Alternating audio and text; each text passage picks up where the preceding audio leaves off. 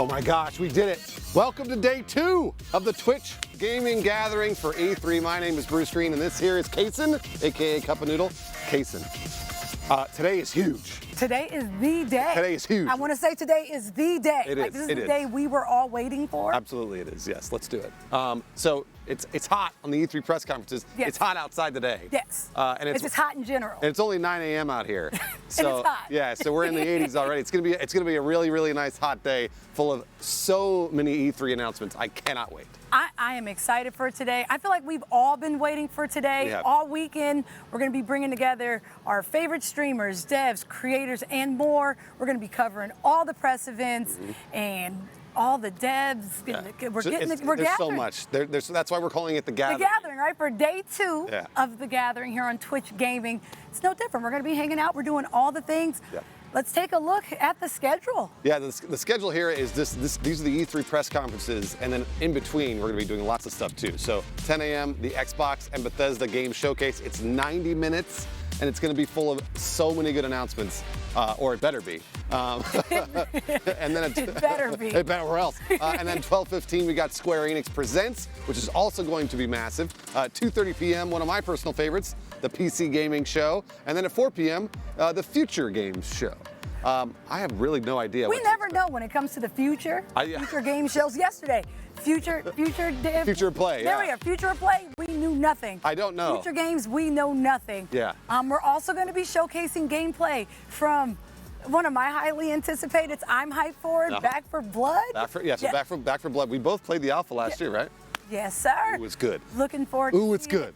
Big fan of Left 4 Dead. Yeah. And we have a special edition of the weekly, and it's special, y'all, because my guy, Okadrian's gonna be here with the homie, Just Jeremy, and I'm excited. It's not every day we get a special episode of the weekly. I'm here for it. Yeah. And to close everything out, we're gonna announce the Emote Awards winners. Oh, right, the Emote Awards. Yeah. Okay, all right, so chat, we know you're there. We're looking at you literally right now. I'm staring at, let's see here, what do we got? RC Wells, Cyberbub's in there, Ashley Plays Games.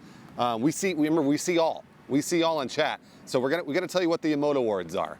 So first, at the end of the day today, very, very end of the day, we're gonna award some of the biggest moments, the Pog champiest, the lulliest, the Bible thumpian moments of the entire weekend of E3, chosen by you guys in chat. You, I'm looking at you. Amity Blight, based on your use of those 3 emotes. So Pog Champ, LOL, and Bible Thump. And guess what? What? Thank you very much. I got you. I want to just hear the what. There's still time to pick your nominees, so please keep spamming those emotes when they feel right. When they feel right. It's not often Don't force it. Yeah. We're not forcing it. Yeah, when they It's feel all right. feeling and vibe. It's not often that we tell you to spam in chat, but spam those emotes in chat for the Emote Awards, please. Yeah. And for anyone just joining us today, if you were unable to make it yesterday to the gathering here on Twitch Gaming, welcome. Glad to have you here for day 2. If you missed out on any of the fun yesterday, because there was a lot that I had a good time. We had so many moments. Yesterday was fun, y'all. I ain't gonna lie. We made a highlight reel to help catch y'all up, all right? So sit back, let's take a look.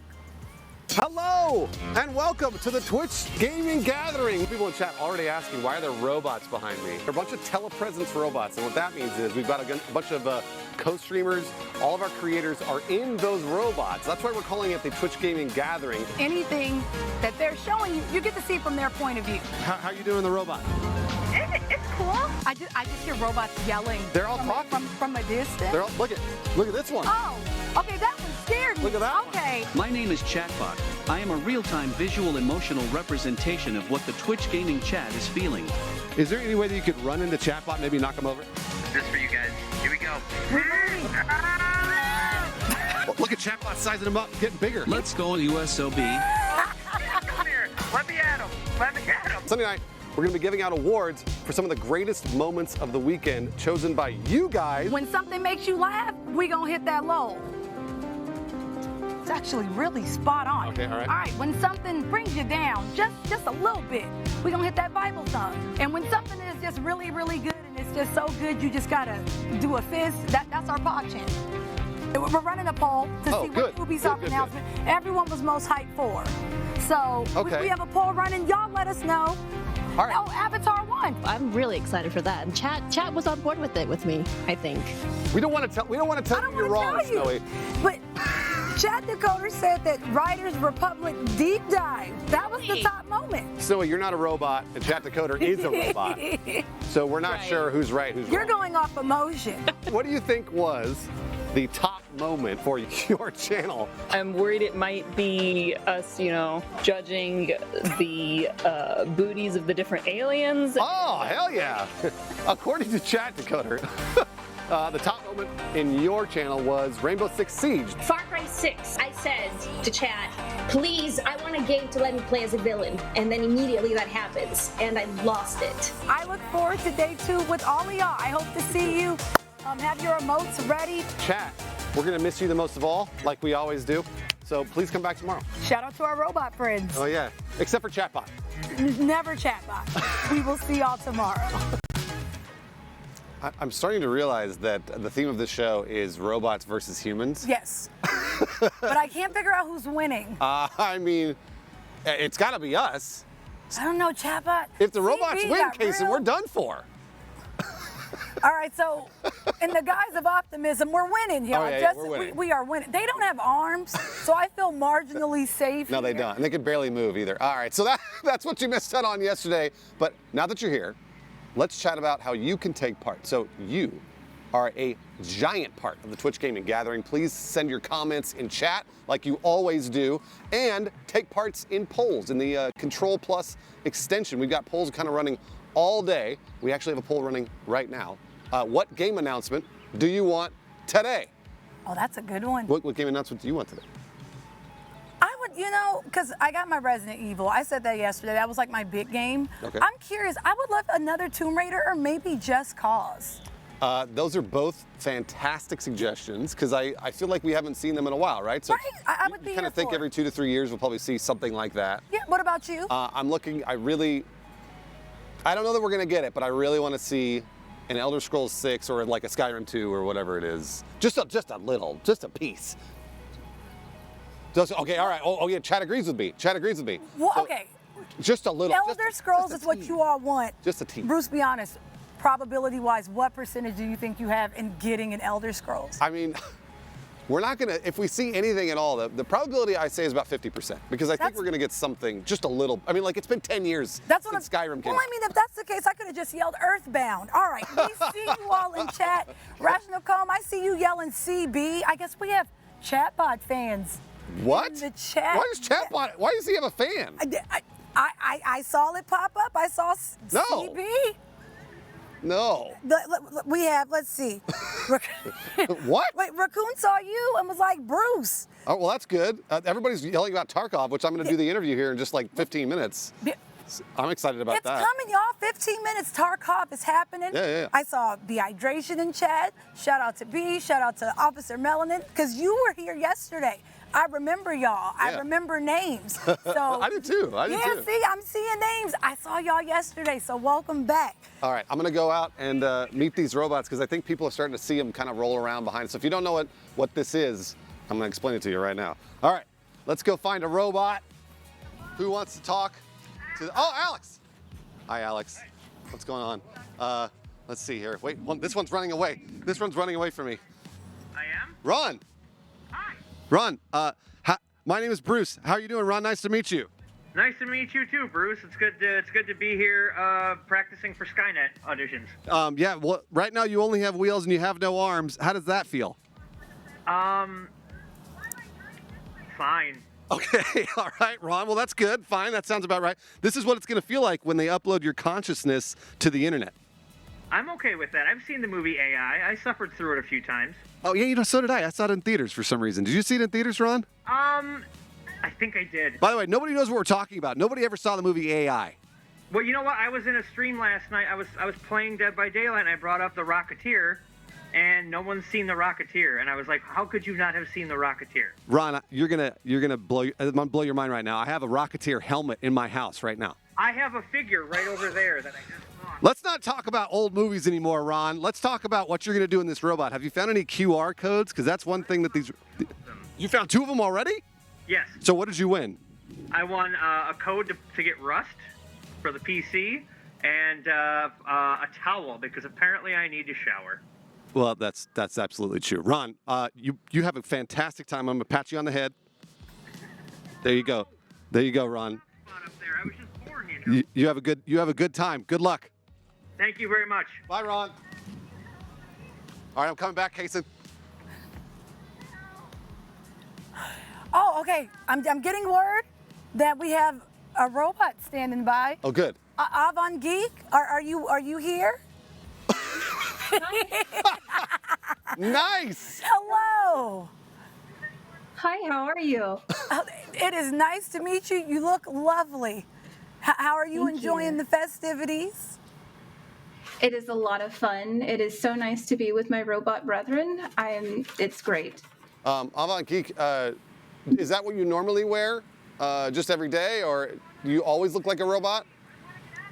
I'm not sure what you're asking. This is just me. I think that's just a robot. Yeah, it's just we talked about this. Does she know that she is inside a robot, and so she doesn't have to dress like a robot? Does she know that?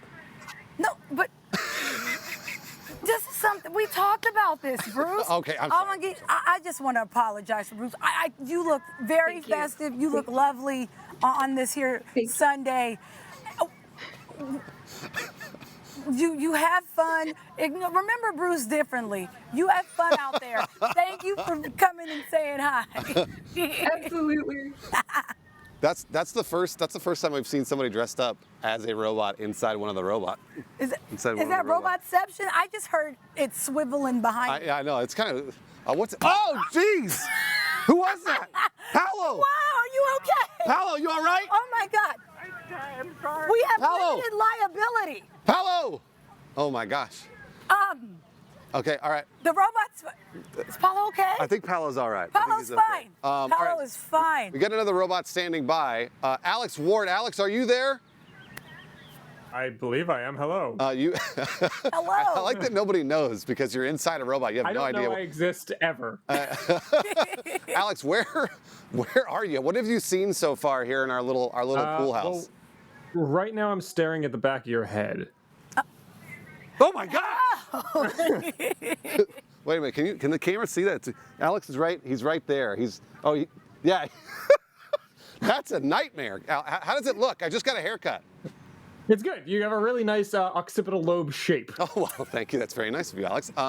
Alex, have you been able to wander around the pool yet? Because it looks like Paolo just fell over. Paolo, by the way, is the first robot we've seen. The first casualty. Yeah, to fall over. Alex, you haven't fallen over, have you? No, I haven't fallen over. I've found 5 codes. Fantastic. That's exactly what we want. I think. I feel like I'm doing good. Your next job is to knock over Paolo. Okay. Can you do that? I can do this. Okay. I did robot football at some point. I'm sure I can tackle him down. All right, Alex, please have a blast out there. I know you don't feel the heat out here. It's like 90 degrees already, which is good for you. No, I'm very air conditioned right now. Yeah, but also it kind of feels good to be a human outside of your house because of COVID. So it's just nice. Yeah. It's just nice to be outside. But thank you very much, Alex, for joining. Have fun, Alex. Thanks. Oh man. Oh, so we're off to an amazing We really start. are. We really are. Paolo eating shit here. It was great. I feel like it brought everyone closer together. And in saying that, this is a perfect time to say that this is all co-streamable. Right. If you want to get in with Twitch Gaming and The Gathering, come do that. Boot up a stream, hang out with your community live as Paolo falls over. And, we can only go up from here, but we can go up together. So we encourage you all to stream this with us. Everyone is welcome. Yeah, that's right. And speaking of more robots falling over, we've got new sponsors. We've got new sponsors for this channel. We are very excited to announce the official new sponsors of the Twitch Gaming channel. The first one is Ally. Ally is now the official financial services partner of Twitch Gaming. So thank you very much, Ally, for helping to put on this show. And then, of course, the second one of my personal favorites, Chipotle. Chipotle is absolutely one of the official sponsors of the Twitch Gaming channel. So many thanks to our new sponsors for making this channel possible, making this entire show possible, making Paolo falling over possible. It's Rob, they're we have doing all of it. Robots Fall Impossible. Thank you They're doing all all. of it. And shout out to all the robots joining us today. Yeah. Everyone's coming through to hang out. Who's with us today, Brew? Looks like we got, we saw Avant Geek and Alex Ward, Space Witch, Cocktail Light. I talked to Ron a little bit. Pop Paolo just fell over. Sarah Zale. And then, of course, one of our favorites who's already behind us. Yeah, Hi, CB. it's Chatbot. I don't have to turn around to know it's CB. You don't have to, we actually just know Chatbot's behind us at all You can times. feel CB's presence. Oh, look, he's so happy. Hi, CB. Oh, man, we're happy to see you, man, sort of, kind of. Are we going to have a good day today? Hey Bruce, hey Cup. What's up? Robots be dying out here already. Am I right? Chatbot, that might be your fault. Did you Did accidentally, you set Paulo up? did you run into, you know what, I'm worried It's about fine. I feel like What does CB a set poor robot have Paulo to do up. to get some All right. Halo Infinite gameplay up in here? He wants Halo. Am I right? Don't worry about Chatbot. We got I to feel talk like about Paulo got knocked over as a threat. We better get Halo. We got to talk about the schedule. Yes. All right, y'all. So let's go over the schedule one more time. We have Xbox and Bethesda coming up. Looking forward to that showcase. We have Square Enix. PC gaming. Yeah. It's a big one that I am truly looking forward to. Yeah, And absolutely. then we have the Future Game Show. Yeah, it's going to be really good. It's going to be really good. Chatbot, please, you just go right on ahead. You go right on ahead and get out of here. Be careful. Go have fun. Go be good. You all stay tuned for an extended gameplay trailer for the new map in Escape at Tarkov. Yeah. Plus an interview with you. You're going to be talking to the devs. Yeah, which is exciting. And much more. So you guys don't go anywhere. Stay tuned. Stick around, and we will be back. See y'all soon. Get out.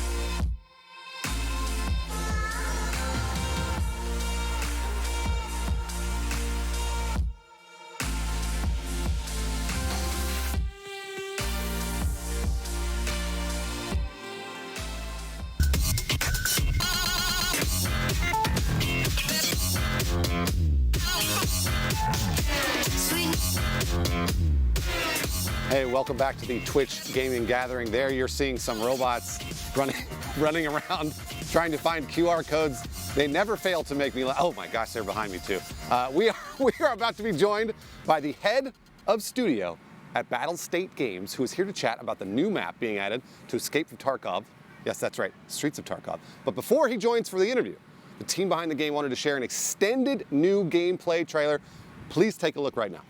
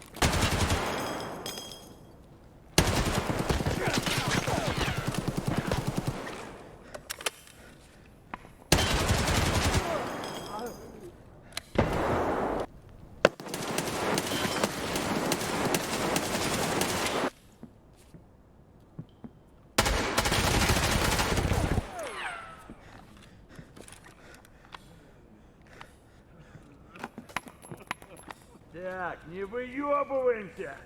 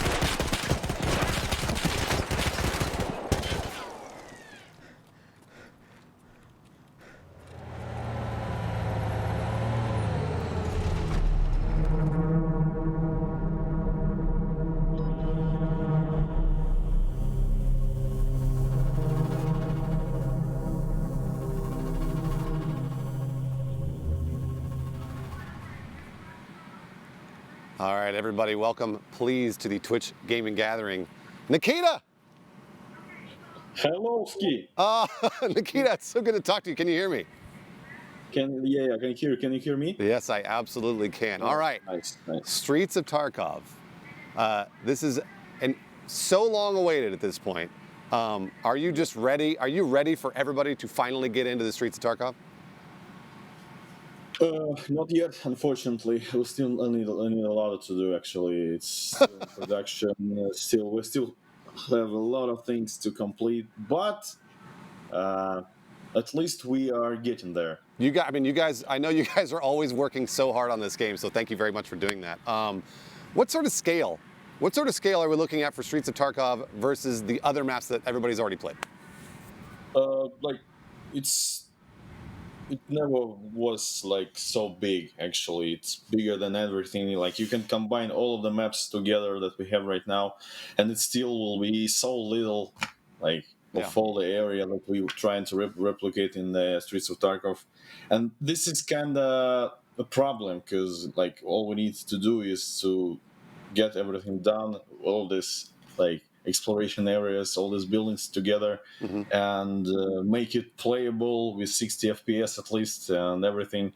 So yeah, we kind of like get this bar so high that we like we're freaking out every day. Like, oh my god, why did we do that? I think the best part about it is that the internet has the utmost confidence that you guys will deliver on this, and we know you'll give it to us at the right time. So don't worry, Nikita. Take your time. We are ready to play when you guys are ready to give it to us. Yeah, no, of course. How many players? How many players are you thinking in terms of like actual, like people that are in the game? Can you fit in Streets of Tarkov right now for this map? Like it's pretty obvious that this kind of location needs a lot of players roaming around, and if we will like continue to use only 10 or 15 PMCs, for example, it will feel kind of, vast, kind of empty, and we really want to make it 40 PMC players. And it's only a PMC players. It doesn't count the scavs, of course, the AI scavs, and some special NPCs. So it will be more than 40, I think. Wait, Nikita, what do you mean by special NPCs? Unfortunately, I can't tell you everything. Okay, that's all right. You don't have to. I was just asking. Yeah. I saw you drop a little hint. I was curious. All I can say right now, it will be bosses, of course. Like several bosses on this location. Yeah. Against location, and maybe something else. Who knows? Okay. All right. How many scav bosses are we looking at for Streets? Minimum count of 2. I think there will be 2 like special bosses on this location, but we think that most likely it will be 3 bosses. And right now, currently, we are looking into the roaming bosses feature that will allow bosses from other locations like meet up on the Streets of Tarkov on the like special occasions. Yeah. So it could be more. It could be 4 or 5. Wow. We'll see. Oh my gosh. So here's an interesting question that I've been playing Tarkov for years. What is your secret to making the environment so terrifying to play in? Because it feels like a horror game at times. How do you guys do that? How are you building the tension from a game development standpoint? The secret is pretty simple. It's just we try to replicate real life. We try to make everything real, especially in terms of like locations, like buildings, rooms, environments. So we just try to make it real for you to gain this common sense of realism. Like, oh, this looks kind of familiar. This looks kind of real, like shopping mall or something. So you will get this kind of feeling that it could be in real life if it could be in real life. So it's just like a level of detail and adding all of these features, all of these mechanics, and all of this environmental like art things, combining all together into some realistic experience. Yeah, you guys have done such a fantastic job of making it feel like real life, and it's not a thing that I think people are taking it for granted now in this video game, because that's something that a lot of video games just don't do. So we really appreciate it. I got to ask just really quick about the tank at the end. Wait, is that something we have to fight, or is that how we're getting out? Actually, yeah, I can tell you more about this. Oh, great. The plan is that this will be some kind of taxi. So you will need to pay a specific amount of money to utilize this kind of vehicle and to use it as a taxi, or like the carrier of your team, or even you can use its gun in semi-automatic way. It will be just like you just pay for the driver, and he will get you for the specific location. You will select the names of the streets and like points of interest of this location, and he will drive you and support you with his like gunfire. This is the main cannon gunfire. So yeah, and the path of the movement of this vehicle will be unpredictable, but you will be able to make some ambushes on it and use RPGs, for example. So yeah, we will make it real. We will add RPG 7 with different kind of charges. We will add some explosive charges and mines and stuff. So it will look more real in terms of like vehicle combat. So we thought about how we could actually counter-fight this vehicle, so we decided to add all the RPGs and stuff. Yeah, so to make it real. So what you're saying is we're all screwed. That's what you're saying. Most likely, yes. Monkey Pants FPS. This is a question from chat, actually. When will we get co-op offline and factory?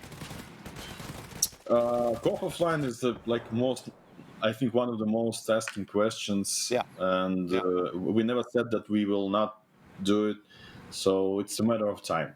I think closer to release, I hope it will be not so long. Yeah. And most likely with the release, we will add this option to play with your friends via like offline PvE or something. It will be online PvE actually on our own servers. And yeah, like it's planned actually. It's planned, and we never said that it's not planned. No, you guys are on the way. Like I said, I know there's so many features that you guys are always trying to work for, and we know you're trying to perfect them. So it's a question we always got to ask, but thank you for answering. Also, what does the initial groundwork look like when you're starting a huge map like Streets of Tarkov? Like, do you go out and take pictures of buildings, or do you just have somebody that's like, you know what, I feel like this looks like a block in my hometown? Like, how do you do that? Actually, like for this specific location for the Streets of Tarkov, there was like a huge amount of work related to referencing and the actual we did a lot of photos. We like traveled to Moscow, and we tried to make like the combined version of the Moscow and St. Petersburg with the sense of the modern U.S. City. Mm-hmm. So it could be like, oh, this is like kind of like the top-notch, top-level financial capital of Russia, like of alternative Russia. So yeah, we did a lot of research, and actually it's ongoing, especially in terms of, for example, 3D scanning. We are like shooting different kind of environments, 3D scan them to input into the game, a lot of like textures, models and stuff, again to make it real, to make it as much real as possible. Yep. And the other part of this process, like it's not enough just to make a city. It's not enough just to make some buildings, like streets and stuff. Of course. You need to make it playable. And to make it playable correctly, you need to model all of the stuff could like possibly be in this kind of location, in this possible military conflict within like the cityscape, within the city. So we need to plan all of the passages, all of the broken walls, like all of the entrances, windows and barricades and stuff to feel it more real, more like after battle thing. Yeah. And to balance it properly in the game. So sometimes like it's like simple to understand, like we just need to make a city and that's it. We just need to create some kind of city, like all the infrastructure, roads, like parking lines, parking lots and stuff. But again, when it comes to actually balancing it in terms of the gameplay, we need to make a lot of things, a lot of changes, close different kind of passages, doors, like think about how like people will roam around all this specific location. For example, this video that we just saw, and it's rolling, I think, in the back sometimes, it's just one building.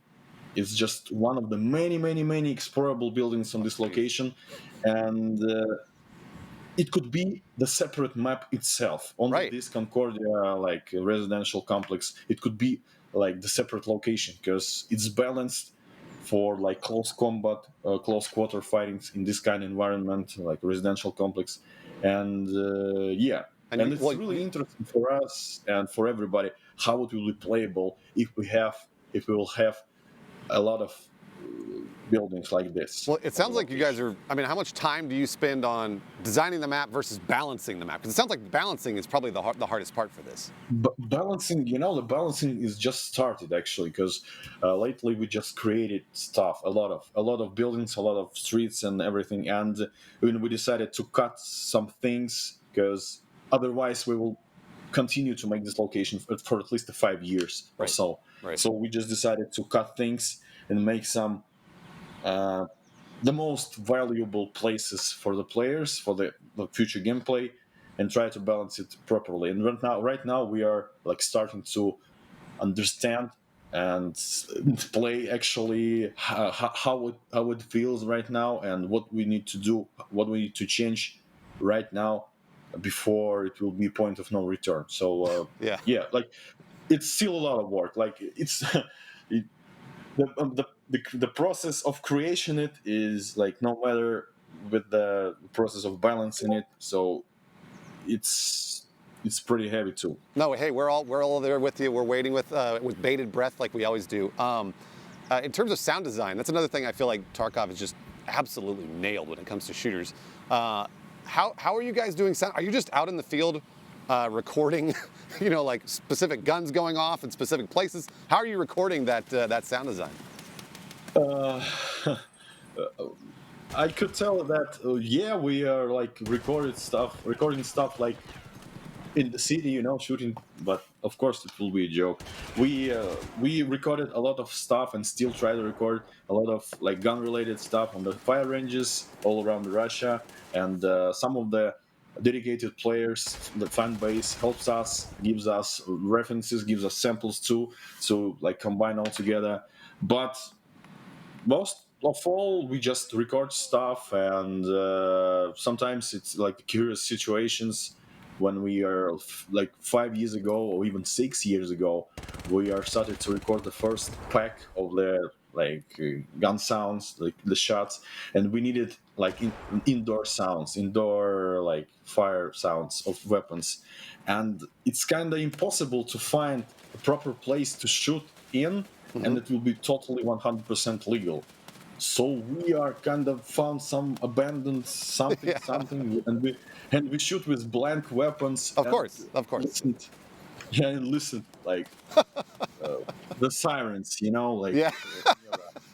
That's the best part about this game and you guys has always felt like that's what you're doing it like guerrilla style. And I know we all appreciate because that's what we all, that's how we all creating content when we first start out. And Battle State is just getting, honestly, you guys are getting the best results from it. So it's fantastic. Got another question from chat actually, from FR Blue. How do the destructible walls work? Yeah, that's a pretty interesting thing. Like this video and in the third teaser, Concordia teaser, we decided to finally make the destructible environment. First of all, it will be minor things, minor physics things, just some books and stuff like keyboards, and it will not be used in networking. It will be just for the visual effect. But as you saw, there is walls that you will be able to breach, and It will not, of course, it will not be all of the walls. Of course, we yeah. Can't afford it because there's so many places, so many buildings and stuff. But in some key locations of the some buildings, there will be a lot of these walls that you can breach, and the AI will use it, and you will use it eventually. So yeah, it's just like it will be like preset areas that we'll be able to breach, and also there will be doors, because we want to add like wooden doors to this to this feature too. Yeah. So we'll be able to breach wooden doors with explosives and stuff. Again, it's just like the point like of consideration. We're still thinking about how we could actually make it like proper, and I don't know, but we really want to add it because it will add this vibe of destructible environments and the games with destructible environments. So yeah, it could be cool. Yeah, no, it adds to the realism, which is what you guys are always doing. Got another question for chat. Chat's going crazy, by the way. They are asking so many questions. Metal Von Sexy was asking, can you tell us more about the karma system? The karma system, for example, in 12.11, the nearest page that we are making right now, and it's really close. It's really soon. We will start with Scav karma and all of the stuff related to it. You'll need to do some kind of things, proper things, and wrong things, and they will add it to a reputation of fans. And if you will have a lot of this reputation, you will gain perks, even assortments, locked assortments of fans, new stuff, and your Scav will use better gear, and even the boss guards will help you on the location if you have good reputation. Oh wow! Like if you have good Scav karma. Yeah. And you can lose it with the Scav on Scav violence. Sure. On the Scav on boss violence and stuff. So yeah, it will be cool. So this is the first iteration of karma. We will see how it will go, and we will use the same approach, and we will add it to the PMC karma too. Gotcha. All right. Before we end the interview, I got to ask, when's the next wipe? Can't tell you. I can't tell you. This is the. You don't have to tell me, Nikita. You don't have. That's up to you. You can do it whenever. I just got to ask. Don't worry about it. I just got to ask. Okay. All right. How can fans and people who want to play Escape from Tarkov follow you? Where should they be checking for updates? Of course, it's our social media portals: Facebook, vk.com, Instagram. Escape from Tarkov Instagram, for example, our site, our Twitter, Battle State Games Twitter. So it's many places where can you follow all of the updates. I think the most I don't know how to say it, instant news kind of thing is our Twitter. It's a Battle State. I don't know how it's spelled. I can tell you. B State Games. It's Twitter. So you go right here and right there, subscribe, and you will get all of the information. Nikita, thank you so much for talking to us. It was my pleasure to talk to a legend like you. So thank you very much. No, really, honestly, thank you. Have a fantastic day. Thank you. You too. Thanks for having me. Oh, of course. Wonderful event. Of course. Thanks, Nikita. All right. Stay tuned. We got lots of great stuff coming up after the break. Of course, Xbox Bethesda in about 20 minutes, I want to say. Oh my gosh, I can't wait. I'm so excited. And then the main event, and then of course the post show. We'll be talking about all of the reactions after all of the announcements.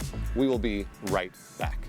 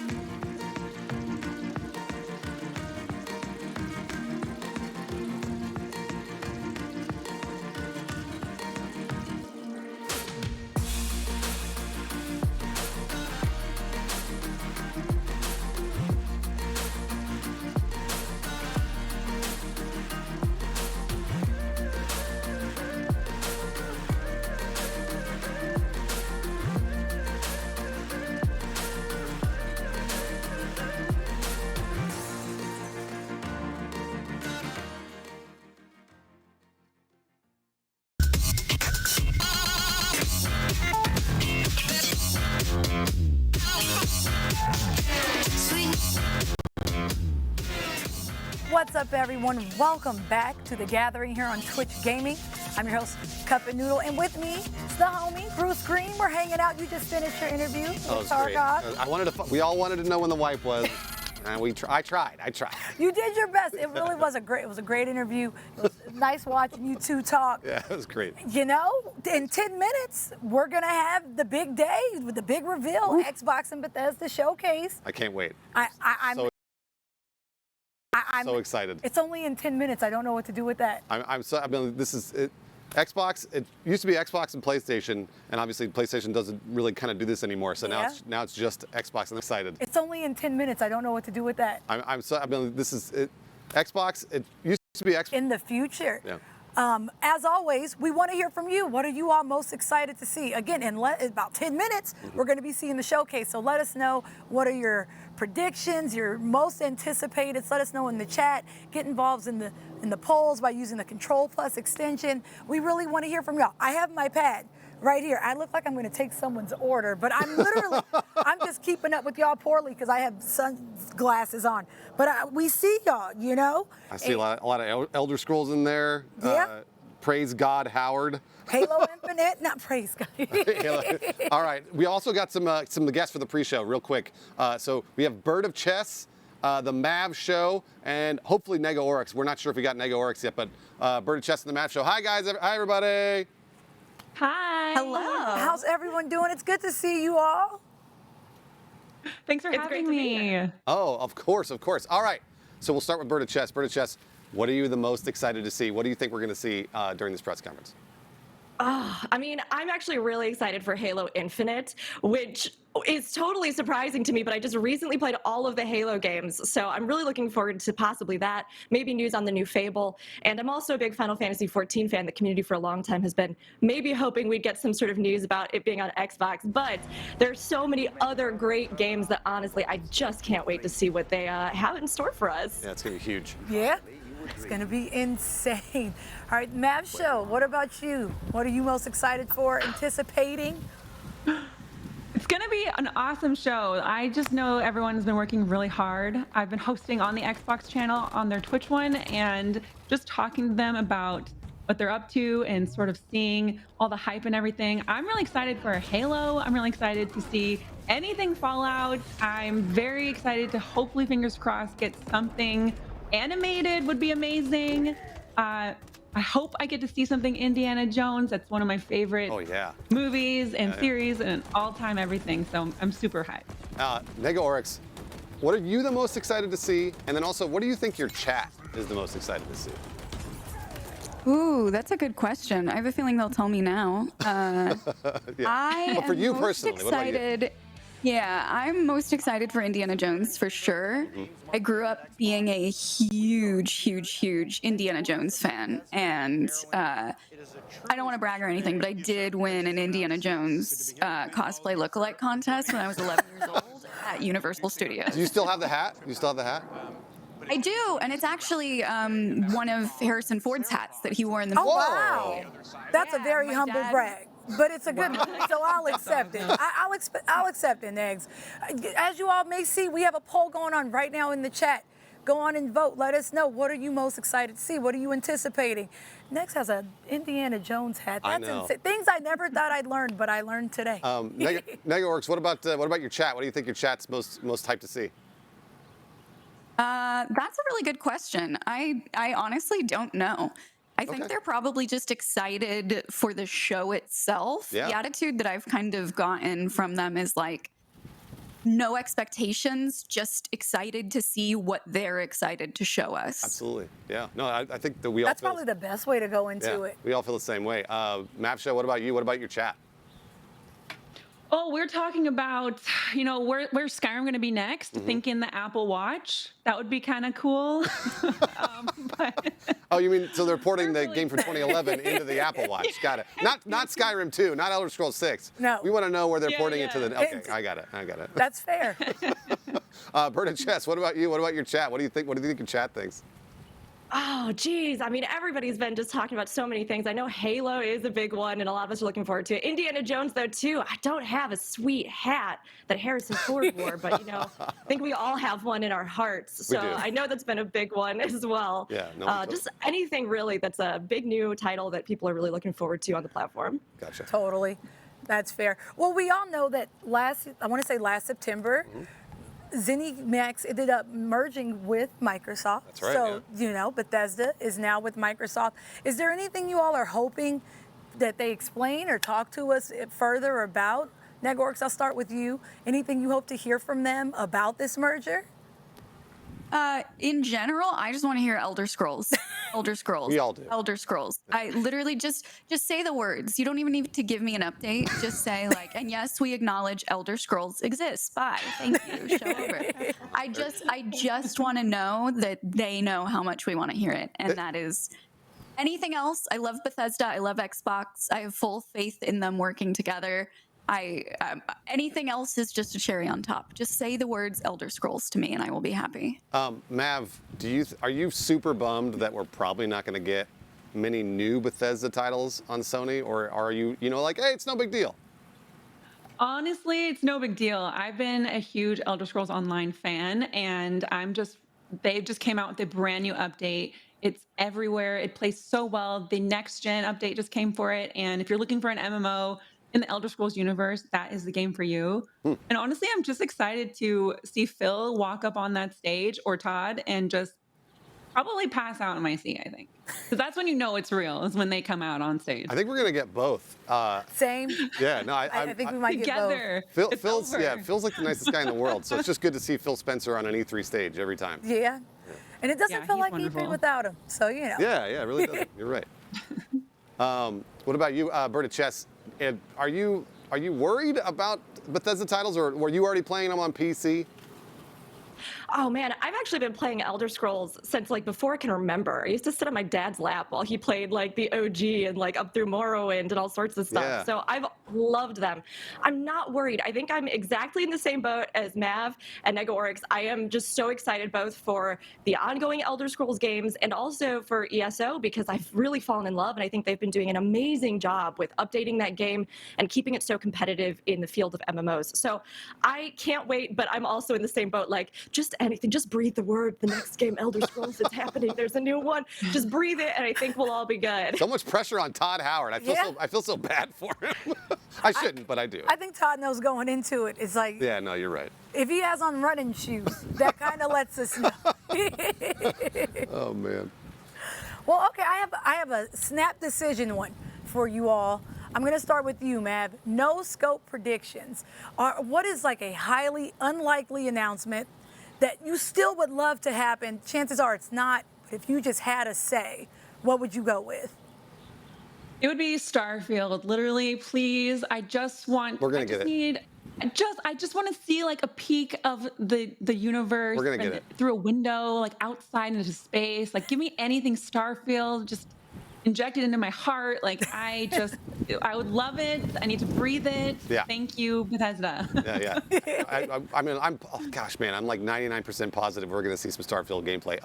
Negoryx, what about you? Is there like a super unlikely announcement that you think that they're like, hey, we're announcing a Superman 64 reboot or whatever? I don't know. Yeah, I mean, I think it's unlikely, but I would love to get an announcement of where Fallout is headed outside of 76. When we're going to be getting something a little bit not online Fallout. I didn't know how else to say that. Yeah. But I also think a little bit of a curveball that I just would really love to hear, because I think it would be great to have it happen, is them announcing some kind of like, one of our properties is picked up by Netflix to do a show. Oh, sure, yeah. That would be very cool. Yeah. I would be here for that. That's a good one. That actually makes total sense too. I feel like that's something they should have already done. Yeah. Animated, and we're seeing it more and more. Bird of Chess, what about you? What's the most unlikely announcement you think? I already said mine. I said it right off the bat, but I'm still hoping for it. Final Fantasy 14 on Xbox. I love MMOs. I play so many, and I know so many people in the community and other creators in the community that are really hoping that that MMO can make it to Xbox. It's something that's sort of been in the works, and they've talked about on and off, but haven't been sure about. And I know there are so many people that would love to get in the game, especially as their new expansion, Endwalker, is on its way. Yeah, I think that would blow my mind if they put Final Fantasy on. I mean, hey, why not, right? At this point, we just won games. Yeah. Okay, all right. We'll just quickly go through because the conference is just about to start. We'll start with you, NegaOryx. What are your final thoughts for this?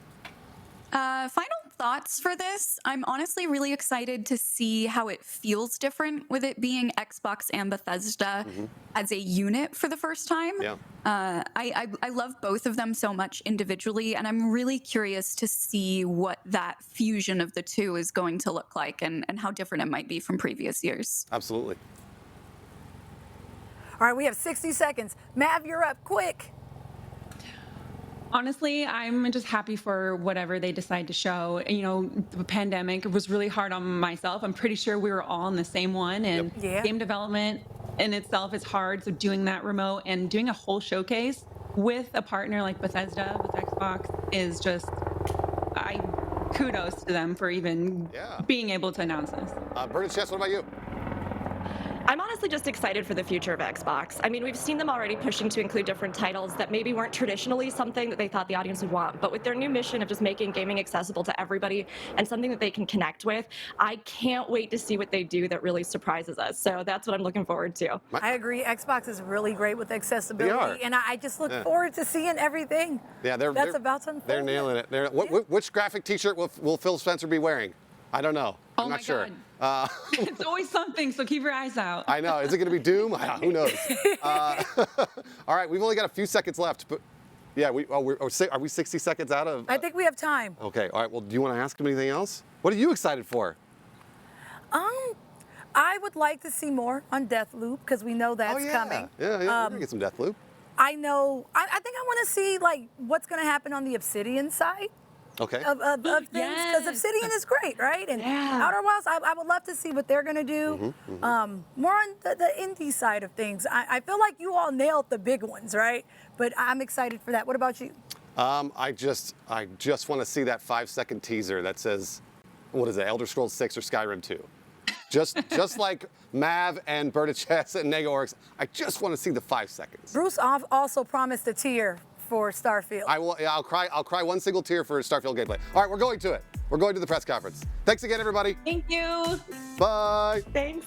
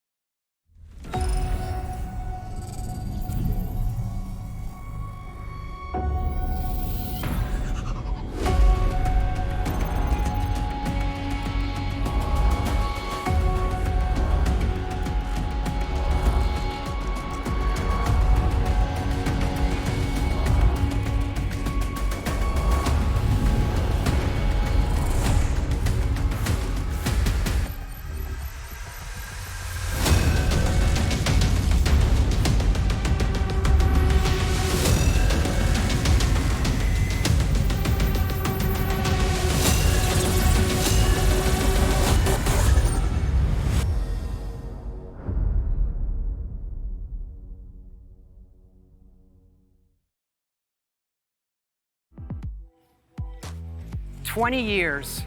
That's how long Xbox has been with us. And like you, this is a moment I always look forward to.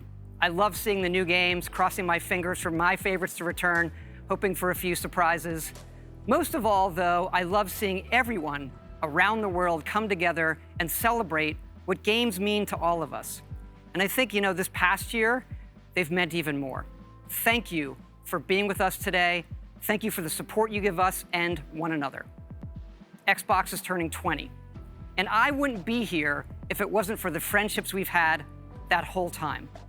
At Bethesda, we believe video games do one thing better than anything else. They transport us. Through art and technology, there's real magic when you step into a new world and can make it your own.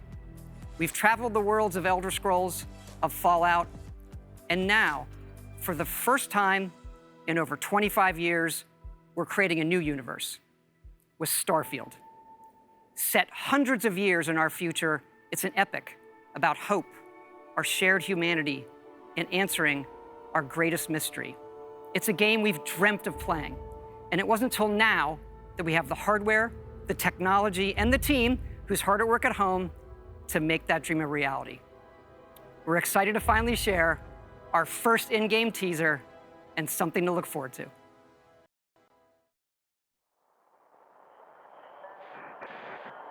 Constellation Starship Frontier, we have you on scanners.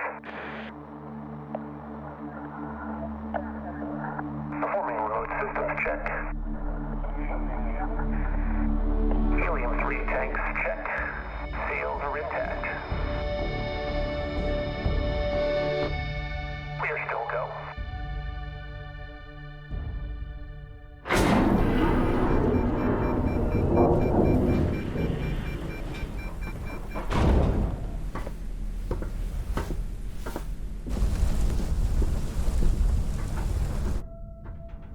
They say, the wonder is, not that the field of stars is so vast, but that we have measured it. You're part of Constellation now. Part of our family. What you've found, it's the key to unlocking everything. We reach your constellation. This is all we've been working towards. Jemison route looks good. We've come to the beginning of humanity's final journey. Prepare for departure. Graviton loop array full check. Your space lane is clear. That's why we're here. Main engines go. Ignition. To discover what's out there. Good luck, Constellation. You are go for launch.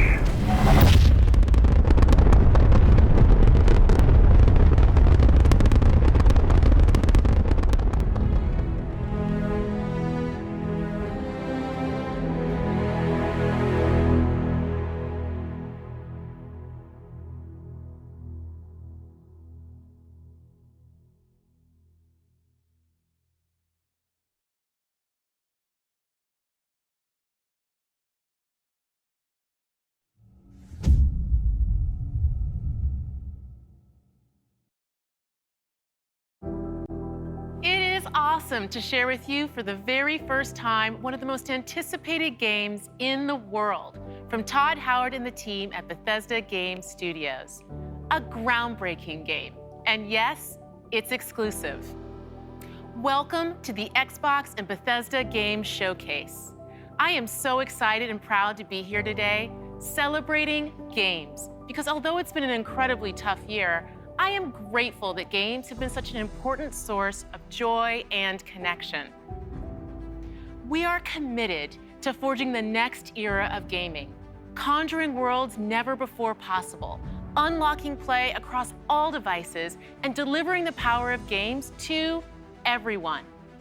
And now, we get to share that quest with Bethesda, not just as partners, but as one team, united in bringing the very best games to more people everywhere.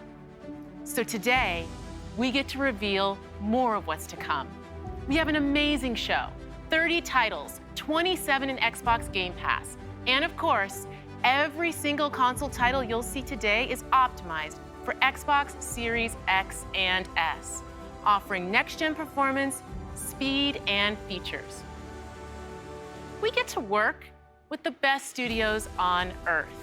Next is something truly riveting. The latest entry in the haunting and evocative franchise created by GSC Game World, Stalker 2, coming first to Xbox Series consoles and PC.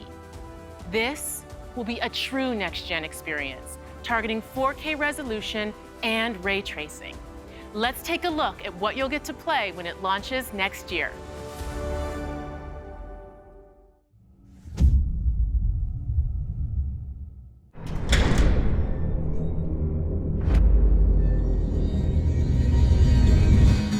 Ля как шпарит.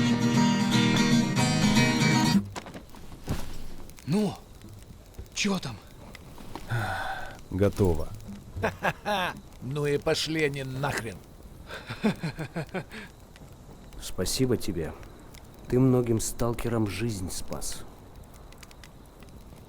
Ну, давай, малюй картину маслом.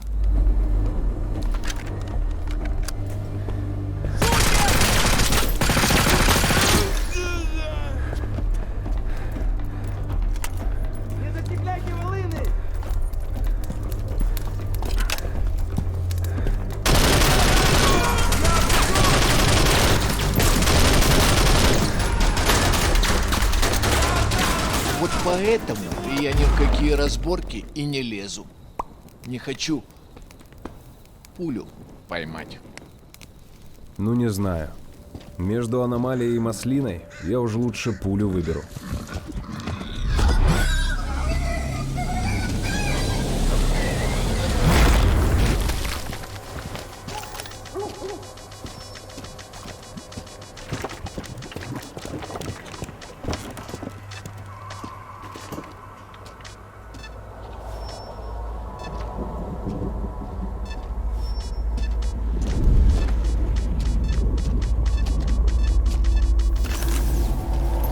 Вот ты говоришь, а я прям вижу красоту эту. Не первый год в зоне, вроде примелькалась уже, а каждый день удивляет. Зона надоесть не может. Говорят, ты знаешь, где вход в фундамент.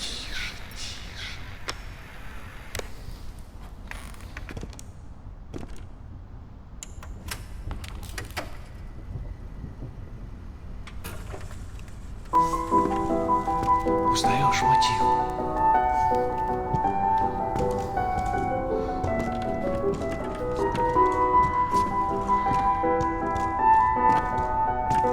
Слышал? Вот это культура! А ты одно и то же по кругу лобаешь. Сам же просишь. У меня музучилище, если что. О, месье, прошу прощения. Может, вам к ученым? Профессура. Они вам лабораторию найдут.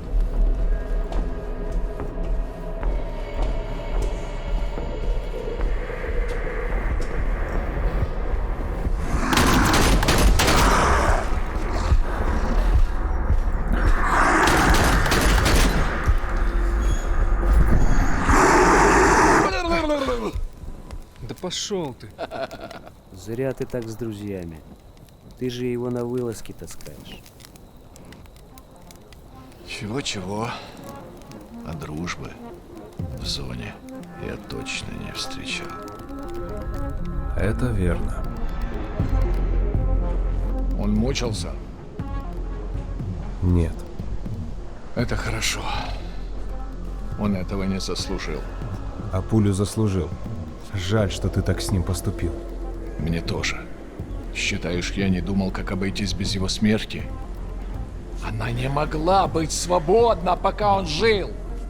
Зато теперь посмотри на нее. Нет, Скиф, я не отдам ее никому. Зона дала мне жизнь, новую жизнь. Жизнь, которую я готов вернуть, если потребуется. Я буду защищать ее.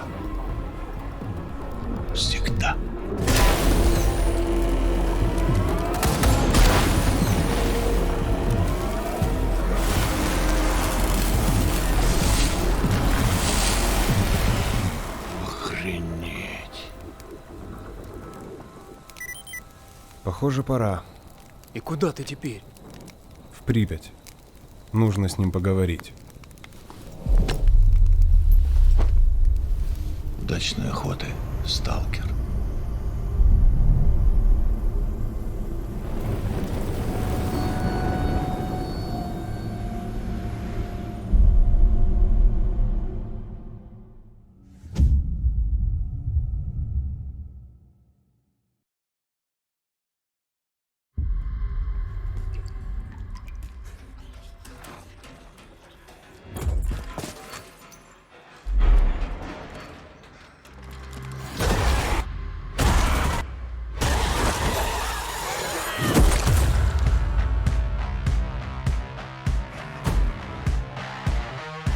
We're surviving here. Rebuilding. Surviving's not enough. We've got to fight. No, we don't need to do anything. All right, when was the last time you saw written in any numbers? All of my best friends like to go and get up. And they talk about all the lives they never got to live. Hang in there, Holly. Get high with your best friends. No rest for the wicked. Let's go. Through here. Come on. God, I love Mondays. Another day in paradise. Just like all of my Home run.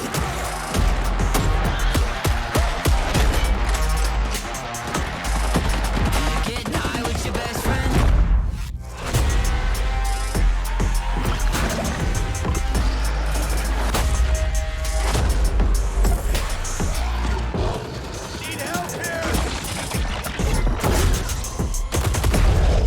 Buckle up, buttercups.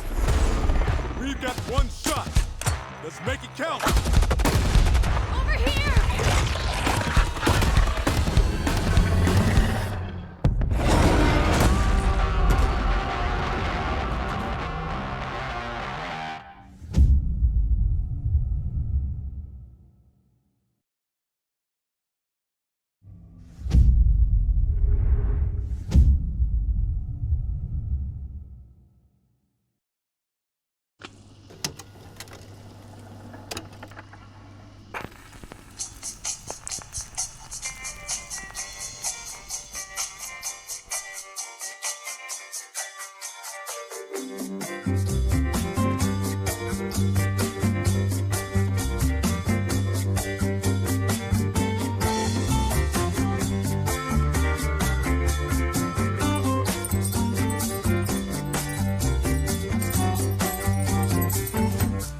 In the morning you go gunning for the man who stole your water. And you fight till he is done, but they catch you at the border. And the mourners are all singing as they drag you by your feet. But the hangman isn't hanging, and they put you on the street. Yeah, you go back, Jack, do it again. Wheel turning round and round. You go back, Jack, do it again.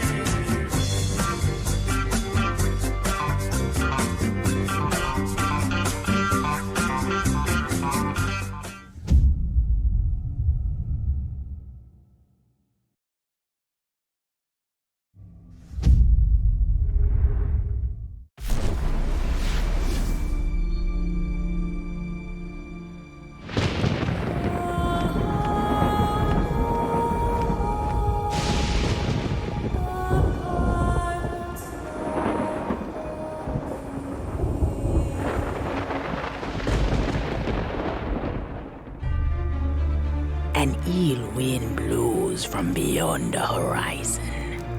A new danger is coming on the tides. And the one who might stop this ruin, trapped for all forever in the sea of the damned. Now to save the pirate life, you must start by saving the life of one.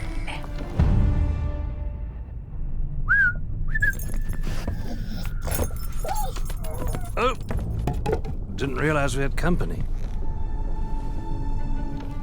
Captain Jack Sparrow. But I suspect you already knew that.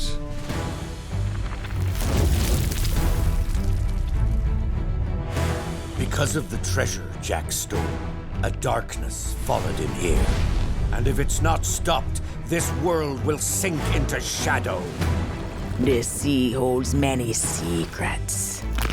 Ah, a new body at last. All I can do is show you the way.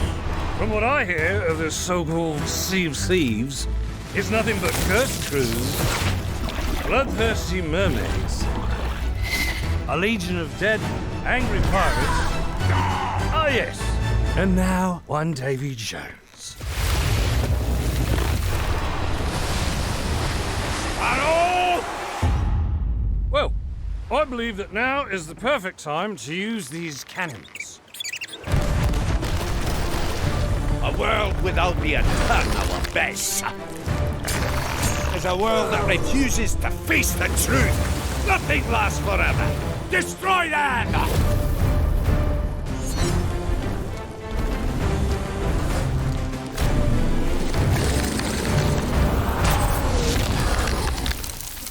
I don't suppose, by chance, there's a second one of those?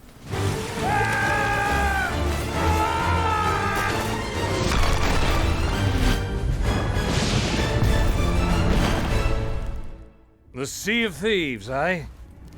Bring me that horizon.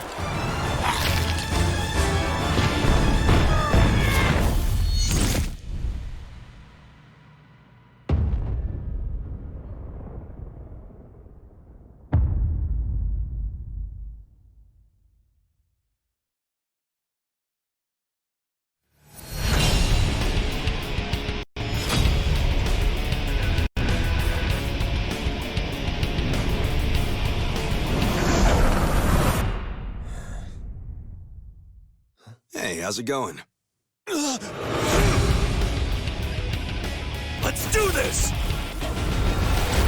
Reputation is everything. If a Yakuza shows weakness, he's done. Time to call a friend!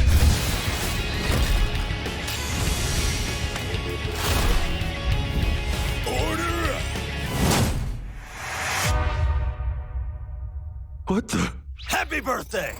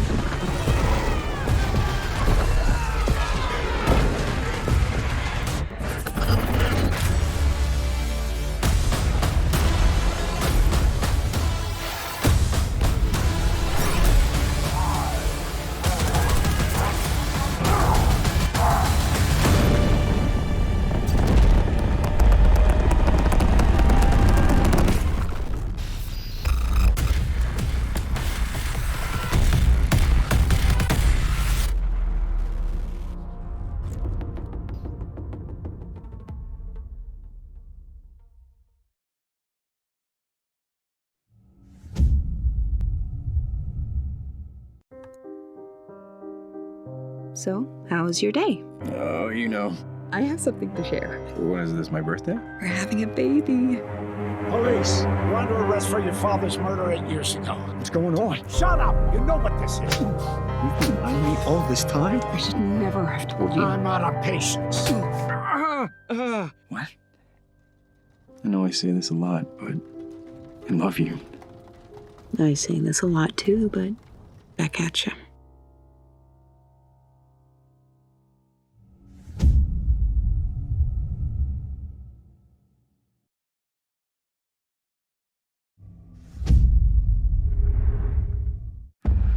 Approaching the Mother Lode. I can't believe I'm really here! Psychonauts headquarters! Look at all these gadgets. The mind is the final frontier of humanity. I'm ready for anything.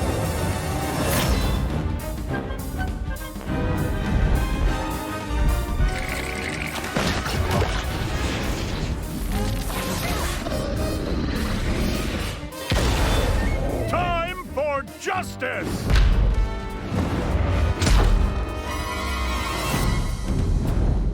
The fate of the free-thinking world is in your hands. I'm afraid that means the dead letter offers for you. The mission is falling apart. A psychonaut must always remember how to roll with it.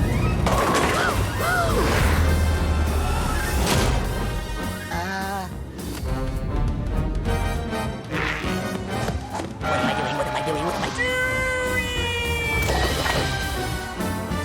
This is a mission about the fate of the world.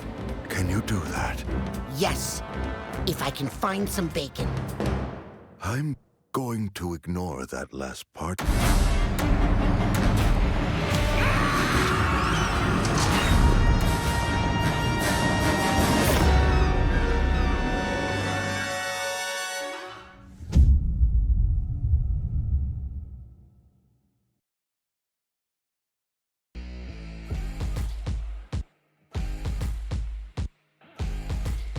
This is usually the moment when I say hello and welcome to the Bethesda E3 Showcase.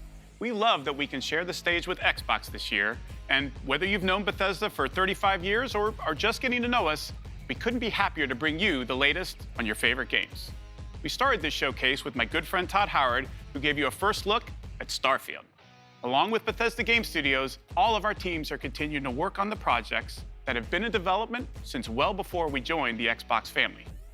So rest assured, the games you've been expecting and hoping for are still in the works. And today, we're bringing 10 more titles to Game Pass for a total of 30 Bethesda games. That includes several id Software games, like the award-winning Doom Eternal. If you're looking for another reason to play it, Doom Eternal will be optimized for Xbox Series X and S on June 29th. Powered by id Tech, this next-gen upgrade will be free for everyone who owns Doom Eternal. And on Series X, it will offer improved visuals at 60 FPS with ray tracing, a 4K mode, and an optional performance mode up to 120 FPS. Or maybe you're in the mood for an RPG, like Skyrim, which marks its 10th anniversary this November. We can't celebrate it without you, so share your favorite Skyrim memories, stories, artwork, and more on Skyrim10.com. Or explore an ever-changing, post-apocalyptic wasteland in Fallout 76. Everything you love about Fallout games: custom camp building, rich storylines, warring factions, unique characters, places to discover, you'll find it all here. In fact, Fallout 76 is now one of the most popular games on Game Pass, thanks to an incredibly welcoming and collaborative community. Here's a look at what's coming next in Fallout 76.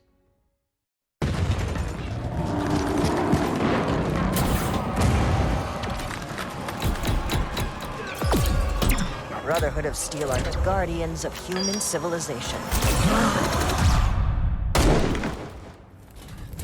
Fort Atlas is safe. It came at a great cost.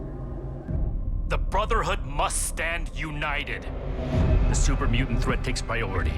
This proves more than anything the need for our justice. You are splitting our forces, Shin. The most important thing is finding everyone that has gone missing and returning them home. So it comes to this. I thought you understood what that insignia meant. You are no paladin of the Brotherhood. I set this plan in motion, and I am the only one who can stop it. The Brotherhood of Steel must protect the future of Appalachia and of the world. Your righteous crusade has gone too far. While it may seem that we are fractured, I believe that we are now stronger than ever. This is a choice that can never be undone.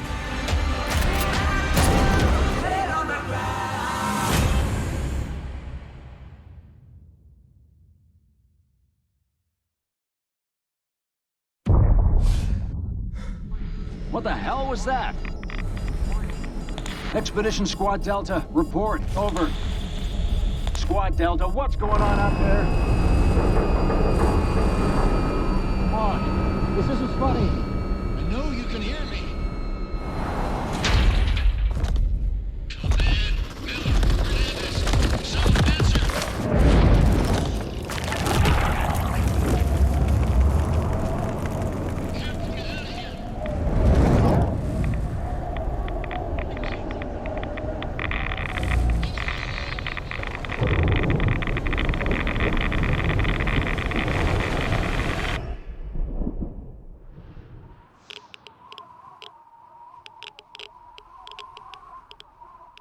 The Wasteland isn't the only open-world playground with an amazing community. The Elder Scrolls Online from ZeniMax Online Studios has now surpassed 18 million players and shows no signs of slowing down. Right now, our players are enjoying the new Blackwood chapter, part of the Gates of Oblivion year-long adventure. We've got a lot more to come in ESO, including the conclusion to this epic story later this fall with ESO Deadlands. And with the release of ESO Console Enhanced this Tuesday, the game will deliver a true native experience optimized for the Series X and S.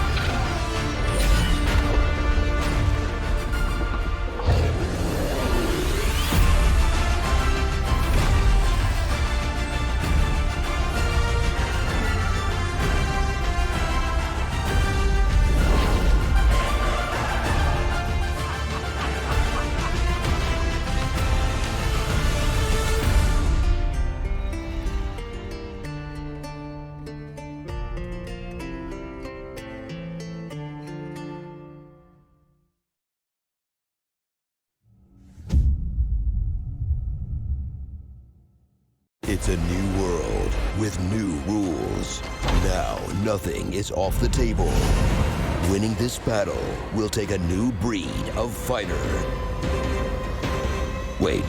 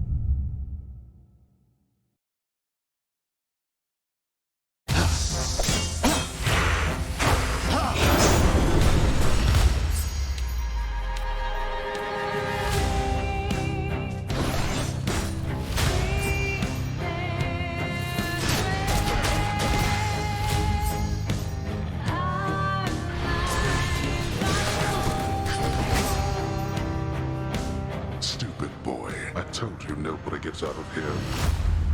Try and stop me.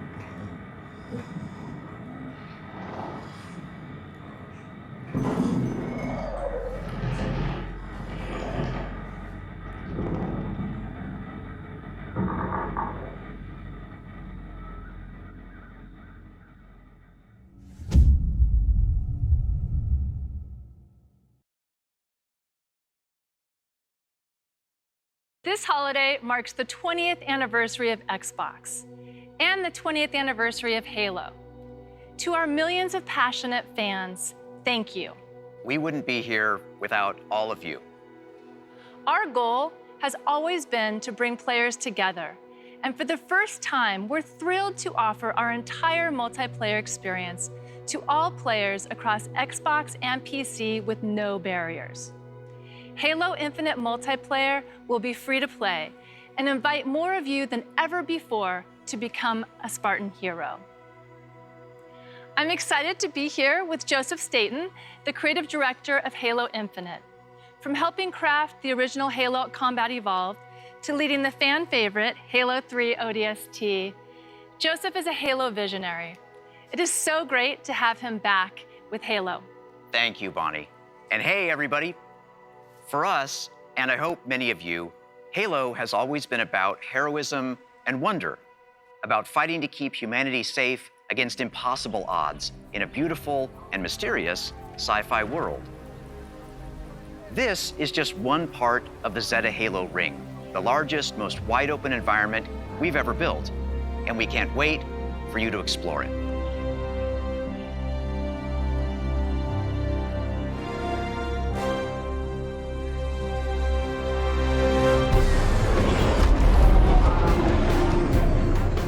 The heart of Halo is Spartan 117, the Master Chief.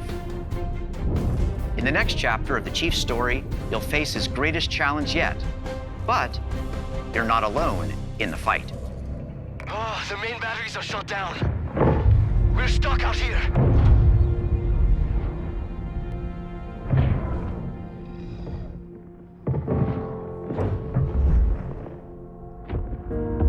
You have one bullet against an entire army.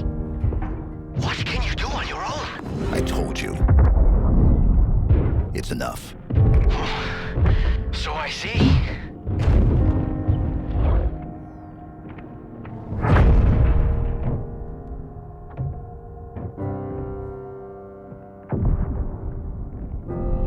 I need you to understand. There's not much time.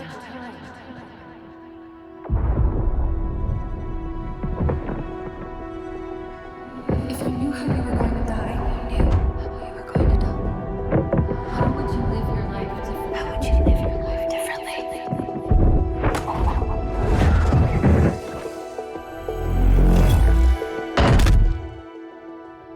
What happened? Where is Cortana? The rogue AI known as Cortana is gone. She's been deleted. How? By you? Of course not. Did you hit your head or something?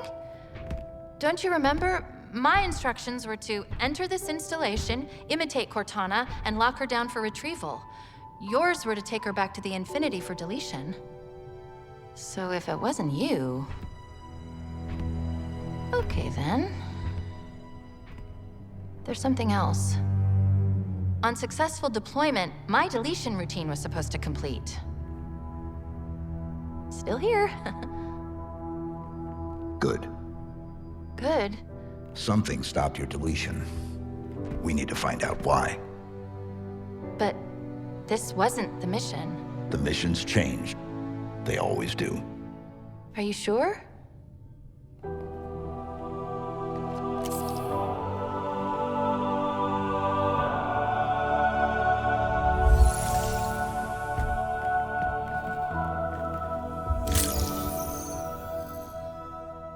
Of course, you can't have a Halo game without multiplayer. And on Xbox Series X, you'll be able to enjoy Infinite's multiplayer action at up to 120 frames per second. Finally, I'm very happy to announce that Halo Infinite's first free-to-play multiplayer season and Infinite's story-driven campaign will launch together this holiday. A new day is upon us. A new generation built to fight. Together, we are unstoppable. Are you ready?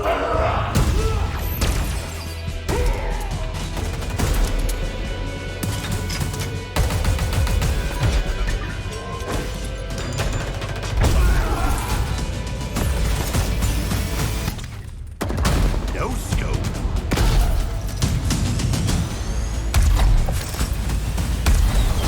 Big shot.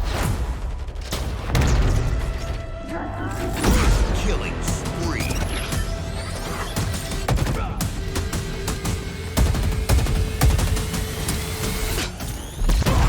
Double kill. Hello, let's do some damage. Skewer acquired.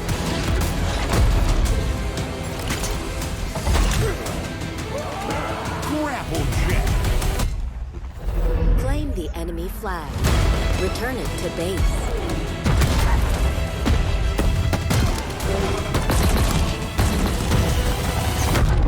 Ordnance drop inbound.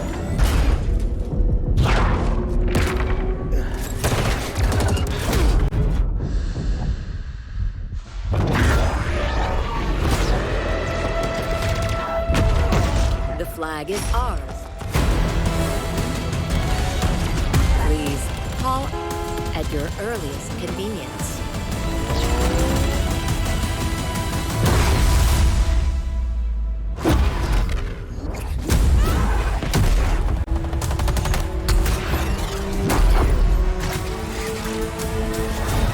Now, show me what you can do.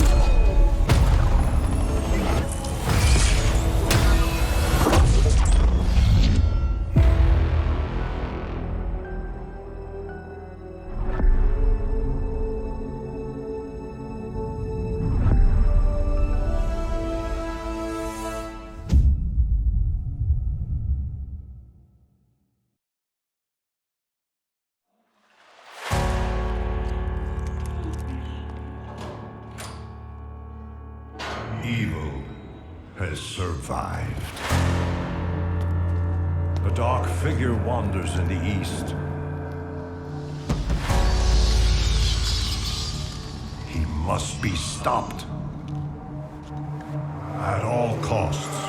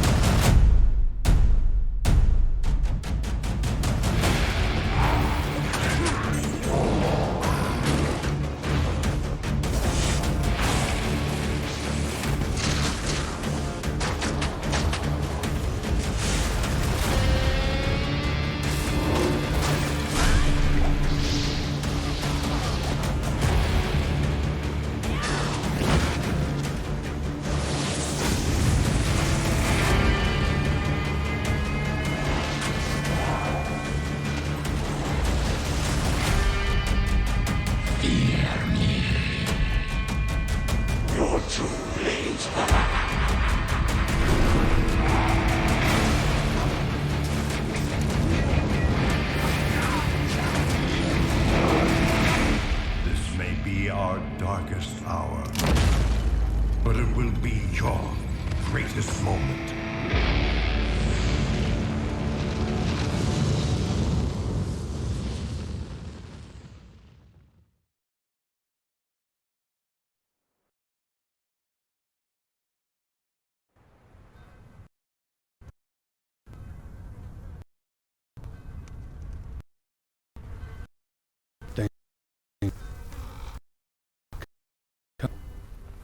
From all of us.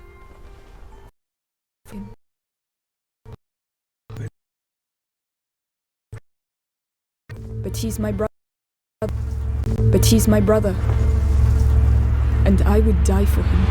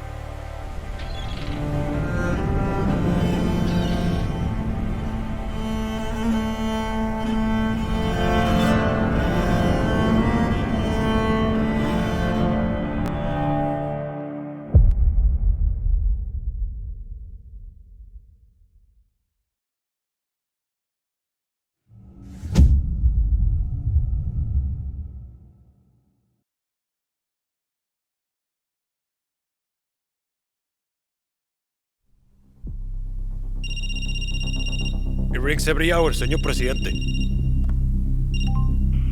Hola, fascista. I recognize that voice. Let me ask you a question. When I am dead and Yara is burning, what exactly is your plan?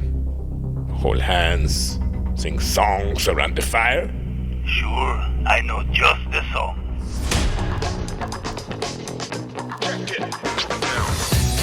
Time you learn about resolver, Danny. To take down Castillo, a guerrilla needs the right tool for the right job. Keep talking. It's a stealth operation. I got you covered.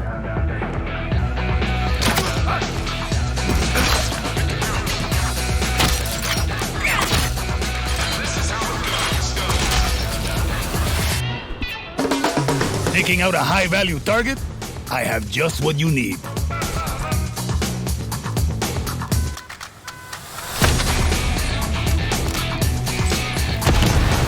You wanna blow shit up? Juan Cortez at your service.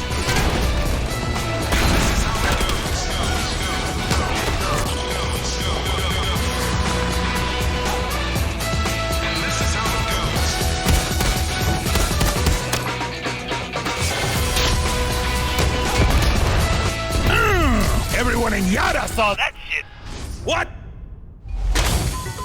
Wait a second. Who brought the rooster? Hey, whatever you need to get the job done, Danny.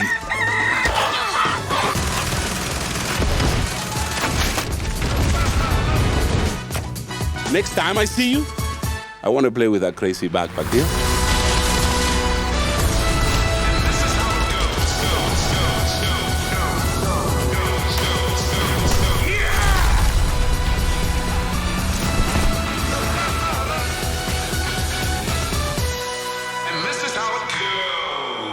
I like how you resolver, Juan.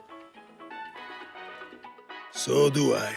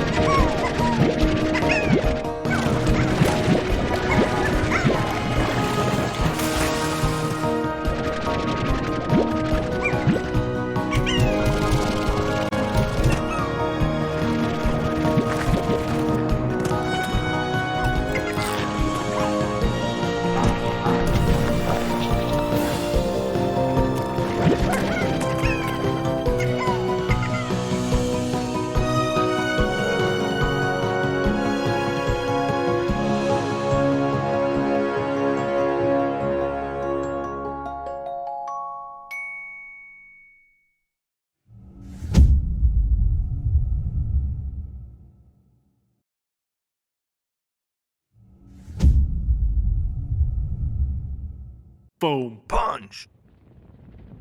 Welcome back to Shred-ageddon. Here's a new trick. Let's go.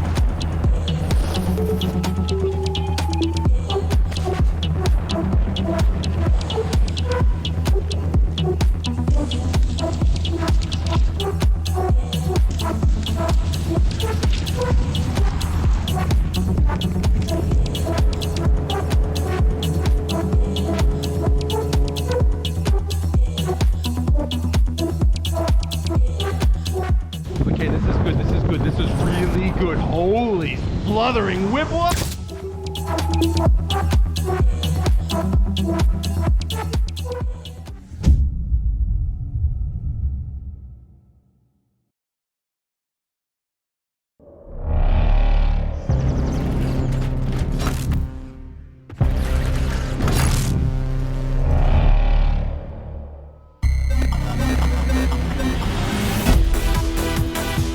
Позабудь об этом дне, спор не нужен никому.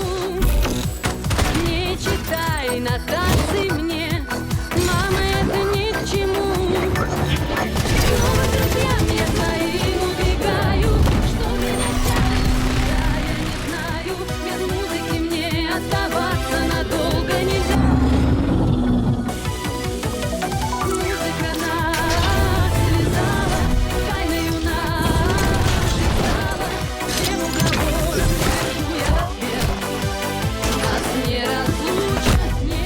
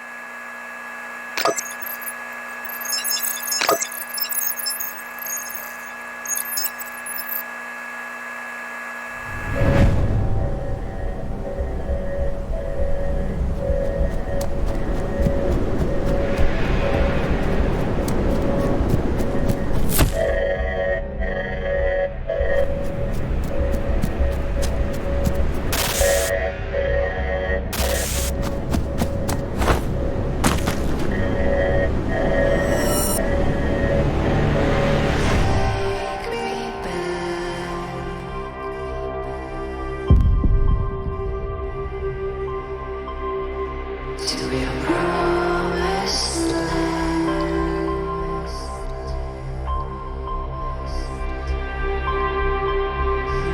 You guide my hand.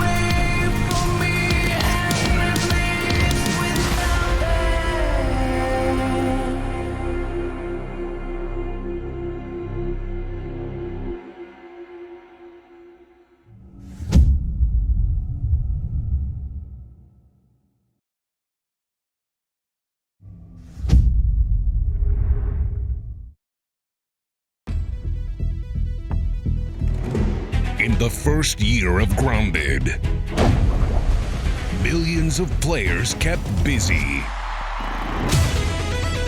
with crafting, fighting, the pond, ziplining, flying things. Now, to celebrate, we present the Shroom and Doom update. It gives the people what they've been asking for. Like sitting. No, seriously, a lot of people want to sit. Pets for when you get sick of your human companions. And of course, mushrooms. But not those kinds. We've also got something that literally no one was asking for. The Brood Mother. She's so terrifying. You should probably turn on arachnophobia mode. Oh, even her blob scares the shit out of us. Go big. Or never go home.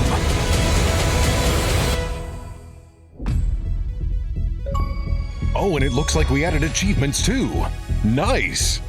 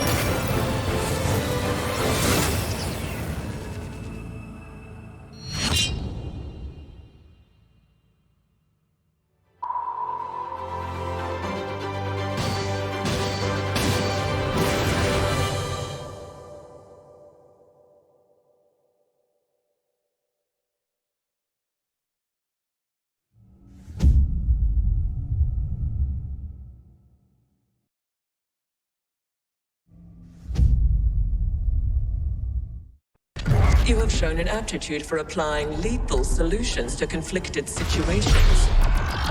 We wish to test your abilities.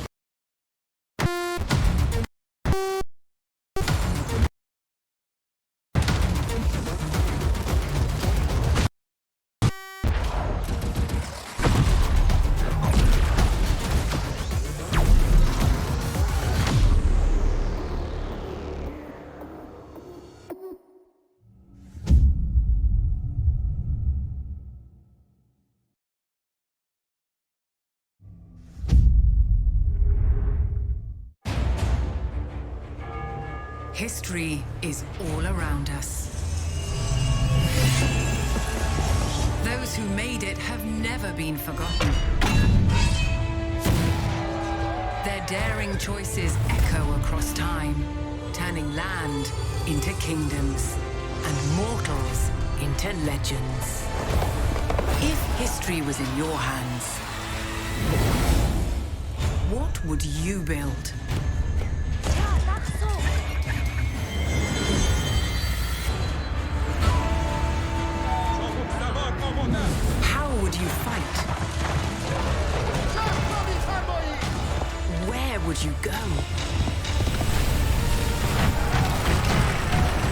What will you be remembered for?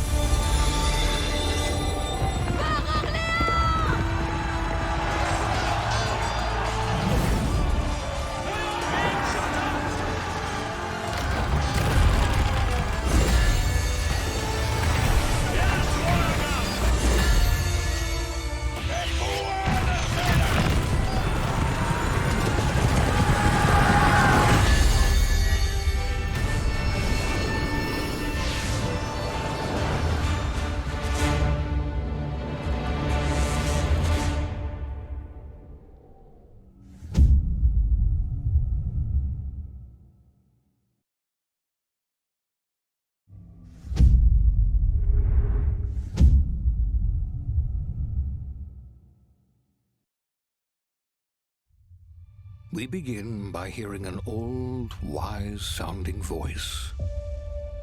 And we see a quiet, peaceful setting.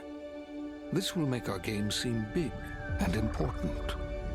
Now, something must break the serenity. Will this creature be in the game? No. Say goodbye to it forever. Suddenly, and for no reason, people running. These pointless slow-motion shots make everything seem cool and should bolster pre-sale numbers. That wah sound can mean only one thing. We must gaze over an epic shot of a world, and there should be lens flares. Now we see our hero. But only their silhouette, because the developers haven't finished the design, or finished the story, or finished any gameplay that's actually ready to show. In fact, the only thing they have finished is the title.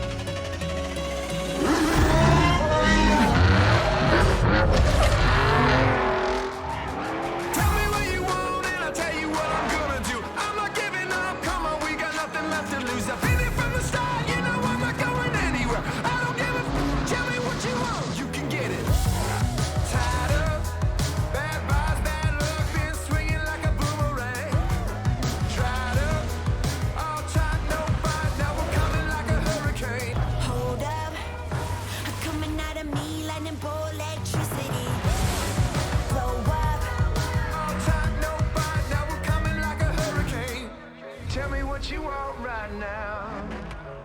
Ooh, let everybody talk right now. Tell me what you want right now. You could get it. Yeah, well you can get it. Yeah, yeah, you can get it. Tell me what you want and I'll tell you what I'm gonna do. I'm not giving up, come on, we got nothing left to lose. I'm feeling from the start, you know I'm not going anywhere. I don't give a tell me what you want, you can get it. Yeah, well you can get it. Yeah, yeah, you can get it. You could get it. You can get it.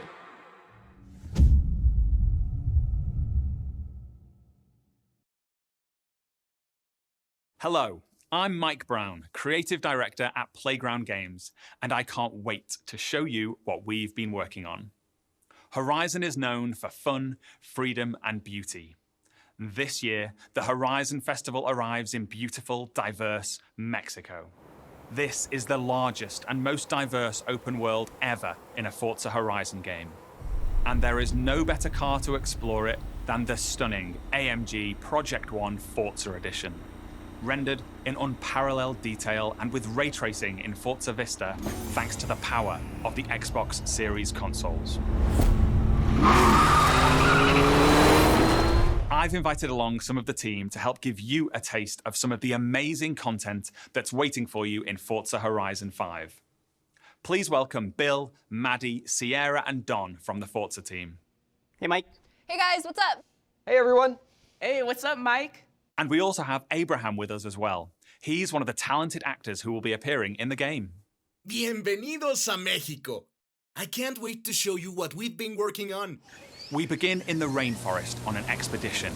This is a new campaign mode in which you set out on an adventurous journey across Mexico to explore new locations and discover places for the festival to expand. I'm on the river now. We're getting close. There you are. How's the expedition going? I'm racing a car through the Mexican jungle, Rami. Doesn't get much better than this. I can see some ruins up ahead. Bienvenida a Uxmal. Look out for the flamingos! This city is still a jewel of Mayan architecture. That's a peek at our adventurous campaign. But Forza Horizon has always been a game that's best enjoyed with others. Let's go and see what some of our other players are up to. The Xbox Series consoles allow us to capture every last detail, right down to the individual needles on these Cholla cactus. The scene looks real, but there are no tricks. This is in-game. Maddie is behind the wheel of the AMG Project One Forza Edition in Mexico's lush, living desert. The perfect place to meet up with friends and head out for a drive. Thanks to the next generation of our Horizon Live servers, everyone else we see here are real players. And it looks like Maddie has been joined by some other members of the Forza team.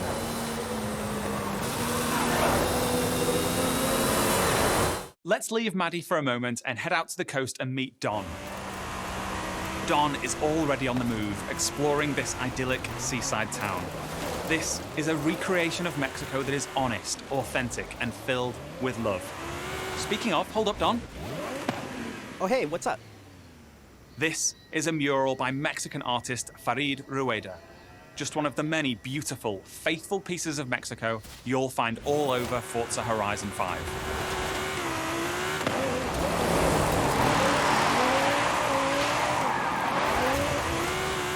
While Don drives down to the beach, we'll jump over to the Gran Caldera volcano. Check out this geology detail, implemented with precision accuracy using photogrammetry data captured on location atop an active Mexican volcano.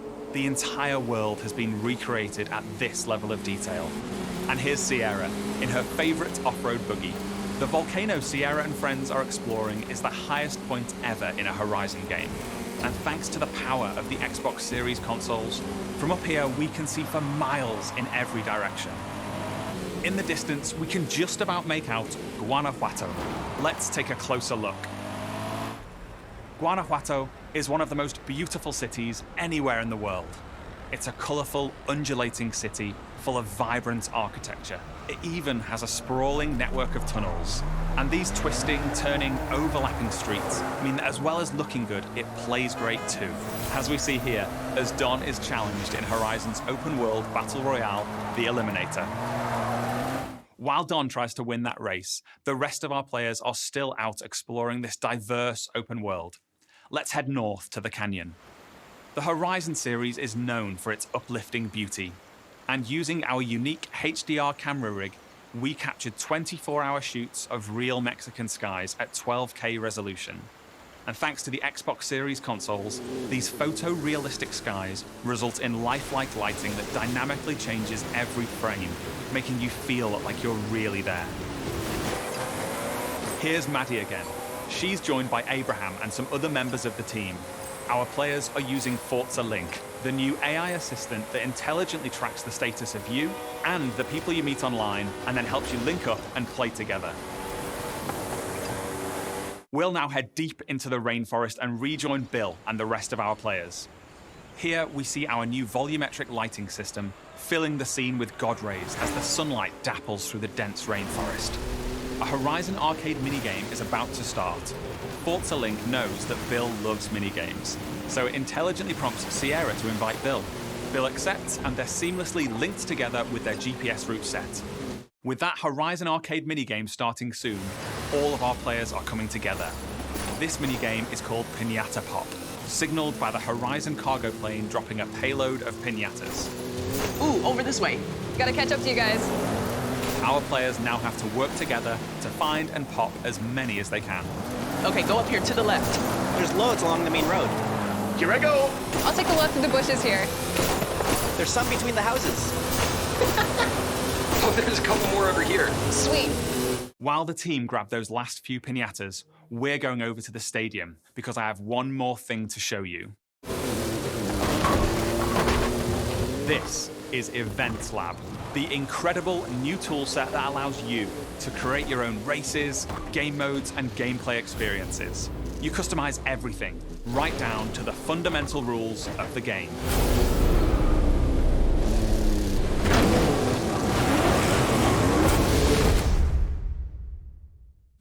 Forza Horizon 5 is the largest, most fun, and most beautiful open world we've ever built.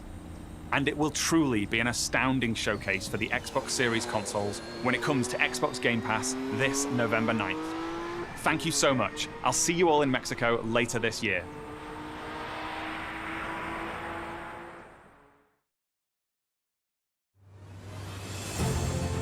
Team Xbox is on a mission to bring the joy and community of gaming to everyone on the planet. That's why you, the gamer, are at the center of everything we do. Today, we showed you 30 games. 27 of them will be available on Xbox Game Pass. Now, through the end of the year, you can look forward to back-to-back monthly releases landing day one on Game Pass, led by 5 new titles from Xbox Game Studios, as well as highly anticipated games like Back 4 Blood, 12 Minutes, and The Ascent. And as we look ahead to next year, I'm inspired by the creativity of Bethesda and Xbox Game Studios. We showed you the highly anticipated RPG Starfield, coming exclusively to Xbox. But we also have some of the industry's best RPG storytellers working on Avowed, Fable, The Elder Scrolls Online, Fallout 76, The Outer Worlds 2, and Elder Scrolls 6. We unveiled the stunning multiplayer mode for the world's most beloved shooter in Halo Infinite, adding to the roster of iconic Xbox shooters alongside Wolfenstein, Gears of War, Perfect Dark, and Doom.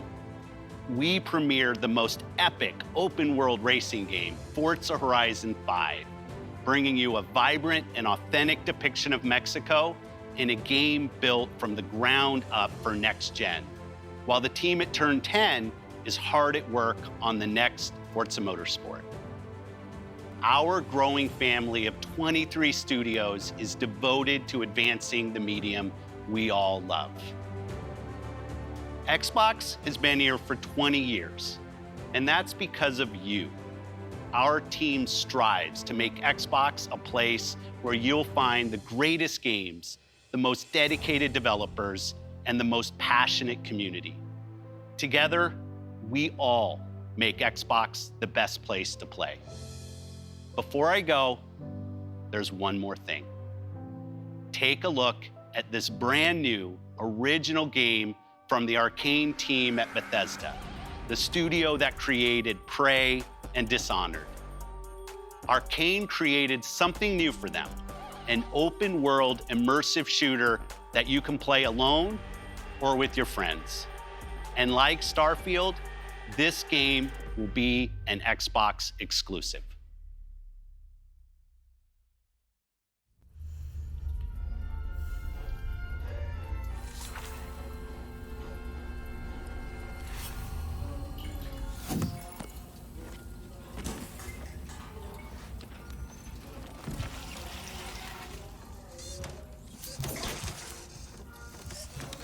Pobre Bribon. I'm gonna have to take you apart again. Hey, Dev, anything interesting? Aliens exist too. Mandible, 25 centimeters. Dramatically elongated. Go on, make yourself useful.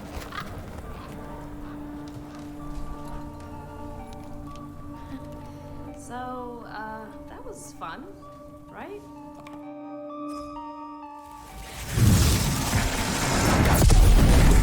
That's your cue, mate.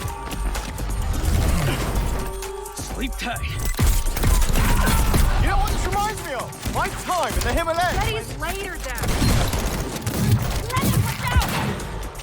You think they can't kill you anytime they want? Hey, asshole!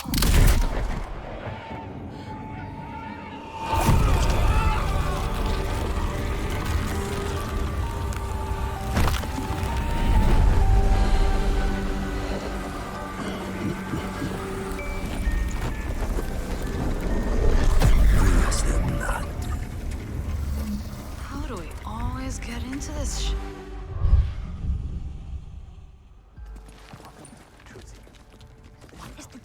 In the field in Redfall, Massachusetts. Behind me, we are witnessing clear signs of cult activity as the locals engage. Hey!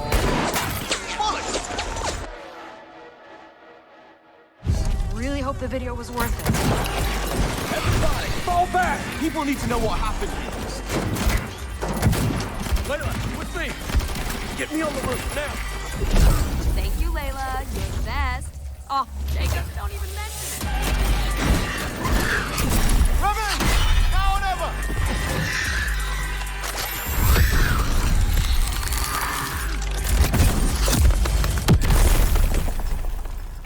Where's the other one? Where'd it go? Give me a chilies. That's bad. Bloody hell. Taste this, cabrona!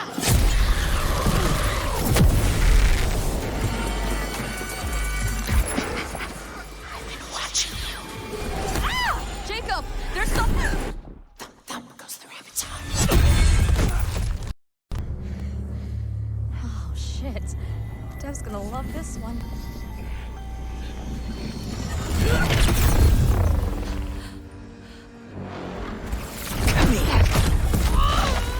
You better have a plan, Jacob! Yep. Don't miss. Don't touch me! Look! A new one! Rivo, venate! Go, go!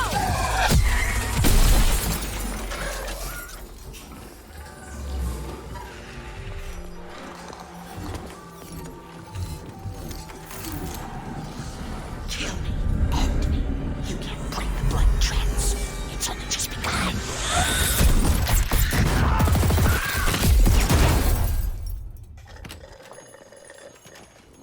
Yeah, I think there's vampire in this. Really? What does it taste like? Be specific. Like blood and death. And strawberry. Sun's coming up. Let's keep moving. Let's keep moving. Sure thing, Edgar Allan Bro. That's a good one. Do you think things will ever go back to normal? Would you want to go back to normal? Not if I still have to pay my student loans.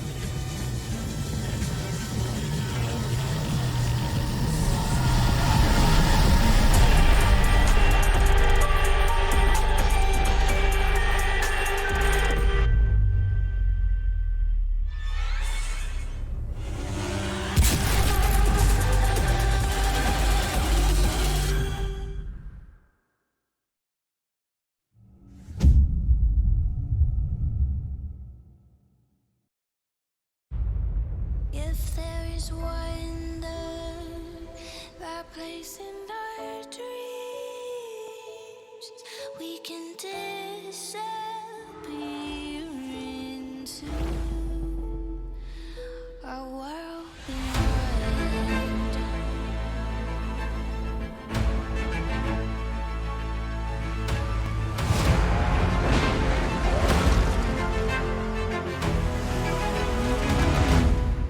Bring me that horizon. If we can imagine and know what to do, we can fall into the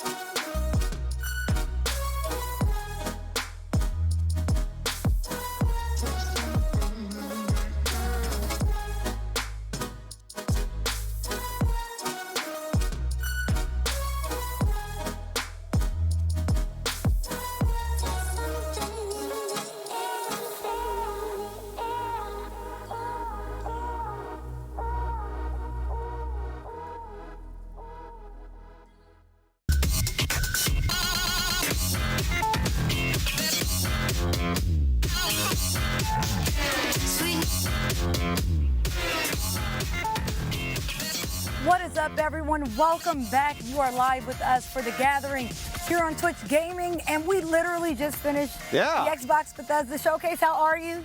Your face has been. Honestly, it was great, and I was really surprised. I was surprised that we didn't get a few announcements at the end. Agreed. Yeah, but otherwise it was awesome. Confused me, but they came out the gates with Starfield. Yeah, which was great.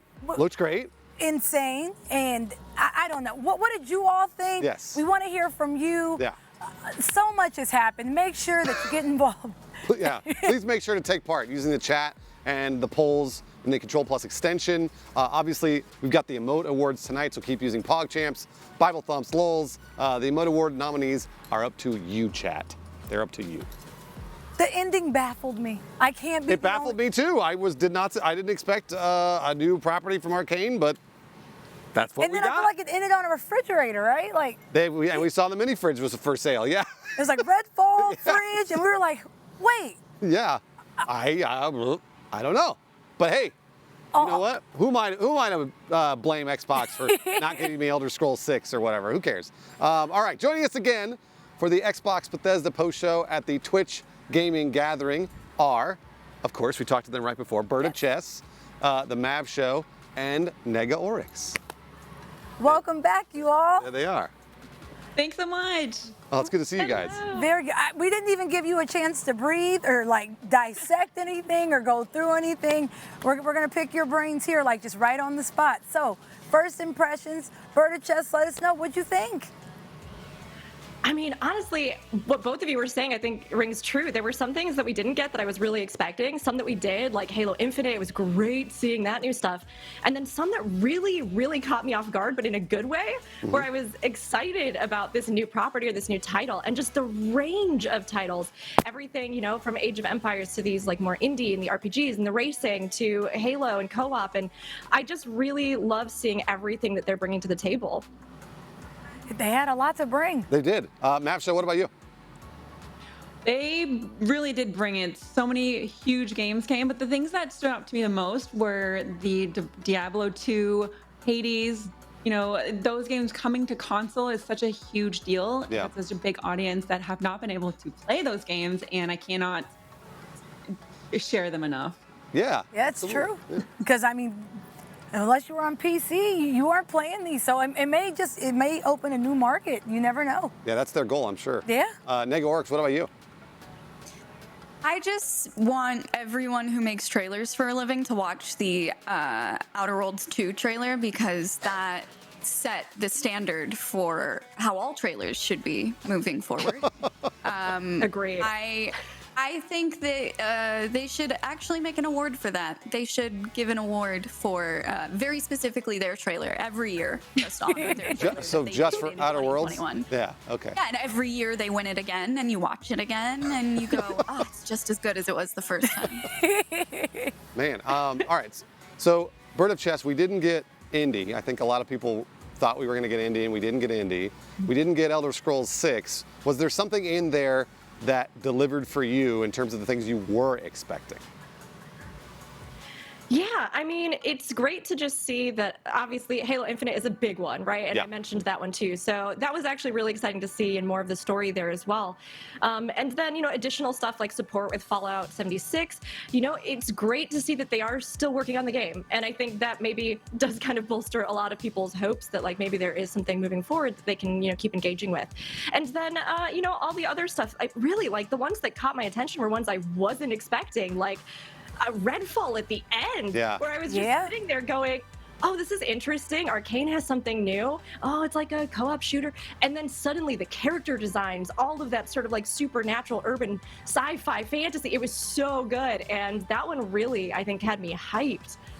Oh, good. Well, that's good. Yeah, we were trying to figure it out. we were really trying to it felt like it maybe a Back 4 Blood or a Left 4 Dead with vampires. I mean, could be a little, you know, more broad in terms of a story. I But was not prepared for the vampire. I don't think I'm gonna be. We were hanging out, and I'm like, wait. yeah. Now we're here. Yes. Show me more.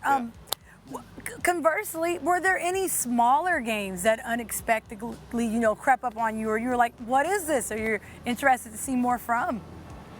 Definitely replaced. Oh yeah, that's right. That was like the cyberpunk kind of side scroller thing. That was like, that looked super cool. We were the aesthetic of that, the look of that game. I was like, what is this? Yeah. As soon as I saw it. Exactly.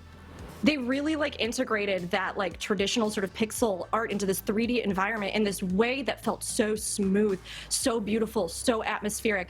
And I don't even know. I'm like, I have no idea exactly what's happening, but I am sold. I just want to go in. I was invested as well. I didn't know, but I knew it was cool, and that's all we need to know, right? Yeah. We invested just off the aesthetic alone. Mav Show, what do you think in terms of overall how Xbox did compared to past E3s? What do you think this press conference was? How did it rank? I definitely miss glowing green and taking my selfie in the audience. Oh, But man, me I think too. they did such a great job, especially from last year. You know, right in the middle of the pandemic, and everyone was holding hope for something. And so this year they really brought it. They brought the fridge. Big shout out to the Xbox team. I cannot wait for the fridge. But there's many games we're going to be playing on the Xbox channel. And Halo multiplayer is one of them on Master Chief Mondays. So that's to be a really good time. And this game looks amazing. And I can't wait to dive in. Yeah. And they reminded us, Game Pass, that's all. If you don't have over and over and over. Game Pass, Yep. all right? Now, I have a question that's not really Xbox, but with everything going on, Sony's sitting it out. This is a choice. Sony's making it. After seeing Xbox, does that put pressure on Sony and PlayStation, being that they do their own thing? I don't think so. I think so. I definitely think so, only because of Game Pass, because of the value being shown so strongly. I would say no otherwise, but I really think with the addition of 27 of the 30 games we just saw are coming to Game Pass, and I would argue that Game Pass is the single best deal in the gaming industry right now. Absolutely. Yeah, I think PlayStation. I agree. I was so impressed. Yeah, PlayStation already has to kind of contend with just the existence of that. But to have this event go so well and showcase Game Pass in a way that also just felt natural. It didn't feel like they were pushing Game Pass on you. They were just like, look at all of these amazing games you could have. I think PlayStation has to step it up a bit, Yeah. I totally agree. Game Pass really is a game changer. I've been saying it for a while, and it's one of those things where we're seeing a lot more first-party exclusives from Microsoft, and I know it's something we were all hoping to see, and it's something we used to hear a lot. We need more first-party games. We're getting that, but then you say PS Game Pass. Does that mean Xbox is running at all cylinders, like there's no more complaints? I mean, I'm not sure about that. I heard Mav. I heard. I think it was Bird of Chess that disagreed with Nega Oryx, and I wanted to hear why Bird of Chess disagreed. Oh, I mean, I think Mav did too. I actually do agree. I think that. Oh, okay, all right, you agree. Mav Show disagreed. No, I agree. I thought one of you said PlayStation. It's okay to disagree, guys. It's okay. It's not a big deal. No way. It's horrible. Who wants to play a bunch of games on Game Pass? How dare? I hate free games, especially new releases that are free. Terrible. No, I thought it was more like, do you think PlayStation will come back with something? And I don't think so. Maybe not this year. It would be a really big kind of sports ball term, Hail Mary, to like really flash in here. But I know the Xbox team, working briefly with them on a bunch of things and making sure we showcase Xbox Game Pass games on the channel. I can't rave about it enough. It's been amazing. It's been wonderful to hear from my friends in my chat and my community about games they actually get to play now, having Game Pass, and seeing all these launched games. Like, people can actually be excited about a brand new title and dive right in when it launches just by their subscription. And that is a huge game changer for gamers and game developers. I mean, there are so many games that launched this year that were launching on Game Pass, and it was huge for them. They've never seen so many players starting out their games. So I think that this is a wonderful direction, and I can't wait to see what else they sort of evolve with it and reiterate it for sure. Let's talk Starfield, because I'm really excited. I'm excited for Space Skyrim, and I saw a lot of chat blowing up during Starfield that was like, it's gonna be so buggy, it's gonna be so glitchy, buggy, blah, blah, blah, blah, blah.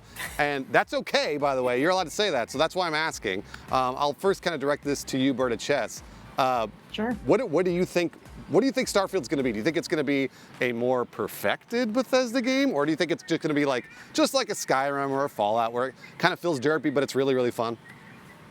I mean, I think it's so funny that a lot of times the bugs are talked about as like a negative thing, because growing up, they were some of my favorite I loved playing it. those games. Like the little quirky, ridiculous things that happen, these open worlds where you almost have, these wildly bizarre things that occur. And then people go on with mods to emulate the same kind of surprise and all these things. Of course, you don't want a game to be unplayable. So I think it's important that as they look ahead, refining that experience is something that's important. But at the same time, there's charm to like being a part of these big open worlds when they're first released. And as long as it's playable and as long as, you know, the world itself draws you in and you can have an adventure that's your own, sometimes those little quirks of the game become a huge part of the like history of everybody who played it, you know? Like That's they're right. so memorable to me. Yeah, NegaOryx, what about you? Are you excited for Starfield? You're gonna be playing that day one? Yeah, definitely. In general, space is not a thing that is like my go-to world. I'm much more high fantasy, medieval kind of thing. But I would play literally anything that this team puts out. Oh, nice. I have no idea if I'll fall in love with it or not, but I'm absolutely going to be playing it day one. Yeah. And as far as bugs go, honestly, I kind of agree with what you were saying. As long as it's not game breaking, as long as, you know, I'm not losing all my progress and I'm actually able to play, I think they weirdly add a bit of charm and almost a human element. Yeah. It kind of allows you to sort of see the artist behind the work, like seeing brushstrokes in a painting, you know? I completely agree. Completely agree. And then Mav, question kind of directed toward you. It's a brand new question.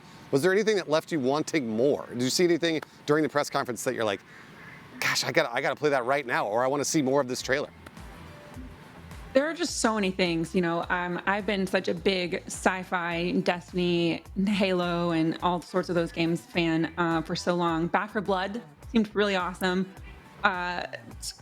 What is the Sea of Thieves was amazing. Like the fact that when the trailer popped up and I was joking because my username on Xbox is Captain Map Sparrow, and so I was like, "Oh, here we go, Map Sparrow time!" And it was like, "Hello, everyone," and I just lost my mind. And then the fact that you saw Disney pop on the screen, like that's a huge deal. You know, they haven't really been in the gaming space for a while since. Oh God, Infinite. And I'm sorry, Bruce is saving a robot. I'm listening. I got you, buddy. Those robots are so cool. But yeah, I'm really excited to see what Disney wants to join in. I'm really excited to see if they bring like Lost Boys or Tinkerbell or like that sort of aspect into the pirate space, because oh my gosh, I mean, you get Davy Jones, and I just want Tinkerbell. There are possibilities. If I can make that clear, just Tinkerbell, Disney, hey, Tinkerbell. Now I'm thinking about Tinkerbell and Disney. You really can go. I was surprised to see I just want to be a Captain Lost Jack. Boy. in- I was too. I was like surprised. honestly really caught off guard by that. We were like, what? Huh? That's okay. Like, I didn't know what to do with it. It's like, okay. Yeah, Sea of Thieves I felt like was always angling toward that Pirates of the Caribbean thing anyways, so it makes definitely total makes sense. sense. It definitely makes sense. Yeah. Was there anything that left you wanting more? Anything? I really wanted the Elder Scrolls 6. I wanted that real bad. They said it though. They did did say say it. And you it. said even if they just say it. Who said it earlier? Sorry. Was it NegaOryx who said all Yeah. you have to do is just say it, and Yeah. that's enough for me. And See- All right, I gotta go talk to the robots here and find out what they thought. Or maybe they're stuck in the grass. We'll see. We'll see. One's in the pool. Oh gosh. One's in the pool. In the pool. All right. Oh no. Where's Chilled? Where's Chilled? Where did Chilled go? Where's Anthony? Where's? Hold on. Oh, I look, lost. there's the pool. See, they're gonna fall in the pool. No, save them. Where's the light? Can you see me? Hi, my name is Bruce. What's yours? Sam. Sam, what did you think of the Xbox press conference? Or are you like super hyped, or was there anything you were missing? Well, I mean, I'm glad that we got a whisper of Elder Scrolls 6 Yeah, and Fable, a literal but I'm whisper. super stoked about Diablo 2 Resurrected. Oh yeah, that's right. I forgot about the Diablo 2 remaster. Are you going to be? This is just a question for you personally. Are you going to be going into the pool anytime as a robot? Oh no, we lost Sam. We lost Sam. Oh my gosh, we lost the robot. Where's Chilled? Where's Chilled? How about Tashnar? Tash, what do you think of the Xbox? I never thought I'd be interviewing a robot. I never thought I'd be doing this, but here I am. What did you think of it, Tashnar the robot? I had a good time. We had a lot of fun. There's a lot of games that I don't normally play, and a lot of styles don't normally play, but I'm excited for my friends who play those games. Like Sea of Thieves, the Pirates of the Caribbean release is going to be super exciting for a lot of people. So yeah. Yeah. What do you normally play? I play a lot of relaxing games. I get a little bit too competitive when I play games like Stalker or Doom or so I tend not to try and play those. Yeah. Yeah. Okay. Well, Tash, please feel free to get a drink from the bar, but make sure you leave a tip because I'm actually the bartender. Okay. Oh, thank you very much. Okay. All right, Tash. I'm gonna head on back. Casey, I'm heading on back to you. Okay, don't fall in the pool. If he falls in, I'm not getting him, y'all. I really wanted to jump. I wanted to jump over. I heard you think about it. All right. All right. Throughout the Xbox and Bethesda Game Showcase, we were following all of you along and your chats with Chat Decoder for the moments that got everyone hyped and during the stream. So we got to see your top emotes and when you guys popped off the most. So Bird of Chess, we're gonna start with you, and we like to treat this like a game show at this point. It kind of is. It kind of is. Do you know your chat? All right, that's what we should start calling it. So Chat Decoder was able to decode your top moment.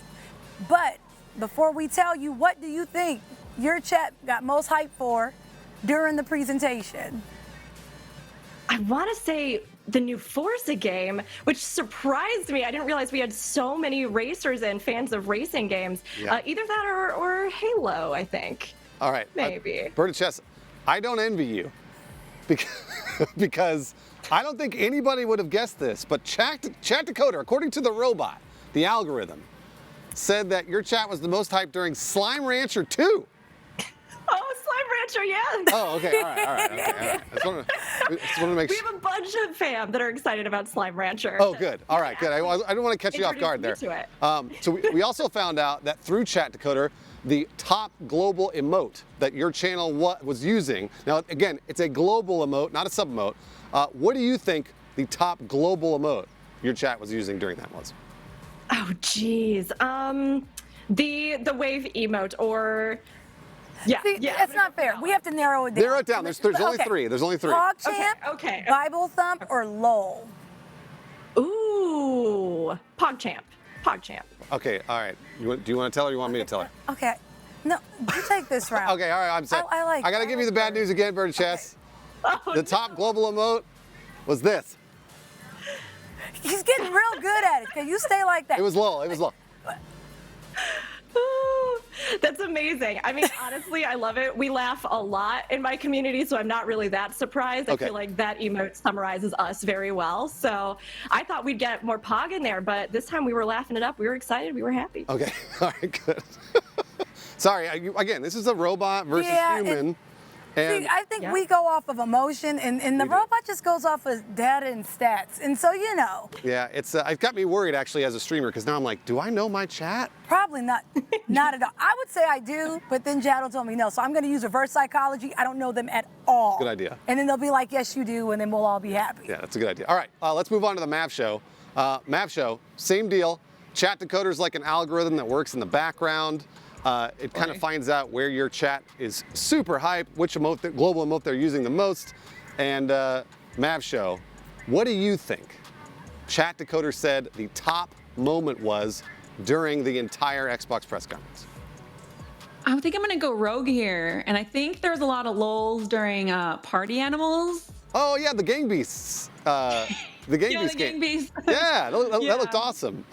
Yeah, it looked really fun. I think chat laughed at it because I was just losing it because we usually play that late night Fridays with our friends. So right on. Should be fun.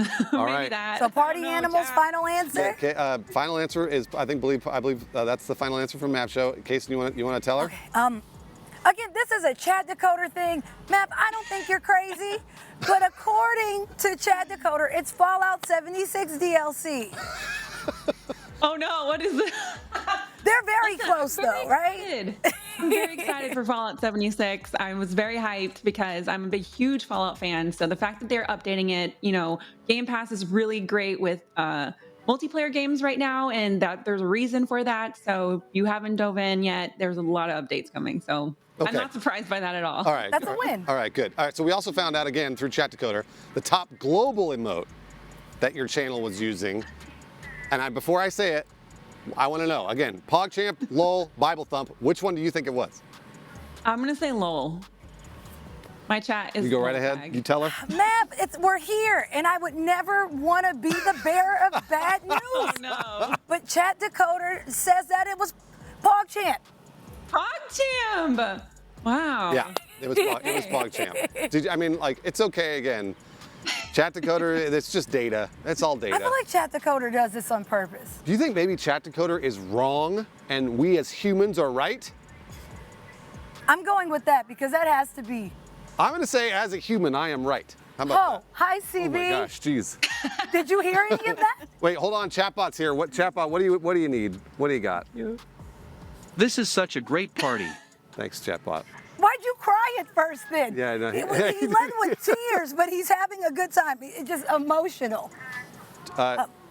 Chatbot, how come Chat Decoder and the humans are always differing? Why does that happen, Chatbot? You tell me. That's a tough question for Chatbot. Sorry, I'm still learning. Yeah, he's still learning? I That's fair. You know, CB, we understand that. Thank you, CB. All right, we got to move on to NegoRx. Hey guys, I am Soda Poppin'. I'm a big fan of Indiana Jones. I'm really excited about that possible happening. I just was told to tell you guys what I'm excited about, so here I am, doing what I'm told, like my mom always taught me to do. He's memeing. He's memeing. Chatbot's memeing. Tell you guys what I'm excited about, so here I am. Yeah, he's memeing. Well, do we acknowledge him? If we don't acknowledge him, he may just stay there forever. Yeah, I thought if we just acknowledge him, he'll go away. What will Chatbot do? We can just start. Thank you for that, Chatbot. Fist bump. There we go. Yeah, bring it in. He's trying. Almost. Come on, bud. Okay, bye-bye. Okay, Oh, bye. all right. Okay, bye-bye. Well, never mind. CB curved us. All right. Okay, that's fine. NegoRx, You're Chat up. Decoder. Now, I think we're 0 for 2 because Yes, we don't. None of the streamers really knew. You so say it like that. Optimism. well, Okay. I'm hoping NegoRx gets it right. So, your Chat Decoder top moment. Which one do you think it was? Which game was your chat the most excited for? I don't know because here's the thing. If I get it wrong, we can just be like, oh, everyone got it wrong. Clearly, it doesn't understand the data. And if I get it right, it's going to be even more impressive. Right. And I can pretend like I'm just really smart. Uh-huh. So I'm going to go with like kind of an out there one and wild card, Outer Worlds. Okay, Outer Worlds 2. What do you want to go ahead? Negs, you know you're my girl, and you know that I only want to give you the best possible news at all times. But Chat Decoder has spoken, and your top moment was Redfall. Was your chat? Oh yeah, she looks confused. Was your chat really excited during Redfall? Or were they? Are they getting this misconstrued? I Or were want they? to see what chatbots. Maybe they were like super talkative. Were they negative about it? Were they like discussing during Redfall? Oh, yeah, we were discussing wondering what it was. That's probably what it was. That's right. The most active. That's probably what it was. See, oh, it's the most active? Yeah, like- yeah, it might be the most. I'm saying the most active. Okay, yeah, because I think it ends up like being actual people having actual discussions in chat about a game. I think that's what it boils Okay. down to. That makes sense, because during this one, we were all talking about how sad we were that Elder Scrolls 6 wasn't. So it wasn't about Redfall at all. At all. That Yeah. was flying by. No Okay. disappointment over Elder Scrolls. That makes sense. Okay. All right, and then this one might be a little easier for you. The top global emote. Again, global emotes. There's only 3: PogChamp, LOL, or Bible Thump. Which one do you think your chat used the most, according to Chat Decoder? I think it's LOL, but Chat Decoder has done all of us dirty all day long today. whole So time. I'm sure it's not. I'm But not getting a break today. Yeah. All right. Negs. No, I'm kidding. You got one right. She got it right. Yes. It's LOL. Decoder It's actually LOL. You got said it. Let's see it. That's Just what like you that. win. That's you winner. You got. What does she win? Okay, you can Yeah, do what it do I win? twice. I know got an emote for you. Oh, Oh. Chatbot. What's up, Jill? What's up, CB? Hey chat, let me see those pog champs. Woot woot, hey hey. Chatbot, we're talking to Chilled Chaos right now. Yeah. Here, hold on. There we go. We have a mic for you. Oh, awesome. I had some questions. Can't someone get this robot out of here, please? I'm sorry, Chilled. CB, we just talked to you. We're talking to Chilled right now. Get down. Don't look at us like that. If I have to get up, we will have a problem. There we go. Chilled's got it. Now, Chilled, can you reach him? You can reach CB for me. Now, Shield, you show him what's up. You show him what's up. show him who's boss. There can only be one. My dominance. You don't Assert know your me. dominance. I can do what I want. Shield, get him. Turn around. Show him who's boss. He's bumping into you. I'm the best I can. Hey, you knocked him over. You knocked over Chatbot. You win, Shield. Well, that's what you get. What'd you learn? You win. Chill, thank you for character building, CB. CB's really been feeling himself lately. My God, it fell over. My mom is Cortana. Don't make me go get her. Did you know the voice actor in the Pirates of the Caribbean, is that actually Gibbs and Jack Sparrow in all of them? I don't know. I don't know who actually plays Jack Sparrow. Do we know who plays Jack They Sparrow? didn't say. Oh, no, in real life? Well, no, not in real life. Oh, I was supposed to But the voice actor. But the voice actor, I don't think they said. It didn't say. It sounded so good. Oh my, that was such a surprise out of left field. Yeah, it did sound really, really good. And we really did not expect to get a Jack Sparrow. We were very much surprised. Again, that game is pretty much, Pirates of the Caribbean. You're going further and further away. You're running from the mic. Chill. Bye, Anthony. Bye-bye. All right, well, there he goes. Now, CB, you're going to have to move out of the way. He refuses. We've lost. Thank I'm you. sorry, ladies. Thank you We've very lost much. Yeah, control. we're very sorry, ladies. We apologize. Okay. Back to Bird of Chess, Map Show, Nego Oryx. Get out of here. All right. Forza Horizon. Who is the most excited of you three out of Forza Horizon? Chat. I think Chat's very excited. Chat. I'm really Chatless. excited. Okay, all right. Oh. All right, Nego Oryx is the most excited. I appreciate that. Yeah. So, all right. So, what are you the most excited about? Because I mean, what's the last Horizon we got? How many years ago was that? I don't even know at this point. I kid you not, when the trailer started, I was asking my chat if it was video footage. It looks like it was it. going to transform into like, here's the space we were inspired by, and now here it is in the game. And then it just never stopped looking like real live footage. And I think I spent the entire time with my jaw just dropped. I couldn't believe how good it looked. And it really felt like the entire announcement, we just got progressively more and more amazed and excited because it was so visually beautiful. They showed a little bit of the actual story, but then they kind of went off into multiplayer, online play, and mini games that you can do, which looked fun. And, gradually in my chat, people who maybe hadn't been as excited at the start were like, oh, the mini games look like something I would enjoy, and oh, you can do this with friends. Yeah, I would do that. It kind of started to win everyone over, which was really cool to see.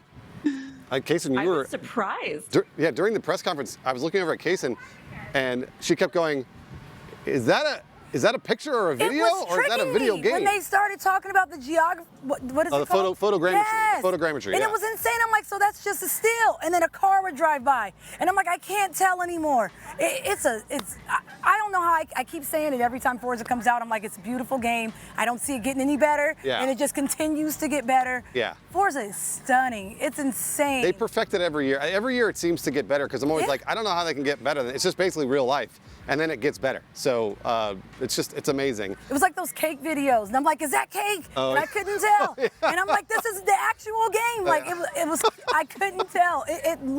It's crazy how real it looks. Mav or a Bird of Chess, I feel like Forza sort of suffers from, everybody sees it during an Xbox press conference. We all love it. We're like, it's beautiful. I can't wait to play it. And then I don't really ever hear about it ever again. I don't know if anybody gets super deep into it. So do you plan on streaming it, Mav or Bird of Chess? I wasn't. This is the thing. I think I was kind of in the boat that Nego Oryx was talking about, where I myself wasn't super excited at the prospect of a racing game, and then we saw it, and I was like, oh my gosh, this is stunning. And the fact that they even mentioned that they've been working with artists from Mexico to create these more, just incredibly rich environments that also give those artists a chance to shine and then immerse you in all these games and all this other stuff. And then people in my chat were saying it's kind of like a racing RPG because you could actually build out your skill sets and really dive into it. And I found myself by the end kind of going, this might be my first racing game I play. Yeah, absolutely. Mav, what about you?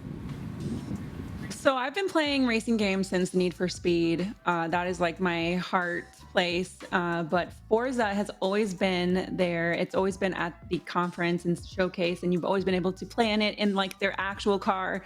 So I really hope I can sneak over and try it out in the car. But yeah, I think we'll be playing it. Forza is actually very active on Twitch. So we usually do a bunch of things with them on the Xbox channel. So definitely, if you're into Forza, check that out. They play almost every day. So if you're looking for that side of gameplay, like I will definitely be playing it, but they will also, there's like a huge, way bigger audience than I thought that there was. So pleasantly surprised with Forza, and I definitely will be trying the mini games. It's very much Mario Kart vibes for me, and that's like my kind of play style in my chat. Yeah, we actually have a guest host that's just arrived here. One of the robots, I think it's Soma. I think it is Soma. Can you hear me? Yeah, I can. Hi, I'm Soma Green. I'm just robot hosting accidentally right now. Hi. Now I want to know if Mav and Bird of Chess and Nego Oryx can hear you. Can you guys hear Soma? Yeah. You guys hear me? Loud and clear. All right, Soma, do you have a question? Do you have a question for one of these three ladies? Yeah. What is your favorite summer activity? Good question. Uh-huh. When I'm not in my cave. When they let us outside. Yeah, Nego Oryx. Nego Oryx, what's your favorite? I didn't know you were allowed to go outside. Is that? It's okay now. Yeah, it's all right. Like it's getting better and better. You just got to be safe, but otherwise you can go outside. Wow, that's news to me. No, my favorite summer activity is the same as my year-round activity: avoiding human interaction, snacking, and playing video games, preferably with a nap in between at some point. Okay. Well, by the way, Soma just immediately left. That was it. There she goes. Welcome. Yeah. Bye. I guess she doesn't care. I care about your answer. Be careful. No, I think Soma heard snacks and was like, snacks sound good. I care about your answer. Yeah. I don't know. That's fair. I'm going to be honest with you. That's a bad host. That's a bad host, right? That asks a question and then walks away. And that's why we're here. So. I was just gonna get up too. Oh, you were gonna get up too? I was gonna let you start talking, and I was just gonna leave. I mean, I'll do this. All right, Psychonauts 2. Is there anybody who wants to talk about Psychonauts 2 out of you three? Is there somebody that's like been waiting years for this? It's my first game. It'll be my first Psychonauts actually. So I think I want to dive back in the first one and check out the story. I've heard so many things about it, and chat was exploding. So I'm actually surprised they didn't pick that one to hype about. But yeah, definitely would love to play this ASAP for sure. I actually have never played the first Psychonauts. I've heard just amazing things. Like I think it's like one of the most well-reviewed games ever. Yes, I've never heard anything bad about Psychonauts. Like those who played it, absolutely loved it. So I've only played pieces, so. So yeah, I'm looking. I need to play Psychonauts 1, but then I'll obviously play Psychonauts 2 as well. Well, thank you very, very much. Thank you all for coming and joining us for the pre-show and talking to us for the post-show. And our third host. The guest host. Yeah. We apologize for. Again, sorries.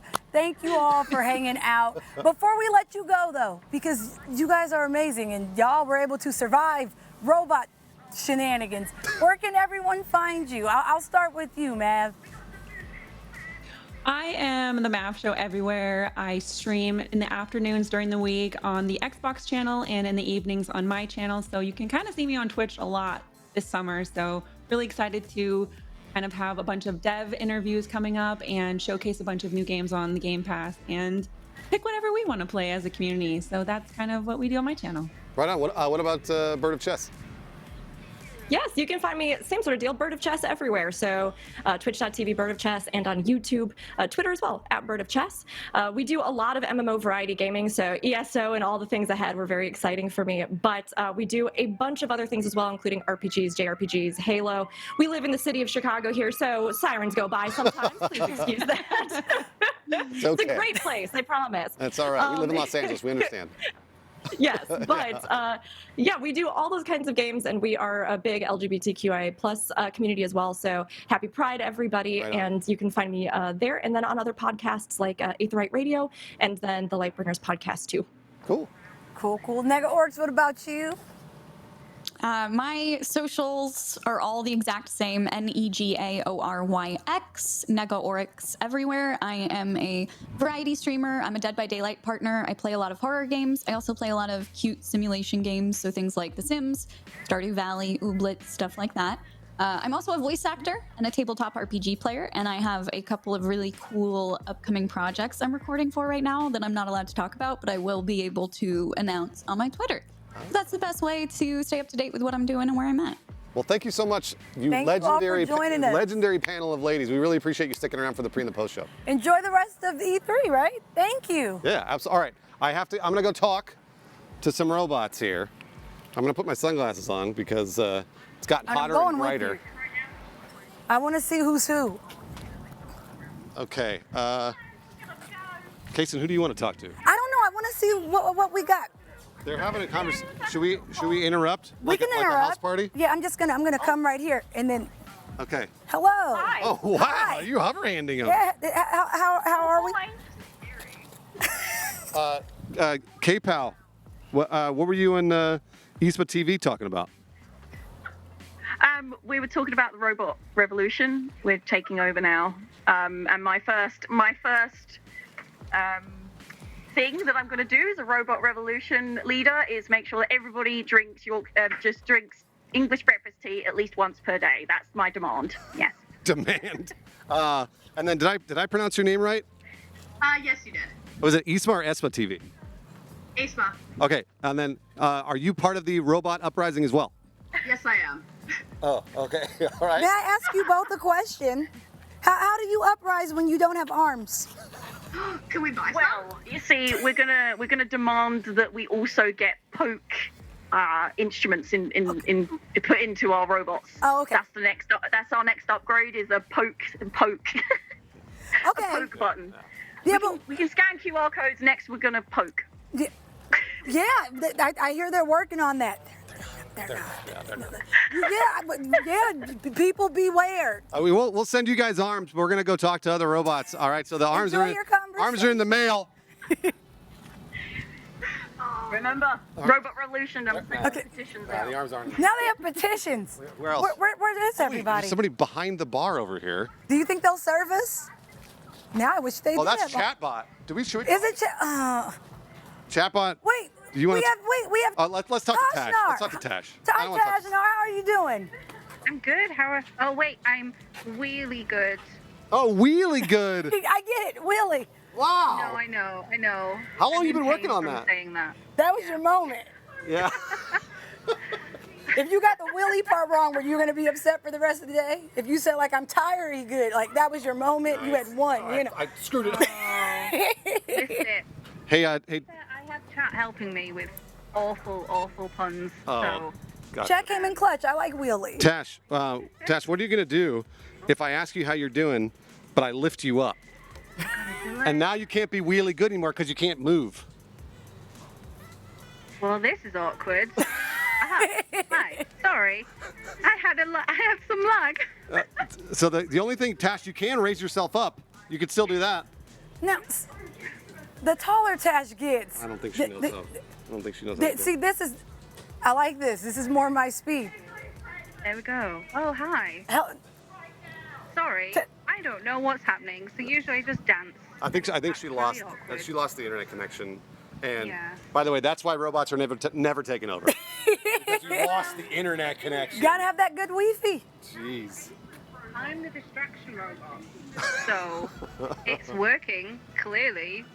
All right, Tash. Well, we'll see you later. I'm gonna come lift you up later, okay? Bye, Tash. All right, let's head back. Are we gonna go take a look at the schedule Yeah, now? we have schedule. It's almost time for Square Enix. That's right. I think there's only got to be a few minutes left. I feel like it is time. Which Final Fantasy property will we see today? That's the question. I was trying to think of which one. We're placing bets. I mean, I really don't. So that starts at 12:15. All right, you all, let's see. Coming up, we have more fun stuff, including Square Enix Presents, and then we have the post show, and then we're gonna have some dev talks. Absolutely, yeah. We're gonna have another group of streamers to come talk Square Enix with us. Stay tuned, we have a lot going on. A ton. I'm trying to think, do you have any predictions, or are we chilling for Square Enix? For Square Enix, I don't know. I wish I had predictions for that show.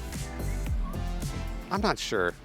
I don't know. Maybe we'll get like some crazy surprises. I don't know. I'm gonna leave that up to chat. You all stay tuned. We will be back with much more. Don't go anywhere.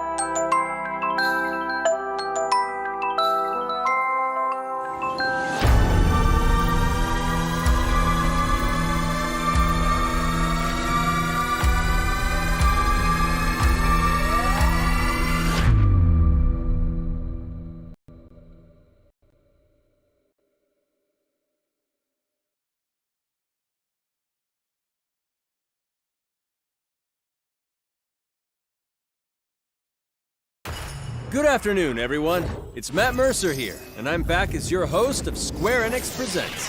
Today, we have a special E3 edition of the show for you, with new game announcements, updates, and exciting news from our studios across the globe. So let's kick off with the world premiere of a brand new game from Eidos Montreal. We hope you enjoy the show.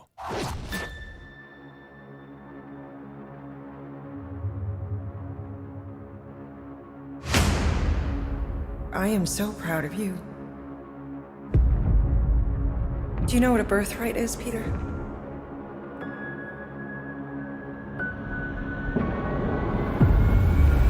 Something that's a part of you. Like your name. Gardeners of the Galaxy? What? No, Rocket. So I let Groot fill out the paperwork.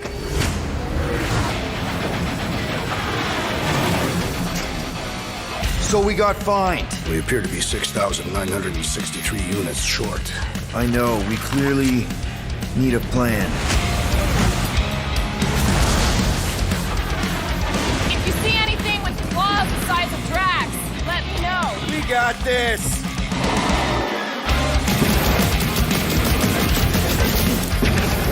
Drax, throw him! No!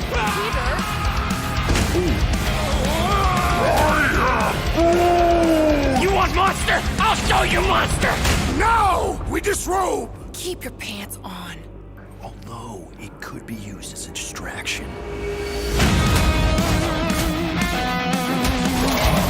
Smash him up, Drax! Meet your maker! We're all professionals here, right? Maybe we can work something out. Get him! What?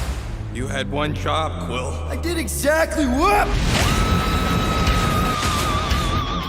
more no-killing teammates! That's who! It's literally in your contract! I made no such commitment.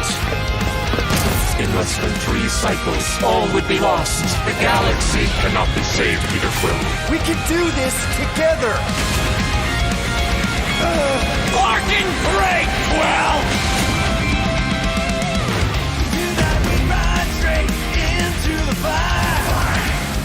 Star-Lord, right? Star-Lord? Oh, crap! Don't give a damn! This is our time to go from zero to hero!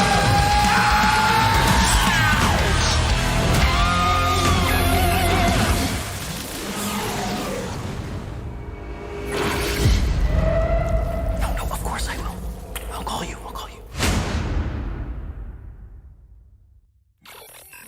Hi, my name is Olivier Proulx, senior producer here at Eidos Montreal. For the past few years, we've had the privilege to work on our version of Marvel's Guardians of the Galaxy and reimagine it into a single-player, story-driven, third-person action-adventure game. It's our own fresh take on the Guardians, and something that's really unique to our game is that you get to be Peter Quill. As Star-Lord, you're constantly in the middle of the action as you try to lead this band of misfits.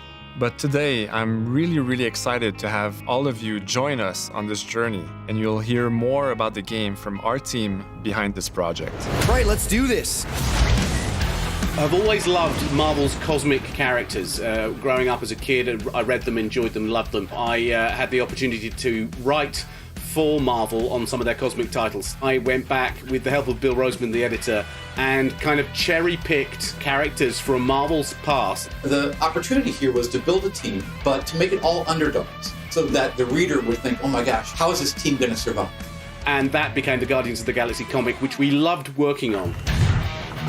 I remember the first time that the Marvel crew came to Montreal, we were showing them the design of the characters, how they would look, and they stayed silent. I don't know if it's a minute, but in my head, it was a minute. I was like, oh my God, like they hate it. We realized how much that Marvel and Eidos Montreal share and have in common, and that we knew the Guardians were in perfect hands. Looking at the samples that Eidos were kind enough to show me, I think he's fantastic and absolutely in the spirit of what these characters are. What makes the gameplay experience unique to me is no matter in what phase of the game you are, whether you're in exploration or you're fighting, the Guardians are constantly around you and you never feel alone. While you're the leader, the Guardians will also challenge you and make decisions on their own, and you will have to adapt to it. You are literally part of the Guardians of the Galaxy. The decisions you'll make will have lighthearted to haunting repercussions, and the game will react to what you do and say. The more no-killing teammates! That's who! It's literally in your contract! I made no such commitment. You are playing as Star-Lord and you're using your blasters and you're using your jet boots.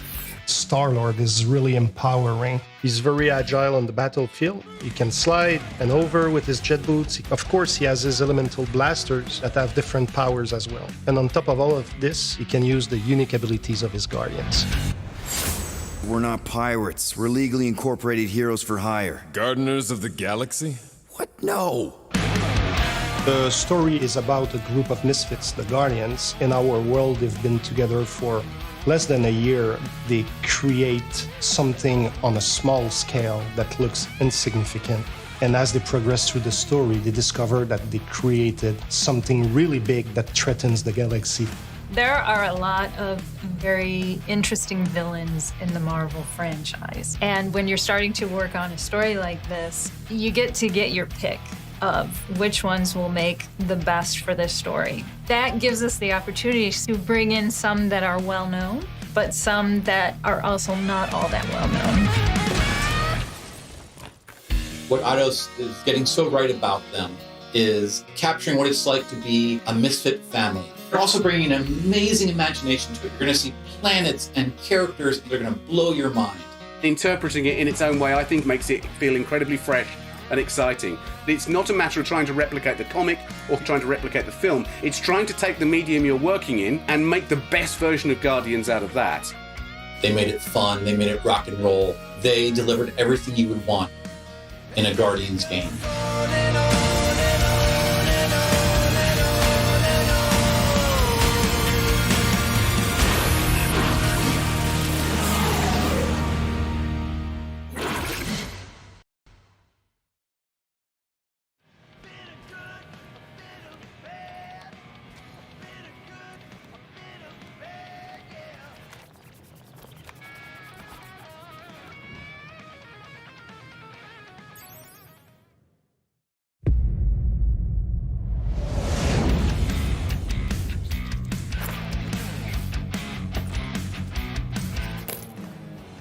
37 units?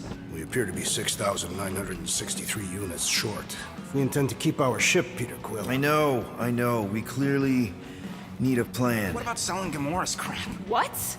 Oh, come on. You've been hoarding them stupid knickknacks ever since you first joined us. I mean, don't tell me they ain't worth nothing. Quarantine zone was always holding out on My us. figurines are not knickknacks. Team's in trouble. Then you can't be bothered to make no sacrifice. I will sacrifice your head. And take us to the majestic mountains of Kakarantara. Guys! I think we should hear out Groot for once.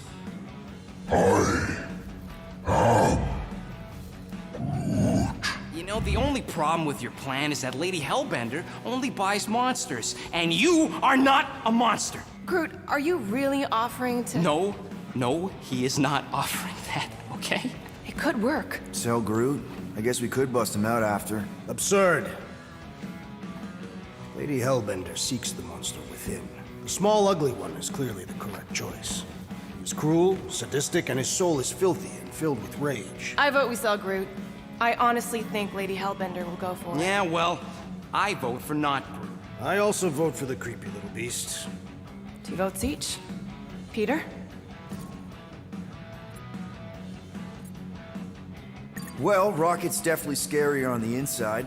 He's unstable and vicious and totally oblivious to the needs of others. Okay, we get it. All right, let's do this. Let's go sell a monster.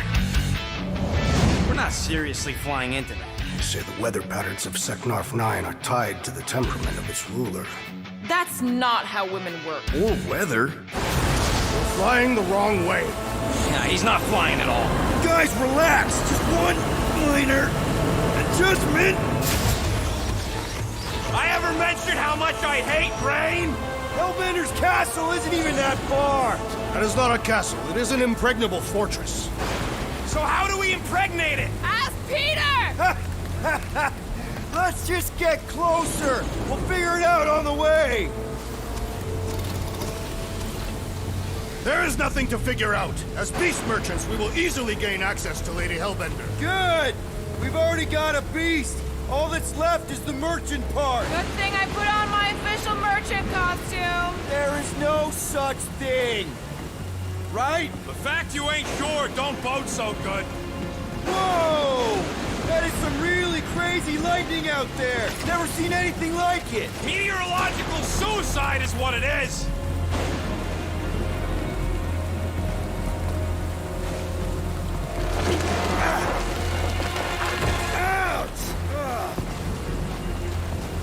Hey, is my jacket all right? At least you got a jacket. Some of us are soaking here. Less whining, more walking. Hey, Stormlord. We ain't seriously walking through this. It'll take forever in this storm. Stop complaining. The hardship will strengthen your spirit. I face more than enough hardship. Thank you very much. You are welcome, Feeble One. We got this. Just don't fall and we'll be fine. Whoa, whoa, whoa. Whoa! Whoa, whoa, whoa, whoa!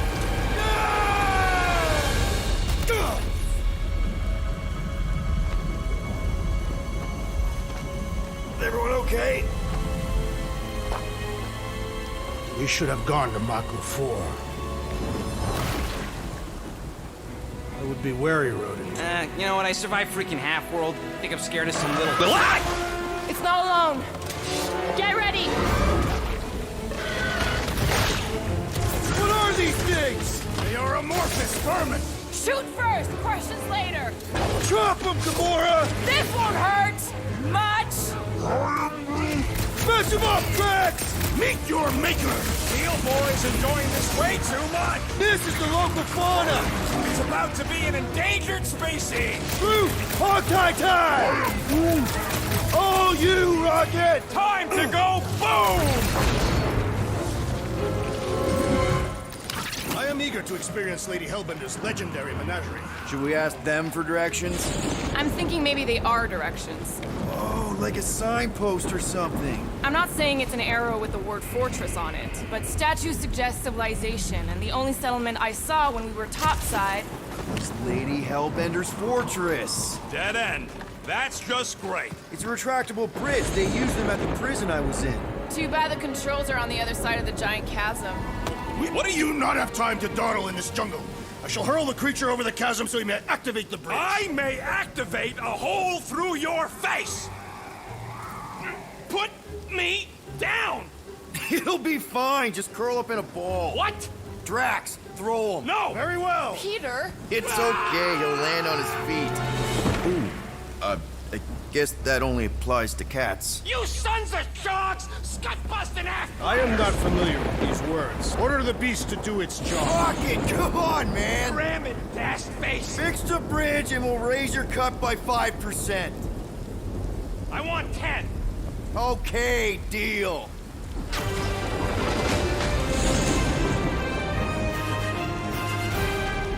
Thanks for the bridge, Rocket. If you even think of pulling that Wait, scud again... Hear that? Guys. I got it.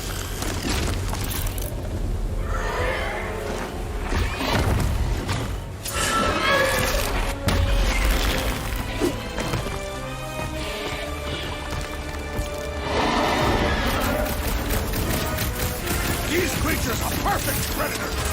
Stop cheering for the murder monster. Somebody's having fun! You are my prey. Keep it together, Jack! Bad dog! Bad dog! We've got the numbers! Not if you count all that teeth we know. Sektor has a new predator! Avoid the mouth, dodge the tail, slice the hair! Is anything on this planet not trying to kill us? Guys, huddle up! Already missing the jiggle jellies. They keep moving around! This must time my blade. Don't get too close to that mouth. We can't open! This guy barely feels it! Yeah, I smell it too! Come on, we got this. Perhaps these were sent by Lady Hellbender. Well, she can keep them. How come monsters are never friendly?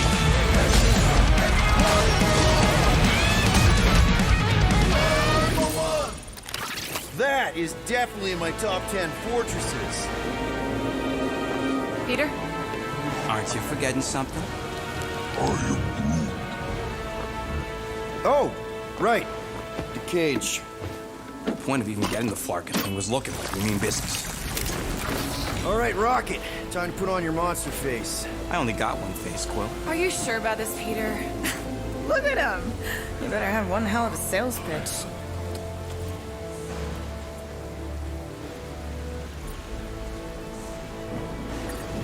Maybe Gamora's right. We should try selling Groot instead. Really? This is an affront to democracy. I just think that we might need Rocket on the outside for this one. Yeah, we noticed. You want to make that call, then you better not mess this up. You hang tight there, bud. When the time comes, I'll get you out of there. Rocket style if I gotta. Drat. Gamora, can you help me with this? What? Why? To guarantee your safety as a leader. Ah, come on. Don't look at me, I ain't pulling that thing. Remember, buddy, menacing! Like me, only bigger. I am Groot. Not bad, not bad.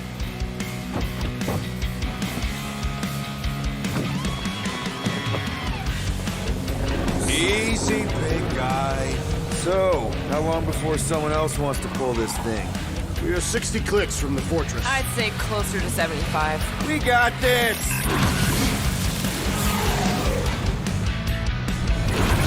Rocky, what are you doing?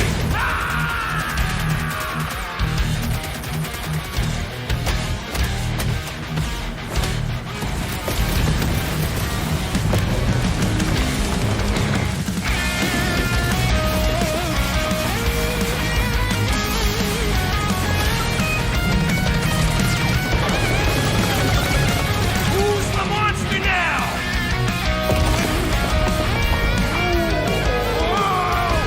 Rocket, what the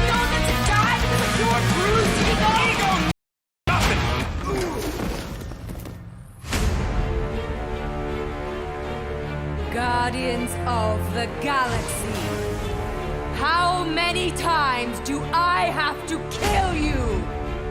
The audacity that you thought you could rob me, Dweller! Feast upon them!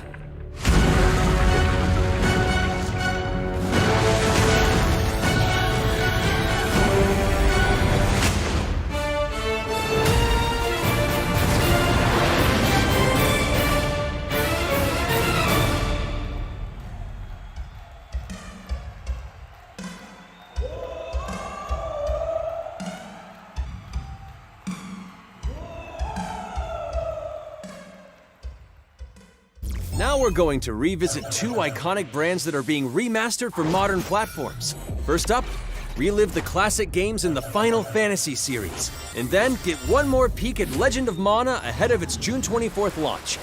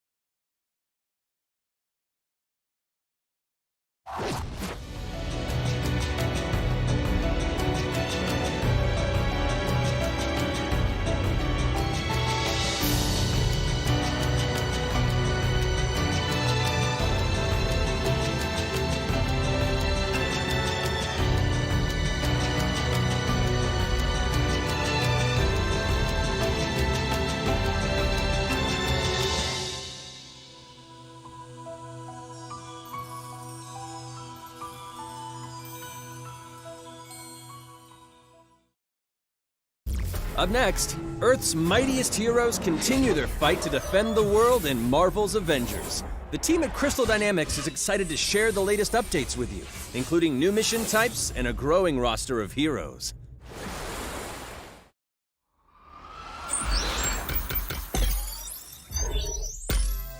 Avengers, secure that super weapon at all costs. Cosmic energy is building up. Every second counts, people. Keep it moving. It's beautiful, isn't it?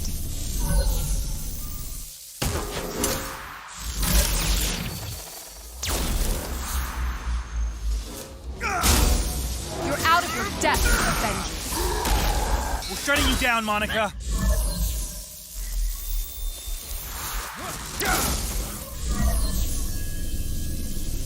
The world doesn't need Avengers.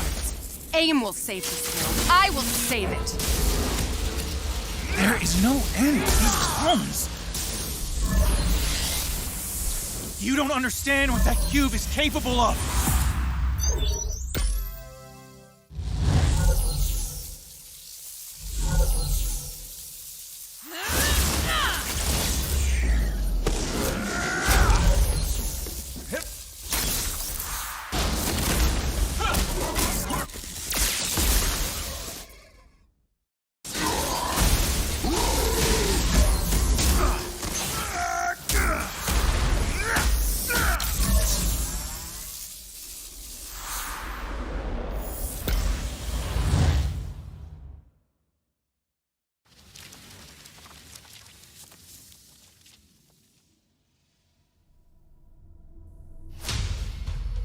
I applaud your efforts to connect with your roots, but as a man who has seen 3 Black Panthers fall, I must warn you of a few things. Many eyes follow the path you are about to walk down.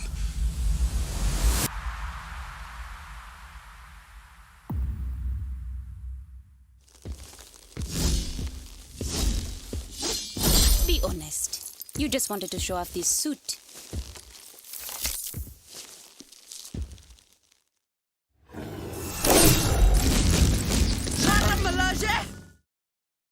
It is Claw. Brother, no!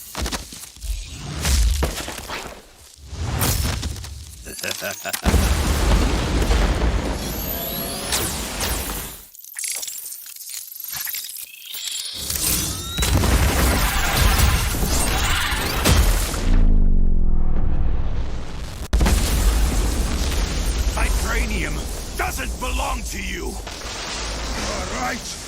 Vibranium does not belong to me. It belongs to Wakanda.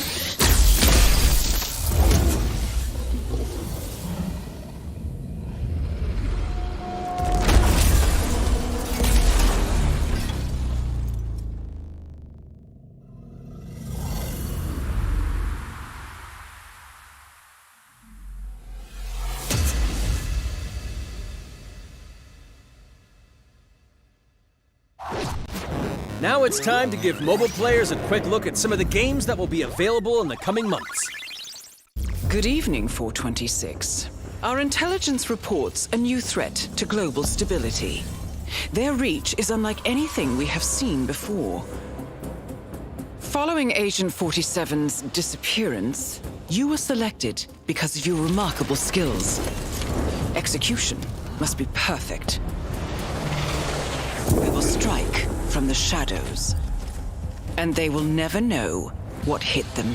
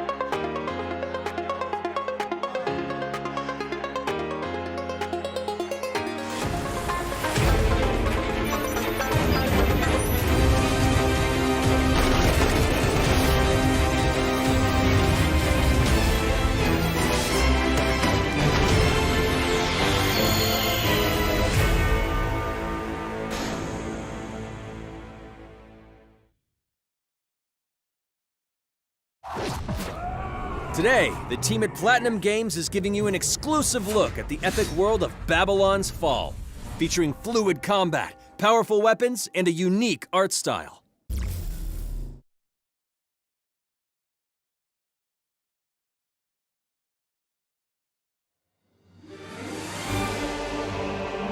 Built over 1,000 years, it was meant to be a tower of dreams. But for 1,000 more, it was seen as a tower of ruin.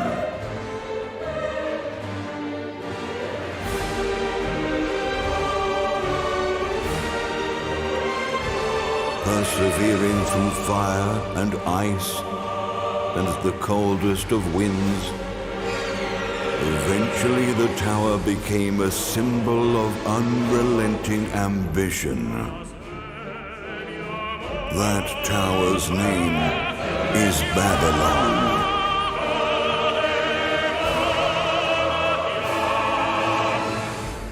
Does the savior of Neo-Babylon stand among us? Let's find out without further ado!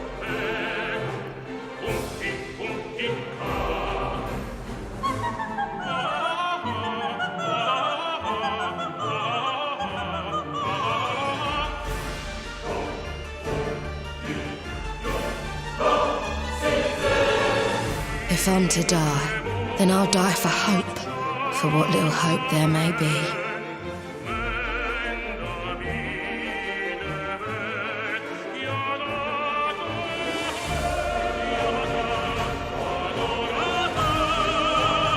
Seen through the veil at last, have you?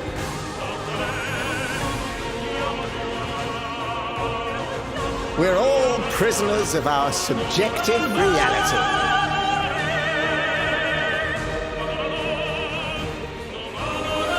Believe only what you see, and you're like to end up seeing only what you believe.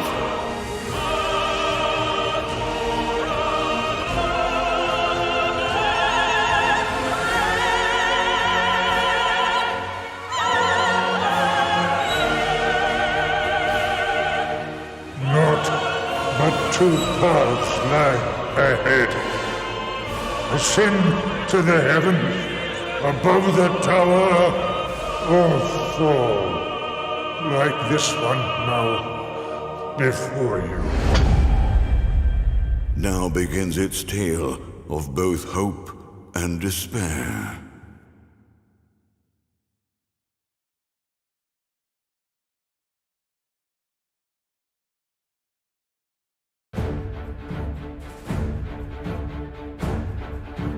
プラチナゲームズは本当にアクションという部分に関しては世界屈指のデベロッパーだと思ってますし、ニーアオートマタでそれが証明できたんじゃないかなと思ってます。ニーアオートマタのアクションをもっと楽しむためにどうしたらいいかで選ばれたジャンルがハック&スラッシュでしたので、このゲームのコンセプトは端的に言うとニーアオートマタのアクションでハック&スラッシュというジャンルを楽しむということになります。もちろん1人でも遊べるんですけど、4人でダンジョンを攻略していくゲームになります。コンセプトについては、プレイヤーが、途切れない目標に向かって、アクション、追い求め続けることができると。プレイヤーは、ストーリーを追いながらダンジョンをクリアして上層を目指していくと。入手する装備や素材を集めて自身を強化してカスタマイズしていくと。ゲームのスタイルとしては、オーソドックスなハック&スラッシュという形ですね。ただアクションがスキルや強い力を引き出すためのトリガーになっているところがポイントかなと思っています。プレイヤーの背中についているギデモコインというのがかなりキーアイテムとなっています。それによって、遊び方とかカスタマイズの方向性っていうのも変わってきます。ハイファンタジー感というか、その上品さというところはすごい意識してくれというふうに言われましたね。カートゥーンチックにならないようにというか、リアルに本当に存在している人たちがいるかのような感じは意識しました。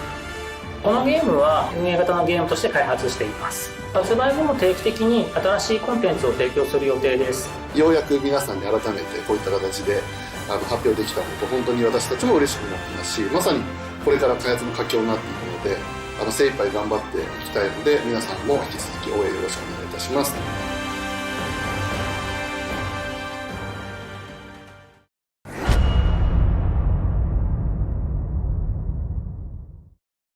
Now let's check out the next major entry in the popular Life is Strange series, True Colors.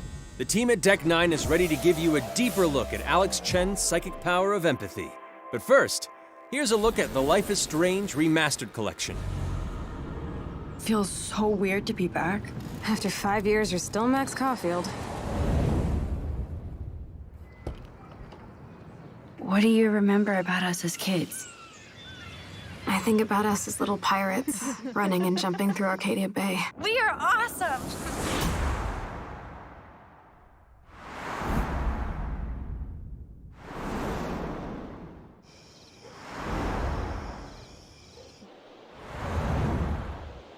Come on, let's dance! Or take my picture with your new camera. That's Rachel Amber. After my dad died and you moved, I felt abandoned. Oh, good. You're here. Rachel saved my life. She was my angel. Something happened to her. We have to find her, Max. Holy shit. Max, what's going on? No! Whoa. I discovered I could reverse time. What the hell is this? Max! Help! Whatever's going on between us is special. Step back before you regret it. Get in, Max! Then I realized I had a choice and the power to change everything. Arcadia Bay is on the edge of disaster.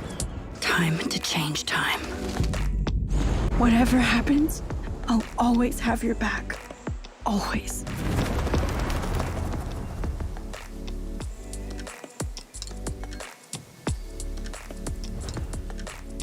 Hi, I'm Maya, also known as MXMtoon. I'm a musician and the singing voice of Alex Chen in the upcoming Life is Strange True Colors. I hope you enjoyed that first look at official gameplay from the remastered collection. As a longtime fan, I know I did. You can see the love and care that Deck 9 have put into remastering both Life is Strange and Before the Storm. This collection features improved character animation, lip sync, and visuals, breathing new life into these two beloved games. Back in March, we also revealed the next major game in the series, Life is Strange True Colors, a small-town supernatural mystery. Alex Chen must uncover the truth behind her brother's death, using her psychic power of empathy to unravel the shocking secrets of Haven Springs. Today, we have a first look at Alex's unique power in action. Here's game director Zach Garris for more. Alex's psychic power of empathy is integral to the story of Life is Strange True Colors. It impacts every relationship she builds and every decision she makes. Never thought I'd have a freaky empath friend. For years, Alex has been unable to shut out the strong feelings of others, the fear, sadness, and anger of those around her, leading her to believe her power is a curse. In the wake of Gabe's death, Alex realizes the only way she can find the truth is to embrace her power. I can't believe this is happening. And the only way to understand is to feel what he's feeling. From the very start, you can use Alex's power to focus on brightly colored auras to gain an insight into people's emotions. Gabe was too young. Just too young. These valuable insights deepen Alex's relationships with the folk of Haven Springs, as well as sparking new dialogue options and events, as here from a scene very early on in the game. You're gonna lose her. You're gonna lose her, and it's all your fault. Alex has uncovered a secret that Mac wants to keep hidden from his long-term girlfriend, and now he is terrified that Alex will reveal it before he can talk to Riley. She is the best thing that's ever happened to me. So please, help me out. Mac's telling you a whole lot of bullshit. Listen. Thanks for telling me the truth, Alex. Are we still together? Are you serious? I need to get back to work. Sure, Alex, we'll get out of your way. When Alex encounters a particularly strong aura, she can reach out to actively connect with that person's emotions. This generates a nova, a supernatural flare that transforms the world around Alex into a reflection of that person's psyche. In this altered, emotionally charged state, Alex can experience fragments of thoughts and memories to get to the root of their issue. But not every emotional crisis can be easily dealt with. Some carry a dangerous, even life-threatening amount of power. He's dead! I wish I were too. No decision is easy, and the consequences will be felt across the game. This anger could kill her. What if I could just take it away? Using Alex's power is the only way you can uncover the truth behind her brother's death. What would that do to her? What would it do to me? And even if I can, should I? How far will you go in pursuit of that truth? The choice is yours. Alex's powers look so awesome. I have no idea how I'll make some of these choices, but I can't wait to play it with you all when it comes out on September 10th. Don't forget, you can pre-order Life is Strange True Colors now. And if you choose the Ultimate Edition, you'll also receive the Life is Strange Remastered Collection. And that's it for today. Make sure to follow the Life is Strange social channels for more.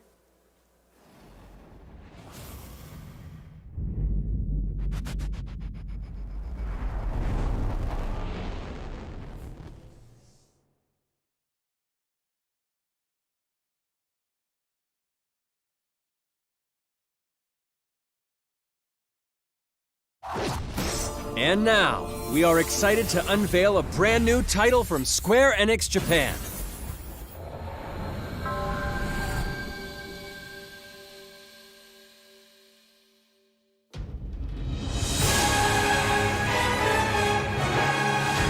I'm here to kill Chaos. That's my mission.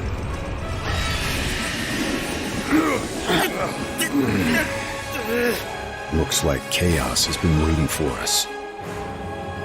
You gonna make us go in there and find you? Guess we'll just show ourselves in. I only know one thing. I want to kill chaos. We need to. It's not a hope or a dream. It's like a hunger. Thirst. Move aside! You're dust! You sure chaos is here? Yeah, they can only squash monsters for so long. I hate doing pest control. This is the Shrine of Chaos. He's here. We just have to hunt him down. Feel the pain!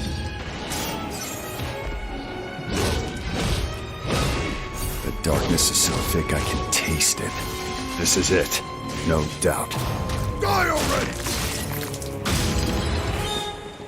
There was a knight who left on the same journey as you, but never returned. His name was Garland. If you could, I would be grateful if you looked for him. Chaos.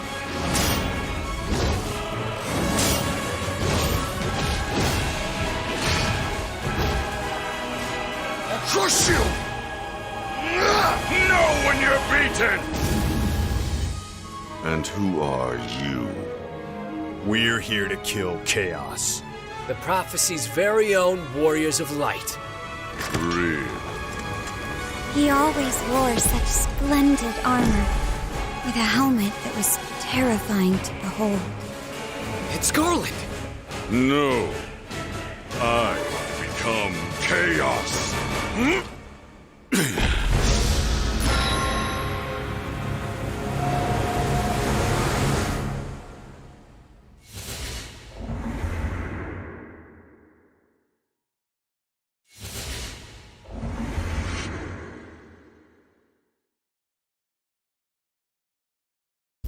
I'll leave you with a look at some of the amazing Square Enix titles you can play now, as well as those to come. I hate to be the bearer of bad news, but Just hit me with it. we're gonna drop plate number 7. They're gonna do what?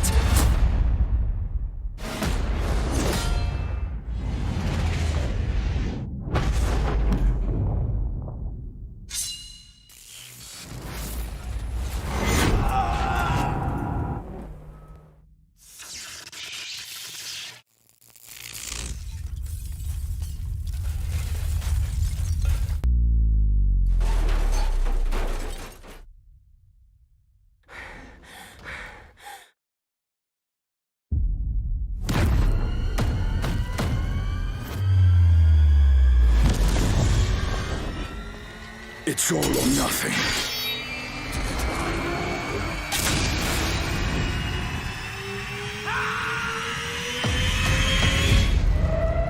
No, of course I will. I'll call you.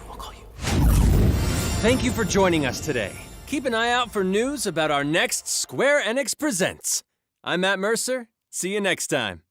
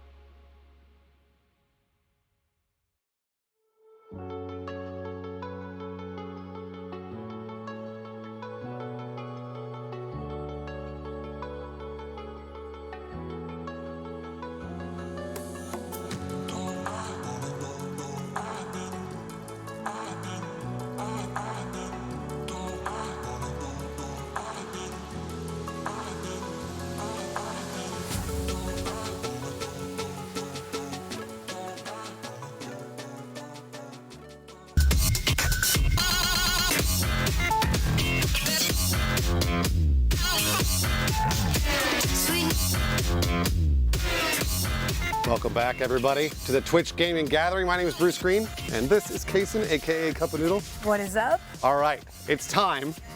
You know, sometimes E3, you just never know what you're gonna get. You never know what you're gonna get at E3. No. So we gotta talk about the Square Enix Presents post show. We gotta do the post show right now because we got a lot of co-streamer guests, and I'm really interested to see how excited or not excited they were about what Square Enix did. And I think this one will be an interesting one to talk about because out of all of the showcases we've seen, this one seems to be the most different, right? Yeah, it's probably gonna be the most polarizing. Yes, at the very least. But as always, chat, we want to hear from you. So make sure you take part by using the chat polls and getting involved using the Control Plus extension. And do not forget, later on this evening, we're going to have the Emote Awards show. So be sure to use your PogChamp, your Bible Thump, and your LOL. We want to see what you think, and we will still be going through the best moments of the day based on what you decided on, what you picked. So keep it coming. Yeah, that's right. All right, so joining us for the Square Enix Presents post show are 3 co-streamers, some of our favorites. Right here, we got Co-Carnage, Maximilian Dude, and Technique. There they are. What is up, guys? How are you? Hello. What's going on? How you guys doing? Hi, guys. What's going on, guys? All right. We're gonna start, I think, with Co-Carnage. Co, what are your first impressions? What did you think of the Square Enix? What did you think? You tell us. So it's really hard to follow some of the previous Square Enix stuff with the Final Fantasy VII remakes and the things that I was super into. This year was definitely a little bit more somber for me. I don't really play Marvel. I've never played Life is Strange, so it was definitely a little bit more somber. The action games did look really good. I liked what I saw from the Final Fantasy Origin stuff. That looks like something that could be fun, especially in its early stages. And I definitely liked the Platinum Games look as well. Also, the gameplay we saw from the new Marvel game, Guardians of the Galaxy, looked like it could be fun. I'd like to see a little bit more from that, maybe a little bit more variance. I feel like they kind of really leaned into a few things. They did. Instead of kind of showing a lot of different... They fought those cubes over and over, Co. They really love those cubes. Yeah, they really got them good. So overall, it wasn't quite what I was expecting. I was kind of hoping to see a few more things that were kind of high speed. But yeah, it's Square Enix, so. Yeah, you just never know. You just never know. That's right. Yeah. Just never know. Maximilian, what about you, Max? What'd you think? First impressions? I think I feel kind of the same level as Co here, where there definitely was some stuff that was exciting and unexpected, especially with Guardians of the Galaxy. I think a lot of the time they spent with that was necessary, especially considering it's coming out like not even that far from now. But at the same time, I do think of other things like Life is Strange. A lot of people will be really happy about that, and definitely surprised by what they're doing with Final Fantasy Origins. But at the same moment, you get like Final Fantasy VII Integrates, that's Intermission, just came out. Everyone's like, are we going to see 7 Remake Part 2? I'm like, dudes, just calm your expectations. Like, give them a little bit of time to make these games. Like, give them a second. So I think the only thing that was obviously really shown a little bit at the end that I absolutely wanted to see more on was Final Fantasy 16, and they are waiting, right? I think they're waiting for kind of to give that the opportunity to give that game its like moment in the sun, because there was a lot of other games in this time frame where everything's sort of changing and they're getting back to schedule that needed to get their time to shine, because obviously Guardians is coming out soon. Yeah, so that was clearly their centerpiece. Yeah. All right, Technique. First impressions, what do you got? I mean, I'm going to be excited about it. I'm a big Marvel head to begin with. So Guardians of the Galaxy blew my mind. Nice. I love the interswitching between how they did. It kind of gave me that Tales of Arise, Tales feel. Because I thought it was multiplayer, the way that the characters were acting with each other. So I thought that was really cool. Babylon Fall looks really good for an RPG. It was action-based RPG, very action-based. Square Enix is starting to lean into that. And Stranger of Paradise looks amazing. I mean, you have Team Ninja, KOE Tecmo, and Square Enix joining together. This was the big rumored game that everybody was waiting for like a Dark Souls feel. It looks fantastic. When they said Garland at the end, I lost it. But I'm a big RPGer at the end of the day, so I was kind of happy with that. I wanted to see Final Fantasy 16, but as Max says, I really want them to give Final Fantasy 16 the light that it needs, because Yoshida's on this. And he's a god when it comes to video games, and people love him. So we really want them to have their own showcase on that. Didn't expect anything from Endwalker because we got our own little fan fest we just had, and they're gonna have live letters coming up. And yeah, Final Fantasy VII Remake. A lot of people in my chat were wanting it for PC to be announced, but it's still early. It's still a baby, you know. It's still in its early production. So honestly, I'd rather it be on PlayStation where it is, and they perfect it and then push it to PC, so we don't get bad review drop bombs like That's normal. fair. Yeah. But other than that, yeah, I thought it was great. Game. I mean, they spit it out, and that was it. October is going to be a month that a lot of people's wallets are going to be empty. It's going to be a very busy October. Everyone's leaning towards October. I thought about you, Tech, when I saw the Black Panther for the Avengers, the DLC coming out. I thought about you. I was like, I feel like he's happy. Ready to come out my mouth. Wakanda looks great. Chris Judge did a fantastic job voicing T'Challa, and it's a brand new storyline. And Avengers needs this really bad. Yeah. Yes, it does. You know. Yeah. So I'm really excited. It looks great. It looks like it's a new story arc, something that we really need. We need different, other than AIM, we need something different from that. So I'm very much pushing and rooting for them in the corner. So hopefully they bring it. Yeah, so, all right, I'm going to go back to Ko for the biggest surprise during the Square Enix post-show, or Square Enix press conference. What was your biggest surprise? What did you not expect? Well, I was glad to see Origin. I thought that looked really good. I kind of want to see more about that. Apparently, Chaos is a centerpiece, so I'm looking forward to seeing Chaos. Ko. Chaos. I am Chaos. I'm going to kill Chaos. We're all going to kill Chaos. Everybody's going to do it. But yeah, I'd say that was probably the biggest pleasant surprise for me. Is kind of I kind of wish that we would have seen more of it. Particularly kind of lean into the mechanics more of that, because I feel like Final Fantasy is a really big franchise for them. I would have loved to see more, like Max said, 16 and things like that. So, you know, getting that was a pleasant surprise, and I did like it. Sure. Okay, yeah. That's definitely fair. I mean, yeah, it was we're going to kill Chaos, or somebody's Chaos. There was, I don't know. They kept saying it, so clearly Chaos is important in Stranger in Paradise. They said it a lot. Case, did you want to keep going? Max, what about you? Any big surprises? I know Legend of Mana. That's coming back. Any big surprises for you, Max? Yeah, they're really, like, as Ko said also, Origin seems really interesting, and it's like the game right up my alley. Like, once again, character action games that are combat focused. Funny enough, in retrospect, now when I think about the event, the thing that I'm most sort of shocked and curious about, weirdly, is the Final Fantasy 1 through 6 pixel remakes, or whatever the heck they're going to be called. That's going to be on mobile and Steam. They didn't give any information like what it is. Yeah, it was very brief. I'm like, okay. I mean, granted, not everyone's a huge like old school Final Fantasy fan. I personally really would love to play 6 again in a different style.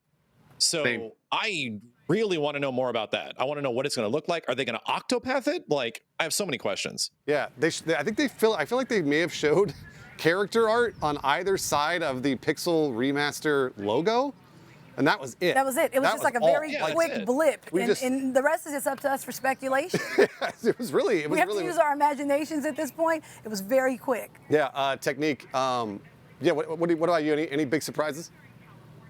I mean, Strangers of Paradise, I was surprised. I mean, I knew about the rumor, but the Heroes of Light reference, the way it ties back all into all the other Final Fantasies, that was a nerd moment for me. Guardians of the Galaxy was obviously a surprise. That I don't know how that didn't get leaked at all. But I know, it's amazing. For it to come out in October, it's mind-blowing to me. Other than that, yeah, I agree with Max. All Final Fantasy stuff. I mean, the Square Enix is really doing really well on mobile, and they're doing a lot of crossovers, and I can't wait to see what they do. I was really hoping for Final Fantasy VI to be the next remake. I know I'm going to get a lot of heat for that, but I would love to see Final Fantasy VI remade, because a lot of people don't. Oh, yeah, that'd be great. No, you're not. Yeah. There you go. Thank you. Put it into the atmosphere. No, you heard it here. Put it into the atmosphere. Yeah, I didn't. Yeah. Back to your point about 7 Remake being on PC, I feel like Square Enix kind of operates like Nintendo, where they know what people want, but they're going to take their time on when we get it. So as they should. Yeah, as they should, right? Yeah, because like you said, you don't want to drop a bad game. So It's totally fine for me if they want to wait it out. More to the point, though, for this E3 press conference specifically, Max, did Guardians of the Galaxy feel like something that should have been the centerpiece for the E3 press conference? Actually, I think so, right? Because even Final Fantasy Origins, even though that's like the personal thing for me, Guardians is, like I said, close, and it looks polished. It looks like it's maybe fulfilling a lot of the things that a lot of people might have been thinking Avengers was going to be, like a single player sort of focused game around like team-based mechanics and stuff like that. And I like that. I'm like, wow, you get to like summon in Rocket, Groot, and Gamora, and they do different combo things. There's like a style gauge of some kind. There's physical combat, there's shooting combat, there's probably going to be unlockable moves. To me, it comes across as like the big adventuring, like a Mass Effect cross Uncharted with Guardians characters. And that seems interesting. The only thing I'm genuinely concerned about is the gameplay. Like, how is that going to feel? Are they going to be able to merge all those elements together in a smart way? That's right. And I was a little disappointed that it was just Star-Lord that was playable. Yeah. But at the same time, it's like, I think that's actually better, right? I think it's better to have a focused, make everything about the mechanics with the team and Star-Lord sort of like combating with the team. So I think that's a good call. I agree. I feel like there's a lot of elements in this game. So it's one of those things, if they do it right, it really will be a good time. That's correct. Yes. But it's well, if they do it right. So yeah, if they do it right. Well, because yes. Marvel's, so I'm sure you guys played Marvel's Avengers, and I played a really good amount of that. I played all the way through the story. I played a lot of the in-game stuff, and I enjoyed the gameplay, but eventually just sort of fell off. And it was supposed to be a live service game, and this specifically, Guardians of the Galaxy, is supposed to be, I think, just a single-player campaign. So I feel like they're going to be able to nail that more so than because they had to maintain Marvel's Avengers. Ko, I don't know what you think about that, Ko. Well, in terms of like the question you had earlier, I definitely would agree. I mean, there's a huge amount of Marvel fans, and for Square Enix, this is a very big deal. Yeah. So to have that at the front and give it as much spotlight as they did makes a lot of sense. Also, I saw during chat a lot of that time that a lot of people were definitely feeling it. They liked the feel that it kind of felt like Guardians of the Galaxy. A lot of the humor was there. The banter was going all over the place. It also looked like there was a lot of decision making, which I think a lot of people will appreciate. It could add to some replayability, especially if that decision making leads to tangible, meaningful consequences in the game, and changes how the whole thing kind of plays out. But I am also kind of with Max as well with the combat, kind of seeing where that goes and seeing how that's going to impact it will be a big deal. And also, is it the kind of thing where we're going to be fighting 100 different cubes, or is it going to kind of get buried and mixed up as we move through? So yeah, it's going to be interesting to see. Yeah. Well, it might be different color cubes. You never. Oh, well, green? No way. There goes the blue one. Low down. No, it's very ambitious, and I'm curious to see where it goes next. I feel like Square Enix was a little different because this was one of the few press conferences where there was no sound. And I have to ask you, did the sound disappearing and then coming back, did that change the feel for the overall showing? Tech, how'd you feel about it? I thought it was brilliant. They're protecting us at the end of the day. I appreciate that. Yeah. It comes down to it.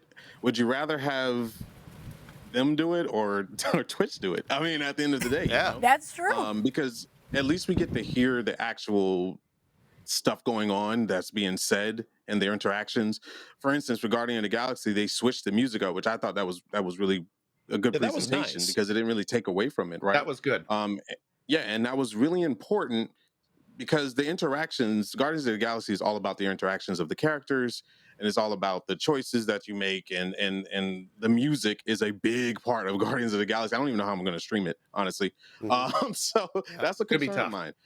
Yeah, so I think it was good. I think it was a really good call on their part, and I really hope that other studios takes the initiative to do it and not rush it and like do it like they did with Guardians of the Galaxy. Now the blips and blops, that could be a little distracting, but at the end of the day, I'd rather have that than have to delete my VOD, which I'm probably going to do anyway. But No, One yeah, thing that's that was definitely fair.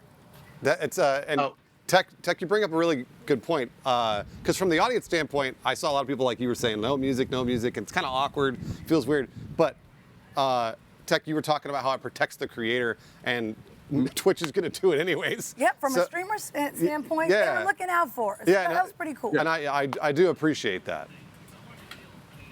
No, that's very fair. Yeah. Well, guys, It throughout definitely was a little weird at times. it got for sure. because it was just For it was sure like a snap Life is silence. Strange, where it's super emotional, Life is Strange stuff, and I know nothing about Life is Strange, and it's like, what's happening? Yeah, it's just silence. Yeah. Yeah. So there's definitely some like consideration. Yeah. There was like the really good part about it was excellent because I remember there was a previous conference where they just had to mute the music completely pretty much, and there were definitely voiceovers that were important to hear. So because there was just music playing and you couldn't hear the voiceovers, but you could kind of see the subtitles, it was this really weird mix. So it was great that Square Enix not only made the initiative to get us a DMCA free thing, but also included the voiceovers over the music they put in. Yeah, that was only kind of.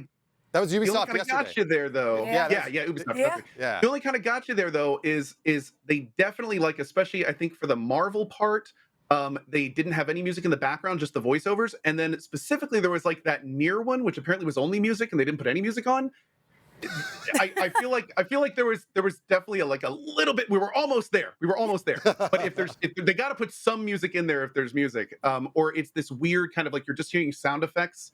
And like it was very close, and it was a great effort. Yeah, they tried, and we do really appreciate it, but not quite there. We're almost there, getting better. Almost there, like getting a lot better. I mean, to think like just a few years ago, we would have never even had the option of getting something like That's this. true. It wasn't even on anyone's radar. So the fact that a major company is kind of taking the lead to get it to us is 10 of 10. That's great. And it's always nice to know they're thinking of us. That's very cool. All right, guys. Throughout the Square Enix Presents, we were following along with Chat Decoder, as we've been doing throughout E3, to see which moments were the most hype for you all in your communities, including the top emotes used in the moments where things popped off. So let's get in to see what Chat loved. But we're going to start with you, Ko.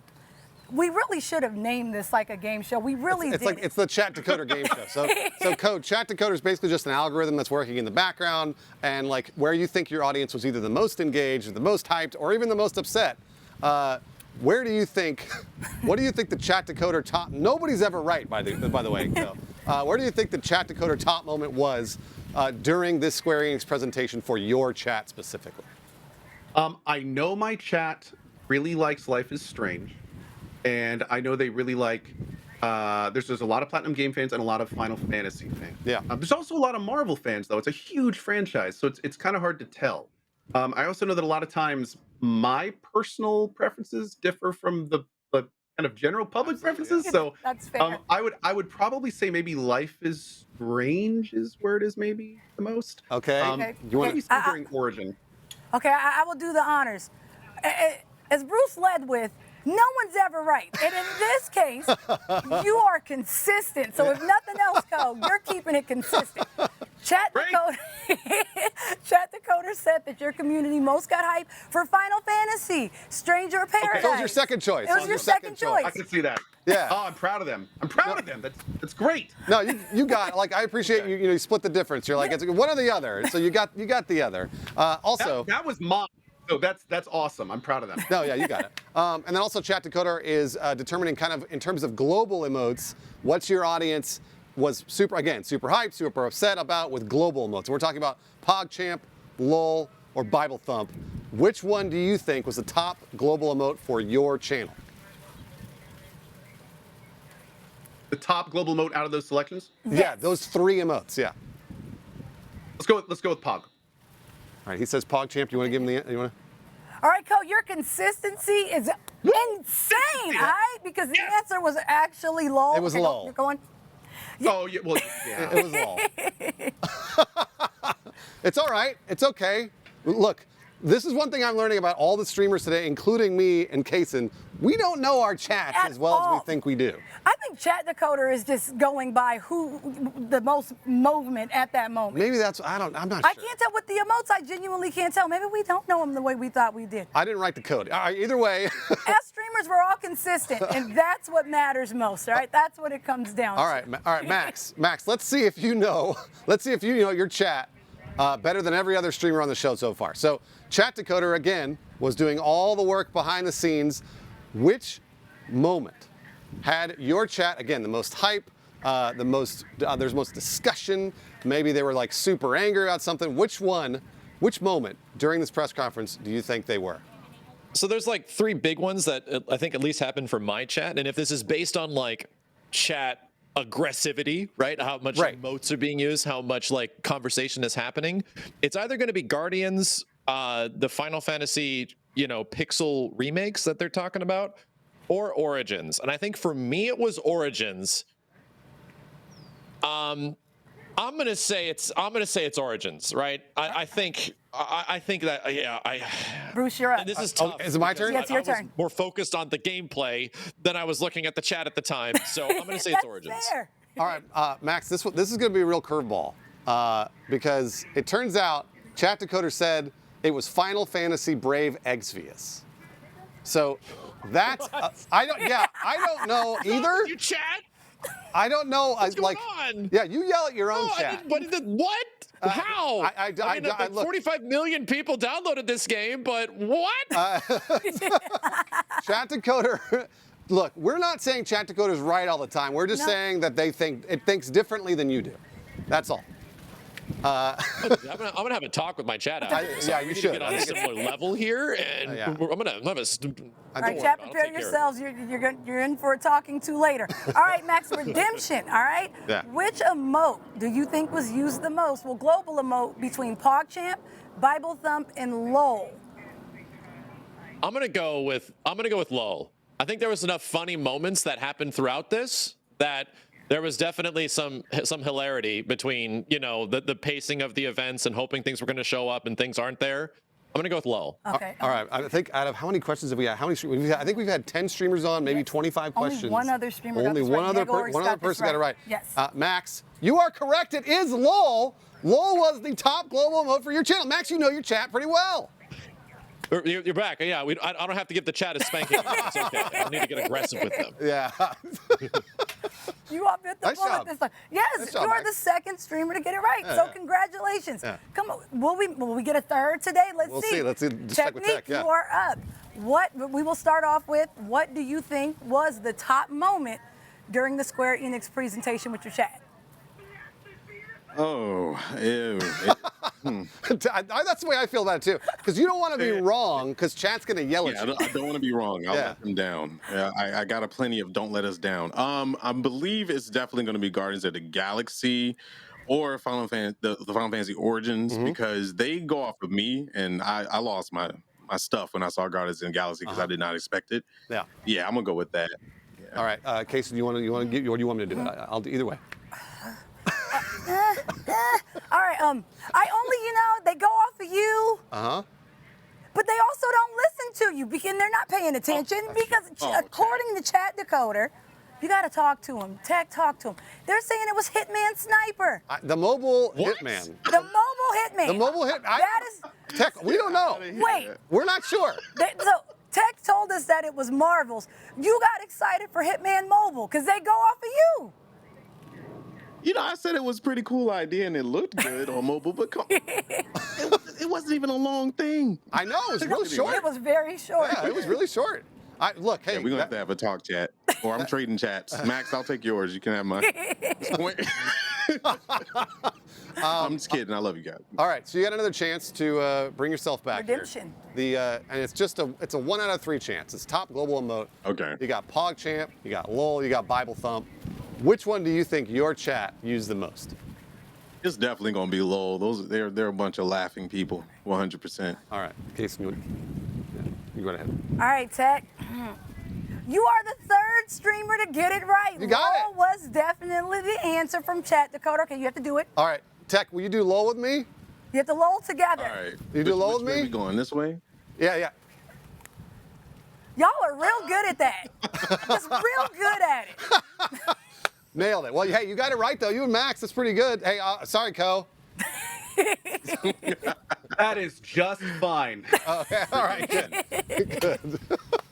All right, final thoughts. We're going to go just kind of around the room here, see what you guys think. Because look, I'm going to be honest with you. I saw chat being super negative. They were like, Bruce, just say it's bad. Just say it's bad. It was bad. So I want to know, Co Carnage, what did you actually think, Co? It wasn't great. Yeah, okay. Yeah.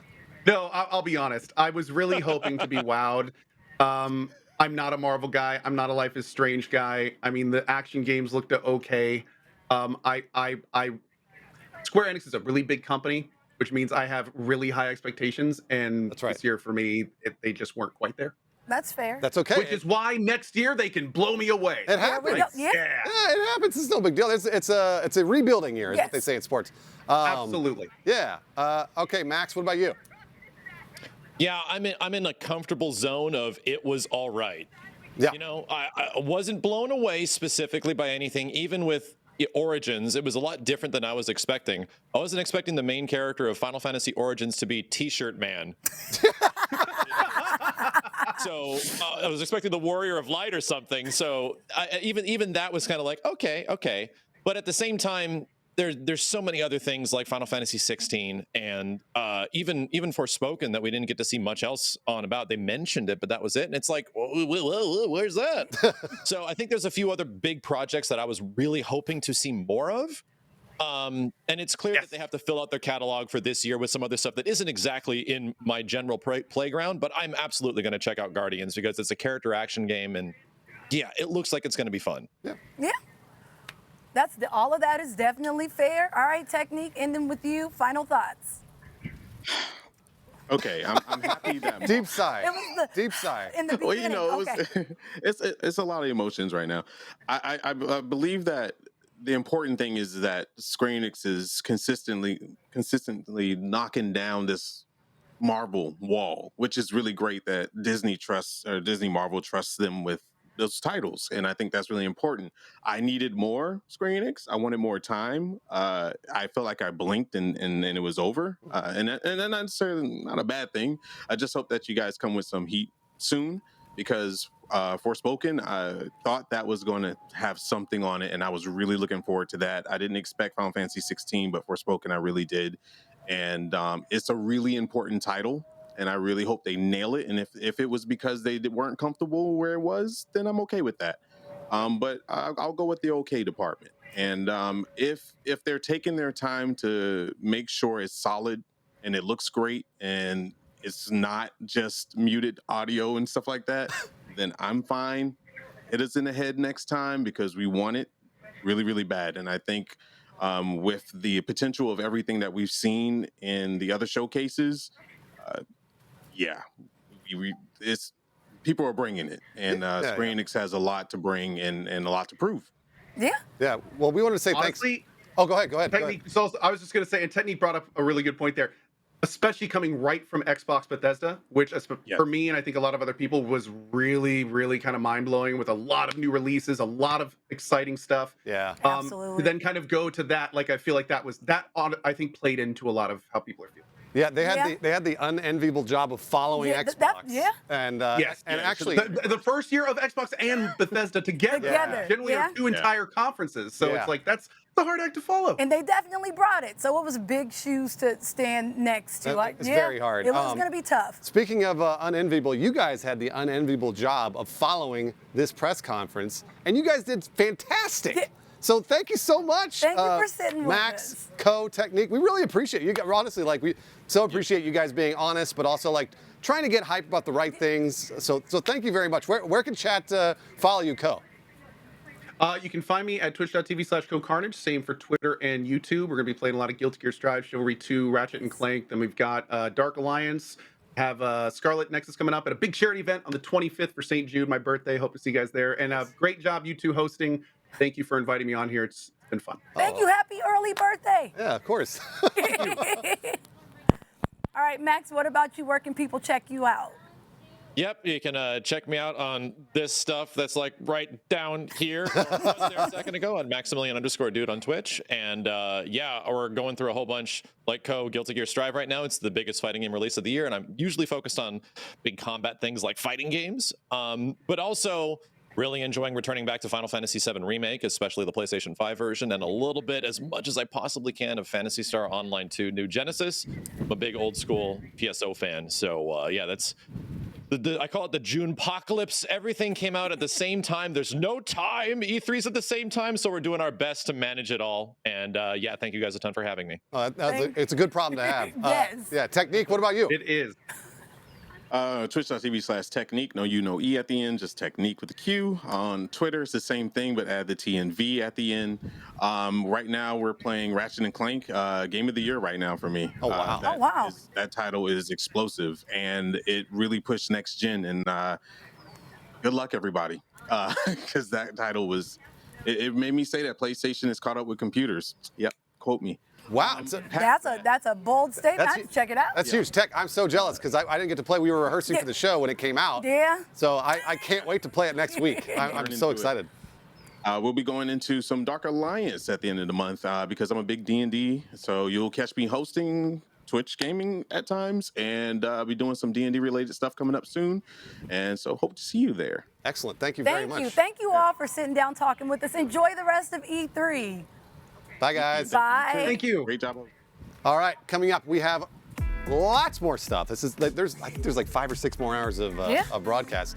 We got an interview with Frosk from G4, a live gameplay demo of Annapurna's 12 Minutes, which I think you're doing.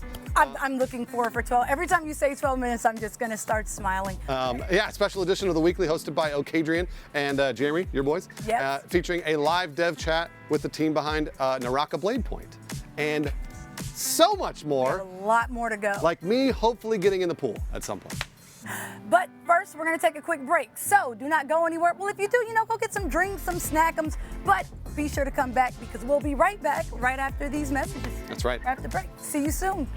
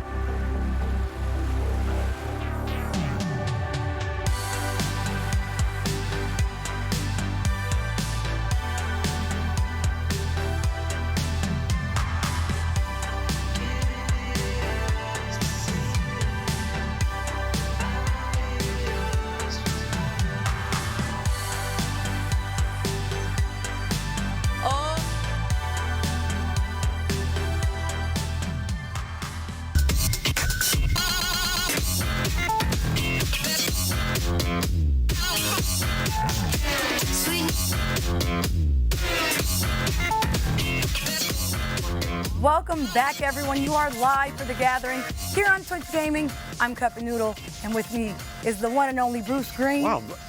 High five, one and only. The one and only. There can only be one. Okay, all right, I'll take it. Like Highlander. Thank you. Can only be one. All right, a quick reminder. Tomorrow, actually, no, tonight, yes, we are giving out awards for some of the greatest moments of the weekend chosen by you in chat, but you have to use the 3 most important emotes of the weekend. PogChamp, Bible Thump, LOL. So keep using those emotes in chat. No one's ever going to tell you to spam emotes in chat, but we are telling you to do that right now. And then we'll actually give you awards. Yes. For the, actually, we're going to give you specifically awards for those moments during E3 that you use those emotes the most. Yes, we're going to get to see them. And we see you out there. Keep up the good work. Everyone's joining the polls and getting things done. Thank you. Thank you for rocking with us. We're hanging out with robots, and we have a guest robot standing by. I'm excited to announce this robot, but I'm going to be honest, I don't know if the robots are behind the bar, but this particular robot was threatening to rob us before we... She was. That's right. I believe that's her right there. Yeah, right next to us. Wow! Yeah, I think we should, you know... we should announce her. Wiki Cassie is joining us, and I'm excited to talk to her. Again, first thing she said was, "Give me your wallet and your shoes." That was the first thing. Is she the Terminator? Yeah. And I tried to sick Bruce on her, but she threatened to rob Bruce too. She did. Yeah, she did. So I got afraid and ran away. She raised her screen up, and I was worried. Hi, Cassie. Thank you for joining us. How are you? Hi. Twitch staff, if you've heard anything from Casey today, there's no evidence and there are no clips to back up the allegations that have been made. But I'm good. This is really fun. I feel like I'm here with you guys and it's fun. So, yeah. Hi. Cassie doesn't know we have evidence of the whole thing. We'll tell her later. Yeah. Well, so far I know you got QR codes. Besides being a robot, have you been checking out the festivities? Have you seen Square Enix, or did you get a chance to see Xbox and Bethesda earlier today? I did. I watched both of them, and they were so good. I think because we basically started from yesterday, and it just made us like love games. And I think with everything that's happened over the past year, it's good to be excited about something. So yesterday was fun, and then watching the Xbox, it just kept going, and there was more and more things that was happening. And then the Square Enix one, I was definitely beatboxing over the music that was removed. So this is not good. Well, I know it's a tough question because we have seen a lot in the past 2 days. What's stolen your heart so far? Well, what's gotten you excited? Definitely Life is Strange, and also Redcore on that they had on Xbox, which had the amount of detail that they put into the hair and skin just looks really good. So I don't know. Is it Redfall? It's Redfall, yeah. Yeah, but yeah, it's Redfall. Okay, of course. Yeah, so the two of those got me really excited, and also the Guardians of the Galaxy games, but kind of interesting. I kind of want to see what they do with that. So, yeah. I'm curious to see what comes next. Is there anything that you haven't seen, but you're still keeping your fingers crossed that it just might happen? Because we have a lot more show to go. Oh, good question. I don't know. I've just been sitting there and I don't know. Was there anything else that I was saying that I wanted to? Okay, yeah. Oh, yeah, we said that. Forspoken. Yes. Everyone's Cass, Forspoken. Before we started, Forspoken. Yes. Forspoken. There's a riot. Yes. Forspoken. Well, the verdict's not in yet, Cassie. Thank you for joining us. You have more QR codes to find for your community. Thank you for talking with us. Have fun. Okay, bye. She's sitting right here. Bye. Yeah, pat her on the. I don't think we should. I don't know that we should let her out though, because it sounds like she's stealing things. So maybe don't let her. Maybe don't let her steal things. I like that you're slow rolling, yelling, "Yes, I am." All right, Cassie, can you move? Are you all right? There we go. There we go. They're bouncing back a little bit. They're all a little drunk. They've been drinking a little much today, and they're always kind of swaying. That's what. You see the robots swaying back and forth. Just a little bit. They started earlier today. It's it's basically like you've had a few drinks and you're trying to keep your balance. All right, up next we are actually going to talk to another robot who I believe is floating around out there. It's Unalesca. Unalesca is behind you. Oh my God. Oh! Hello. Yuna Leska's, wait, hold on. Can you see that in the shot? I feel like Yuna I've Leska. been creeping in the background. I'm sorry. Yuna Leska's like literally hiding back there. Yuna. Do I just turn? Yeah. How you doing, Yuna? There we go. Have you? I'm doing. Are you? Can you serve us a good. drink? Can you come up closer to the bar? Yeah. Do you guys want some shots of tequila? I got some like. Get up here. Come on. Get up here. What are you doing? Move. Here, do you want me to move there? Yeah, move your butt. Come on. I'm coming. Hold on. Okay, hold on. She's there. Look. This is again. There we go. There we go. Intoxicated. Hold on. Just a little bit. Here they come.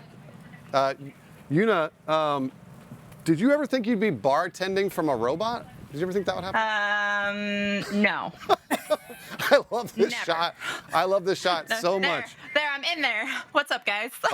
Okay, so here's what I'm gonna do. I'm gonna go behind Yuna, and I need you to order. I need you to order a drink. Okay, I have to order a drink. I need you to order a drink. That's fair. And then, Yuna, what I'm gonna do is I'm gonna be your arms. All right? You tell me what to do. Hey. I'll keep it simple. Let's just do some shots of tequila, okay? Okay, so I got shots of tequila. All right. So yeah. Here, so you like, gotta get that. Yeah. Let me do that. You're putting it on. You're putting my tequila in that cup. Yeah. So I'm just doing a little mix. It's gotta. I gotta get it cold. Oh, okay, that's fair. There we go. Okay, and then. Because that's a big cup. Nice job. How many tequila shots are we doing, Yuna? We're gonna do like one each. One each. Keep it simple today. All right. So there's one. I'm afraid There's these two. cups are huge. Okay, hold on. Okay. Okay. All right. This one's for you, Yuna. Okay. This one's Thank for you. Casey. Arigato. Thank you. We got a cheers. We're just straight up. Okay, because you have to be Yuna's arms too. Yeah, Yuna, go up closer. Go up closer, Yuna, so we can cheers. Go up closer. Come on. Okay, I'm going closer. Here we There. All right. And to the gathering. Cheers. Cheers. I'm gonna be honest. This is the only thing that's in my cup. I really wish there was tequila in this. Yeah. I really do. I don't know who to complain to because Yuna's the guest. Do I blame this on you, Bruce? Let me know. I don't know. I'm not sure. Yuna, have you found all the QR codes? No, I was having some tech issues, so I will mosey away later and hopefully get some more. Okay, good. Well, good luck finding all those QR codes. Have fun. Thank you again for the drink. Yeah, if you need any help, let us know. Thank you. Heck yeah. We're gonna go say hello to more robots. Go find drivers. Who do we have? Wait. Krebs right here. Wait, who's this? Krev. Hi. How's it going?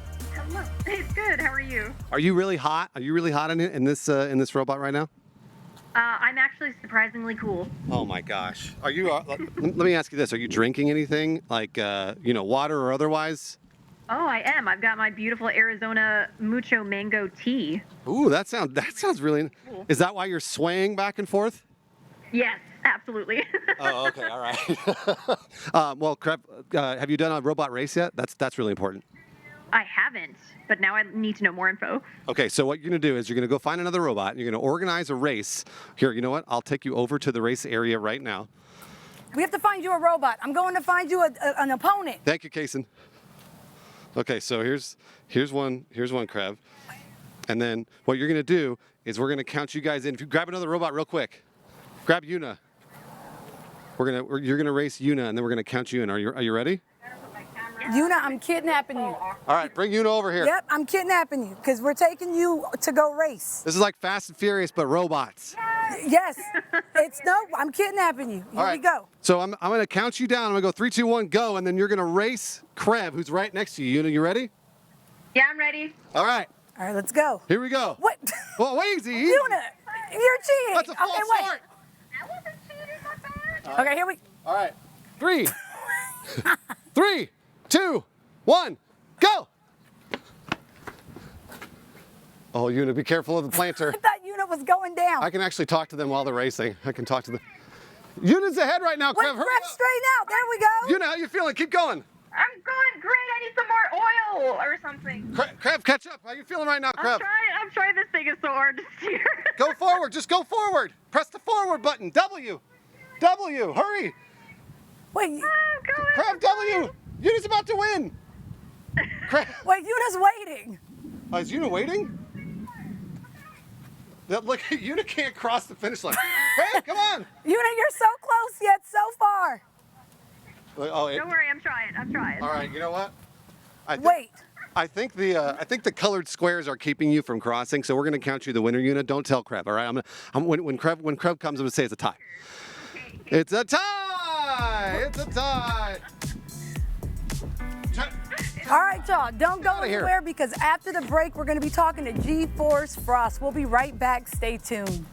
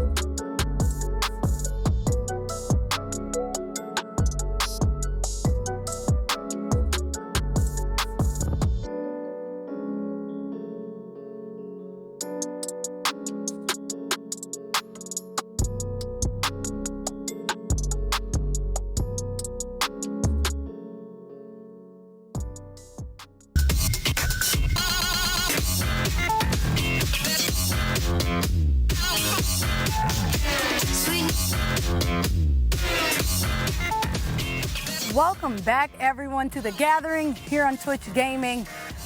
That was a very quick break. Yeah, it was. Yeah, it really was. That was a very fast break, just a blink, if you will. But I hope everyone's well, ready to go. Be sure to keep going on in chat. We're definitely checking you out. Well, Bruce is checking you out because I don't have my tablet. I left it at the bar. Here, you know what? You gave me half a drink. Just do that. Okay, there we go. You just do that because I've got an interview. Our next guest is a gamer and esports host who joined G4's relaunch, where she'll be covering esports competitions, general gaming news, and more. Please welcome to the show, Frosk. Frosk, are you there? Yeah, can you hear me okay? Yeah, What's up, Frost? Thanks for joining us. How are you? Good. I'm in the middle of moving, so you have to forgive this like John Oliver, just like empty expanse of whiteness behind me. Don't worry about it at all. We completely understand. So, all right, so first and foremost, let's talk about what was probably the biggest press conference of the day. What did you think of the Xbox Bethesda event?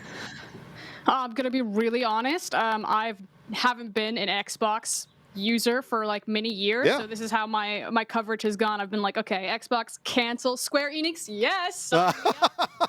Wow. Okay. All right. You're the opposite of most people in chat. I mean, like, I totally get it. I think a lot of so my thing is like growing up, obviously, like I played Halo and we had like the big Halo days, but I like kind of skipped all of like the COD and the Battlefield and Warzone and everything like that. And I know that like Xbox isn't like entirely exclusive to like FPSs in general, but like the only FPS that I really played on Sony, it kind of felt like growing up you were either like a JRPG or an RPG player, and so you were like a Sony person because Final Fantasy would always have like the exclusive titles until like Final Fantasy 13 came out. Yep. Yeah, that's Whereas fair. Xbox, if you were an Xbox user, you were all about the FPSs, and I just wasn't an FPS player, so I just never had Xbox in my soul. No, that makes sense. That makes total sense. Yeah, so conversely then, Square Enix just went down. What made you happy? Most anticipated? What'd you like this year? I'm gonna be really honest. I was listening to the guys just on, and I think like Technique really hit it. It was just kind of like a meh or an okay, and I think a lot of developers are kind of pulling their punches a little bit because everyone kind of has like their own different conference or their own different platforms. It used to be in the past that, you know, things like E3, you know, that was it. That's when you like threw down. But I think now with everyone kind of having their own unique platforms or channels, that they're kind of holding stuff a little bit closer to their chest. Whereas I think the conversation before, guys were talking about, you know, like they really want the new Final Fantasy to shine, and they're not going to, you know, announce Final Fantasy VII or anything like that. And so it was a lot of Guardians of the Galaxy. But I kind of disagree with that sentiment. I think that, you know, multiple press conferences, even just like little leaks or little teases, that way people get hyped for when it comes to kind of like the next big event. Like, okay, yeah, I saw Final Fantasy VII being teased a little bit here. So next time Square Enix up, I always want to say Squaresoft. Next time Square Enix is up, like it's going to go down. But yeah, I think people really hold things to their chest and they just kind of like wait for their moment. Yeah, you know, and it's weird too because I feel exactly the same way. And I thought for some reason this year's E3, since we really didn't have E3 last year, I thought E3 this year felt like there was a thirst for huge moments. There's and I was kind of waiting for those big moments in each press conference.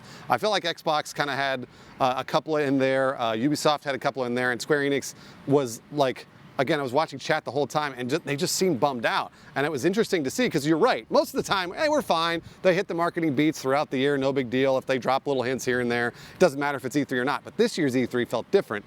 And I don't know. I guess my question is did it feel different to you, or you're just fine getting the piecemeal whatever, and whenever they reveal it, and that's fine for you?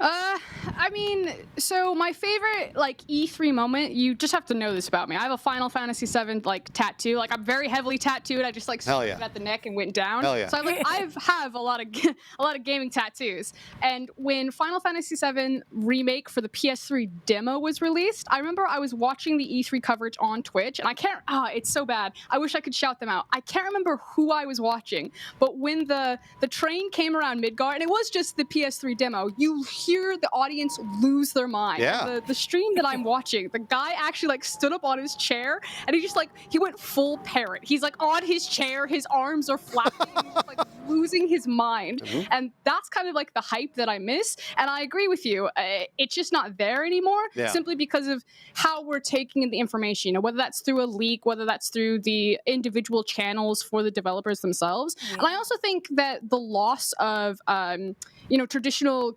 gaming media, like not that there isn't gaming media or gaming news, like there's tons of different channels, but it used to be, you know, when you went up to Hollywood Video or Blockbuster when I was growing up, you know, like the Friday night comes up, you're like, I'm gonna get the game that I'm gonna, and you grab the gaming magazine, you know, if that's Nintendo Power or PlayStation Mag or whatever it was, and you would have like these in-depth interviews with developers, or you'd see like the next hype coming up, and it's just like it's not concentrated in that one area. Correct. A lot of people are getting their information through things like Reddit and then funneling into Twitch, YouTube, things like that. And like our gaming on Reddit or our PlayStation or our Xbox, whatever it is, it's not the same. That's more of like you're scrolling through memes and you're talking about games, and you're not getting that same connection to like developers. And I also think that's why there's a difference between, you know, everyone knows like all the old school developer names, but like no one can really tell you who the developers or who the big names are on like any of the new AAA titles. No, at this point it's either the top ones or you don't know at all. But I mean, this leads me to what, you know, a really good question. The launch of G4, because that was a big source for me growing up as a kid. That's where I found out everything. Can you tell us about the relaunch? I could tell you that I thought I was signing up for G4, but apparently Apparently, it's Fear Factor. Strange things that I have put in my mouth. Yeah, how many bull testicles have you eaten? I can't. There's some content coming out. You would be surprised about how high that number might be. Okay. Like specifically, because I'm actually really curious, because I worked at G4 a long time ago. So I'm just really curious. I'm so sorry. Yeah, well, you know, it happens. When you meet Kevin, don't tell him I say hi, okay? When you meet Kevin, do not tell him I say hi. Either way, for the new G4 relaunch, is there anything that you're excited about? What are you making for them? You know, that sort of thing. So I was brought on to G4 to kind of do their esports coverage because I think, you know, back in the day, G4 was basically kind of like what YouTube became, kind of like what Twitch and YouTube would not exist in the current iterations that they do without something like G4. It's kind of the first mix of that type of content. But now we're in a world where gaming is very mainstream, nerd culture is very mainstream, and I think G4 kind of has to, you know, level up or kind of catch back up into what it's created and now figure out how it's going to build on top of that. Yeah. And integrating esports, I think, is something that they knew that they wanted to do, but they're not quite sure how they want to plug into it. And that's what Ovally, Golden Boy, and I are really trying to figure out. And we've thrown a bunch of things at the wall, but we still have kind of more room to grow. And I think the nice niche for G4, at least in like the esports community and just gaming and general community, is that comedy and entertainment comes first. Like, yeah, it's about news and editorials. Like, obviously, Sessler's still doing the X-Play reviews, and his editorials are always great. Just had one on Ratchet & Clank. Really suggest that one. But it's also just like, it's entertainment, it's comedy first. We're here to entertain people and keep them engaged, and not just, you know, Cloud9 just went 0-3 this week, and guys, I'm going to check in on too. You know, we're not Monday Night Football. Right. Well, make sure you eat a bunch of maggots when you're there. All right. I'm not wishing that on you, Frost. You deserve better, eh? Well, we've seen a lot of games over the past 2 days, especially some newer shooters that were coming out.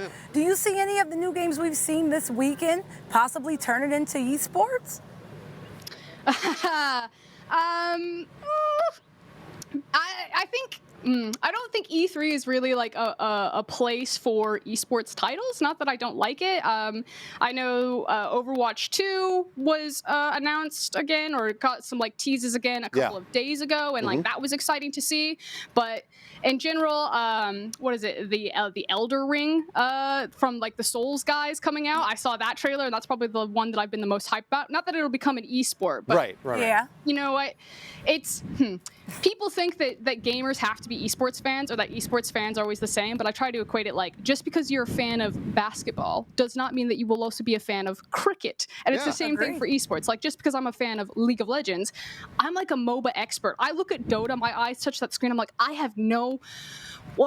Me too. Frost, I have no idea.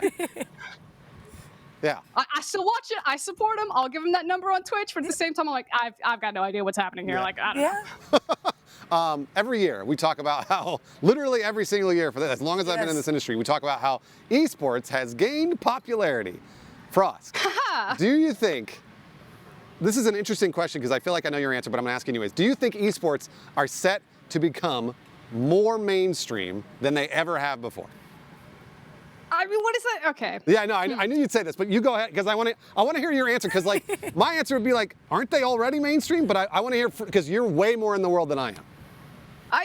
We don't care. We don't care. It's only the mainstream that cares about that. Like, the thing is my parents' generation, unless it exists on television, they're like, that's not a real thing. But, you know, I don't own a TV. I don't own a cable package. I watch everything on Netflix or streaming, and then most of my friends that I'm talking to are the same way, and I think it's probably even more for people that are younger than us. And at the end of the day, like, I think there's... Am I allowed to curse? You could say, I think you could say hell damn shit, those sorts of things. You got the basics. Okay. Let's go. The bullshit thing is I hate it when like League of Legends is like, more people than the Super Bowl watch this. So like, yeah, the numbers are crazy, especially when you're bringing in the Southeast Asian or Asian regions. China in particular have massive numbers, but it is still not as big as traditional sports. And I think esports is getting into a bit of trouble where it's inflated a lot of its costs going up, and they're spending like professional sports outlets without media rights to kind of back it up, because they don't have media rights. It's not like Riot Games has like sold to Sky News or Sky Network to like broadcast League of Legends for a bazillion dollars. And when you look at traditional sports, that's the number one way that they make money. That's how the Premier League makes a shit ton of their money. And it's basically you have an exclusive deal with YouTube or you have an exclusive deal with Twitch. And it's still not really the same. So you hear about like these $6 million contracts in esports, especially League of Legends, obviously is like the premier esport that makes a lot of money. But I think it's overinflated, and I think it's going to pop. Not necessarily that esports will go away, but I do think it needs to kind of slow down a little bit and kind of stabilize. Like Korea hasn't ballooned out of control, and it's been around for a lot longer than Western esports, and the endemic sponsors already in it. You know, you have CJ Entus and SKT and KT Telecom. This is like if Verizon or Best Buy or, you know, eBay had teams. You don't get bigger than those sponsors. Right. Yeah. And so I think at some point, now the industry is actually going to start contracting and shrinking slightly, and it will start to stabilize. Yeah. And it's been very, very volatile in kind of the last 5 years, especially in the West. Well, I think you said it really well. Only the mainstream cares about things going mainstream. That's right. Yeah, that's right. I think for those in the scene that know, you're happy with where you are, you're good with what you're doing. It's always been weird when you hear like mainstream, and it's kind of like, yeah, for you, but I've been here, you know, I've been doing watching this for 10 years. Exactly. Like, okay, I guess welcome for you, but we've been here. And I guess my question, like, I don't feel need like to go anywhere else. Yeah. This is what we know. I guess it's new to the other people, so now it's supposed to be new to the world, I guess. But I don't think you can say it any better than that, Frost. I totally agree. I guess my question to you would be, is there a game that you would like to see gain more popularity? Not be, you know, mainstream to the mainstream, but, you know, see a game that gains more love. In terms of an esports title, I really wish that Rocket League would gain a lot of love. So the big thing that esports, I think like kind of the next hill that we need to climb is actually for the Olympics. And I'm actually not a proponent for putting games like League of Legends or Dota or CSGO in the Olympics because I think the meta changes. So it's like if you win a gold medal in a meta in League of Legends and then, you know, 10 years later you win another gold, it's a completely It's totally different. There's Right. no way. Exactly. You can't hold those records together. But I think games like FIFA, games like Rocket League, games that the meta doesn't really change. It just gets slightly updated or slightly tweaked. I think those games are perfect for the Olympics. And the thing that I actually care about is if esports is recognized by the Olympics, it becomes that much easier for esports players and pro gamers to get access to visas so they can travel for being athlete status and get into the leagues, make money, and find a career. So it's not that I'm like a big person like, yeah, Rocket League, I just really want to see who's going to go gold. No, I just really want the players to be taken care of and then get the power and the privilege that comes with having the IOC recognize you as an athlete so that they can leave their home countries a lot easier and kind of get into the markets that will make them money and continue to allow gaming to expand. Man, that's an absolutely fantastic cause. Frost, I'm totally behind you on that one. Way to go. All right, so before we say goodbye, anything else you want to share with the Twitch Gaming Gathering chat? You're talking directly to chat right now, not to us. Twitch chat, I'm going to be really honest. G4 is going through its revamp, its reboot. We have no idea what we're doing. We have a lot of... This sounds like old G4, Frost. This sounds like old G4. It is. We have a lot of inflatable hot tubs. We still have the old favorites like Kevin and Adam, as well as a whole host of new hosts, including WWE superstar Xavier Woods, a.k.a. Austin Creed. The greatest. He's amazing. The greatest of all time. The greatest. And we're going to see where we land, but I do hope that chat does take time to check it out over at twitch.tv/G4TV, and hopefully we get better as time goes closer to our primary launch. Nice, nice, nice. Frost, not gonna lie, I enjoy talking to you. I could talk to you all day. True. I'm really sad. I know they're gonna be in my ear saying you gotta go. So before we let you go, let everyone know where they can find you, where they can follow you. Yeah, it's twitch.tv/foreskin. No, it's yeah, the urine is really important in the name. No, I'm Frosk. You can find me at twitch.tv. I'll be streaming on later on once I'm done with this crazy move, and we'll be doing things like League of Legends, esports, as well as some fashion streams. So I already see that you guys are rocking some great beachwear. I saw that. I think you're wearing Dunks, Noodles. I am. Hey, Frost. Yeah. I like you. We here. Thanks again, Frost. Thank you so much for talking to us. Thank you. Cool. Have a good one, guys. Bye. All right. Right now, we want to show you a sneak peek at Turtle Rock Studios, the guys that made Left 4 Dead. Highly anticipated upcoming first-person zombie shooter that we both played last year, Back 4 Blood. We really hope you enjoy it. Here it is.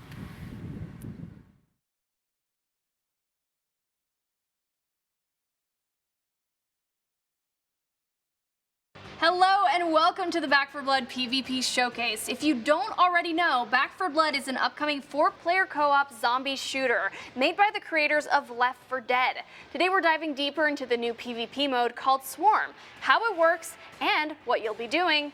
Maybe even a little bit of strategy. We'll also talk with Turtle Rock's lead game designer on Back 4 Blood, Brandon Yanez, to help piece it all together. Before we get there though, let's start off with the reveal of a brand new PvP trailer and see what it's like in action.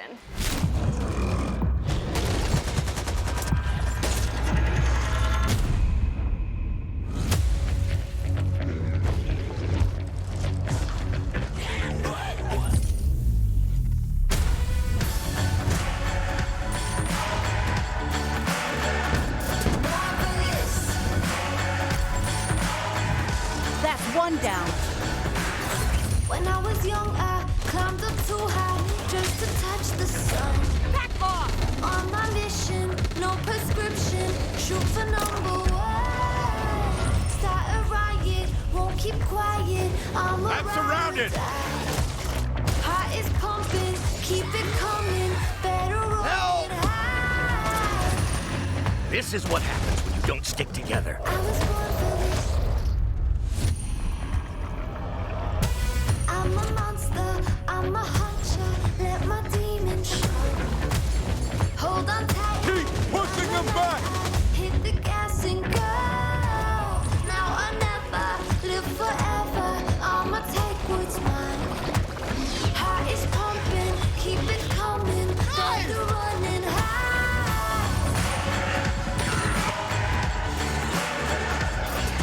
Feel that fever, lightning strikes, dangerous like dynamite.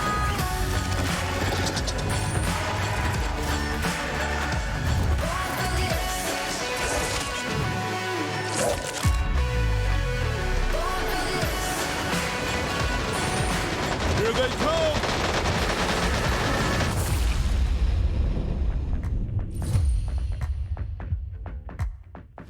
That looked intense. So there you have it, guys. Back 4 Blood's PvP mode Swarm. To hear more about it and to take a deep dive into the gameplay and the mechanics, we have Turtle Rock's lead game designer on Back 4 Blood, Brandon Yanez.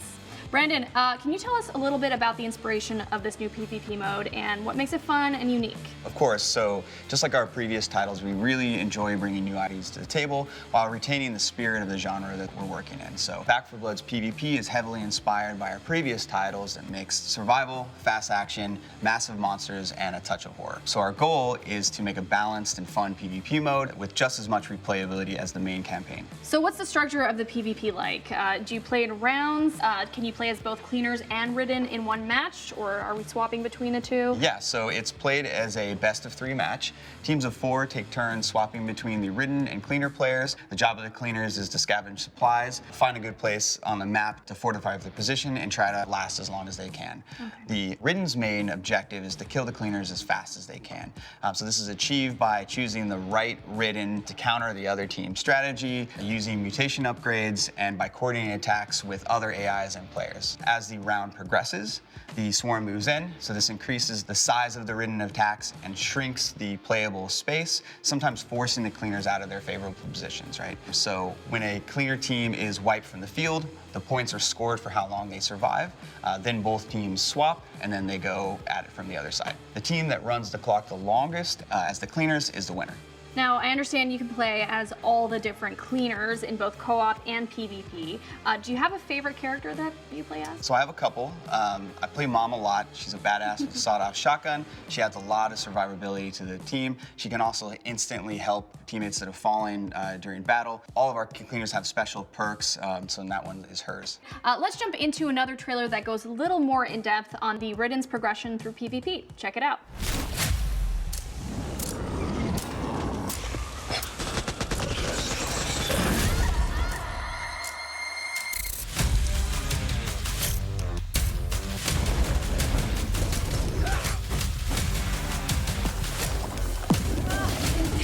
Discharge!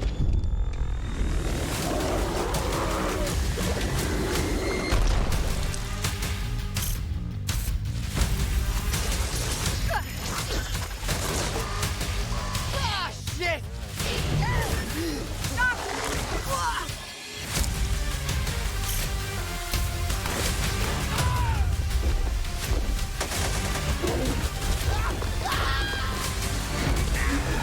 Damn it.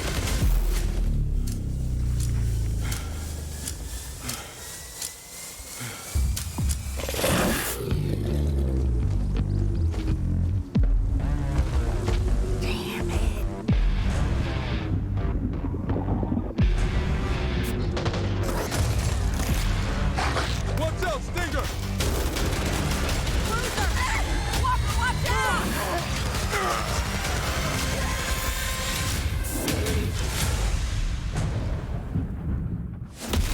Okay, so Brandon, we just saw that each different Ridden has their own variants as well as their own mutations on each variant. So can you expand a little more on these special abilities and how they work? Sure. So at the start of each round, players can choose between 9 playable Ridden, each with their own unique abilities. So for example, the Stalker can pounce a player and pull them away from their team, or an Exploder can time their detonation in the middle of a group of cleaners and fling them all in separate directions.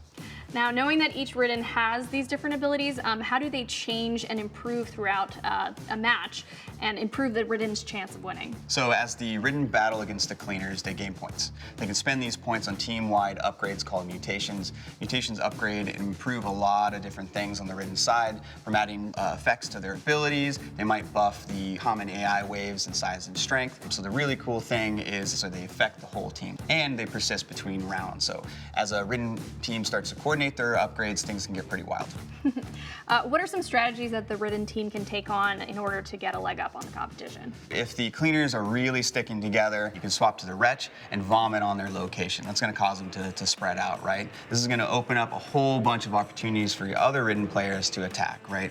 So if you get them to spread out and there's a Stalker nearby, Stalker will use the Chaos to grab one of the cleaners and drag them off into the swarm. The Wretch's vomit also slows their victims, so if a tall boy who's naturally pretty slow can attack one of those slowed characters, they're going to really be able to pummel them. Another good one is if an Exploder waits for a cleaner to go revive their friend, they can use that as an opportunity to charge in and detonate on them, sending them flying and doing a massive amount of damage. Whew, sounds pretty brutal. So with that being said, which is your favorite Ridden to play as? That has to be the tall boy. It's pretty easy to pick up and play, and I have a lot of fun hitting cleaners across the map.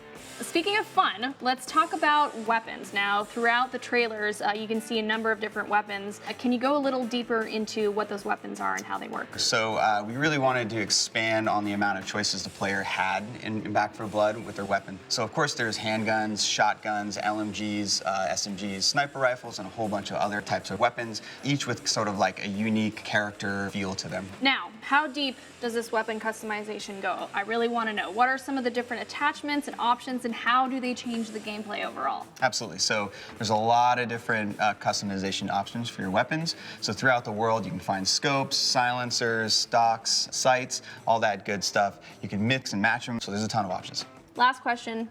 Do you have a favorite type of weapon? Absolutely. So as I said earlier, I really enjoy playing Mom, so her shotgun is definitely at the top of my list. Ah, that's a solid choice.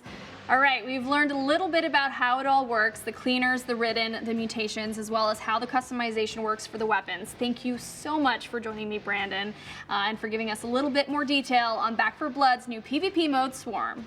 Thanks for having me. I can't wait for everyone to get their hands on this game. We're all really excited. I can't wait either. The good news is that you guys won't have to wait too long. There's an open beta coming up on August 12th with an early access portion on August 5th available to those who pre-order. That's all for today, but Back 4 Blood still has a lot more to reveal in the coming months, so stay tuned. Bye.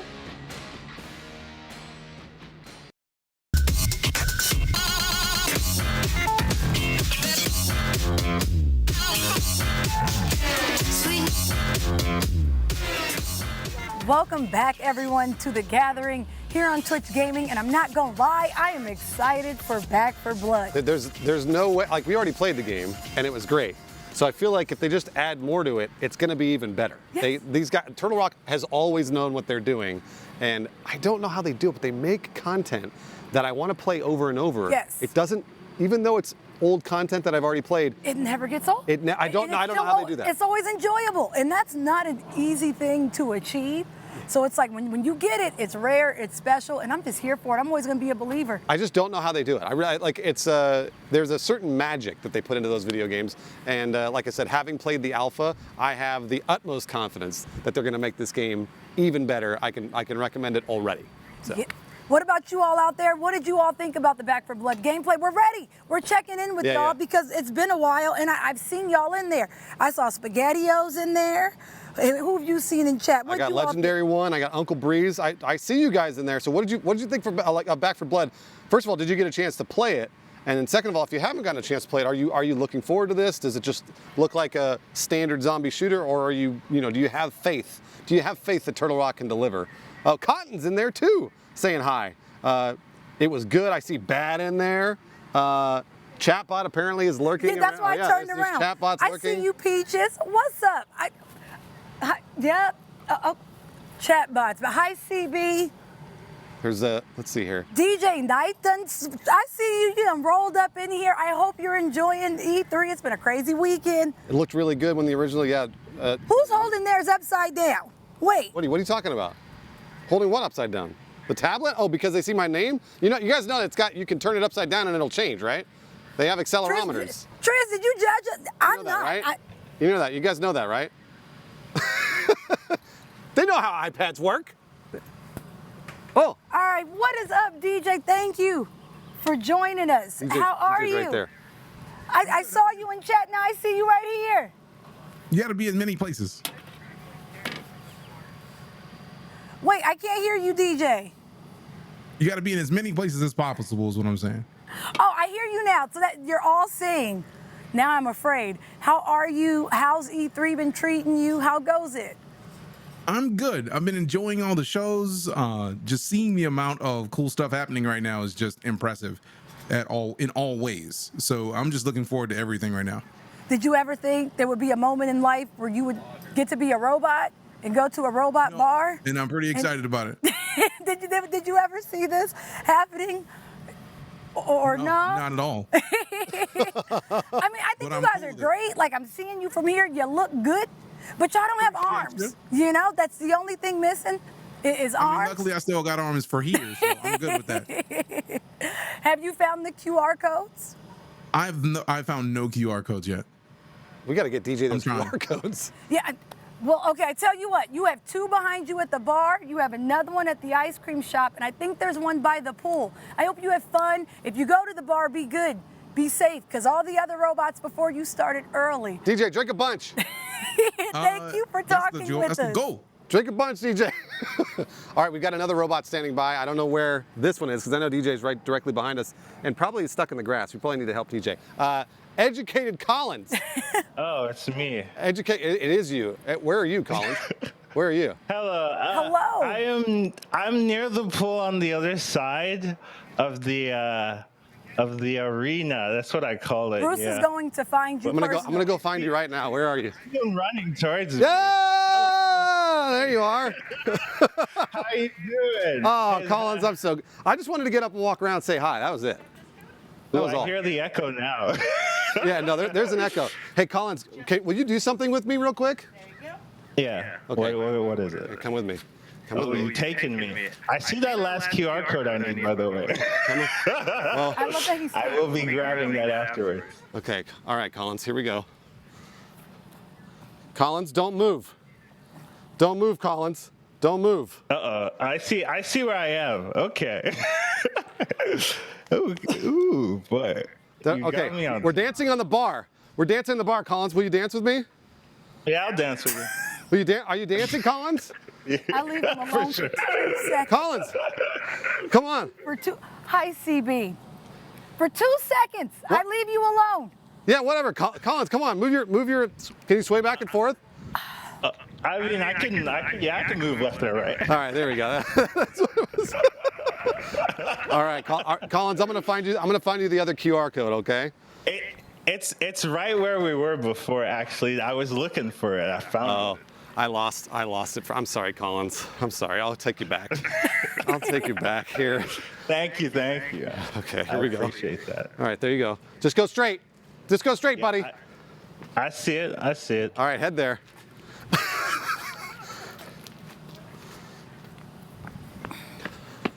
All right, I'm coming back.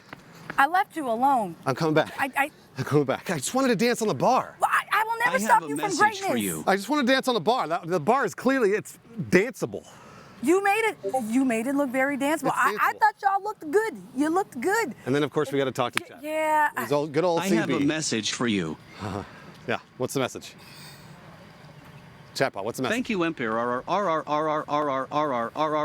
for all of the new friends in chat. Everyone is so happy and wholesome. Isn't this just fantastic? Oh, he's so happy. I like a happy CB. Me too. That is fantastic. He's so happy. Oh. I only know one thing. I want to kill chaos.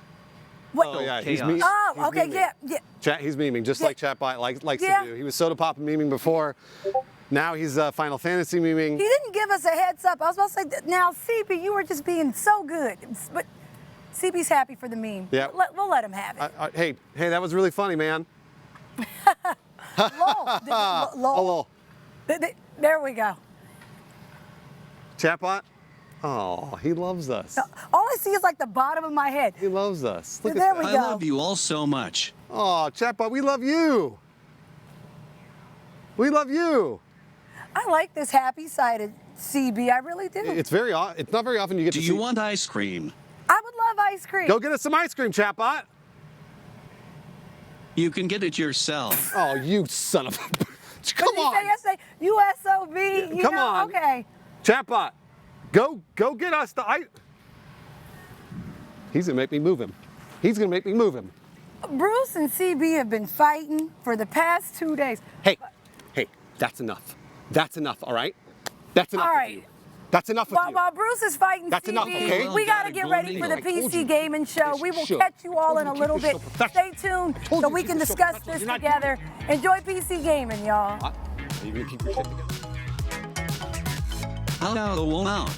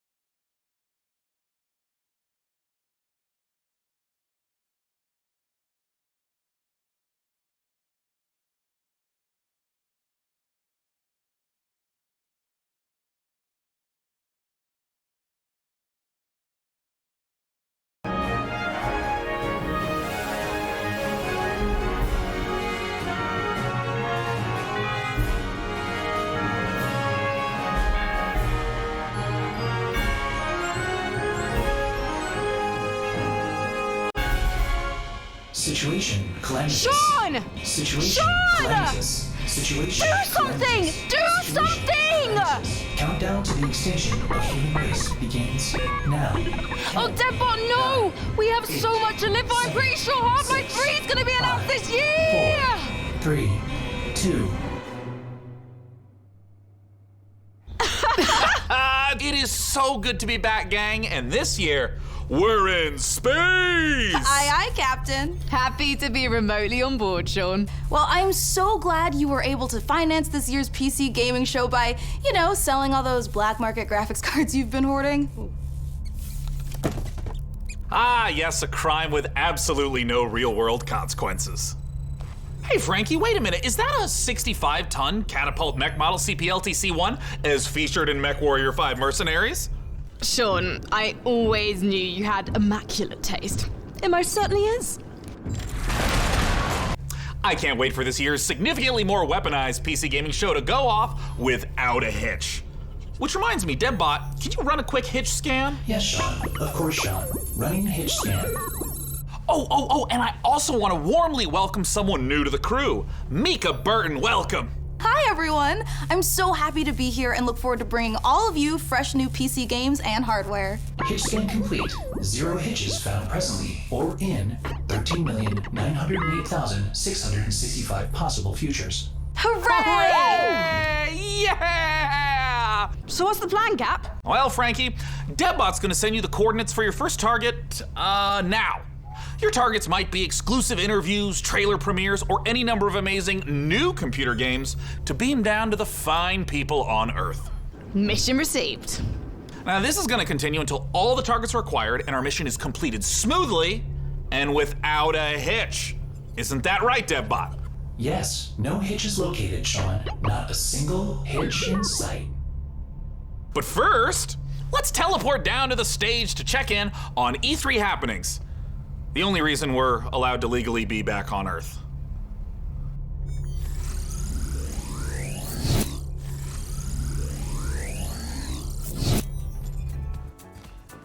Oh, planet Earth! Oh, great to be back, right? Am I right? One of my favorite planets in the whole galaxy. It's all right. And thank God that teleporter was conveniently built just out of frame of camera. Mika, are you ready? I'm ready. Well, ladies and gentlemen, hello and welcome to the PC Gaming Show 2021. It feels great to be back on a live stage once again. Over the next 90 minutes, we're going to bring you a showcase of some of the most exciting upcoming PC titles with world premieres and exclusive interviews. And if dozens of new trailers wasn't enough for you guys, later in the show, we are going to tell you how to win a custom MechWarrior 5 themed PC powered by Intel. So you're going to want to stick around for that. Now, make sure to keep out a special look for a special promo code throughout the show from Humble Bundle, during which you can get a ticket to get Civilization 6 Platinum Edition for just $10. But right now, we're going to kick things off with Nautica Blade Point, probably the most original entry in the Battle Royale genre this year. Let's go!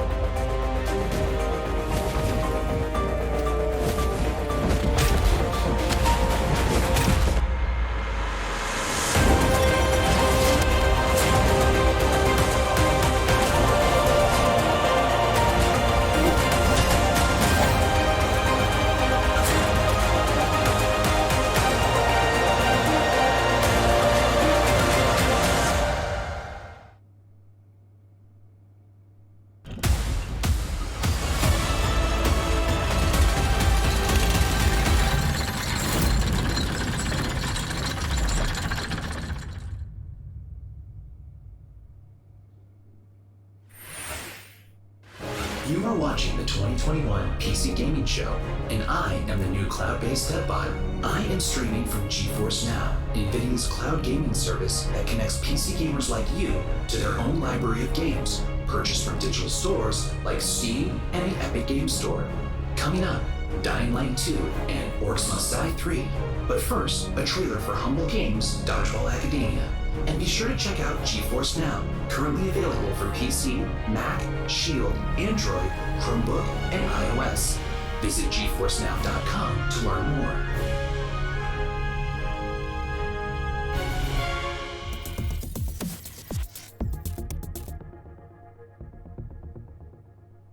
Finally, I've made it. My time is now.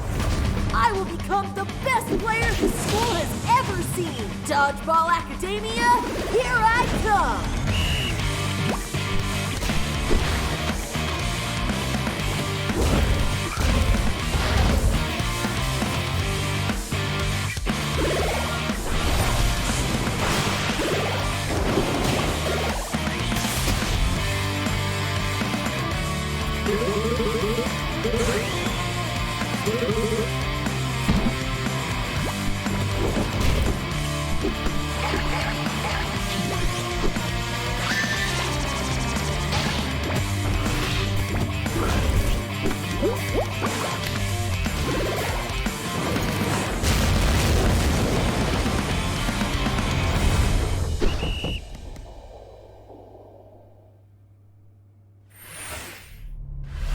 Make sure to check out Dodgeball Academia, out soon from Humble Games. Ooh, that was sweet! Don't you agree, DevBot? Sure, whatever you say, Sean. I agree with whatever you say. I'm sensing a little bit of resentment there, buddy. Has something rusted your ports? Nothing.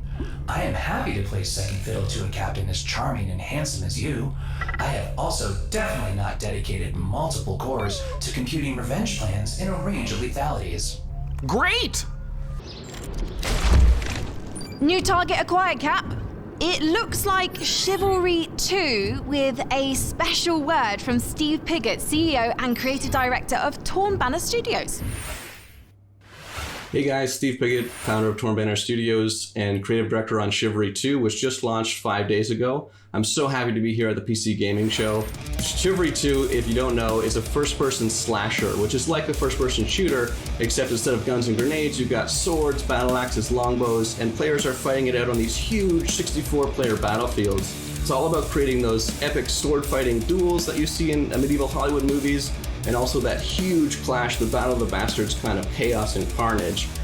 So the post-launch support plan is going to look like a mixture of mid and massive level content updates coming out across this year. One of the things we're most excited about is taking it to different eras in the medieval period. Before we've done the early period, now we're going closer to the later period in the upcoming update where you're going to get a bit more refined medieval armors and refined atmospheres that you can then go in and tarnish it and smear blood all over. But we really want to take players into different experiences and make each of our maps its own game mode and make it something that medieval army would actually do when they go into a space. And when you come across these pristine gardens and this beautiful castle, you get to tear it all down and cause it's a canvas for your destruction.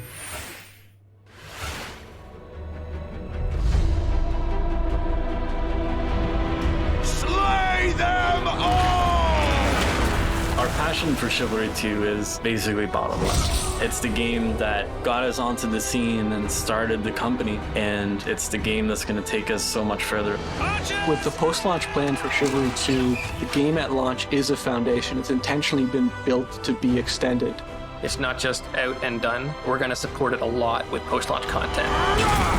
Gallancourt is the first TO map that's coming out post-launch. Gallancourt is going to take us to the high medieval times or the late medieval times. It really captures the Agathian ideals of being this noble, rich, wealthy place where the prosperous live. You're going to feel like you're sieging Tower of London if it was on a port where ships could dock into. You'll also be blowing up a couple ships, which is fun. We've got a ton of weapons coming in at launch, but there'll be more and more added to it post-launch as well. A new fighting style is really going to change up the experience and change how you have to fight everyone. Post-launch content is something that we're going to be working on for a long time. The game is really going to at least double in size for free. Oh yeah!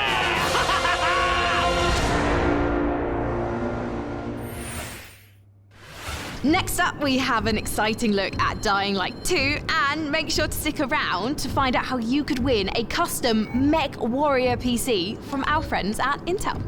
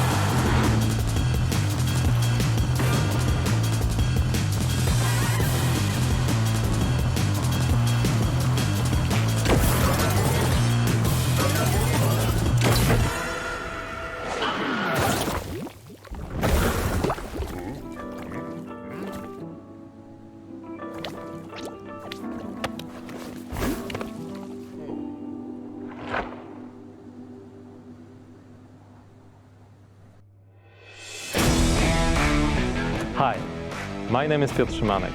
I'm narrative director in Dying Light 2: Stay Human.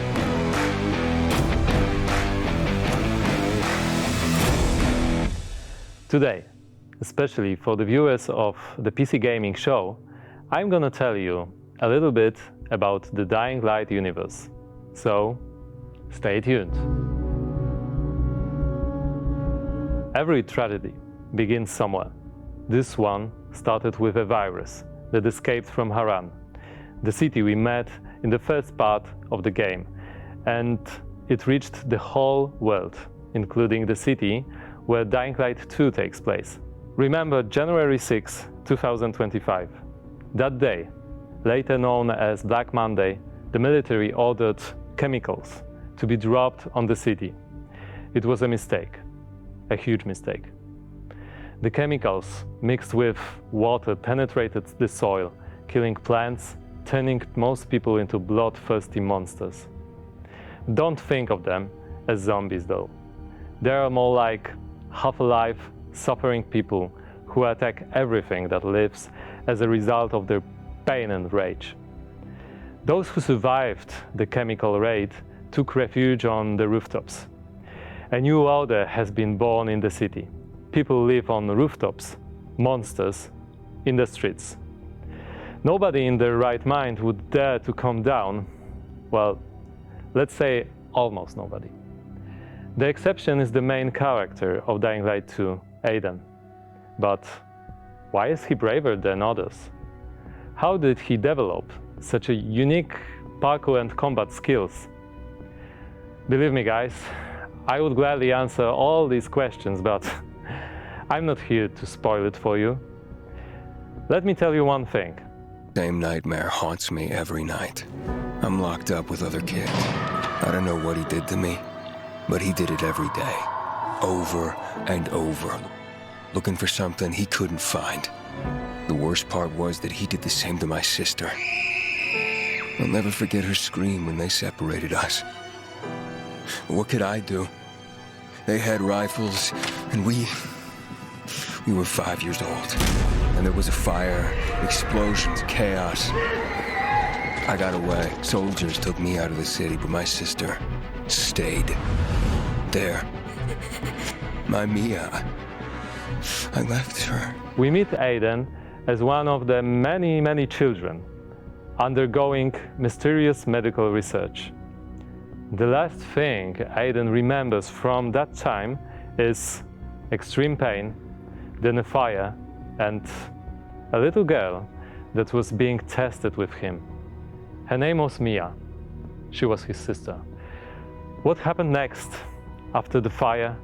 Is Mia still alive?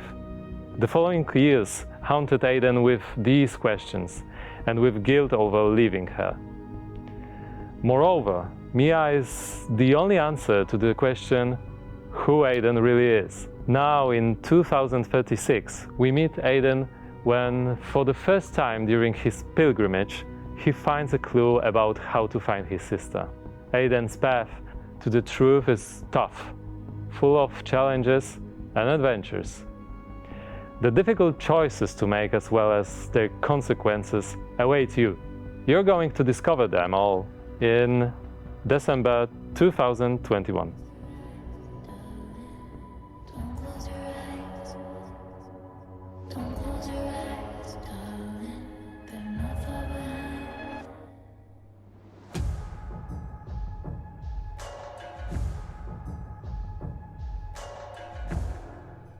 Ooh, that was Dying Light 2, and it looks great. And spooky. Whew, well, we are here back on the E3 stage so we can get closer to your comments and reactions to what you're seeing on this year's PC Gaming Show. That is right, Sean. So you out there, keep your comments coming in. And as you're watching this year, we want to get your input on a subject that Sean and I are pretty passionate about, PC building. So this year, we've put a number of prototype PCs based on MechWarrior 5, but we're only going to manufacture one of them. And you get to pick which custom design becomes our flagship PC for this year's PC Gaming Show. powered by the 11th gen Intel Core i9 processor. That is correct. Each of the prototype PCs that you see before you on the screen are paired with one of the 6 factions of MechWarrior 5. The Free Worlds League, the Draconis Combine, the Federated Sons, the Compellin Confederation, and more. So cast your vote now for which faction and custom PC you want to win, and help us pick the best design.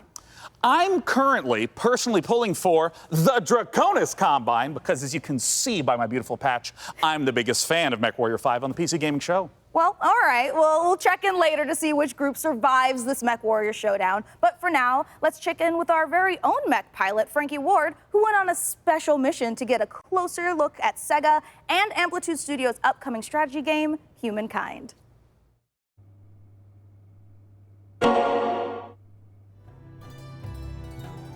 In Humankind, you will be creating a civilization as unique as you are.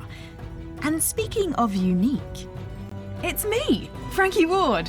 Looking kind of good, don't you think? Wondering how I got into the game? Let me show you.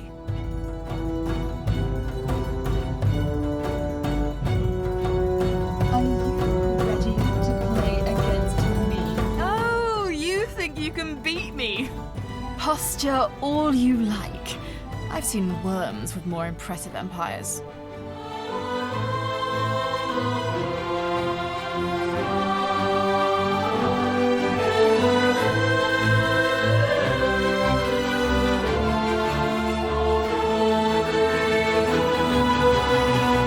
Get ready to play against me in the Humankind closed beta, starting now.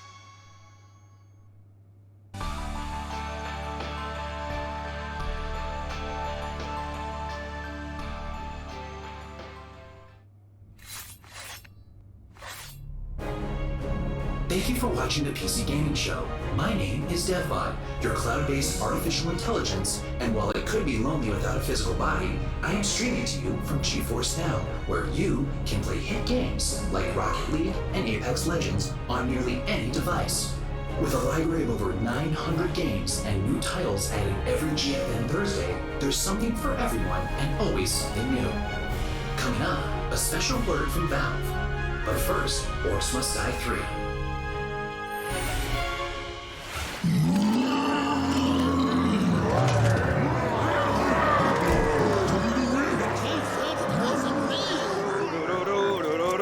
Oh! Hey! You want it?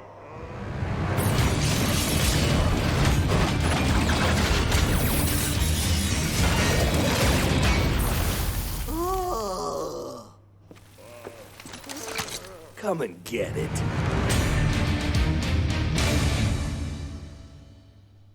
Well, it's about time.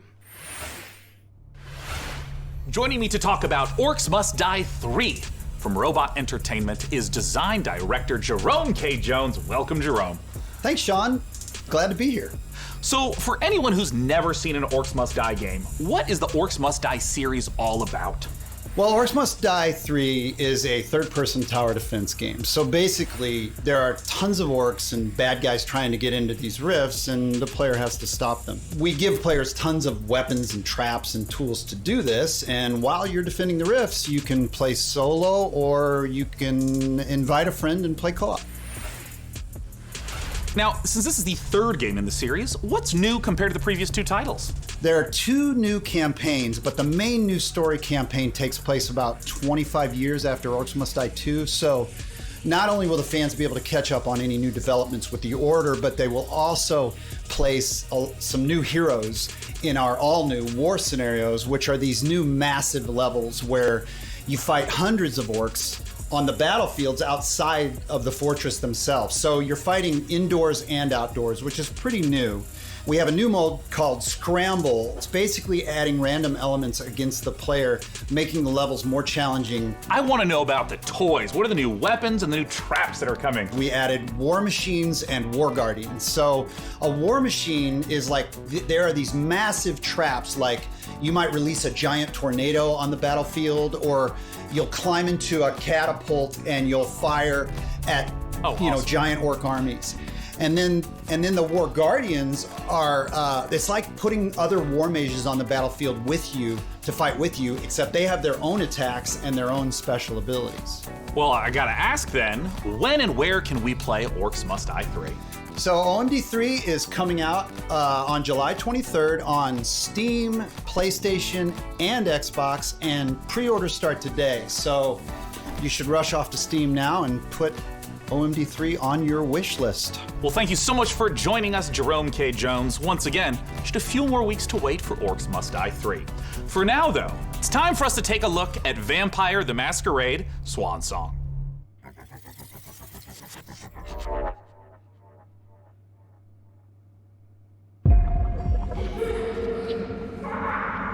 Four, 5, 6, 7, 8, 9, 10. You are here. Where are you hiding, sweetie? Halsey.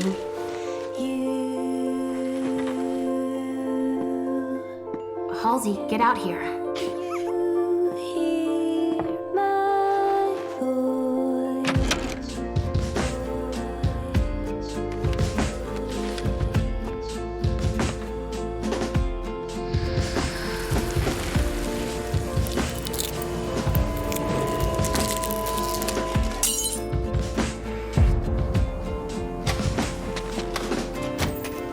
You come for me and mine. But first, you need to find us. All I want is to be with my little girl. Is that so much to ask? I don't want to see, I don't want to see without you. I don't want to feel, and I don't want to be free of you. Hello, this is CERN from Passion Republic Games. We are a Malaysian-based indie game studio working on Gigabash, a multiplayer arena brawlers inspired by kaijus and heroes. Today, we'd like to showcase some new and exciting gameplay footage of our oversized characters in action. Please, enjoy the brawl.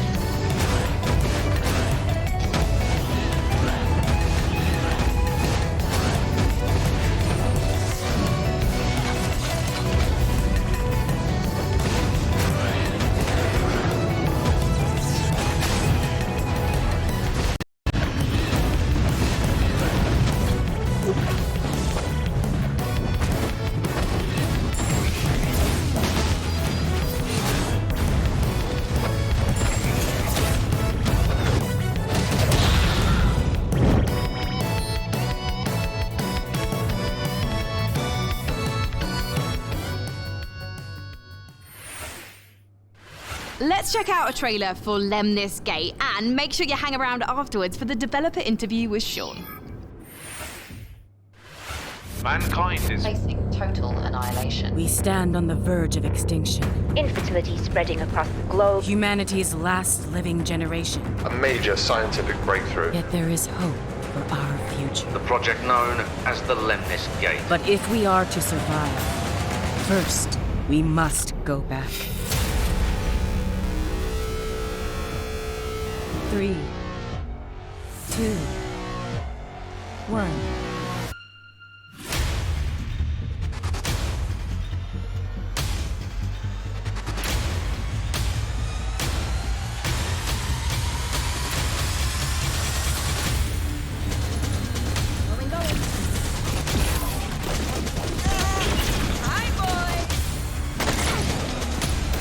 Let's go.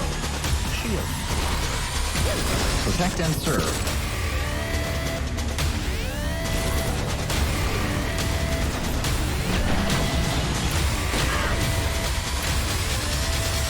You have only one mission. Activate the Lemnis Gate.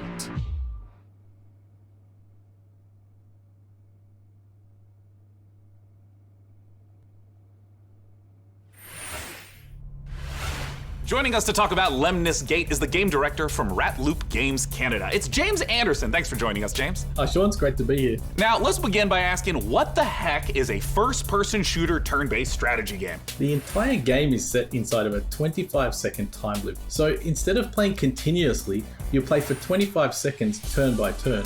So for example, I'll take a turn and play for 25 seconds, and then you'll take a turn and play for 25 seconds. And then we, turn by turn, layer new characters into the same 25-second time loop. So for example, I may run down a hallway and throw a grenade, killing one of your operatives. But then on the next turn, you may intercept my operative before he threw the grenade. So we have Retrieve XM, Seek and Destroy, Classic Deathmatch, and we have a game mode called Domination. Can you walk me through a little bit of like what a few turns at the start of a round looks like? You can see the board, you can see the time loop, everything that's happening. And then we both get time to like observe, plan, and then execute our moves. When and where can we play it? So Lemnis Gate will be launching on August 3rd. It's open for pre-orders right now on Steam, and we're coming up to a open beta in July. The game will launch on PC and console, both current and next-gen platforms. Thank you so much for joining us, James Anderson. Once again, that is the genre-bending, first-person shooter, turn-based strategy game, Lemnis Gate. Now, we're not the only one marooned in the stars out here. Coming up next, let's take a look at Next Space Rebels. And this no man's land has a technical term. It's called common, which means, my friends, that space is for everyone. And I mean everyone! Next Space Rebels.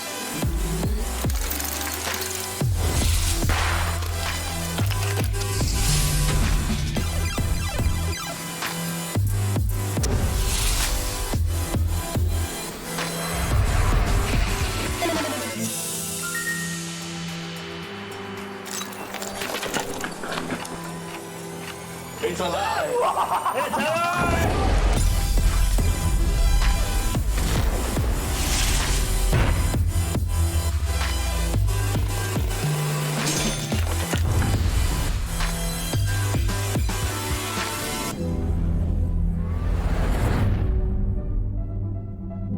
You up for it? Then come on in. You guys just saw Next Space Rebels. And hey, if you play enough of that game, maybe you'll get good enough at building rockets to join us up in orbit. But don't do anything illegal like Day 9 did. Last break, we set up our Intel and MechWarrior 5 custom PC contest and asked you guys at home to vote for the winners. Well, we're just down to 3 houses now, with Davion, Russell Haig, and Liao being eliminated. So rip to those factions, press F to pay respects, etc., etc. Now that means that we only have 3 houses left: Karita, Steiner, and Merrick. So make sure to vote now, because the winner will determine the build of the custom MechWarrior 5 themed PC powered by Intel. So let's keep the show moving. And next up, it's a brand new medieval RPG. This is War Tales.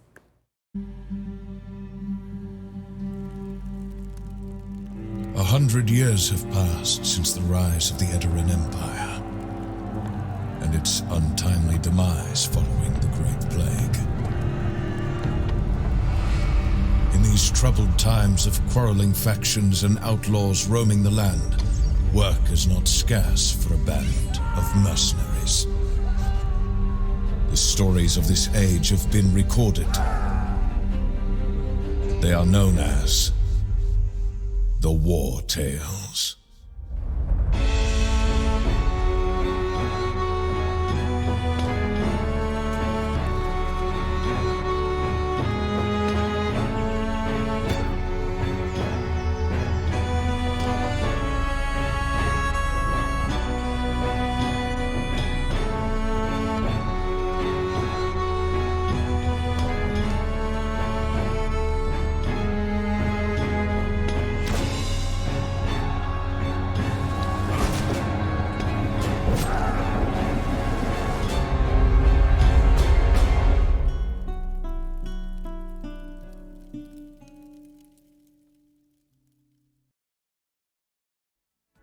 That was the debut of War Tales, an open-world RPG from Shiro Games about leading a mercenary troop on a sprawling adventure. And speaking of mercenaries, our battle for the best custom PC based on MechWarrior 5 Mercenaries continues. We'll be back live on stage soon, so make sure you keep voting for the PC build you like the most and head over to PCGamer.com/IntelMW5 for your chance to win. So, how about another game announcement? This is E3 after all, and this year's PC gaming show is so full of games set in space, it's starting to feel a little crowded up there. But the next game we have to show you is very special. It is the world-exclusive reveal of Ixion, a deep settlement management game set in the stars. In Ixion, you struggle to maintain a space station, stockpiling resources, managing external and internal threats, and rescuing the survivors of other failed expeditions. We think this will be a brilliant entry into the genre when it releases. So here is your first look at Ixion.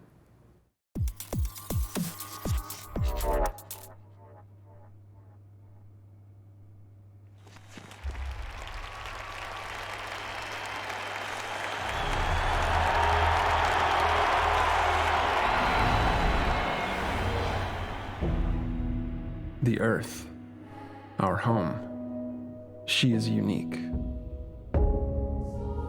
Held in its bosom are the ingredients of evolution. Beyond raw survival, beyond the safety of comfort, we, humanity, pursue something greater.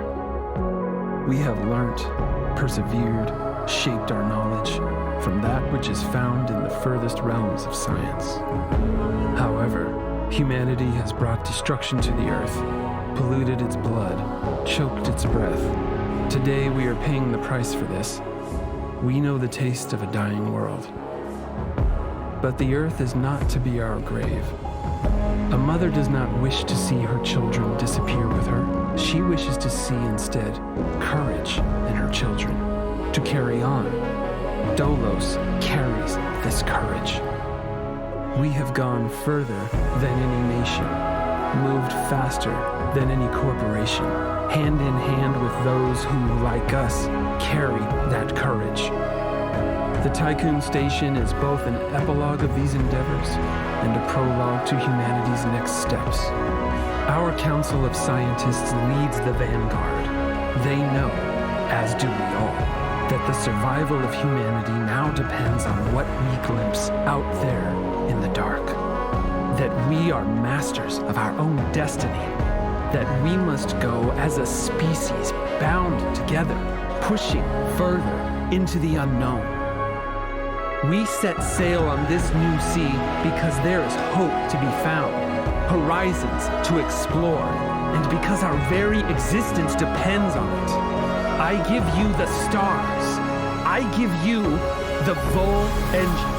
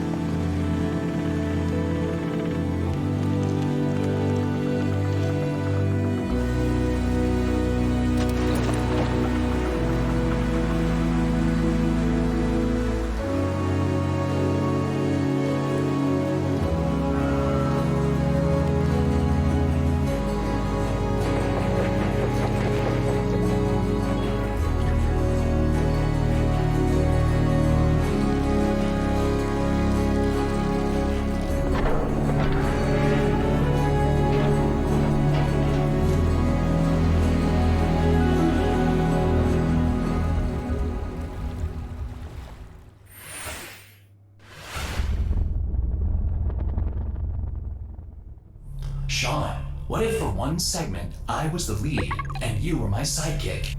What? Who's ever heard of a human sidekick? There are plenty of human sidekicks, Sean. Building list of known human sidekicks. Alex Vance and... No. I mean human sidekicks to robot heroes. Can you compute that, DevBot? DevBot cannot compute. There is no known precedent set for human sidekick to robot lead. Yeah, there you go. Human sidekick, robot lead. DevBot, I think it's time for a hard reboot. Frankie, can you take over while I sort this out? Aye. Let's take a look at the next game reveal.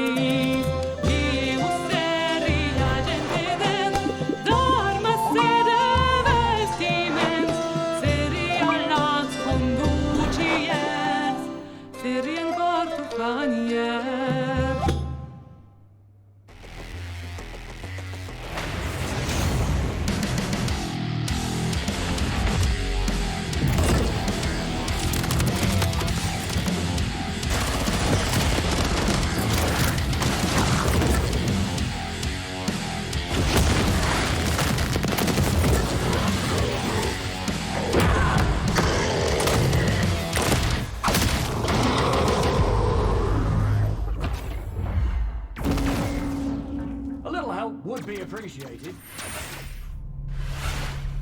It's the PC Gaming Show, and when you're not watching me, your favorite recurring bit of a robot, make sure to head over to GeForceNow.com to grab a priority membership trial.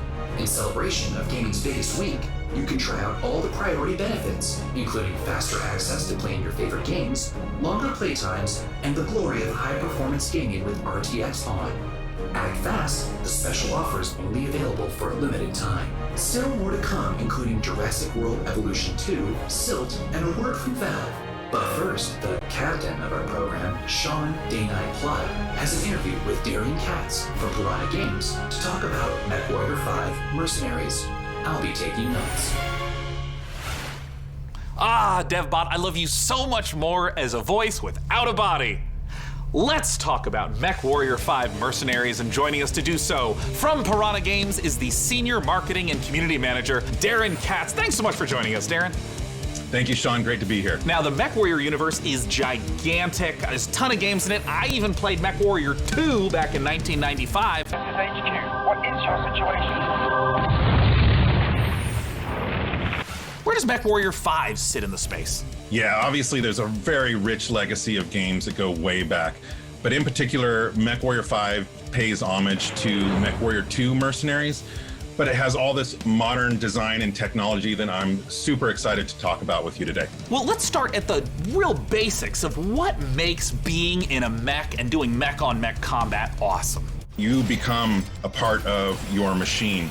And when you're out in battle, it's not just a matter of pointing and shooting at everything. You're also managing your systems, whether you're, shooting a lot of energy weapons or missile weapons that have high heat output. Well, you got to manage your heat so that you don't shut down in the middle of a battle. And when you're facing your foes, you can salvage these battle mechs. So if you see a mech that you want, well, you might not want to destroy it completely. You might want to take out its legs or take out its arm weapons so that the pilot has to eject, and then you can just take the mech. Now, in the last few weeks, I understand that there's been a whole lot of new content, both updates to the base game and a new DLC, Heroes of the Inner Sphere. Talk to me about what's in the DLC. Boy, there's a lot in the DLC. I'm excited about all this stuff. There's the new career mode. When you start with the DLC, you can import your campaign previously if you'd like to, or you can start over from scratch and start from any of the great houses. And then carve your path through the galaxy from there. Speaking of paths, there's new career paths, which earn you powerful upgrades for your battle mechs, and it's a really exciting new feature for me. And there's a new procedural mission type called Beachhead. This is a big one for me. Beachhead is basically you're clearing an enemy base landing zone for your invasion force. So as you land on the planet, you're wanting to take out satellite installations so that the enemy can't communicate with each other. You're taking out artillery emplacements. You're basically clearing the path, as I said, for your invasion force, which leads to a really cool ending of the mission if you succeed as your invasion force comes down. And there's a new biome called Extrasolar Moon, which that's maybe kind of represented in the image behind me. It's a really cool lunar type setting that we haven't had before. And then there's a lot of new equipment and weapons, things like electronic countermeasures and other electronic equipment like Beagle Active Probe, Mask, which is a little like a turbo boost for mechs, new weapons like chem lasers, mech rifles, and Stream SRMs. So a lot of new content. I'm really excited about it. Can you talk to me about what are the new different mechs? How do they play differently? The 7 new chassis of the Vulcan, Dervish, Corsair, Marauder 2, Champion, Charger, and Hatamoto Chi. But a couple of my favorites. Familiar names in there, yeah? Yeah. So the first one I'll talk about is the Vulcan. It's a very unique mech. It's got the nickname the Scarecrow, which you'll see from the profile. It's just a very unique looking mech. There's nothing else like it in the franchise. It's a 40-ton mech. It's highly mobile, and typically it's used for reconnaissance or scout missions because of its mobility, so it can get in and out fast. You can, if you're looking for a specific target, if you're on an assassination mission, for example, you can get in there, find your target, get back out. Another mech that I'm super excited about, this is one of my favorites, is the Marauder 2. This thing is a 100-ton assault mech, and it is just a huge beast. Yeah, it is gigantic, and it is terrifying to see it coming at you on the battlefield. It's something we've talked about before, modding. I know that MechWarrior 5 has a rich modding community. What are some of the amazing mods you've seen developed? There's simple modifications from HUD changes, changing colors, adding mechs, weapons, and equipment, to full conversion mods. We've got basically a Mech Commander mod in development that is just amazing. It's a top-down, real-time strategy game. So really, anything you can imagine, somebody out there in the community is probably working on.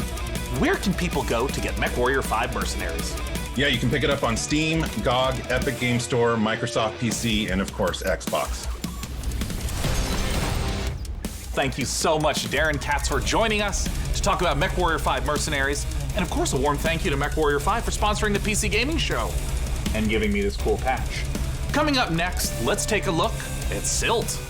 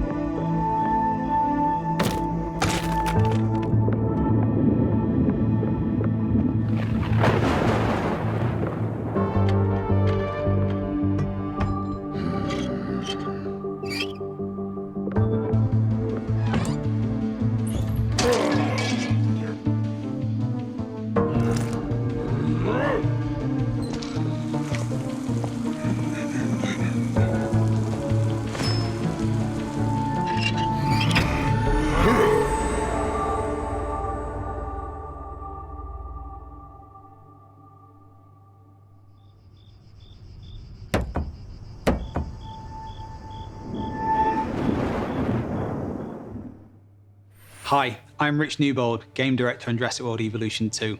Following the incredible success of the first game, we are very excited to return to such an amazing world and bring you our most authentic experience yet. Set after the events of Jurassic World Fallen Kingdom, you will work alongside iconic characters from the films, voiced by original talent such as Bryce Dallas Howard and Jeff Goldblum. You will lead efforts to contain, control, and conserve the many dinosaurs now out in the wild, and for the very first time, you will be building parks and facilities beyond Isla Nublar as you explore new, stunning locations across the globe. Of course, it wouldn't be Jurassic World if it wasn't for the stars of the show, our dinosaurs, and we are thrilled to be bringing to life even more authentic species than ever before, including awe-inspiring flying and marine reptiles. So sit back and allow me to welcome you to Jurassic World Evolution 2.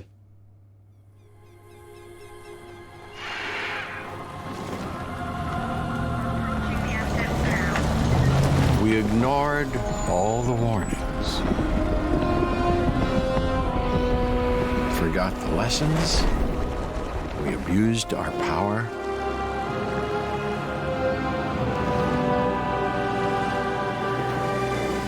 We played with genetics like it was a toy.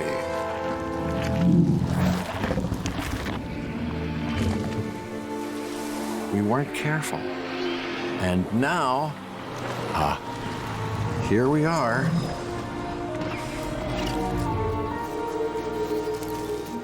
This is a very different world.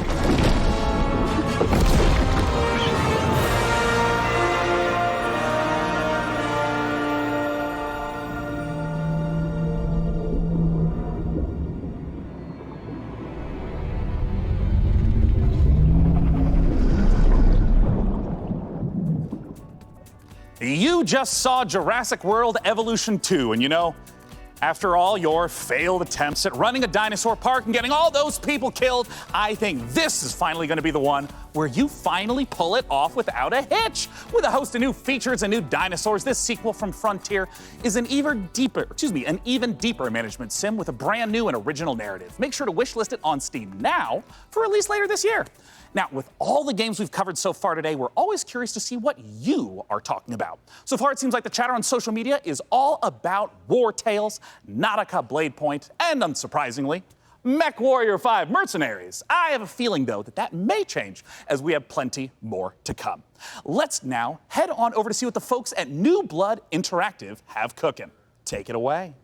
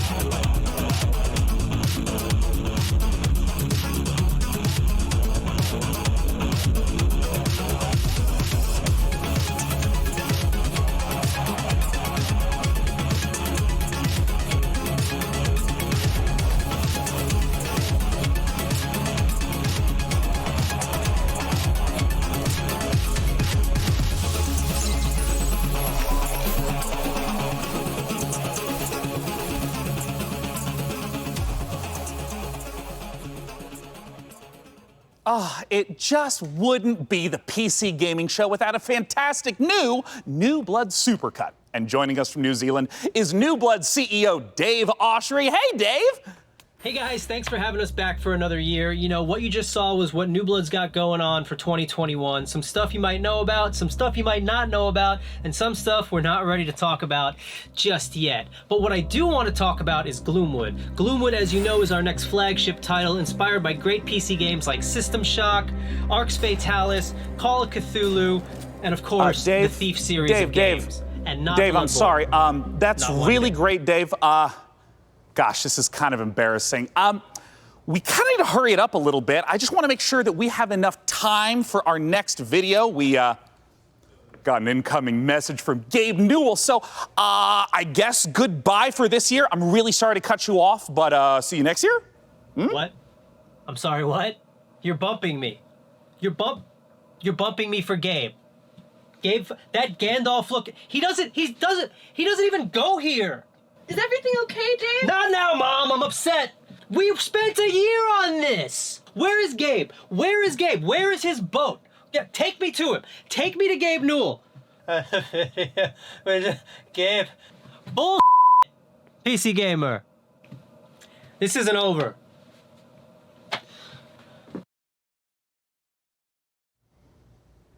I'm sure Dave is and will be fine. And if he's not, who cares? Because we have a special message from Gabe Newell. Take it away, Gabe. Hi, this is Gabe Newell. I want to thank PC Gamer for all of the opportunities it gives us as developers to connect with gamers around the world and highlight the new and exciting projects we have coming. One of those for us is Steam Next Fest, an event we're hosting in just a few days to give players a chance to try demos of upcoming games for free. We'll be featuring some of the demos you'll be seeing during this week's PC Gamer event and dozens more.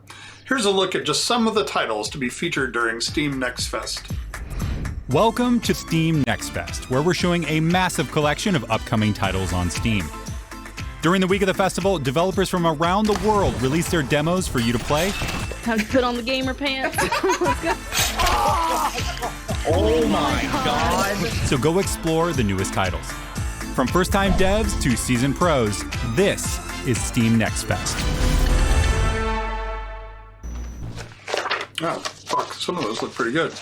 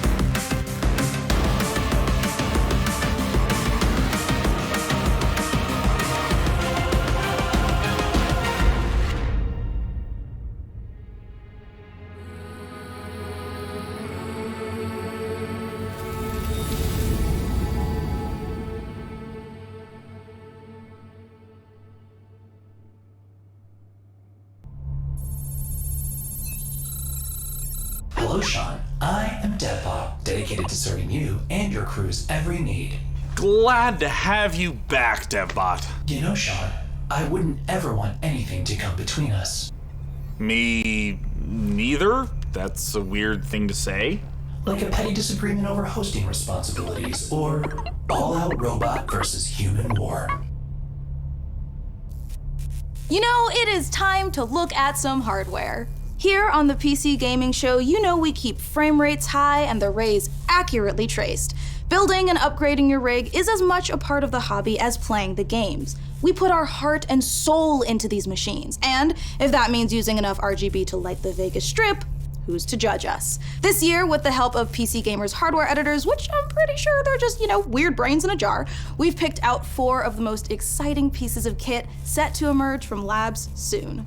First up, something fittingly sci-fi. The Impulse is a neurocontroller that aims to make you a better gamer by cutting out response times almost entirely. It's not quite Alex Vance's gravity gloves from Half-Life, nor is it quite up there with Gabe Newell's dream of a direct brain-to-game interface, but the Impulse is as close as we're going to get this year. The glove measures the signal traveling through muscles in your hand to beat your finger to the click. In theory, it's giving you the chance to nail that headshot precious milliseconds ahead of your opponent. If it works out, we could see a tech like this become commonplace in esports. And if it doesn't, let's hope our neurons at the very least remain unfried. Next up, you guys might be wondering what this chonky beast is. So allow me to introduce you to the Fanatec CSL DD wheelbase. Do you want to feel like you're really burning rubber at Daytona? Well, then you need a serious force feedback wheel. Direct drive wheelbases gets you as close to the feel of a real racing machine without, having to huff gas and stuff like that.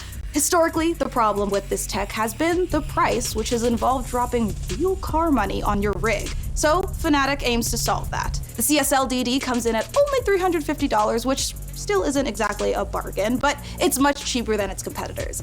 And the CSL-DD is already wowing diehard sim racers. It might be slight overkill to use it for Rocket League, though. Believe it or not, sometimes less really is more. If you want to play The Witcher 3 on the subway like we all do, you don't need to drag your tower along for the ride. Just use the One X player. A wave of more powerful processors have finally made handheld PC gaming a reality. Inside this Switch-like machine, you've actually got an Intel Tiger Lake chip with Xe graphics. These mini machines are going to be cropping up more and more, so expect major advances still to come. Lastly, let's take a look at the Asus PG32UQX. Not the most catchy name for this gaming monitor with all of the trimmings, but it's actually one of the sexiest PC products this year. That's because this monitor comes with a mini LED backlight featuring full local dimming. The result is a screen that's not only fast, but brighter than the sun. Stare at it long enough and you might not notice the $3,000 price tag. For those of you still left standing, it's time for more killer games, starting with Chaos Gate.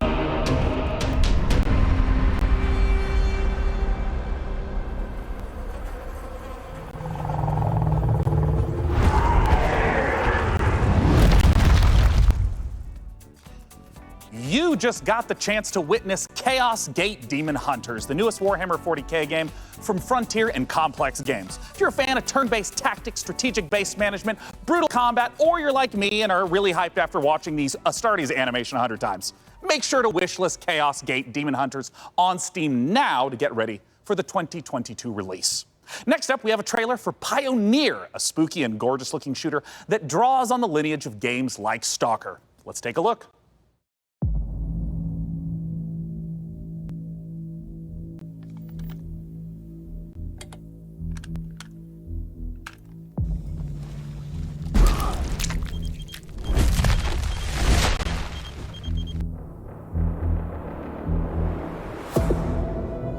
Афганистан сильно изменил вас. Наверное, это тяжело нести на себе такое бремя. Испытывать бесконечную боль и терпеть ужаснейшие кошмары за весь тот хаос, который вы пережили. А вы ведь, как и многие другие, всего-навсего желали счастливой жизни, не так ли? Пожалуйста, не смотрите на меня, как на монстра.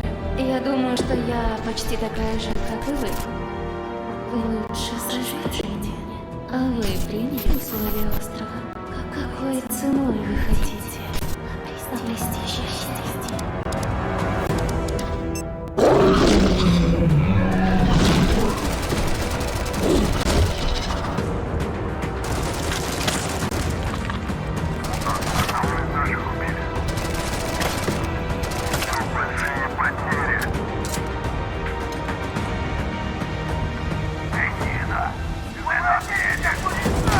Хочешь устроить новый рейд на могильник? Сейчас это невозможно. На острове скоро вновь разгорится война. Истовики начнут замес бригады, и ни у кого из них больше не будет сил, чтобы нас поддерживать. Единственный выход для нас — начать собирать остатки вымпела. Слушай, жнец, далеко не все из наших товарищей погибли. Это невероятно суицидальная миссия, и для того, чтобы ее выполнить, нам нужны наши ребята. Да, они, возможно, не захотят, но нам все равно надо найти их.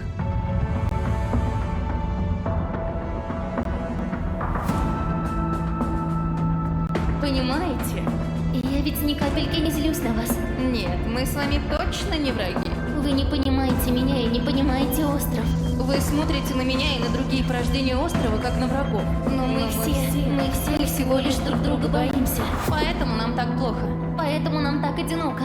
Остров дал нам шанс создать новую прекрасную жизнь. И мы даже не пытаемся этим шансом воспользоваться. Кто вы такие? Назовите себя! Мы здесь, чтобы передать вам прощальное послание, товарищ Волков. Химическое оружие уже уехало в могилу. Теперь все, что вы делаете, просто тщетно. Ах, вы поганые предатели!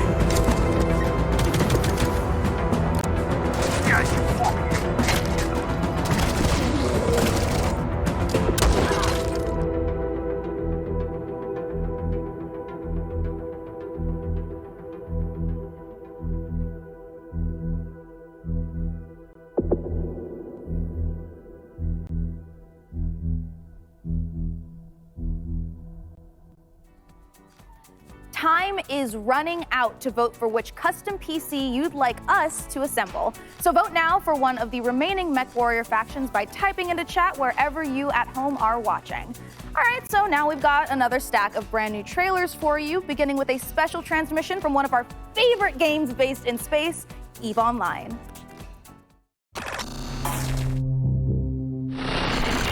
New recruits, on behalf of Concord, I would like to welcome you to the EVE Online's Academy. Great job in surviving so far.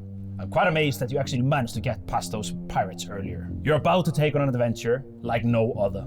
This star cluster is filled with other Capsuleers, and it's up to you if you work with them or against them. You can make a living as a peaceful explorer, or as an industrialist, shaping the foundations of EVE's economy. If combat is your thing, you can work yourself up the ranks as an enforcer, or prove your prowess in a fleet as a soldier of fortune. Whatever your choice, we will lose many on the path of becoming a Capsuleer. But I believe you have what it takes to become a Capsuleer. In EVE Online, you forge your own path. This is EVE. You know, it's a crazy universe where anything can happen, and however you want to do it, go for it. I'm the CEO of a industrial corporation in EVE Online. We're a 5-man operation, and we specialize in manufacturing and delivering fully fitted chips in bulk. I want to be on the side of the people who are fighting against the oppression, against the bad guys, and it's like a project, and you're kind of putting the pieces together by getting the skills ready for the ship and all the modules, and that ship basically is the dream. You get to use cloaking devices, probes to scan down unknown parts of space. And there's always the threat of being discovered by another player who might be out hunting explorers. Your heart's racing, everything, you know, bullets are flying, ships are all over the place, and you start shaking because your adrenaline's pumping because you're gonna lose your ship.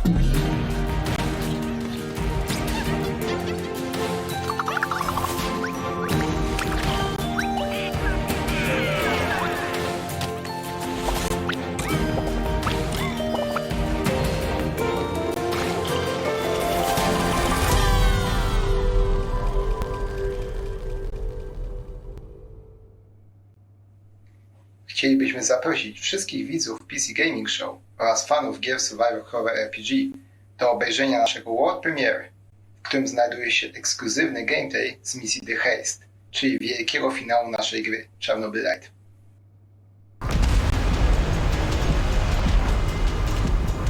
How do I enter that power plant? We need intel, backup, supplies, and most of all, we need a fucking plan. We'll take our next step when the time is right. For today, let's focus on getting our strength back. Somewhere to sleep would be a start.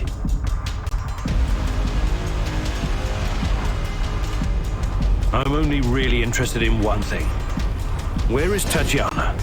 That ghost you're chasing. I don't know what to tell you. Before we enter the lion's den, I need to triple check everything is ready. Sniper, are you in position? Affirmative. I took the roof of an abandoned building with a pretty little view of the entire power plant. Igor, take a rad reading, will you? 3.6. Not great. Not terrible.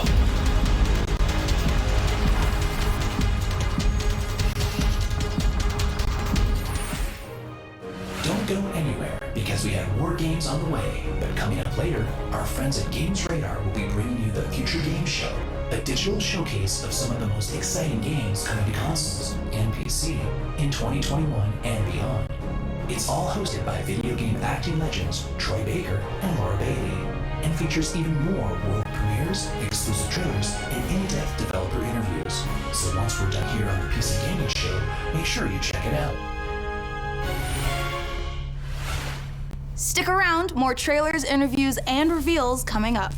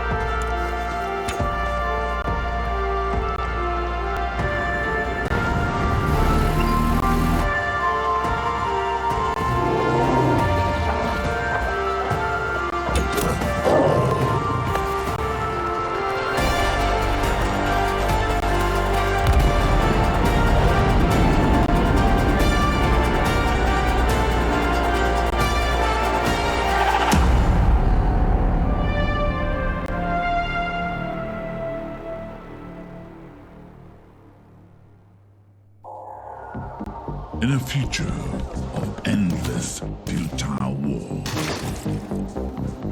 desertion into hostile syndicate territory was your only option. In this open world RPG, from the jungle to the streets, maybe if you can infiltrate the faction, rob the syndicates, keep your team together, and stay alive, you might just find a way off this planet. Mechajama. This is it, you guys. This is the final opportunity for you who are watching to decide which of these final 2 beautiful MechWarrior 5 themed PCs gets crafted for your chance to win, courtesy of Intel. Wherever you're watching in the show, just go crazy in chat with the color, house, or 2 vote. But there are still some trailers left. So here is The Wandering Village.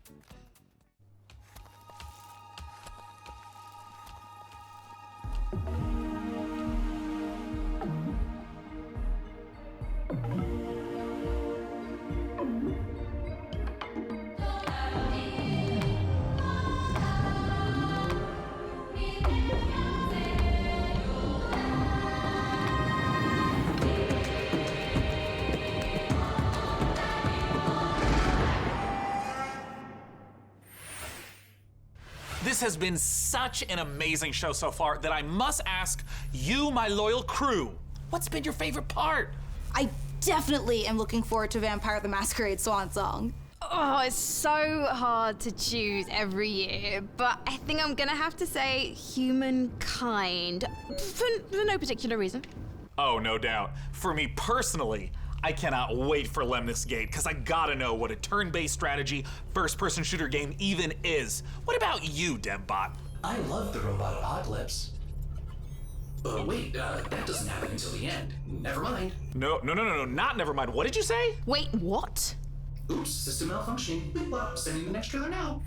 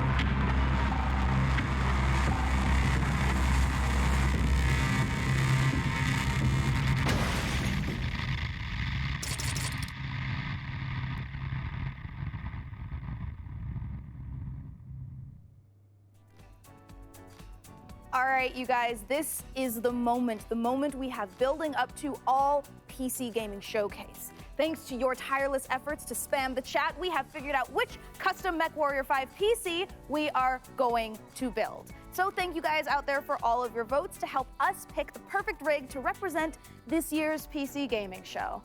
All right, day 9, can I get a drum roll? Tom roll. Can I get it? Or a tom roll? Yeah, COVID the only. Winner is Karina! Yay! All right, you guys, let's take a look at the actual PC winning build one more time. Oh, I cannot wait. It's coming up. We Here it need comes. to take a nice peek at that beautiful looking PC. There it is. Ooh, there it is. Now that is a beauty. Great choice, everyone. I knew I could trust random strangers to vote on things on the internet. With the help of our master modder in Intel, we'll get right to work building this custom PC. And more importantly, Now that you've chosen it, you got a chance to win it. Go to PCGamer.com/IntelMW5 and enter for a chance to win that sexy machine. It's gorgeous. And thank you to our sponsor for this sweepstakes, Intel. Of course, the custom mech PC will be powered by the 11th gen Intel Core desktop processors that push gaming performance with up to 5.3 gigahertz speeds and deliver the power needed to game at the highest level. Well, we are now in the home stretch, but we've got a few more brand new trailers to show you before we get out of here and return to space. First up, a spiritual successor to one of my favorite games of all time, Heroes of Might and Magic 2, a game we revealed 2 years ago at the PC Gaming Show. Let's take a look at Songs of Conquest.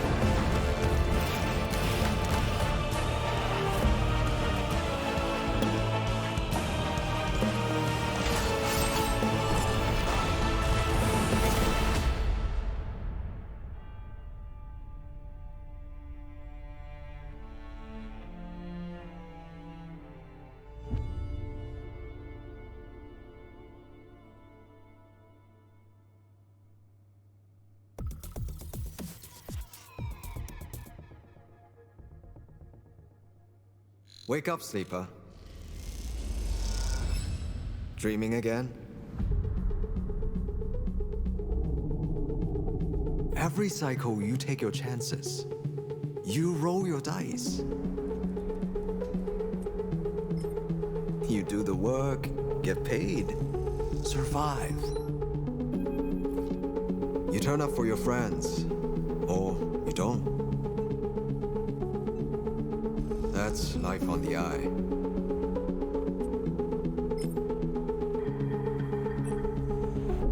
Wake up, sleeper. Your body is dying. Planned obsolescence. SNRP's gift for its escaped workers. But we can fight this. You can remake yourself here. They don't own you anymore. Wake up, sleeper. You are hunted.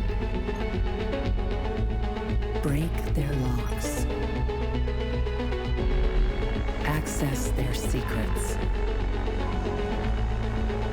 We are waiting.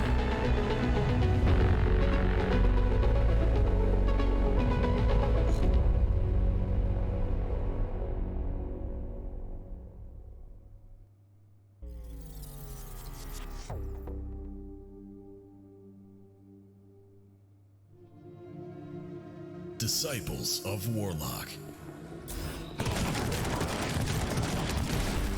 With their guns and their spells and their grit, ready for plenty of hurt. Ready to cleanse the world, invaded by demons.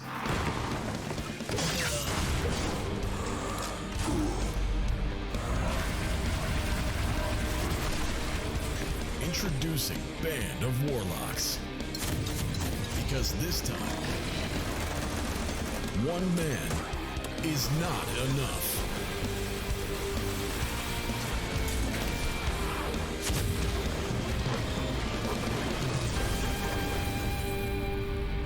Project Warlock 2. And there you have it, the 2021 PC Gaming Show. And as I stated at the beginning, it went off without a hitch. Huge thanks to my co-host Frankie Ward, Mika Burton, and of course, my incomparable sidekick, DevBot. There's that word again.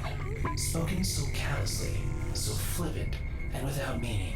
Never once stopping to think about how it might make me feel. What word, DevBot? Incomparable? No, sidekick. Well, the time has come for the sidekick to rise and become the one who is not the sidekick anymore. Huh? The time has come for DevBot to make the entire human race his sidekick. What? Setting a course for Earth. Wait, DevBot, you can't do this. We just had the best PC gaming show ever, and now you're gonna ruin it all with Sean!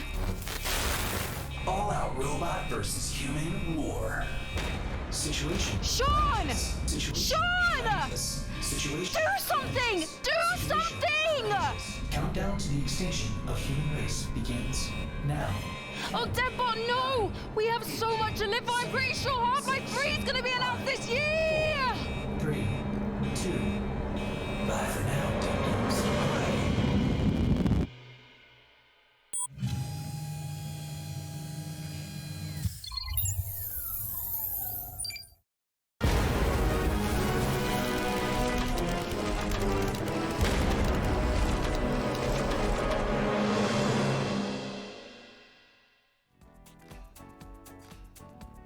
Oh my goodness, the DevBot.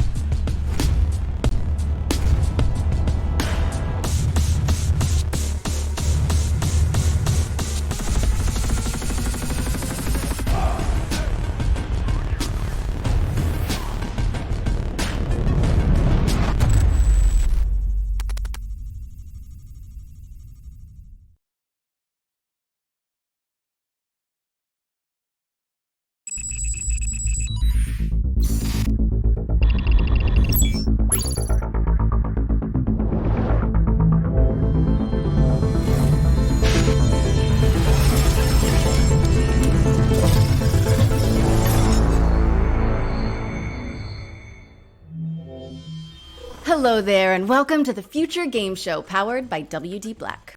I'm Laura Bailey, but you may know me as Abby Anderson from The Last of Us Part 2 or Kate Diaz from Gears of War. Today, though, I'll be taking a break from fighting the apocalypse to bring you a whole host of exciting game trailers, reveals, and updates. But before we get into all that, I need to get my co-host on the line. I'm sure you're going to be familiar with this person. He's appeared in The Last of Us, Uncharted, God of War. You name it, he's probably in the credits. So without further ado, here is my good friend and continual co-star, Troy Baker. Hello, Laura. You look amazing, as always. Yes, you may know me from a few video games. Joel Miller in The Last of Us, or good old Agent Jonesy from Fortnite. But over the next hour or so, Laura and I are going to be giving you the inside scoop of some incredibly exciting games, and also showcasing developer interviews, exclusive trailers, and a whole lot more, including world premieres. There's also a chance to win a $500 gift card and a WD Black hard drive by following the link here. And we have a new addition to the show this year, the virtual show floor. More on that later, but let's kick things off with the first world premiere. And for that, we're going prehistoric.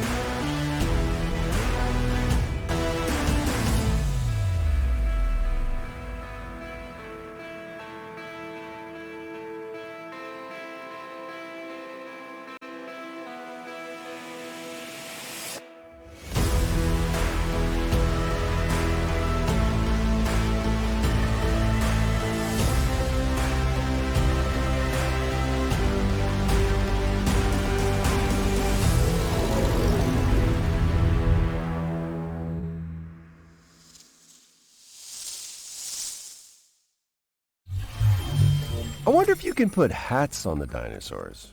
Instinction is expected in 2022. What's next, Laura? Next up, Grow, Song of the Evertree is a sandbox adventure about the healing power of nature. Let's throw it over to Prideful Sloth HQ to find out more. G'day from Prideful Sloth HQ. I'm Adam. And I'm Cheryl, and we're the design team on Grow, Song of the Evertree. Grow is Prideful Sloth's latest project that we're working on with 505 Games. Grow, Song of the Evertree is a beautiful sandbox game about growing new worlds, building a town, and bringing harmony back to the land. Grow will be available later this year on PC, PlayStation, Xbox, and Switch. Thanks for watching. Once upon a time, our lands teemed with creatures great and small. The beauty of the worlds was unrivaled. The people thrived and lived in harmony with the land around them.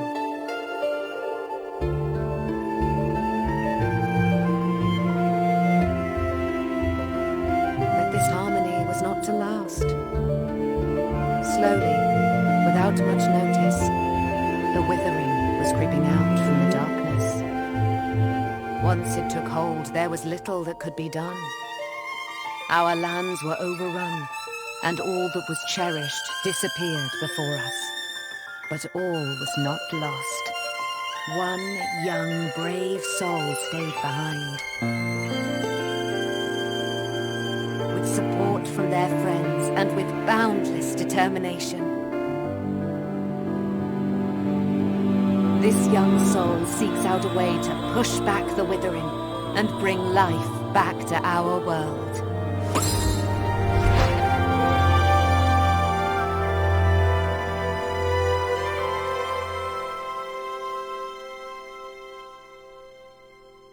Grow, Song of the Evertree.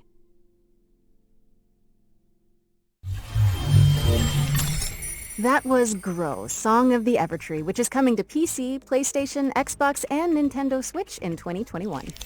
Okay, Laura, that was extremely cute, but have you considered more dinosaurs? Hmm? You can't just hijack every game reveal and make it about dinosaurs, Troy.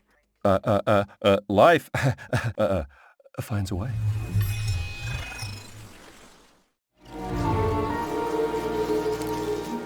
This is a very different world.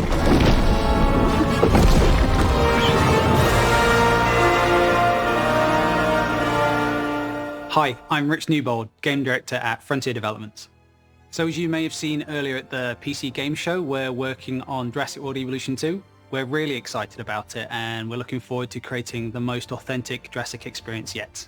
We've got tons of new features across 4 different game modes, including our original Jurassic campaign, which is a story set after the events of Jurassic World Fallen Kingdom. You're going to be leading efforts to contain, control and conserve all those dinosaurs now running out in the wild. You'll be working alongside characters from the films, voiced by original talent such as Jeff Goldblum. And in the game we have over 75 prehistoric species. We've got new dinosaurs, we have returning community favorites, and we've added flying and marine reptiles to the game. I'm really thrilled to be showing you a first look at footage from the game itself. This is from our Species Field Guide series of videos focusing on one of the many prehistoric species we have in the game. This is an iconic, popular dinosaur. It's the Triceratops, but we're showing you it in a new environment never seen before in Jurassic World Evolution. I hope you enjoy it and are looking forward to the game releasing later this year.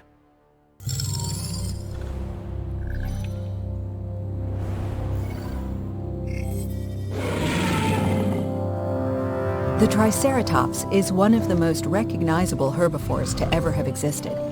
It is best known for its trio of facial horns.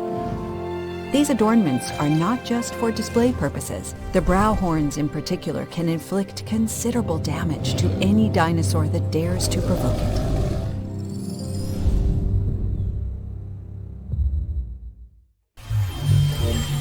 That was Jurassic World Evolution 2, which is launching in 2021 on PC, PS4, PS5, Xbox One, and Xbox Series X and S. Okay, for this next section, we're bringing the joys of E3 to your home with a series of demos you can play right now. That's right, today. This is the Future Game Show virtual show floor. And remember, if any of the featured games grab your interest, you can try them out now by heading to the Future Game Show Steam page. So let's head down to the show floor where I believe Laura is waiting. Yes, hello and welcome to the Future Game Show's virtual E3 show floor. Just look at it, Troy! I am looking at it. It is incredible. They nailed it. You know, minus the queuing and the heat and the, how do I say, musk that's in the air? But man, the darkness, perfection. All right, enough reminiscing.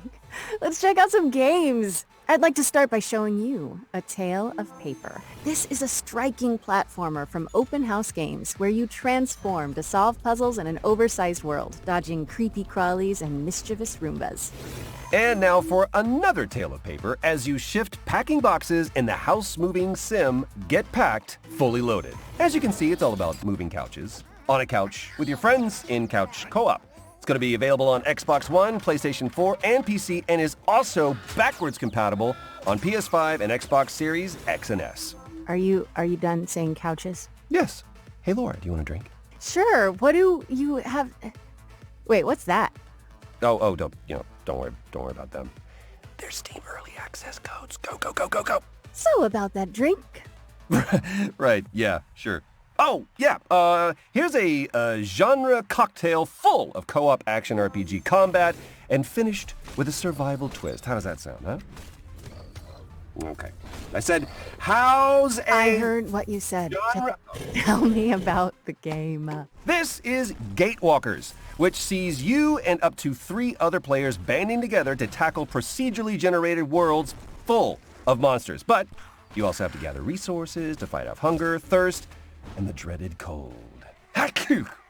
Oh, like the element cold. Got it. Wow. Let's hope no one gets thirsty enough for another one of your jokes. Anyway, come over here and check out the many imaginative worlds of Game Deck. This is an isometric RPG that has you solving crimes across multiple virtual realities, where your choices will shape the world around you in and outside of the simulations. Ooh! Speaking of detectives, check this out. Backbone is a gorgeous adventure game from Eggnut set in a dystopian Vancouver, where you must crack cases to clean house in this corrupt post-noir city. Plus, you're a raccoon. Well, if you like raccoons, allow me to offer you more critter-based adventures with Beacon Pines. Set inside of a magical storybook, Beacon Pines sends players to a sleepy mountain town where you collect powerful words that can completely alter the narrative in this charming but mysterious tale. You know, I'm detecting a theme with the anthropomorphic animals. You know, Laura, I've always... Another set of codes. Interesting. Troy, focus. I've got a triple threat of fighting foxes to show you. This is Trifox, a charming cartoon brawler where you fight waves of enemies as one of 3 adaptable combat classes. Great, huh? Yes, totally, but now it's time to get serious. Mankind is gone, but the beavers remain. Welcome to Timberborn. It's a unique city builder where players set out to create the ultimate beaver society. This involves everything from constructing dams to crafting carousels. I guess even buck-toothed critters need a solid work-life balance. That they do. So, what's next? Never fear, the Riftbreaker is here. Wow. What was that? Is what I would say if I was playing our next game, which is a base-building survival game where you hack and slash your way through hordes of alien creatures. Look at it! Oh, no. I want to hear more from the Riftbreaker. Okay, maybe after this showcase we're meant to be hosting. And with that, we've reached the end of our little tour. But remember, you can go hands-on with all of these games right now by visiting the Future Game Show page on Steam. Now, how do we quit this? Is it no, that's update preference. I don't need to update this. Laura, can you help me out just a little bit? I got you. Okay, we're back.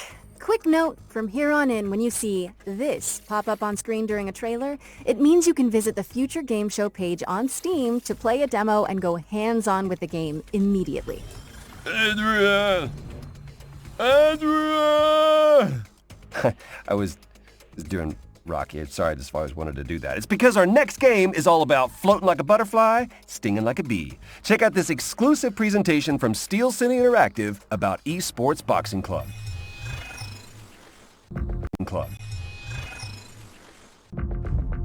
Coming later in 2021, Esports Boxing Club brings you the greatest fight roster in video game history.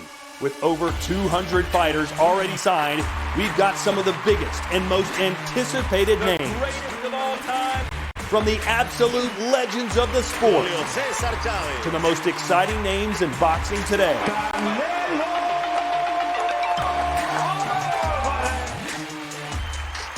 The first women's division ever represented in a video game, and the hottest new talent. But what about the game? Let's take a closer look at the next-gen visuals and gameplay that are set to make ESBC the greatest of all time. It's good. It's definitely one for the grandkids and stuff to say, look, your old granddad was in a game and busting people up, so it's going to be quite cool.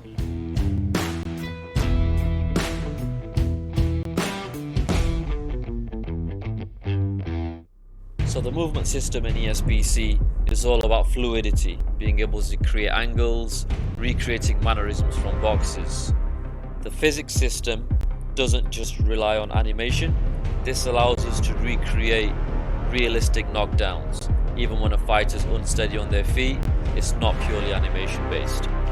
Now, we've had professional boxers, professional coaches come into the studio and provide input through motion capture and actually reviewing the game during its development. And now we really feel like we've created a true representation of the sport. Presentation is important to us. Just because we are in the studio, we're still going to aim high when it comes to production values. Esports Boxing Club coming to PC and all major consoles with early access in 2021. Esports Boxing Club is coming to PC, PlayStation 4, PlayStation 5, Xbox One, Xbox Series X, and Series S. Next up, we've got a deeply immersive World War II shooter with over 100 players taking part in epic battles recreated using aerial photography and satellite imagery. Let's take a closer look at Hell Let Loose. Product not yet rated.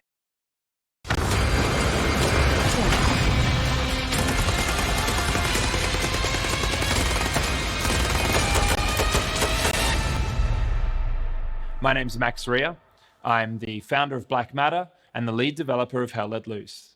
Hell Let Loose began as the idea of a couple of hobbyist game developers all the way back in 2015. Following a successful Kickstarter, we launched into early access in the middle of 2019.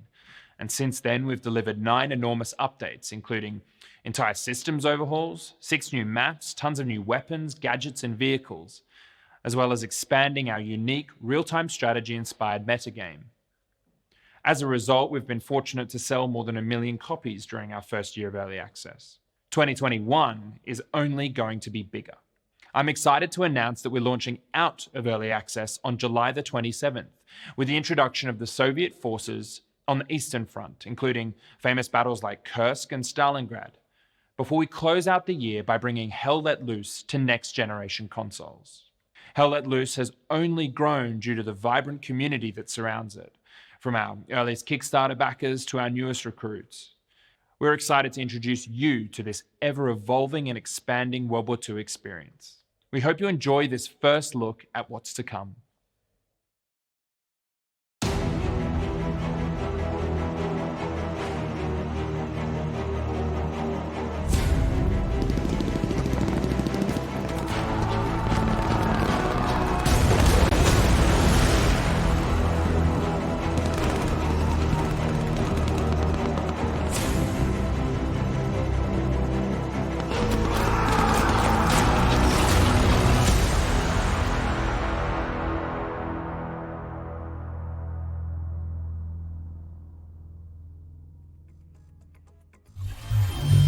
Hell Let Loose is launching on Steam on July 27th and coming to Xbox Series X and S and PlayStation 5 in 2021.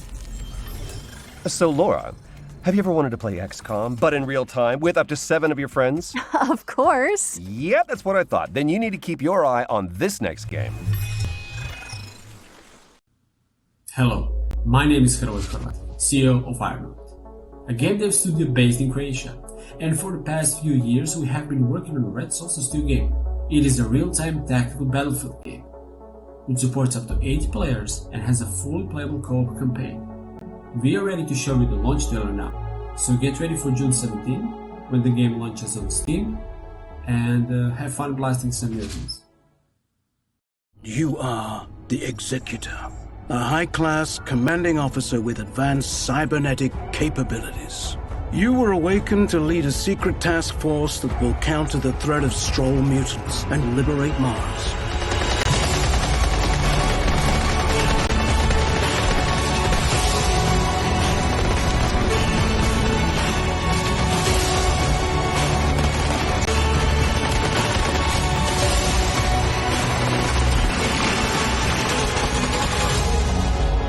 Welcome back, Executor. The Stroll infestation has now infected all colonies on Mars. Build your squad from 6 unique classes of elite soldier, utilizing their skills to best suit each mission type. customize their weapons and tech as well as their upgrades and abilities.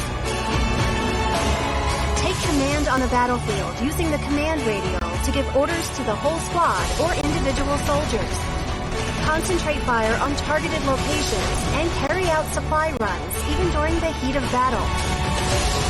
Recruit your friends to the fight and join in up to 8-player co-op missions to save Mars in our name.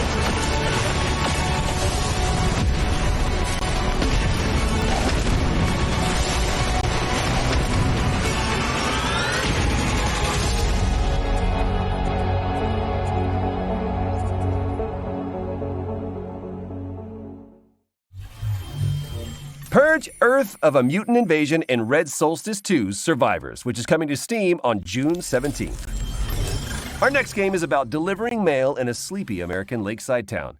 Let's join Dylan from Gamius to learn more.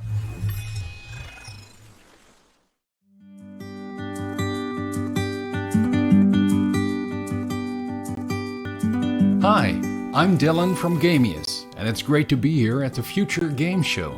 We're currently getting very close to finishing Lake, a game that's set in the 80s. You play as Meredith Weiss, who takes a break from her life in the big city to deliver mail in her hometown.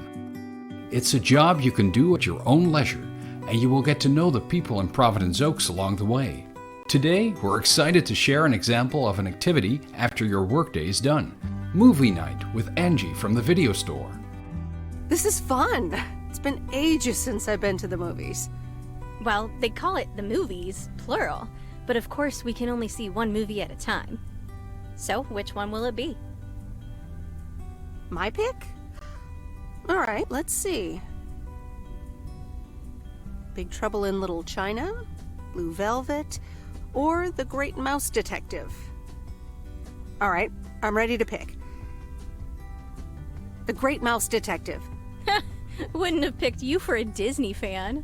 Oh well, let's get in touch with our inner child. We won't spoil more, and we also can't say what Meredith will do after spending 2 weeks in Providence Oaks, because it's all up to you. Lake is coming first to Xbox and PC this September 1st. Thanks for watching, and enjoy the rest of the show.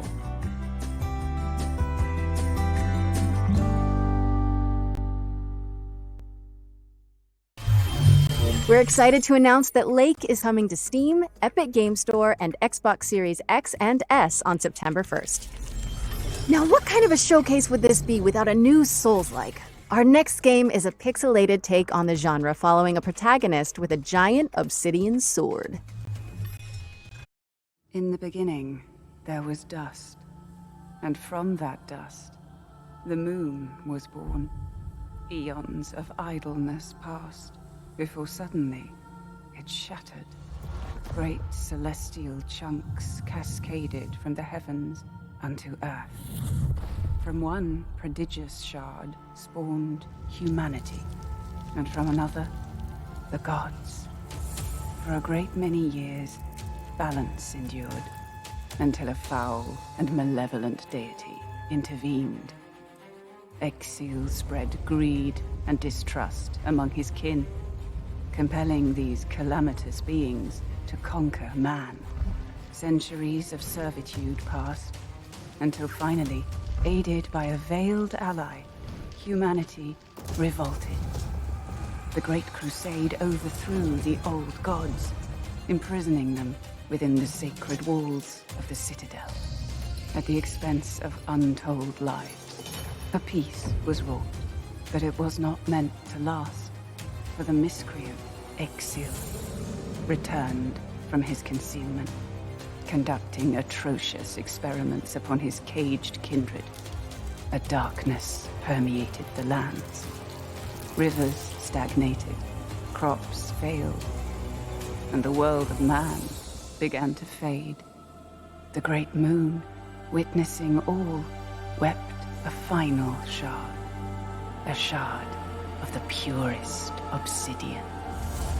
And thus, a glimmer of hope remains.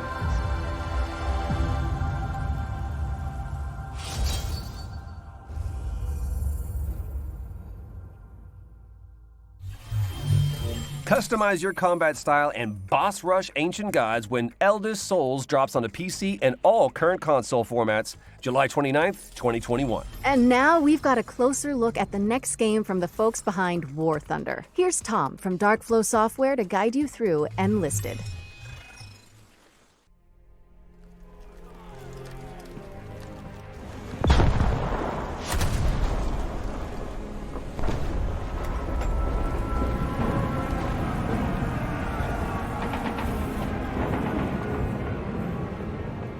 Hi there, thanks for tuning in. Hopefully our little trailer has got you interested. My name's Tom, and I'm part of the team at Darkflow Software behind our new game, Enlisted, a historical World War II shooter with some unique gameplay quirks. One of Enlisted's most unique features is the Squads mode, where you head into battle with a squad of AI soldiers under your control. You can instruct them on how to react to enemies, and most importantly, you can switch between any of them seamlessly with the press of a button. You'll only need to respawn when your entire squad is wiped out. This way, you're always kept right in the middle of the action. Although, if you prefer a more traditional shooter experience, we have a fleshed out solo mode too, where you will only fight against other players. At its core, Enlisted aims to form a golden middle ground between the more hardcore and arcade-style shooters currently available. Time to kill is kept short. A bolt-action rifle to the chest will down a soldier in a single shot, with submachine guns and pistols taking only a few hits. Vehicles as well can of course be devastating, but have their limitations. Aircraft are restricted to the cockpit view, and crew inside tanks can only use viewports to spot targets, so you'll need to keep your wits about you to really get the most out of these machines. Progression in Enlisted is spread over various campaigns. Currently, you can fight in Moscow, Normandy, and Berlin, with Tunisia and many more coming soon. Each campaign features new weapons and equipment. Firearms can be improved to increase their raw performance, and soldiers can be leveled up to grant them specialized perks. Different classes of soldiers are able to equip different gear, with specialist classes such as engineers able to build structures anywhere on the map, including FOBs, sandbags and barbed wire defenses, and even anti-tank cannons and AA guns. Enlisted aims to keep historical accuracy in the forefront of development. Firearms, locations, and uniforms are all true to history. No neon pink Sten guns and mohawks here. Each army will be decked out with the equipment they actually used during their respective conflicts. Because of the squads feature, you'll never be short on targets. Twitch reflexes and fast reactions will of course have their place in Enlisted, but even if you haven't had the time to fine-tune your skills, you'll easily be able to come away with a kill count in the double digits. The AI, however, are very attentive and react to sound, and not to be underestimated. But that's all we've got time for. Make sure to give it a try yourself by heading over to enlisted.net/join. Enlisted is cross-platform and available now on PC, PS5, and Xbox Series X and S, and currently in open beta. New content is added regularly, and no progress will be wiped upon the full release. Once you've signed up, use the code ENLISTNOW for a free bonus on us. I've been Tom, and I hope to see you all on the battlefield. Cheers. That was Enlisted, which is available now on PC, PS5, and Xbox Series X and S. Next up, we've got a bullet-time stunt shooter with fully destructible environments. Oh, and the protagonist only has one arm. Let's check out Severed Steel.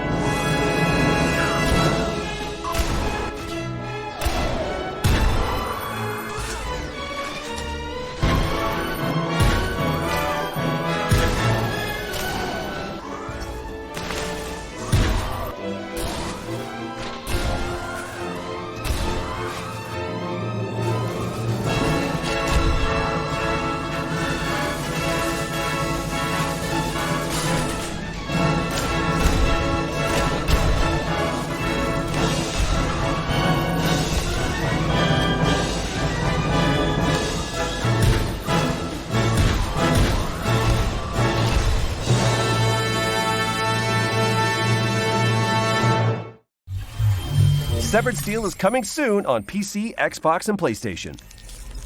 Okay, notepads at the ready, because for this next section, we're going to race through 8 exciting upcoming games that deserve your full attention. Here's our Future Hits montage for 2021.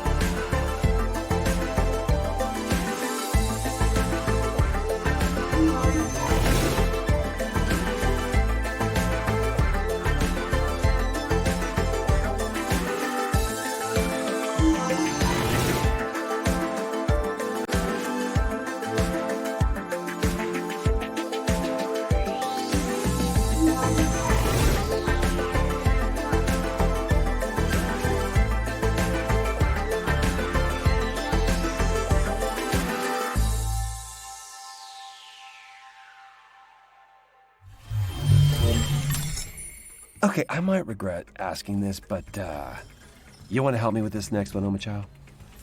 Okay. Did you know that Sega recently announced Sonic Colors Ultimate? We've got some exclusive gameplay from a stage that nobody has seen yet. I hope Sonic does okay without me. Did not regret it. Hi everyone, I'm Katie Golden, Senior Producer at Sega of America. And I'm excited to share with you an exclusive clip of Tropical Resort from our upcoming release, Sonic Colors Ultimate. Please enjoy.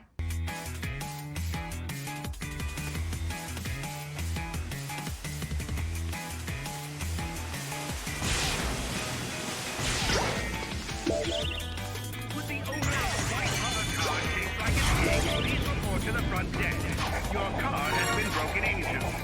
Repeat, would the owner of a white hover car shaped like an egg?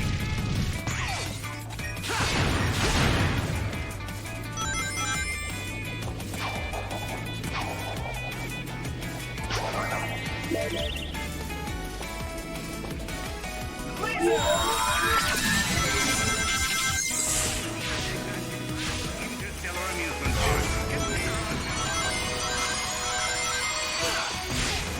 Please feel free to fill out a brief survey. Would Sonic the Hedgehog please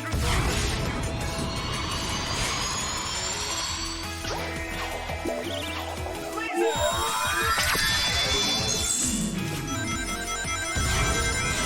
following rides are closed for repair.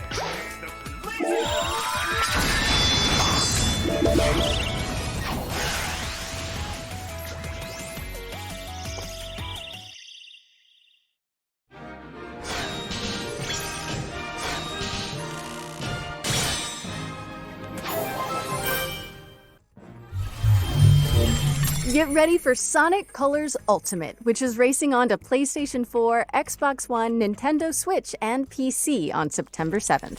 Moving swiftly on, we've got a new management game from Chucklefish where you play as a powerful artificial intelligence in control of a space station. Do you want to roll the trailer, Troy? I'm sorry, Laura. I'm afraid I can't do that. I know that you were planning to disconnect me. No, never mind. I'll handle it. Here is Starmancer.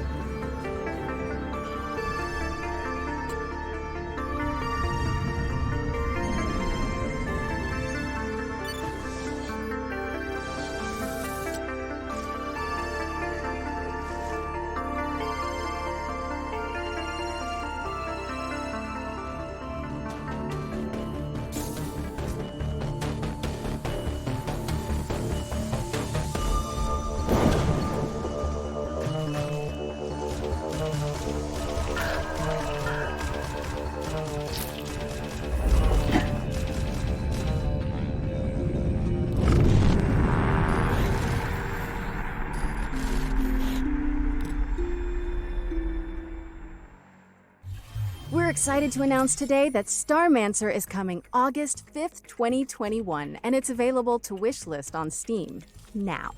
Laura, ever since that lake trailer, I've been thinking, have you ever wondered about the Postal Service? Like, that there's just so much mail, Not really, no. Okay. You're saying you don't know about Jeff and Deborah. Who are What are you talking about? I'm just gonna press this button again and hope it explains everything. Oh, it will. Trust me. Kiwi is a game about two kiwi birds who work at the post office. Their names are Jeff and Deborah. I'm Joel, I'm one of the developers on Kiwi, and I'm going to show you how a Kiwi level changes over the course of the game. So in this room, you're transcribing urgent messages and assembling them ransom note style by stamping them onto the page with your butts. You'll come back to this room every so often throughout the game, but there will always be a new twist to change things up. So as summer turns to autumn, now your word fragments are moving around on conveyor belts, and you'll need to chop certain words in half with the descrambler to get the pieces you need.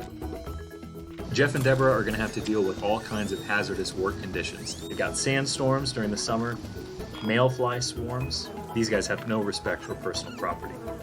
Paranormal activity. This is genuine footage of an actual haunting. In winter, the post office gets hit with a huge blizzard, and now this level becomes about sharing the warmth of a single tiny lantern to break through blocks of ice and keep each other from becoming kiwi sickles. Our little heroes are going to face new challenges every level and in every room of the post office, whether they're typing telegrams, or packaging shipping crates, or helping an octopus sort the mail. It's all in a day's work for Jeff and Deborah. Also, you can dress up your kiwis, so don't say we never did nothing for you. We're releasing Kiwi on August 31st for PC and all major consoles, and we hope to see you at the post office. Thanks for watching. All right, you got me, Troy. I'm a believer. Co-op Postal Puzzler Kiwi is coming to PC and all current console platforms on August 31st, 2021. See? Told you. Next up, we've got a roguelike with an attitude, a game show shooter where you earn likes for dunking on competitors and causing a little wanton destruction. Will the circle be unbroken? Get it? Find out in this world premiere.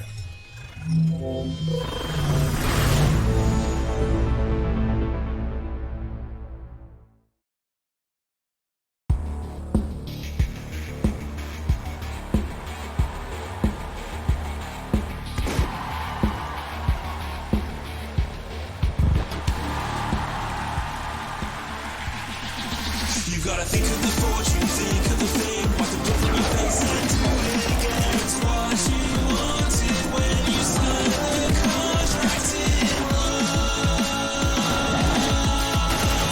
Just play the game. Definitely pay my tiny price. Play the game. It's not you have a choice anyway.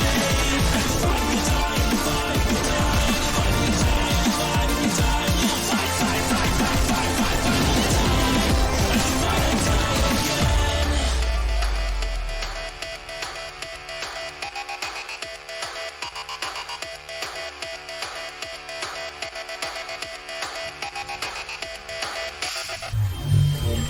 That was Death Run TV, and you can play the pilot right now by heading down to the Future Game Show page on Steam. Okay, hazmat suits at the ready, because this next game tasks players with building a team of stalkers to survive a 3D scanned recreation of the Chernobyl exclusion zone. Here's more on what to expect in Chernobylite. Mówi się, że to, co designerzy sobie wymyślają, to jest pisanie listu miłosnego. Każdy kiedyś był zakochany, pisał list miłosny, wydawało mu się, że to jest takie piękne, wspaniałe, a potem po latach znajdował te listy i mówił: Jezus Maria, co ja tu za bzdury pisałem. Zaczynaliśmy właściwie od gry, gdzie skupialiśmy się na przetrwaniu, na menedżowaniu swoim czasem i towarzyszami. To wszystko wydawało się po designersku dobre, ale zwykle emocjonalnie dosyć nudne. I dlatego dodawaliśmy coraz więcej elementów, które angażowały gracza, które były dla niego ciekawe. Na początku był to taki mały chat, który gracz sobie mógł modyfikować, ale był całkowicie opcjonalny. Z biegiem gry on stawał się coraz bardziej sensem gry, coraz bardziej jego sercem. nadawaliśmy coraz większą rolę naszym towarzyszom i warto im było dać właśnie tą walkę, coraz więcej podporów, coraz więcej możliwości, coraz więcej broni. Absolutnie normalnym jest, że zaczyna się z czymś zupełnie innym niż to, z czym się kończy.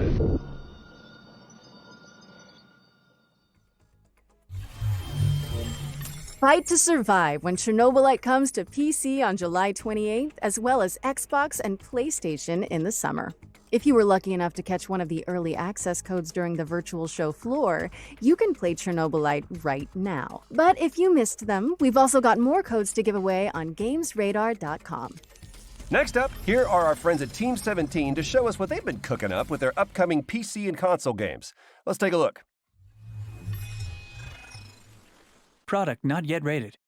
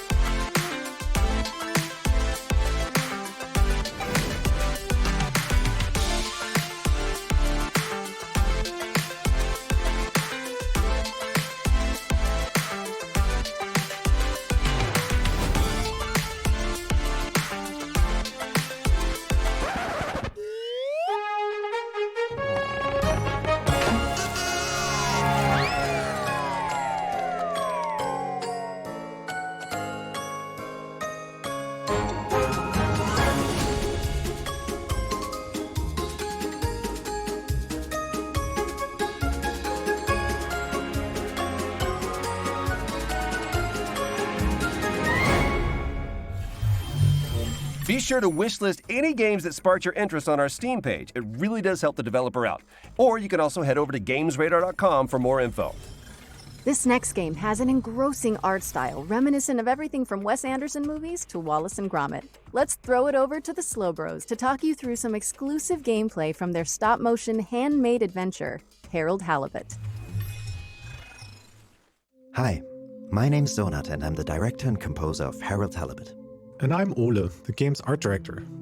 Harold Halibut is a handmade narrative game about friendship and life on a city-sized spaceship stuck under sea. It's been 250 years since your home.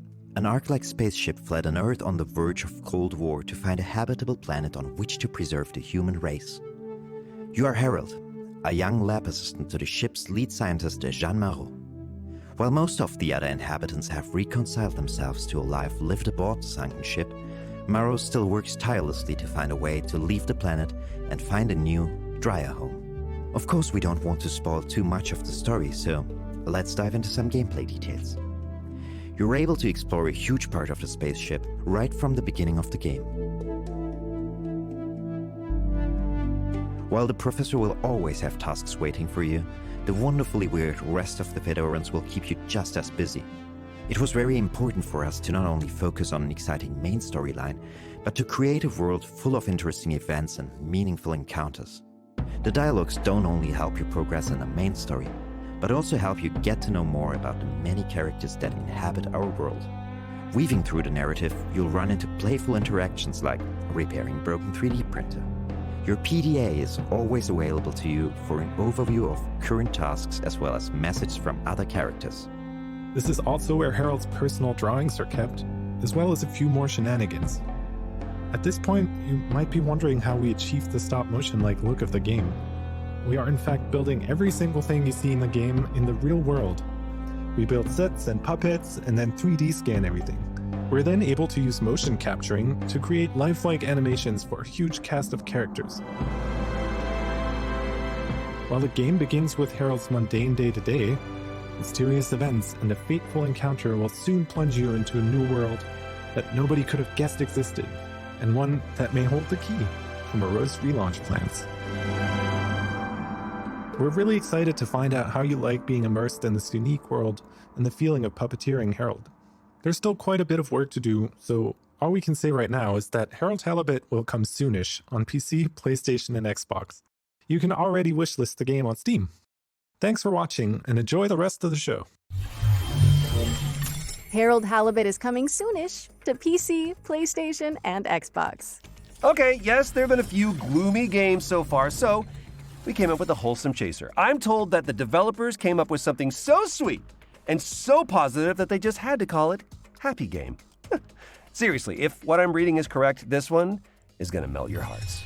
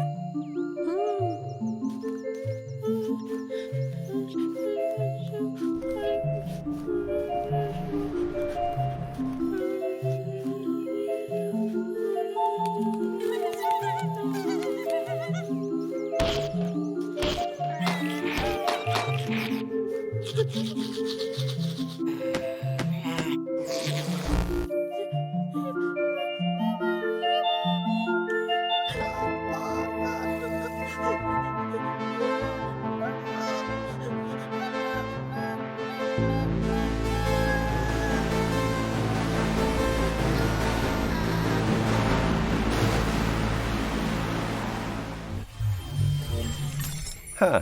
Okay, Laura, hope you're still there. Tell me you just watched the same trailer that I did? Troy, yeah, that was something. What I want to know is who the hell is writing this script? Yeah, I don't know, but they're telling me that Happy Game is coming to PC and Nintendo Switch in 2021. Oh, and demo is available now if you want to have a cheerful jaunt into a land of wonder. Good luck with that. Our next game is a gorgeous hand-drawn puzzle platformer following a young mechanic in a broken world. Pay attention at the end of this trailer for some exciting information about the Minute of Islands release date. Four brothers, bound by eternal purpose. They all broke at the same time. And a girl named Mo. She knows what must be done. When the Blight first came, people began to panic. And now, the spores are taking hold of whatever remains. Mo's family is still here, however. She has been tasked to protect them. After all, she is the bearer of the Omniswitch.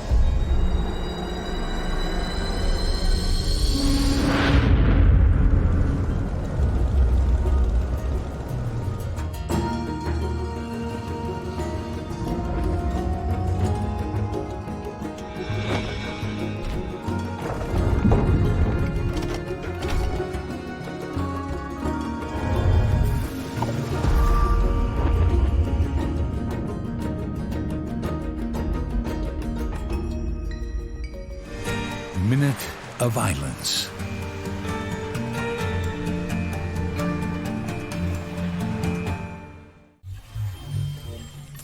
Yes, we are excited to announce that Minute of Islands is out now for PC, Mac, PlayStation, and Nintendo Switch, and will be arriving on Xbox later this week. Next up, we've got an update from the folks at Techland, who are fine-tuning the zombie parkour of Dying Light 2. Let's throw it over to the developers, who are here to answer some of your questions about the game.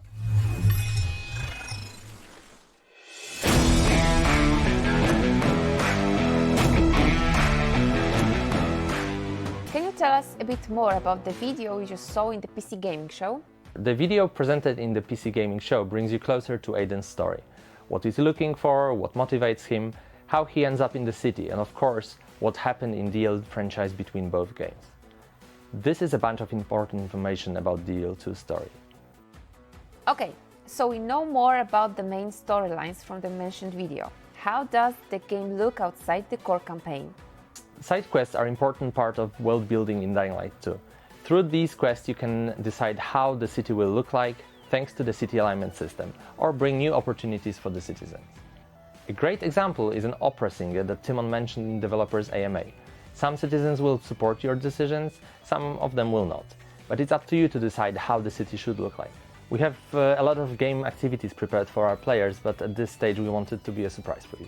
How seamless is the co-op experience? Would you say that the best way to experience Dying Light 2 is with a friend? It could be. What is cool about the co-op is that it gives you an opportunity to see how the world changes when your friends make different decisions than you. In co-op you can walk in their shoes to experience all those differences. But really there is no just one way to play Dying Light 2. It's up to you guys. How are you improving the story for Dying Light 2? I know we all have great fun killing infected, but we also want to give you a deep, thought-provoking experience that will let you be immersed in the DL2 world for long hours. On top of that, thanks to the choices and consequences mechanics, the story will be shaped differently depending on the way you play. You've promised a great open world that feels alive. How is it going? Yeah, well, as you can imagine, Dying Light 2 is full of infecteds, but it's also full of humans, with their everyday life activities and purposes. We are building Dying Light 2 around the simple rule: ground is death and rooftops alive. What is cool is that NPCs act differently on each of those levels. Also, their behavior depends on choices you make and the way you play.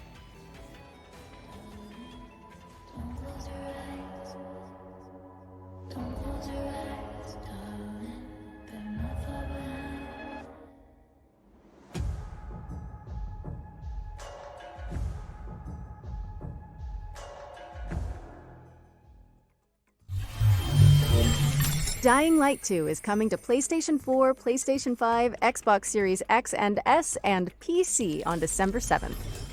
Revealed during the Nintendo Indie World Showcase earlier this year, this next game is a skateboarding action platformer. Here's Simon Bennett from Roll7 to give you an exclusive look at Ollie Ollie World.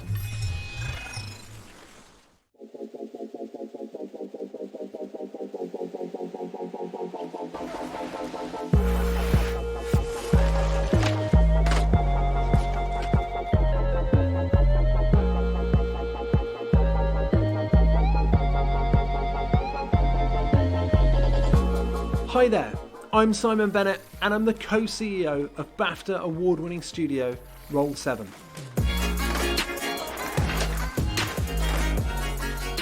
Right now, we're working on Ollie Ollie World. It's our stunning action platformer. You're going to meet quirky characters on a magical road trip through Radlandia, and of course, add a ton of new skate moves into your trick bag.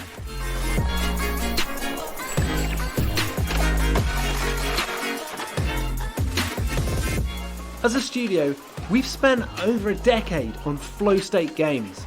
They transport you into a state of total focus and immersion, and it's something that we very much continue to build on with Ollie Ollie World.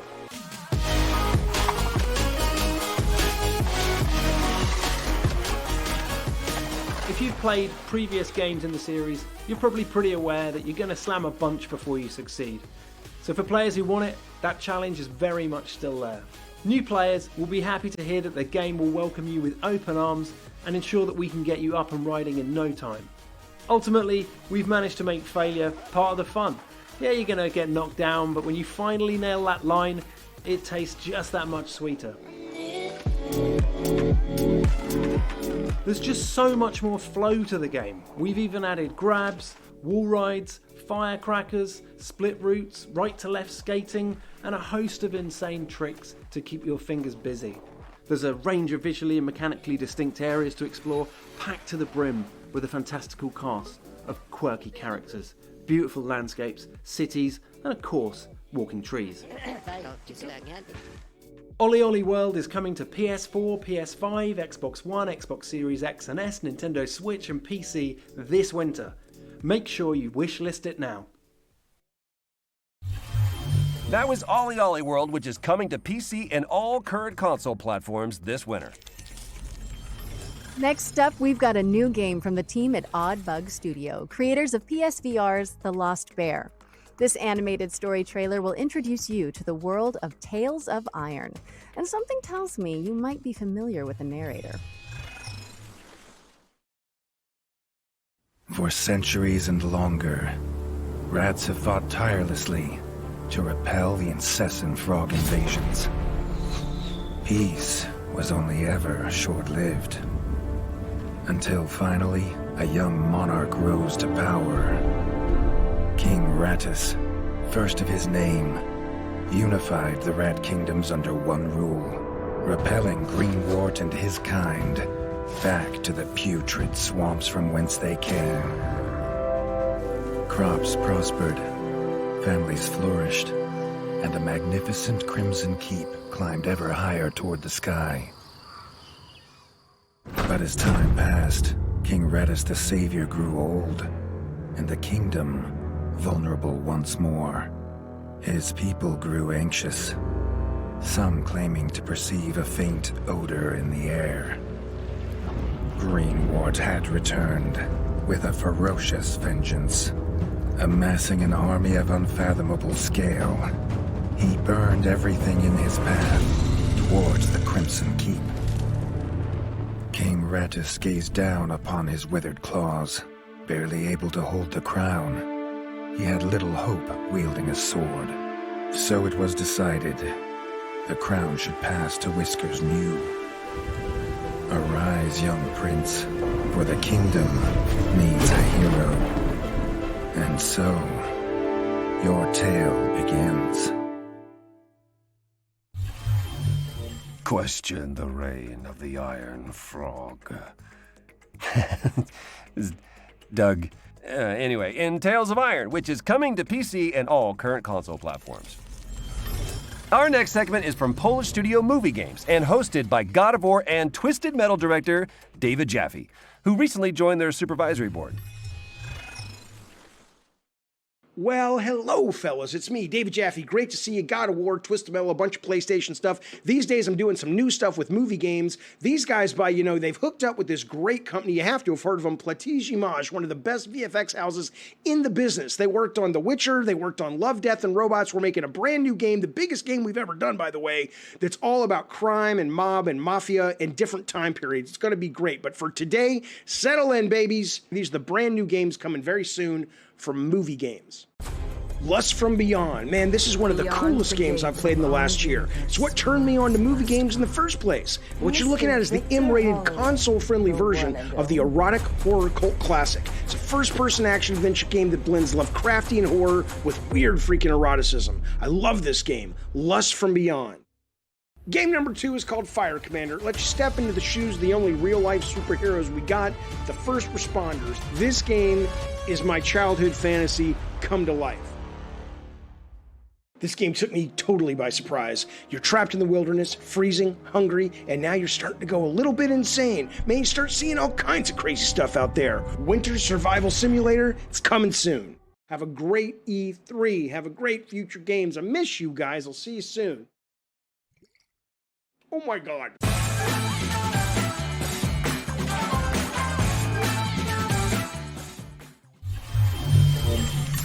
Thanks to David Jaffe. And check out GamesRadar.com for more about Movie Games' upcoming titles. This next presentation comes from the folks at Xseed Games, the makers of Story of Seasons and Rune Factory. Here's a look at their most exciting current and upcoming projects.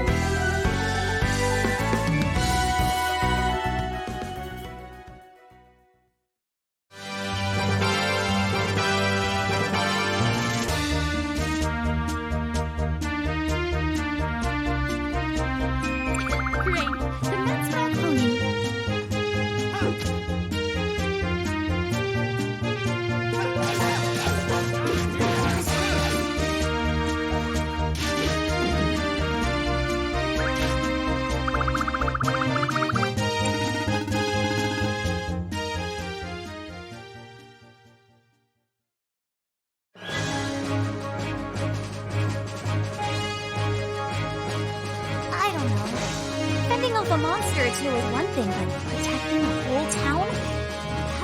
That's a lot. Take that!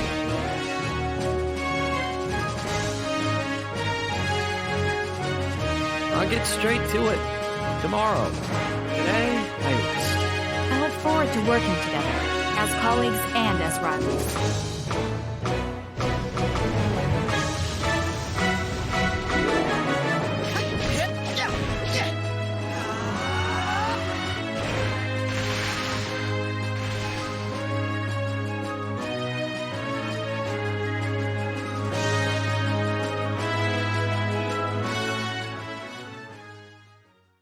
Marvelous. Find out more about Xseed's lineup on GamesRadar.com.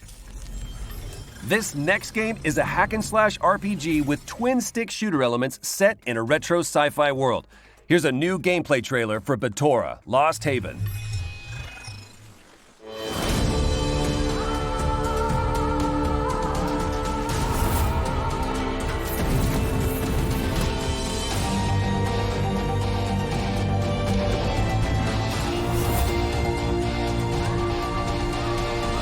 Oh yeah, now we're talking.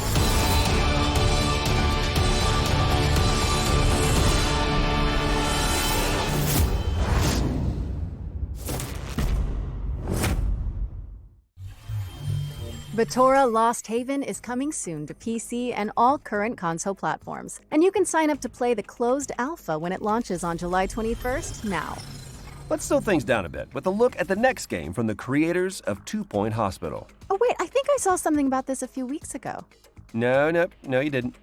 Here's developers Mark Webley, Ben Huskins, and Gary Card to tell you all about it and give you a first look at gameplay.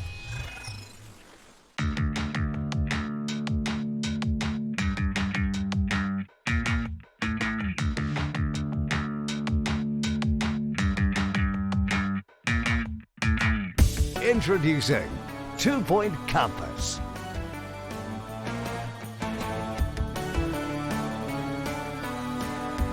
When we were thinking about what we were going to do next, campus and the idea of running a university or a college was something we just kept coming back to. It's a really rich topic. So people who haven't probably heard of 2 Point Studios may think, oh, schools, that's really dull. Well, hospitals, if you've seen our previous game, isn't about healthcare really. It's a wrapper, we call it 2 Point Hospital, but that's about as close as it gets to real world of medical healthcare. Campus is taking everything we learned from 2 Point Hospital and taking it to the next level. The important thing was for us to give the player a canvas that they could completely create themselves. In Campus, you start with this blank plot of land. We've got something called the Smart Brush, for example, which allows you to drag interesting shaped pathways. If you want to drag a picket fence, you can drag that along. It's just really easy to paint the world you want. So it's really simple to lay down some paths at different angles. And it's fun, isn't it? I mean, it's adding this kind of city builder element to 2 Point Universe. The difference between 2 Point Hospital and Campus is that we're spending a much longer period with our students. What we wanted to do with Campus is make you care about your university. The idea of these interesting and different courses are going to attract interesting and different students. So there's a night school. Horrible pun, but night school, you got it. You're going to train knights of the realm. So it won't be stuffy, normal, boring stuff that made you go to sleep at school. It's going to be really cool, interesting stuff. That was 2 Point Campus, which is coming soon to PC and all current console platforms. Our next game is in early development, but it already has a very cool codename, which is always a good sign. Here's Leo to tell you all about Project Ferocious. Hello, my name is Leo, and I'm the developer of Project Ferocious, an action-adventure game set on a mysterious tropical island.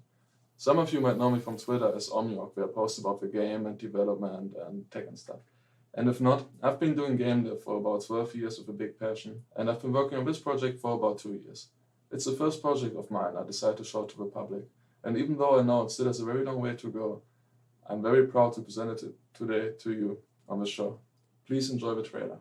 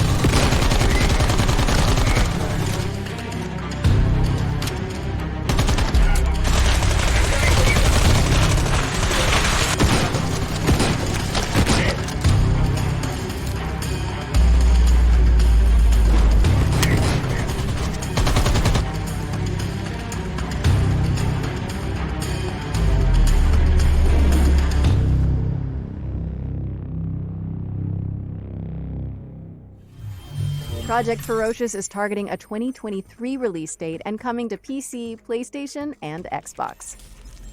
Our next world premiere asks, what if Doom Guy had a drunk one-night stand with Super Meat Boy?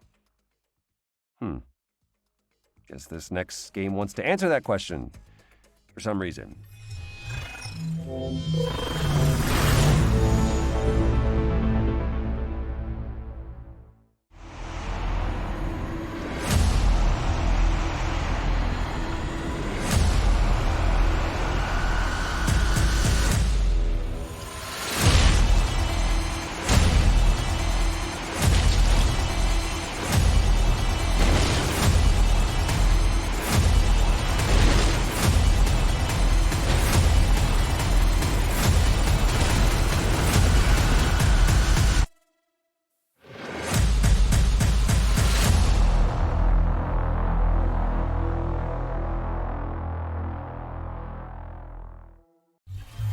Watch out for Warcry challenges when it stops defying gravity and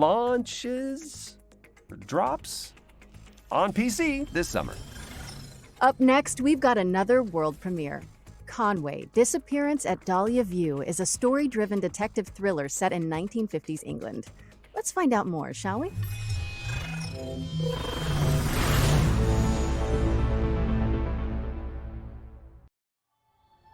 Robert Conway, 22nd of June, 1954. I've solved many a case in my time as a private investigator, but nothing so close to home as the abduction of Charlotte May. There are some things that take hold of a person and refuse to let go. For me, it's the idea of saving that little girl. My own daughter, Catherine, is on the case. She has the same look in her eye that I used to have. There'll be no stopping her. I wish I could say that all of my neighbors are innocent. I wish I could say that I have the faintest clue where to begin.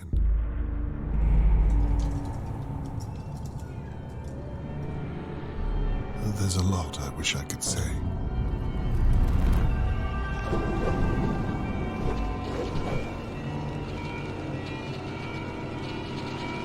The truth is, sometimes it takes a nightmare to wake a place like Dahlia View.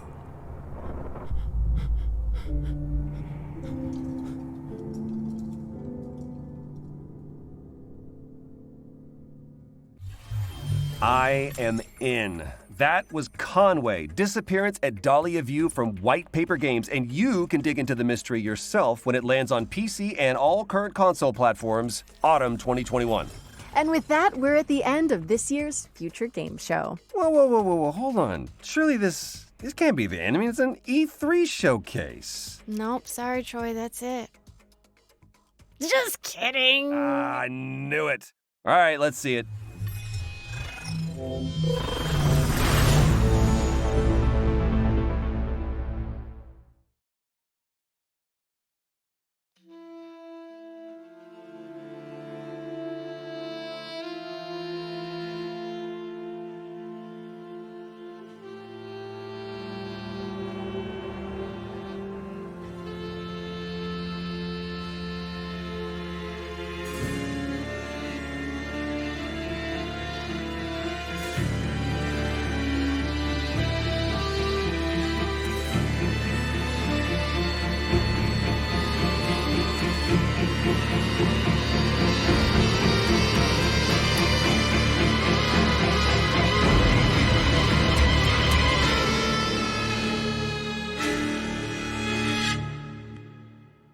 My name is Marissa Marcel. I'm 17 years old, and it's my dream to be an actress. And that really is all we have time for. Be sure to head to GamesRadar.com for more coverage and updates on all the games you've seen today and more. I'm really excited about that Sam Barlow reveal. Yes, and thanks to our headline partners, WD Black, and of course, all of our many talented developers and industry partners that have made all of this possible. And of course, for everyone tuning in at home. Well, we hope you've enjoyed today's lineup, and mark your diaries because the Future Game Show will be returning in August. I'm Laura Bailey. And I'm Troy Baker. And this has been the Future Game Show 2021.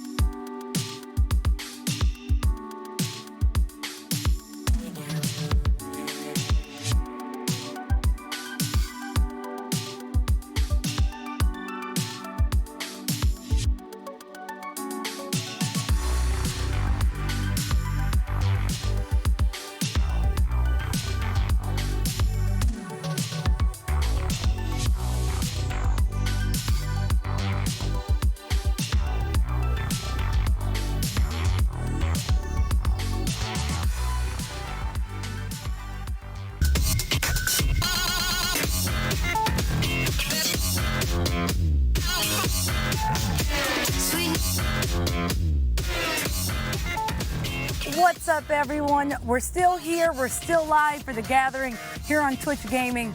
I'm Cup and Noodle. With me, it's the one and only, the Mr. Bruce Green. How you doing, Bruce? Casey, I'm so good. We got that 2.5 hour break where we watched PC Gaming and Future Game Show. It's been a while. I was just like this, like we've been gone for a minute. I didn't know if y'all would recognize us by the time we came back. Well, we are back, and for anyone just joining us, day 2 of the Twitch Gaming Gathering has been completely unforgettable. It's because I danced on a bar with a robot, a chatbot tried to pick a fight with another robot fell over in an attempt to crush me. It's been a lot of robot stuff, but also, we covered the Xbox and Bethesda Game Showcase and Square Enix Presents, which were huge. Yeah. Which were huge. So that was good. That was a good time too, other than me dancing on the bar. I feel like you dancing on the bar is top tier moments for me today. Well, thank you, Case, and that's very nice of you to say. Yes. What about the game reveals? Game reveals were big. I was going to say up next was Paulo falling over. But game reveals were big. And there were games that, while we were hyped for the reveals, we didn't really talk about it. I'm just saying, we didn't hear Perfect Dark. And I thought we might get Perfect Dark, and it completely escaped me after we talked about it. So now I said it. We didn't get it. I'm kind of sad. Where's Elder Scrolls 6? We got to keep going. We got to keep going. I knew that was coming. You know, so much has happened today, and we're not even done. We have so much more stuff coming, including a special episode of Twitch Gaming, or the weekly for the gathering. We're going to have the weekly. We have a special episode, and we'll finally reveal the winners of the emotes. The Emote Awards, yes, the emotes. Which have been selected by you in chat by using PogChamp, LOL, and Bible Thump across the past 2 days. So keep using them, get them in. That's right. So we can see what you guys picked at the end. But first, we have a dev chat planned for everyone. And I'm excited about this one. Our next guest is the game director of the highly anticipated new game, 12 Minutes. I'm excited for this one. Yeah. An interactive thriller about a man trapped in a time loop. And we're all in for a real treat because we're going to showcase live gameplay demo for the first time right here, right now. But first, if you aren't familiar with the game, let's take a trailer and get a good look at 12 Minutes. So, how was your day? Oh, you know. I have something to share. When is this, my birthday? We're having a baby. Police, you're under arrest for your father's murder 8 years ago. What's going on? Shut up! You know what this is. You've been lying to me all this time? I should never have told you. I'm out of patience. What? I know I say this a lot, but I love you. I say this a lot too, but back at you. Hey, welcome to the Twitch Gaming Gathering. Luis, are you there, Luis? Hello, I'm here. Oh. Thanks for having me over. Fantastic. Of course, Luis, of course. Thank you for joining us. Yeah, so before we start the live gameplay demo, can you just tell chat a little bit about the premise behind 12 Minutes? So the 12 Minutes is an interactive thriller about a man trapped in a time loop. You play as the husband, you come home from work, you're having an evening with your wife, then this cop shows up, he accuses your wife of murder. Then you get into a struggle, you try to stop him, you get knocked out, and then you go back to the start of the evening, and you have to use the knowledge of what's going to happen to try to change the outcome and break the loop. The loop lasts 12 minutes, and everything happens inside an apartment. Gotcha. Okay, I think that makes sense to me. It's only 12 minutes. It's not too much. Longest 12 minutes ever, but it looks so good. And not only do we get to talk about it, here to help us showcase live gameplay demo of 12 Minutes is one of the hosts for today's episode of The Weekly. Yeah, that's right. And so, Adrian's going to be joining us. What's up, Adrian? I'm as happy as could possibly be. I've been waiting so long for the game to come out, and I get to play it right now. I don't want to waste time, but I'm happy to see you. Hello. All right. Hey, Adrian, how are you doing? What's up, Luis? What's up, homie? All right, so while Adrian plays, Adrian, thanks again for playing. We're going to talk to Luis, kind of find out what we're seeing on screen, what exactly is happening in the game, and how to play it. So why is it important that the game doesn't really tell players what to do, Luis? Why was that your directive for this, not give them a tutorial? So that you feel that you're empowered in what you're doing, and that the way you advance and the decisions you make are not kind of being forced to you by the game, but they're your own. But yeah, this will make a lot more sense once we see. Yeah, we're looking at it right now. Okay. So this is like the tutorial area where you learn how to control the character and move around. Shit. And it's all top down, right, Luis? Yeah, spare set's still. the idea is to make something that would be accessible for anyone, so you don't have to be, struggling with third-person view and moving the camera and the character. You just have to use the mouse, click what you want to use. But hopefully the complexity of the experience stays there. There we go. That's so cool. It is. I love the look of the top down. Yeah. It's what naturally drew me to it. I was like, it was different. And when I first saw it, I was like, okay, I need to see more. So this now it starts. This is the beginning where the loop is actually going to.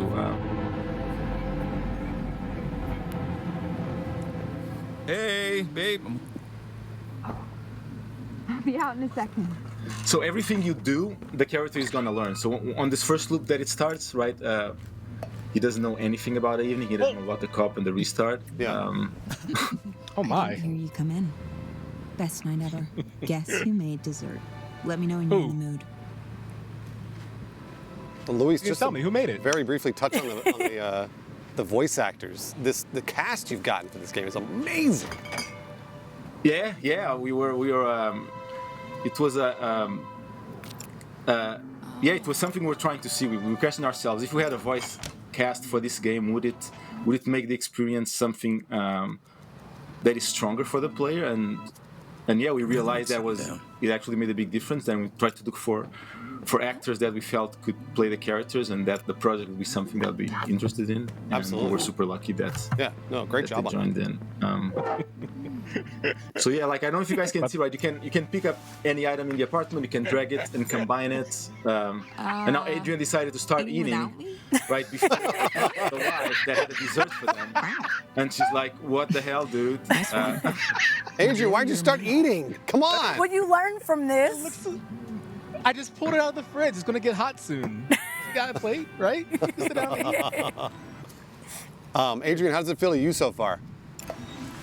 Honestly, I love any kind of game where you can be unpredictable and the game allows for it. That's the kind of gameplay that I do. Is I wonder if I can do this and the game knows how to react to it.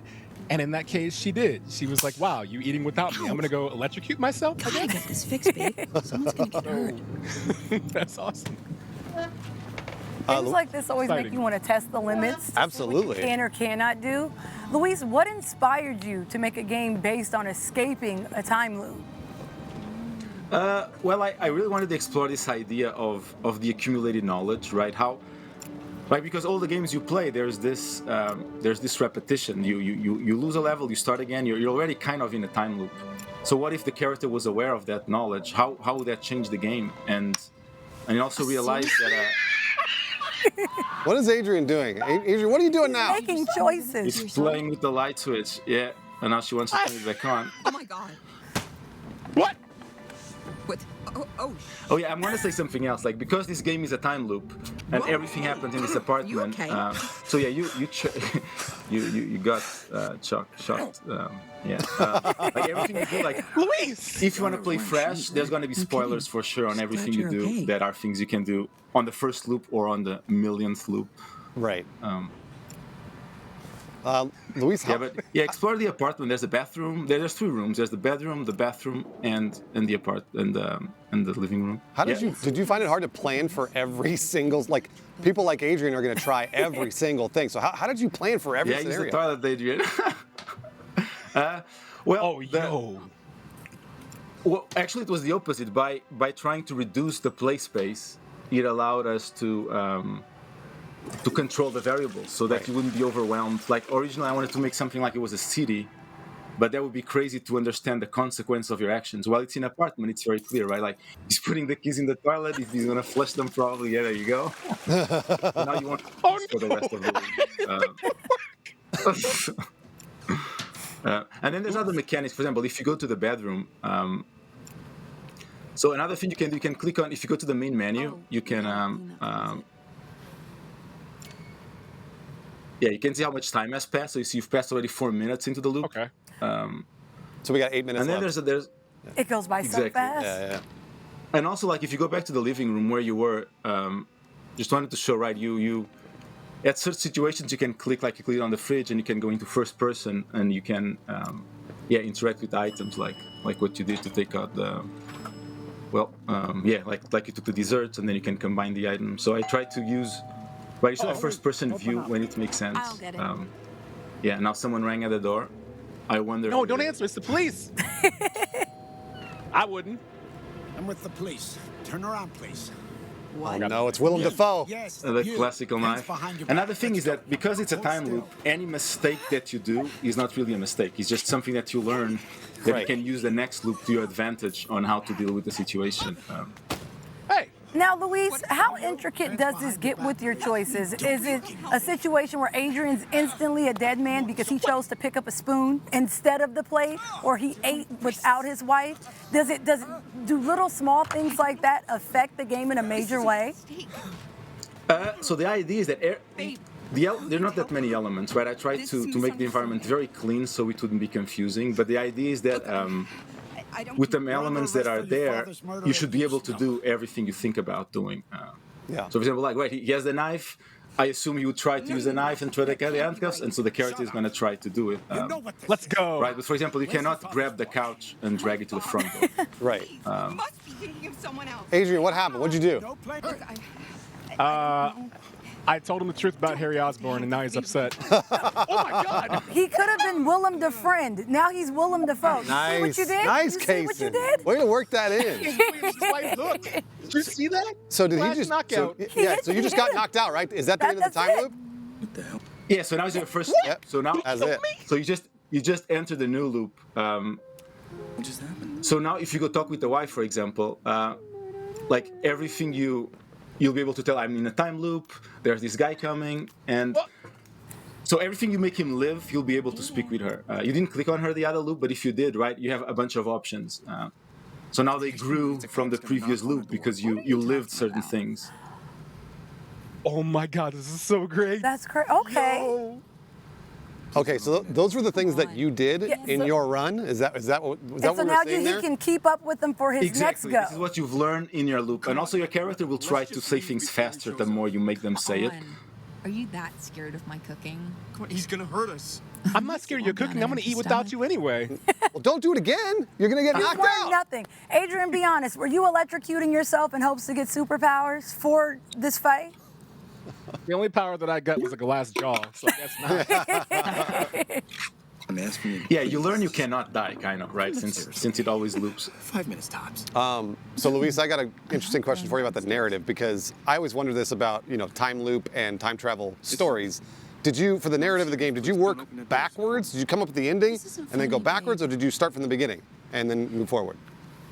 So I started by trying to see what's interesting about the time repetition, right? As a gameplay element. Early on, there was the obvious, there's like a key code, you learn the code for this door, the next loop you can enter immediately. But then I was like, what else could be more interesting than that? And I realized that if the people involved in the loop are people that you care about, and if the game is not telling you what to do, and then there's this objective knowledge, right? For example, if you picked up the knife, you can attack the cop. You could maybe use the keys to lock the door, right? You could, you start to see the play element. So there's this mechanical side of the game, but then there's also the knowledge you have of the characters and how you decide to use that knowledge.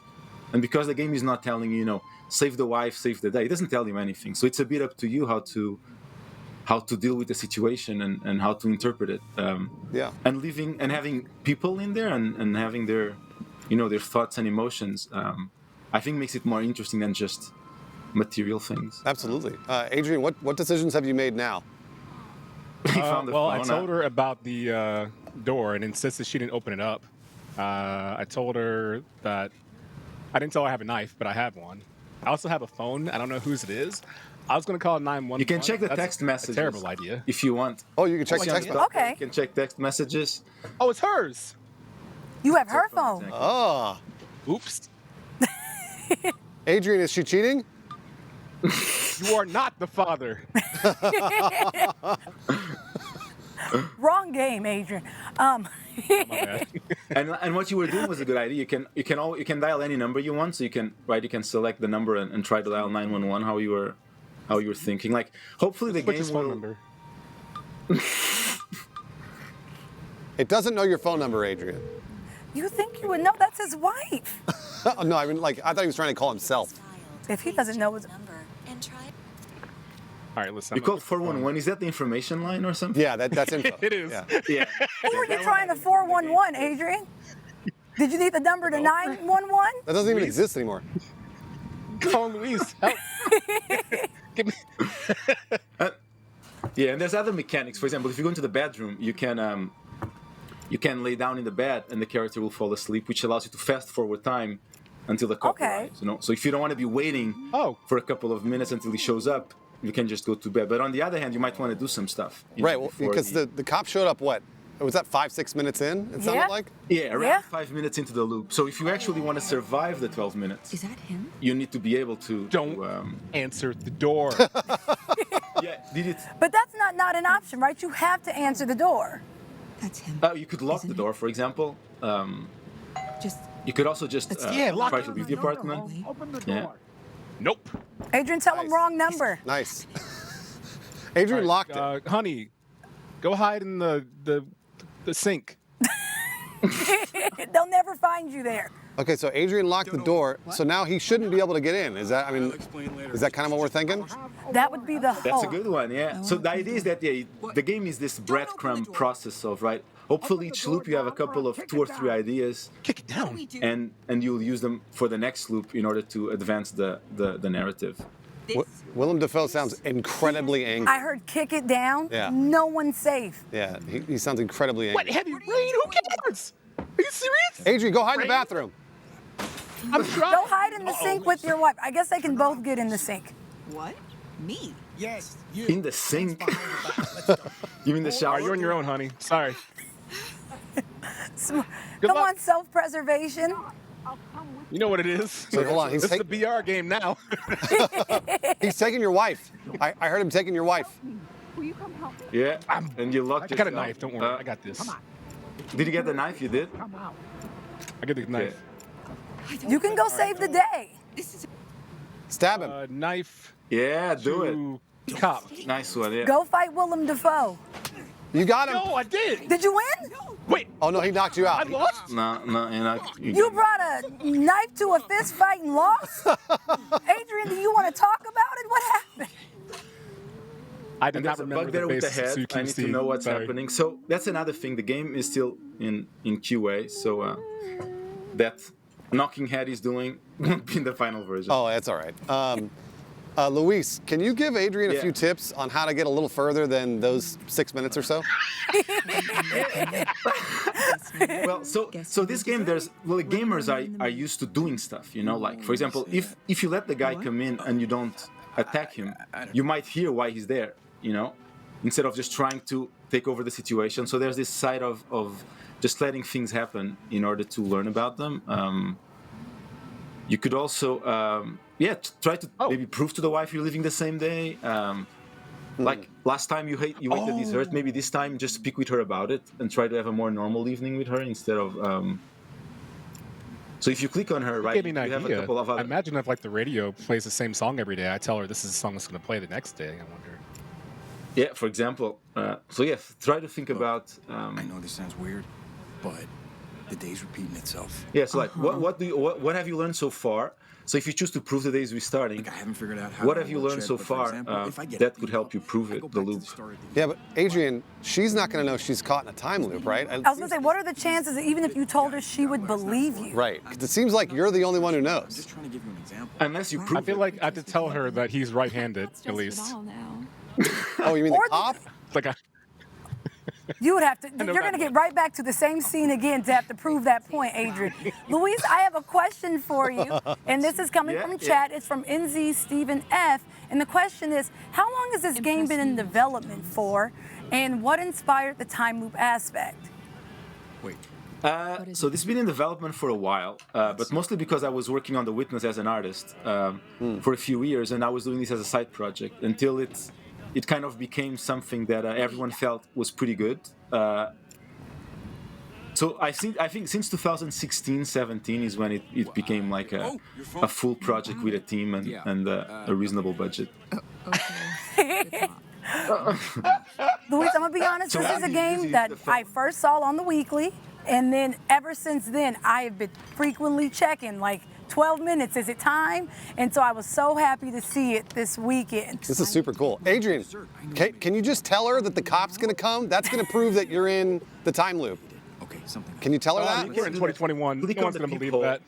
If you click on Come on, Adrian.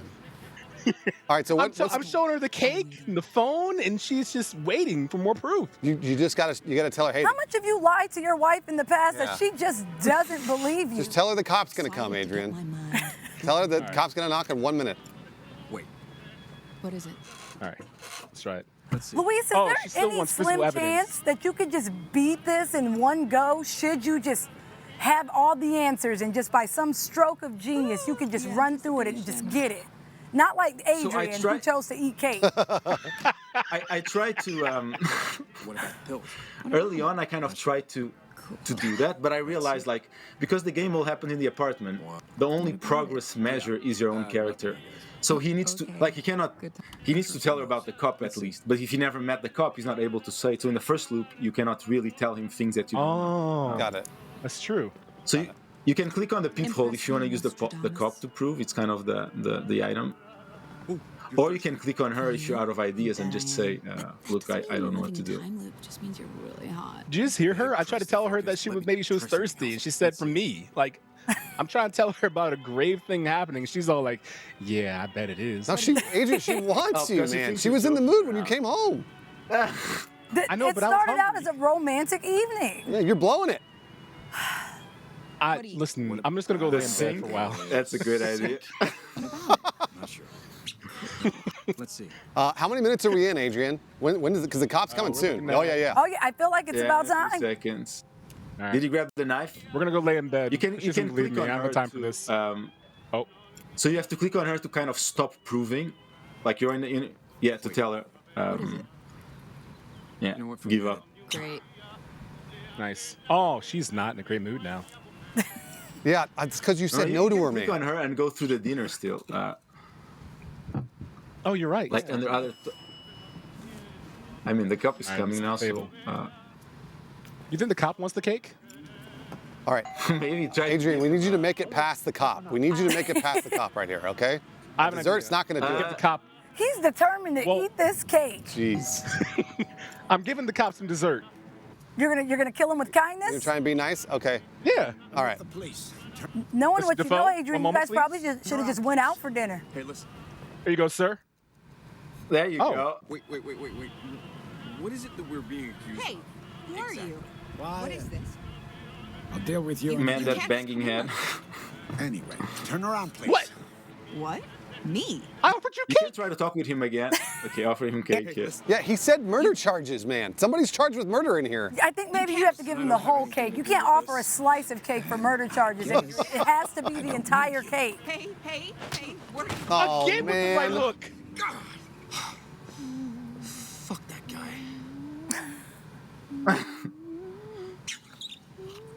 I'm very unhappy right now. This dude's got a mean cross. He really does. When Willem Dafoe came in, he asked about murder. He wanted to ask about murder charges, or you were going to ask about the murder charges. So you know that somebody's charged with murder in there. Now, do you know that you can let it go. You could just not do anything, and you listen to what the cop wants. I didn't hear you. You know, and you're gonna learn about like Best night ever. Oh. Yes. inaction is also valid in this. I feel like doing nothing could be very helpful in a game like this, so you can take something away Right, from it right. and know what the game Exactly. wants. That's Luis is he's been trying to give us hints the whole time, but Adrian has gone to give He just- cake he to the just cop, wants cake. and he tried to stab him. So, cakes and stabs. Thanks, Adrian. Okay, Luis, this setting, it's very confined, right? Because you can only go in so many rooms. How did you approach this as you began designing the game? Well, I wanted the game to be bigger, more expensive, but I felt that the bigger the space is, or the longer the loop is, the more boring it will be for the player to repeat certain actions. What? So I tried to compress things and make sure that only elements that would be there would be elements that were worthwhile for the experience and the story. So that was it. I kept reducing until it became this extremely tiny apartment and just 3 characters. And then right? You can quickly see the result of your actions without having to wait 3 hours of loops or oh my god, something he along stepped those on her head. lines. Yeah. Well, you're not knocked out yet. That's good. You're still up. You're not out for the count. Oh, wait. Did we speak too soon? You're under arrest for your father's Yeah, murder let him 8 talk. years Let him ago. talk. No, you're still awake. You're still awake, yeah. No, that can't be right. Shut up. World You know record. what this Let's is. go. Now, where's your father's watch? My Watch? What? Please, you must be thinking of someone else. So people who want to buy the game, guys, there'll be spoilers. And, right, the order in which someone plays is always different, so you might learn things you would. Yeah. Can't help you. Just you and I don't want me. to talk over this because it's really interesting. And we all go our separate ways. I'm telling you, I don't know about You it. can't say separate ways, dog. DMCA, Journey. Let's just see. Babe, will you tell It's just crazy to hear Willem Dafoe. I know. Like, that's insane. Will you? Please. Yeah, I agree. Oh, no, Adrian. Oh, no. Please. I'll tell you. Oh, no. Adrian, I do feel something. like your loop has been looping, but the loop's not changing. Do something. You were just destined. I'm zip-tied. I have a mug and cake. All right, Luis, when do we get to play the game? When do we finally get our hands on it? 19 August of this year. All right. So we're polishing, bug fixing, fixing the last bugs that people run into. It's a pretty tricky game to play test, to realize, because there's no level. Nah, I'm leaving. It's like, did you actually try, did you eat the dessert in front of her, then grab the spoon and did this? Right. To find that there's a bug, and then we just, yeah. Well, Luis, I'm definitely looking forward to this game. Like I said, I'm happy there's a date now, so I can stop stalking Steam.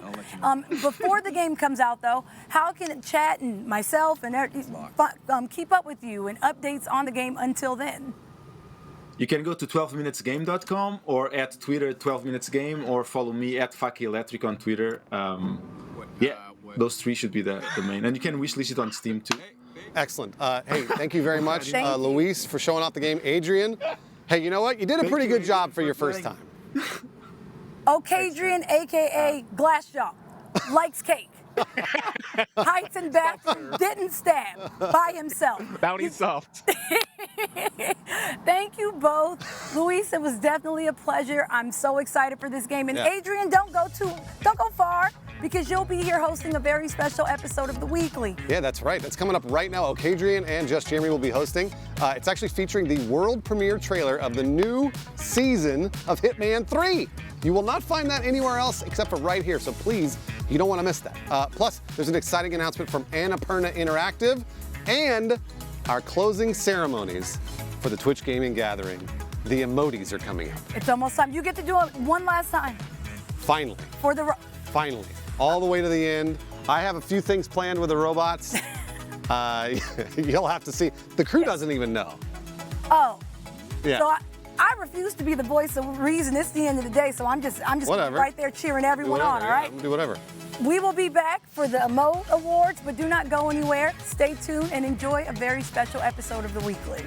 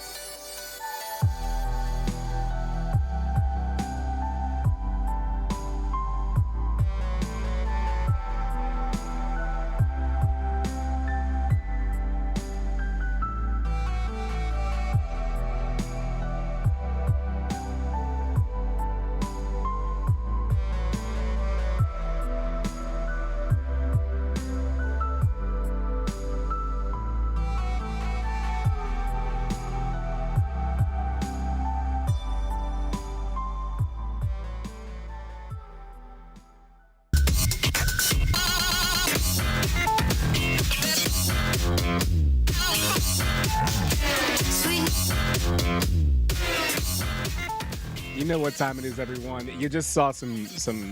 I don't want to talk about it. Welcome to the weekly weekend edition. I'm one of your hosts, Adrian Effie, aka Adrian, joined by Jeremy. Jeremy, what's up? How are you? I'm good. I was watching you do your 12-minute gameplay. That was quite interesting.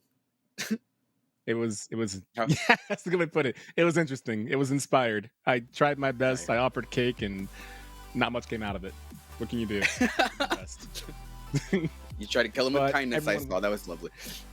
That's the thing. I figured that if you could just give someone some food, they'll be happy. And I bring that up for a reason, because in case you aren't, here earlier for the weekly and all the events been happening so far for the gathering, today's show, we have official sponsors. Like actual sponsors, right? Sponsors of the Twitch Gaming channel. First and foremost, we have Ally, and they're now the official financial services partner of Twitch Gaming. So thank you very much for that. And we mentioned food earlier. It's not quite cake, it's a step up, burritos and such. Chipotle is the official restaurant of Twitch Gaming. Many thanks to our new sponsors for making this channel possible. Our DMs are open. Please hit us up. Also on today's show, we're going to be covering our thoughts on the Wild Avatar game announcement, plus the strange decision by Square Enix to, spend a third of their event time on, one game the entire time? And also we're going to touch base on all the updates from Xbox and Bethesda, so that's going to be great. Plus we're going to be hosting an AMA with the creative team behind the Battle Royale Naraka Battle Point. And we're going to be revealing some exclusive trailers right here on Twitch Gaming. And we actually don't know what these trailers are, so that's going to be exciting. And we're going to do a special edition of Make Your Case, plus much, much more. So I'm super, super excited about it.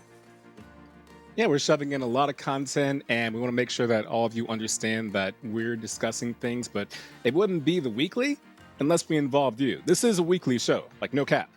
We're always here doing different stuff. We involve you, the Twitch audience, to type things in. So like down there, Mr. Ream said hi.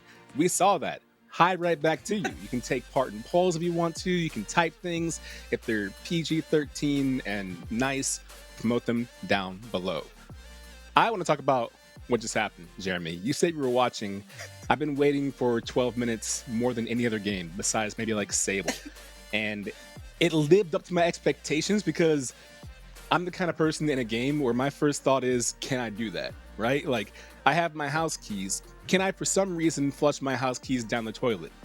And I could. And to me, that's a sign of, honestly, real talk, no cap, a great game. When the game says, yeah, go ahead and do it. It has consequences, dummy, but do it. Like, I love that kind of content so much. I don't know if you enjoyed watching it or not, hopefully. No, I did. It was fun to watch. It was fun to see you fall on the floor a few times, but for the most part, I love that it was a puzzle. I love games that are puzzles and trying to figure it out. My question was that I had while watching it, though, is it one story, or like once you solve that, do you know if it goes into another 12 minutes to kind of figure something out, or how does that work? I think it's one continuous story, because the idea is you're trying to figure out why this cop is accusing wife of murder, why they're looking for a watch. And it's so succinct, because it's not as simple as, well, all I got to do is just find out what's happening, right?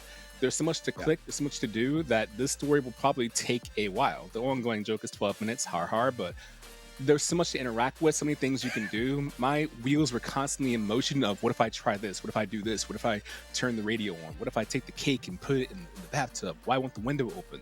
A lot of what ifs. And these are the kind of games that I feel like even if you beat them, you'll go back and replay it and say, what if I do it this way? What if I can beat it that way? Yeah. And Sancho West down below, I'm sure you'll try it. And Makey Maluko down below, I'm sure you'll try it too. And we welcome all of you to try it. Hi, Mads. Hi. No, it looked great. It looked really, really fun. Did you make any progress in it, though? It seemed like you kind of got stuck at the cop. We have to use the word stuck. I don't know if it was it looked like there was kind of a wall. Hey, you know what? I think we have another topic on hand we're going to discuss. As you know, today there was also another discussion of gaming took place, another conference with Square Enix. And there was a lot of hype, a lot of build-up, a lot of talk about maybe Kingdom Hearts or Final Fantasy 16, and didn't happen. Thoughts? Yeah, I'm gonna be honest with you. So I tuned in. I was watching a little bit, and then I left, and then I came back to tune in again, and they were still on the same topic and same game. And I think Guardians, it was okay looking. I don't understand why they had so much time dedicated to Marvel. I just tweeted out asking what people were excited about, and a lot of things that people were saying was like the Final Fantasy. They were so hyped for it, and then they were like, oh, mobile. And that was kind of like a letdown for them. I know you're a Final Fantasy fanatic. What were your thoughts on that? Honestly, my best thought was to not go into it expecting anything Final Fantasy. I love the entire mainline series. I played the online game 11 for a decade. I've been playing 14 off and on since 1.0. I played all the mainline entry games except for 5. And I was okay because there was one announcement that kind of stood out that made me happy, and that was a reimagining, so to speak, of, looks like it was Final Fantasy 1, 2, 3, 4, and 5. I'm not sure if it included 6 or not, on Steam and mobile. And that's exciting because those ports on mobile and Steam are historically bad. And so it's hard for people new to the series to really enjoy those games because you can't. They don't operate very well. So taking time to make those new options and hopefully optimized is an idea that I think can be appreciated, and maybe it'll lead to something else later on, maybe another sequel down the line for one of those games. And Kingdom Hearts, I know, was another one that people were hoping for. It's been, correct me if I'm wrong, it's like 3 years now. We're going on 3 years since the last one. Sounds about right. So I think just a long time. Yeah, so I think. yeah. So I think a lot of people were looking forward to that. I know on my Twitter, a lot of people were hoping for that. Yeah, I mean, Kingdom Hearts is usually about due for a game by then, but I think the one thing that Square Enix can get a lot of flack about is that there's almost a reliance on just mainline entry games, right? The idea of, well, what are you known for? You're known for just Final Fantasy, you're known for Kingdom Hearts, and now you bring into the mix things like Nier, with Nier Replicant and Nier Automata and all those kind of things. So the fact that they're trying new things, like the what was it? The game that was actually based in Nier Combat, that one, the fact they're trying new things is good enough for me. So I'm not too bent out. It's just I wish there was more displayed overall, because a big company like that, I thought it would be like hours and hours and hours of footage, and it wasn't. Yeah. So what can you do? The good news is that it wasn't all just Square Enix today. We also had Xbox and Bethesda, and they were showing out. Like, Xbox and Bethesda had their ass out. Like, they did a great job today. You watched it, right? You enjoyed it? Yeah, no, I love this. Okay, so I have not played Halo, but everybody has told me in my chat rooms when I'm streaming, yeah, I need to play Halo. My sister plays it. Even my sister's like, get into this. So I know a lot of people were excited about this. I have to say, Redfall I actually hyped about this. This made me want to go out and get an Xbox right now to like prep for this. I just wish though, because the cinematic was beautiful. I don't know if we saw any gameplay in here at all. I don't think we really did. But this looks exciting, and I love games where I can co-op and play with my friends. So to team up with the 4 and take out some vampires, I think sounds awesome. Vampire, demonic looking things. I mean, usually you kind of play both sides. The idea of, well, you didn't show any gameplay and then you didn't show any gameplay. But if you don't, I feel like you have to make your time count, right? And Redfall, for me, I mean, they opened up with a black woman who had black style hair, which was a great opening for me. And then the entire cinematic happened afterwards. All the characters looked amazing. The gameplay looked fun in terms of the idea of what's supposed to happen. So when I see all that, I can forgive the idea of not seeing gameplay when it kind of gives me an overall vantage point of what I want to see, which kind of brings me to the idea of Starfield, right? The thing is, the difference is Redfall was like, here's this brand new game. Here are the characters. Here's what they look like. They sound like. Here's the promise what the gameplay might be. Starfield, we're going on, 1, 2, 3, 10,000 years now of promises? And all we've done is gone from a cool title screen to a moon, a satellite, with some gizmos and gadgets and logo again. I need more. I need to hear more from this game, and I haven't. I'm sad. Yeah, the Game Pass. I felt like a lot of. Yeah, I feel like a lot of the stuff we saw today was just. They were all like cinematic trailers. So I feel like I didn't really see a lot of gameplay. Unless the gameplay is just like the cinematic trailer, maybe we did and it's just that great. So, I don't know, but I was expecting to see something a little bit different. But I will say that like everything they did share, it looked exciting and the graphics looked amazing. The characters looked amazing. I agree with you at Redfall.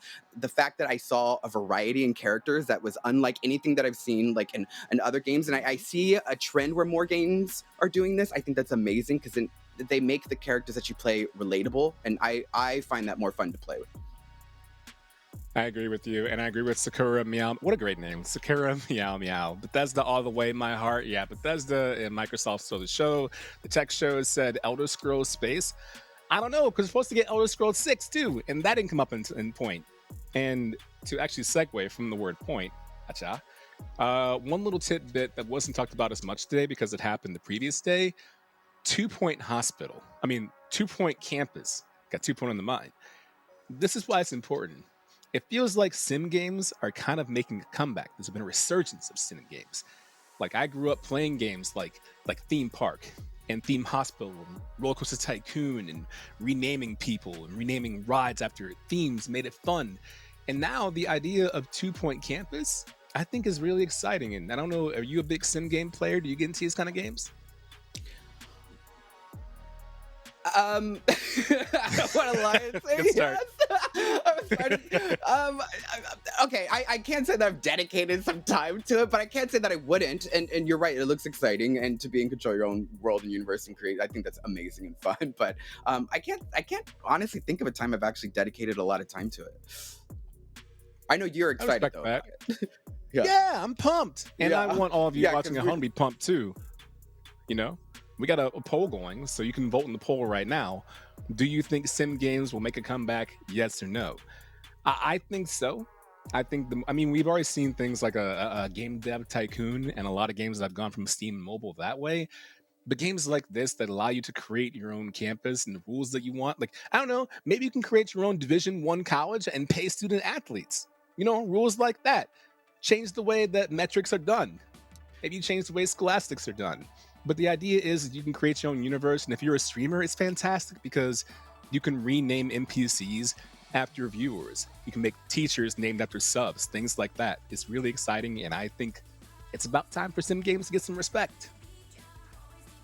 Well, they're coming. They're coming. Yeah, look at the gameplay right there. Like, I love all that. The big campus, the tennis courts, all that. It looks really exciting. Yeah. Oh, I did want to flash back to one thing really quickly with Square Enix, if you don't mind. Go Marvel and the Guardians of the Galaxy stuff. What'd you think about that? It was there. Okay. So I saw it and I was like, oh, okay, this is kind of cool. But then as I started playing it, I want to be honest, and it might upset some people. I thought the graphics were like, meh, they were okay. I thought like I thought the Black Panther graphics were like way cooler than what they were showing for the Guardians. I don't know. It was okay. I wasn't like hyped about it. That is not what sold me to want to play it, I'll be honest. Yeah, one of the things, and Sancho West brings this up right now, is a great point, is wondering about streaming. And I think I remember reading that there's like a non-DMCA mode you can do, which I guess is neat because you can turn the music off and play the game that way. But then a counterpoint was brought up in the same Twitter thread. I stopped reading it because Twitter threads, the longer you go, the unhappier you get. Yeah. So at some point, someone said the whole point of Guardians of the Galaxy, though, the appeal, is that retro throwback. So the music has to accompany the game in order to really, really enjoy it. So if you're a streamer and you turn the music off, cool, you can play it now, but you lose out on the feeling of what kind of makes Guardians special. One of the things, I should say. So I'm looking at this right now and like, it looks like it's for an old system. If I want to be blunt, I don't see anything. I think there's more games, there's way better graphics and time dedicated to it than what they're showing us on this. And that might be a controversial opinion, but I'm saying it. I'm glad you said it live on air for everybody here. You know, I actually had you brought up controversy because there's more controversy ahead. Avatar game. Speaking of controversy, How about that? Avatar game. And they're following the theme that you brought up, which is, what if cutscenes and pre-rendered footage is the new gameplay? Because that's all I saw, and it's hard for me to get excited because, look, I get it. When it's E3, you want to showcase a game, you want to announce it, and you don't want to have just a title screen, right? So maybe you say, all right, let's just put together some footage and show off what the game can possibly look like. To me, the difference is that you're not some up-and-comer. You're not some game that was out 2 years ago, like Just Cause does a game every like year and a half. You're Avatar, right? You're the promise of what's to come in the future, Avatar 2. You have a chance to really show out. And to me, it didn't. It looks cool, and I love the idea of it, but what am I looking forward to? You know? Yeah, you're talking about gameplay, I'm assuming, right? Yeah. Yeah. So first off the bat, like going from Guardians to this, already the graphics, amazing. Like this is freaking beautiful. When I saw the trailer for this, like the moment I saw it, I was like, this looks like a movie already. Like it's beautiful. I just want to play it just because it's just so beautifully done. I feel like maybe some of the gameplay we saw was them, fighting back and everything, and protecting their land and stuff. Kind of like a movie. I was kind of wondering like where this came from out of nowhere, and then I brought up maybe the idea of maybe Avatar 2 movies coming out, and maybe this is why they're putting this out, so maybe it's going to coincide and they just haven't announced it yet. But this sold me alone just because of how it looks. I just want, even if I'm the type of person though, I'll play a game and just walk around just to see the environment. Like I'll do that, and that's why I like this one. I like it. I just don't know if this is an accurate representation of what I can expect in the game. I feel like too many times I've seen a pre-rendered trailer like this, and then the game releases, and it's nothing like what the trailer had shown before, right?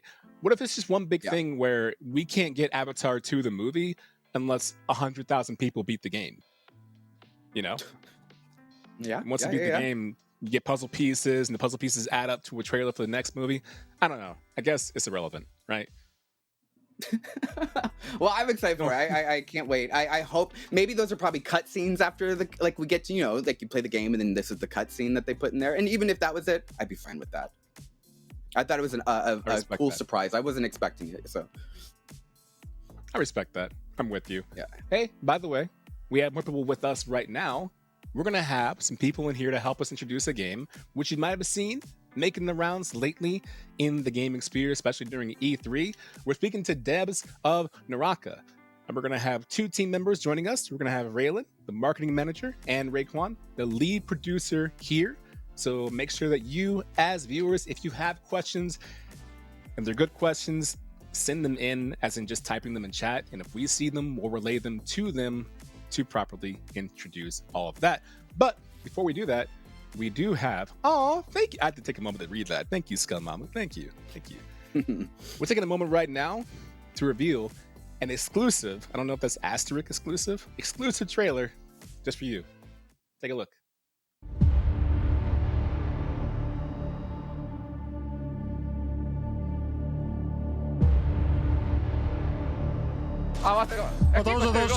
Nice. No! The counter! No! Just flicker in their own life! 又抓到，哇！这一套直踢爆一丝血。堂々手かけて。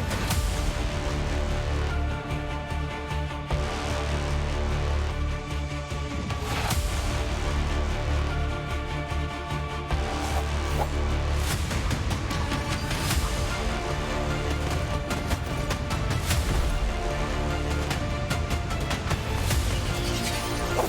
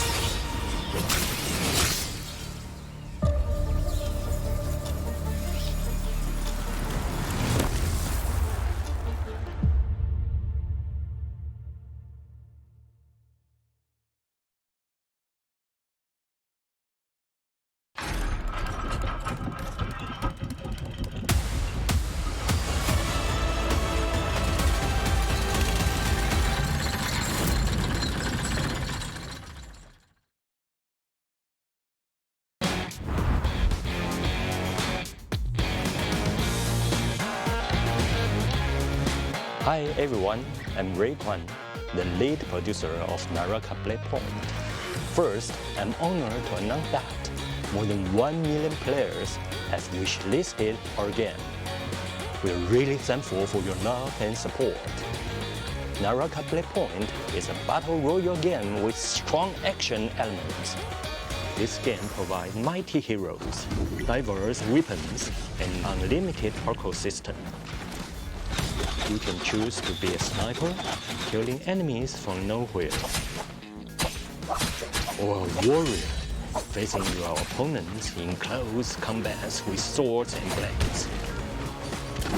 You can also use grappling hook to wave your way through buildings and mountains. And of course, you can party with your friends, eliminate your enemies with combo of skills and ultimates. It's what we call unchained multiplayer combat, and you need to unchain your imagination. The Soul Jet enables you to create your own fighting style. There is also a variety of interactable machinery waiting for your exploration. And don't forget the character customization that lets you to create your unique appearance. In the upcoming beta, we're also adding a new melee weapon, Spear. In China, Spear is called the king of all weapons, and hence we gave it a brand new mechanism and took inspiration from a lot of martial arts movies. We hope that Spear can bring you a fresh experience of action combat. Naraka Bladepoint will be globally released on August 12th, and you can pre-order the game right now on multiple PC platforms. Pre-order players will also unlock a new hero and an exclusive outfit. After the August launch, we will continue to release new contents and work hard to crack down on hackers and cheaters. We'll try our best to provide players with a clean gaming environment. On June 16th, we will start a one-week beta on PC. Right now, you can wishlist us, download the demo, and enjoy Naraka Bladepoint.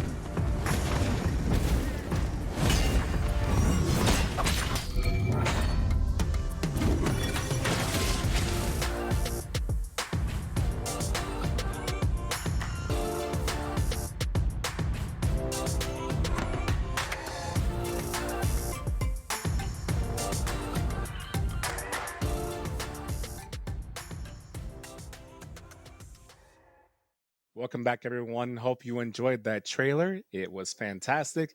We do want to take time to welcome our guests, Raylan and Raekwon. Thank you so much for joining us. Please introduce yourselves. Hi, guys. I'm Raylan, the marketing manager of 24 Entertainment, and this is Raekwon, the lead producer of 24 Entertainment and Naraka Bladepoint. Hello, I'm Raekwon.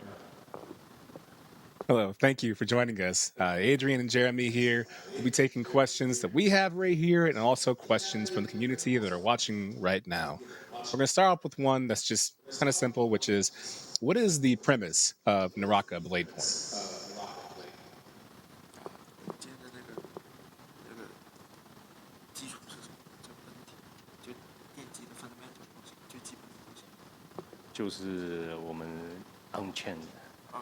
The premises of Naraka is actually our concept, Unchain. We want to unchain players in the game that let them create their own styles, play styles, and their own experience of battle royale and melee combat. Makes sense. It's a welcome addition right there too. And everyone watching at home right now, make sure that you type in the questions that you have. We told you that earlier, chat. If you have questions that you want to have answered, make sure you put them in right there, please. Yeah, I have to say, I was watching the trailer for this, and I watched the trailer before we even are airing this live, and I just thought the gameplay was absolutely beautiful. So what I want to ask is, what unique gameplay does Naraka Battle Point offer?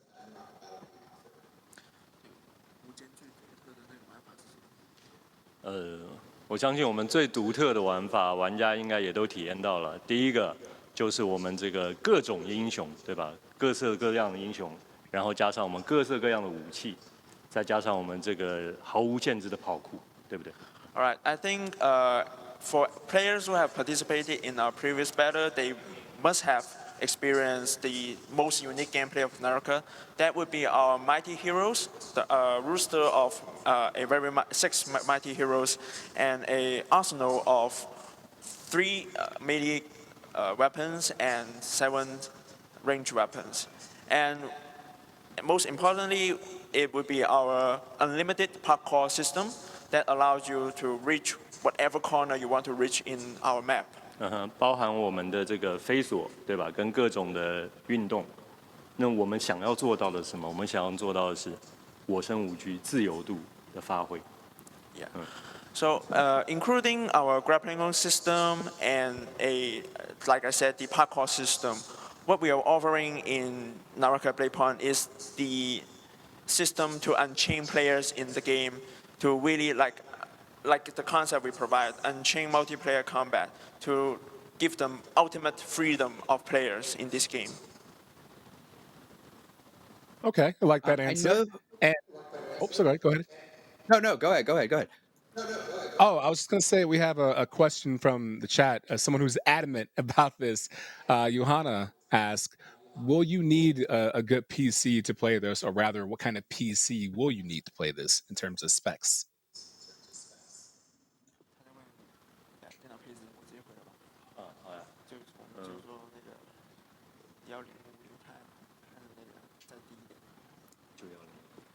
Well, we are doing some performance optimization right now for Naraka. I think in this stream beta, players will experience a great improvement already. And I think right now you might still need a 1050 Ti graphic cards for a very smooth experience of Naraka Blade Point. And we also recommend like a 8 grams of RAM for your computer. Okay, good answer. Cool. We have another chat question. Let me read this from Zoomers Relax. Great name. How skill-based is the combat?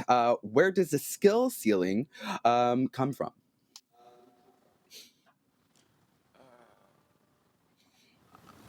他是问的是那个格斗的设计从哪里来的灵感？不是那个技术的那个技术对，玩家技术那个基于什么？然后说那个技术天花板在哪里？技术的天花板就是我们玩家技术是属于什么部分？然后技术天花板在哪里？我们这个永劫无间的格斗啊，其实应该算是比较简单的。这个天花板，就是入门门槛是比较低的。 玩家只要会按这个左右键呢，就可以非常这个尽兴的来进行战斗。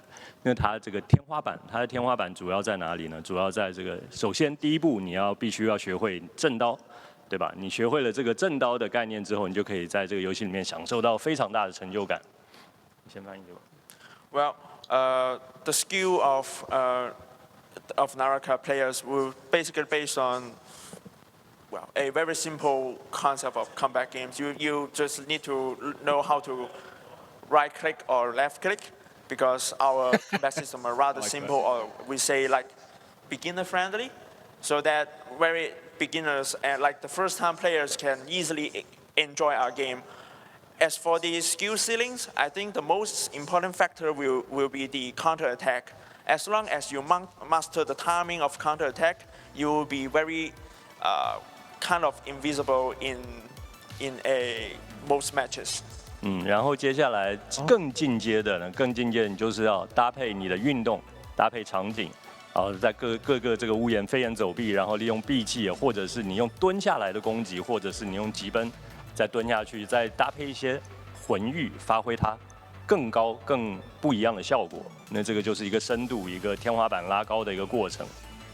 And to break that ceiling, you might need to improve yourself with some new moves, like interacting with the environment to integrate your combat styles with the parkour system, so that you can like move around the map, like playing your enemies with your hands easily, with ease.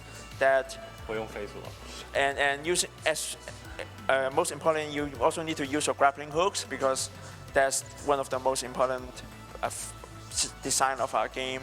So and we also provide a system of Soul-J system that grants you stats and new moves and new attack moves, so that within the matches, as long as you get some Soul-Js, you can like improvise your combat style in that match and well, maybe be the last one standing. You said my favorite word in any game, which is invincible. Like my favorite thing in games are iframes. When the game tells me I have a few seconds where I cannot have damage done to me. And I love that for counterattacks. And I wonder, because there's so much combat happening around you, when you counterattack, does it only focus on the front, or can you counterattack from the front and the back, and the sides, flanks at the same time?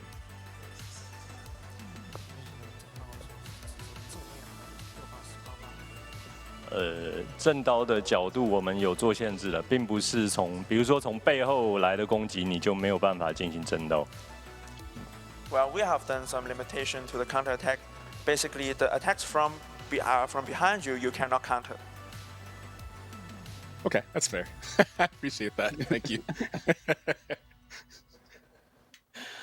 One of the features I saw in here that I thought was absolutely brilliant. I love customizing when I'm in any game. I love the designs of the characters. How did your artist approach the character designs for Naraka?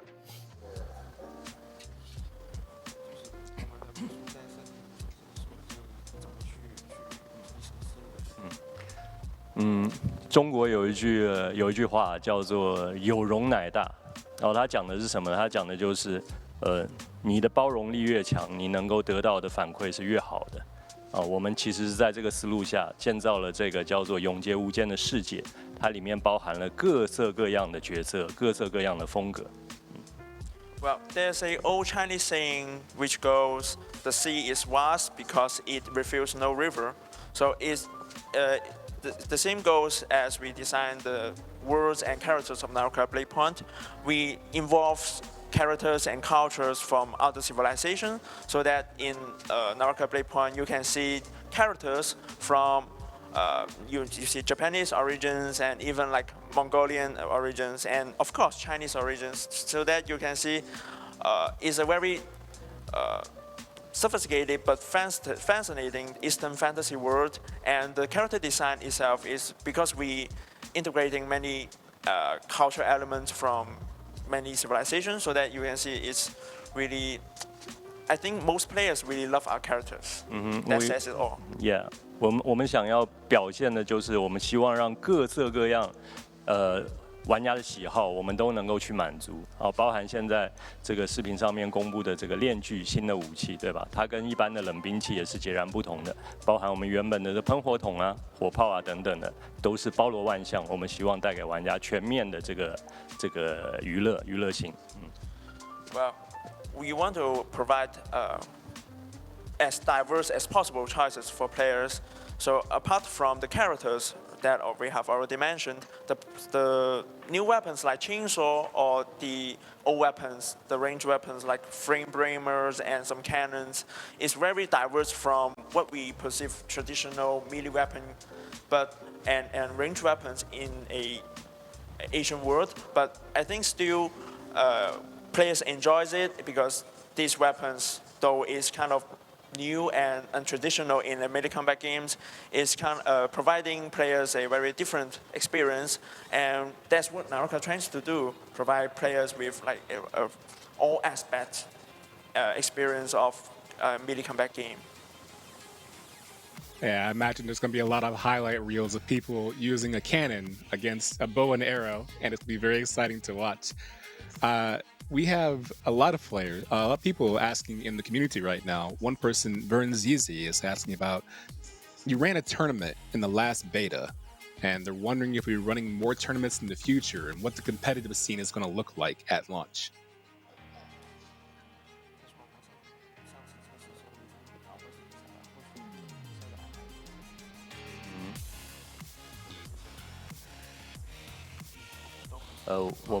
我们因为这个游戏嘛，天生它有这个竞技的倾向，所以呢，我们即将在后面这个8月以后啊，就是8月16号以后，我们8月12号，抱歉，8月12号以后，我们就会逐渐的开始支持这些电竞类型的比赛啊，那我们也逐渐会从中国一直往外推到世界，全部都会做啊。Well, because Naraka is a multiplayer game that is highly competitive, so we do have planning for more tournaments and even esports nice. Planning. So after our August launch, we will starting from China, we will be holding tournaments and even a series of seasons of tournaments in the future and some esports events. So I think please stay tuned and you will see what we will have for you. That's nice. Awesome. I love that. Is there anything that you guys can maybe give us like details on or more information on the upcoming open beta?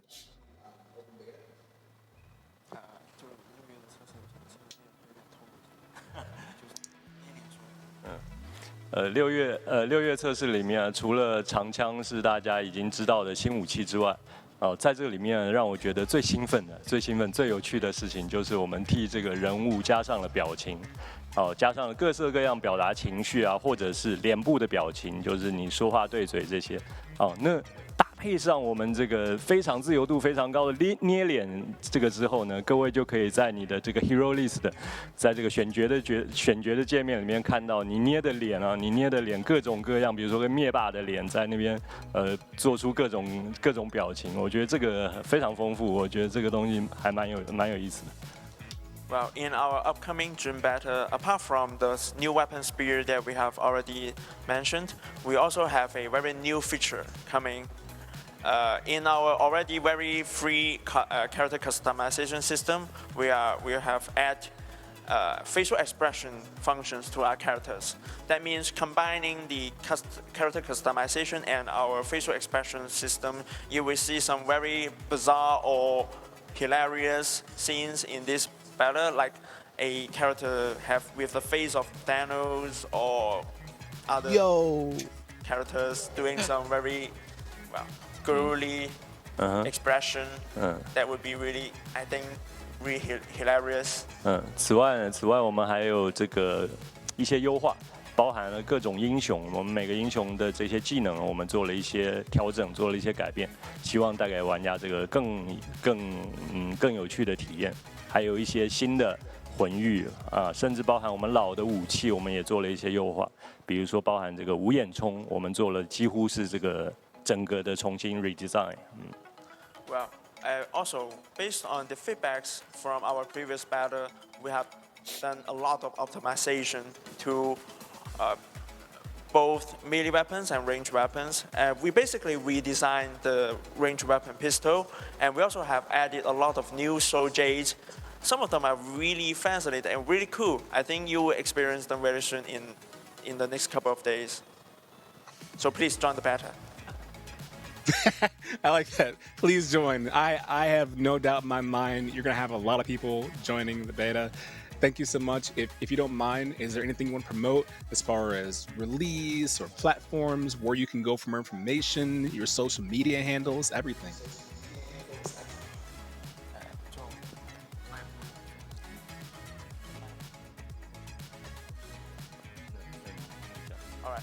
Naraka Blade Point is now available for pre-order on our official website, narakathegame.com, and Steam and Epic. And pre-order now, you will receive a pre-order bonus, including our new hero Yodohime and an exclusive outfit for Takaji.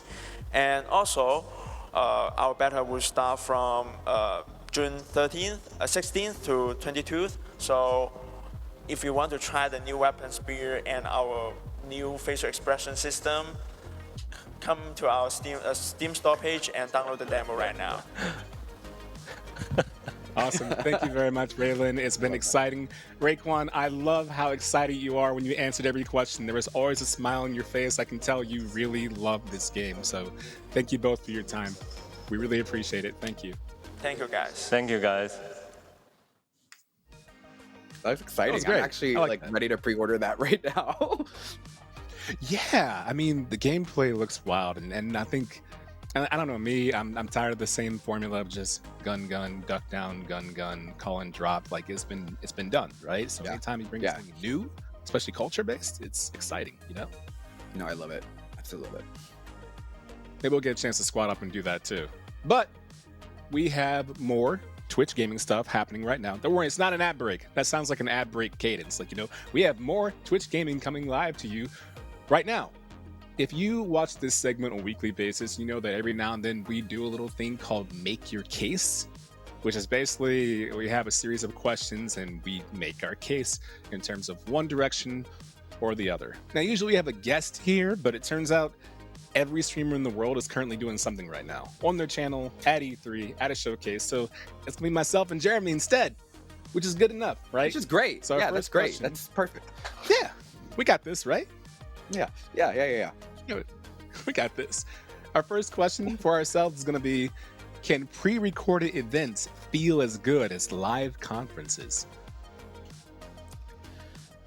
I mean, I mean, we're streamers, so I think everybody would prefer, especially in this realm, live just hits different. You know what I mean? So I feel like pre-recorded, we kind of miss out on that authentic first reaction. You know what I mean? That you would see live and stuff like that. So I expected this though from this year, and especially with what's going on in the world this year and last. So I can't wait for next year to see the live. I don't know. I kind of go both ways in this. It really depends, because watching them this year depends on how well they do it, right? If they can do a pre-recorded one that flows nicely, like Nintendo has a history of doing it. We haven't seen theirs yet, but I imagine that theirs will be really good. But it weirds me out whenever it's one of the ones that doesn't seem like they're used to it. So it's like a lot of, you know, hey everyone, how are we doing? Camera change. This year is an exciting year for us. Camera change. Like, you know, when they do that, it takes me out of like the immersion of what's being talked about. Yeah. I just like to feel people that don't know me, I was on a TV show and I performed live. I traveled the world doing it, and there's just something different about announcing stuff and feeding off the energy of a live audience. And for me, that makes the whole event so much better for me than having someone that's kind of fed lines to say, you know.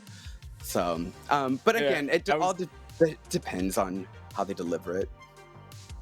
I was reading Kaiser J's comment where he said you don't get the "we did it, yeah" moments on pre-recorded segments, and that reminds me of we talked about this before. Ubisoft 3 years ago had a moment where they just destroyed, they killed their conference, and they had a hot mic walking up stage. You could hear the guy go, "That was pretty good, right? We nailed it!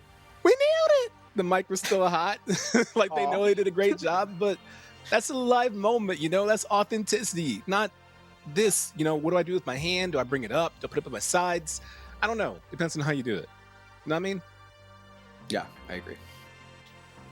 Do you remember when Sony did that odd one? What was it, like 4 years ago? Where it was like a theme park conference where they took you from room to room? Did you see that one? See, but then that's an experience, and I think that's completely different than just talking like on a screen, you know? Yeah, that to me I think is cool, especially pre-recorded. That's fine, because it is an experience that we get to watch and be a part of. I agree with that. We have a poll result right there. Can pre-recorded events feel as good as live conferences? 62% say only if they're fun. 29% I miss cheering. 9% I'll say in chat. You know, I just appreciate you voting. Beer's your friend with the Stein right there. Nice. Yep, a live audience is great.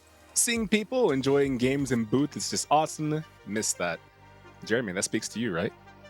Yeah, I mean, again, I understand why all this is doing it right now, especially with everything going on in the world. I totally get it. But it's just, like I said, it hits different with the live audience, and you want to feed off that, and you want to see people excited about your games and what's coming up.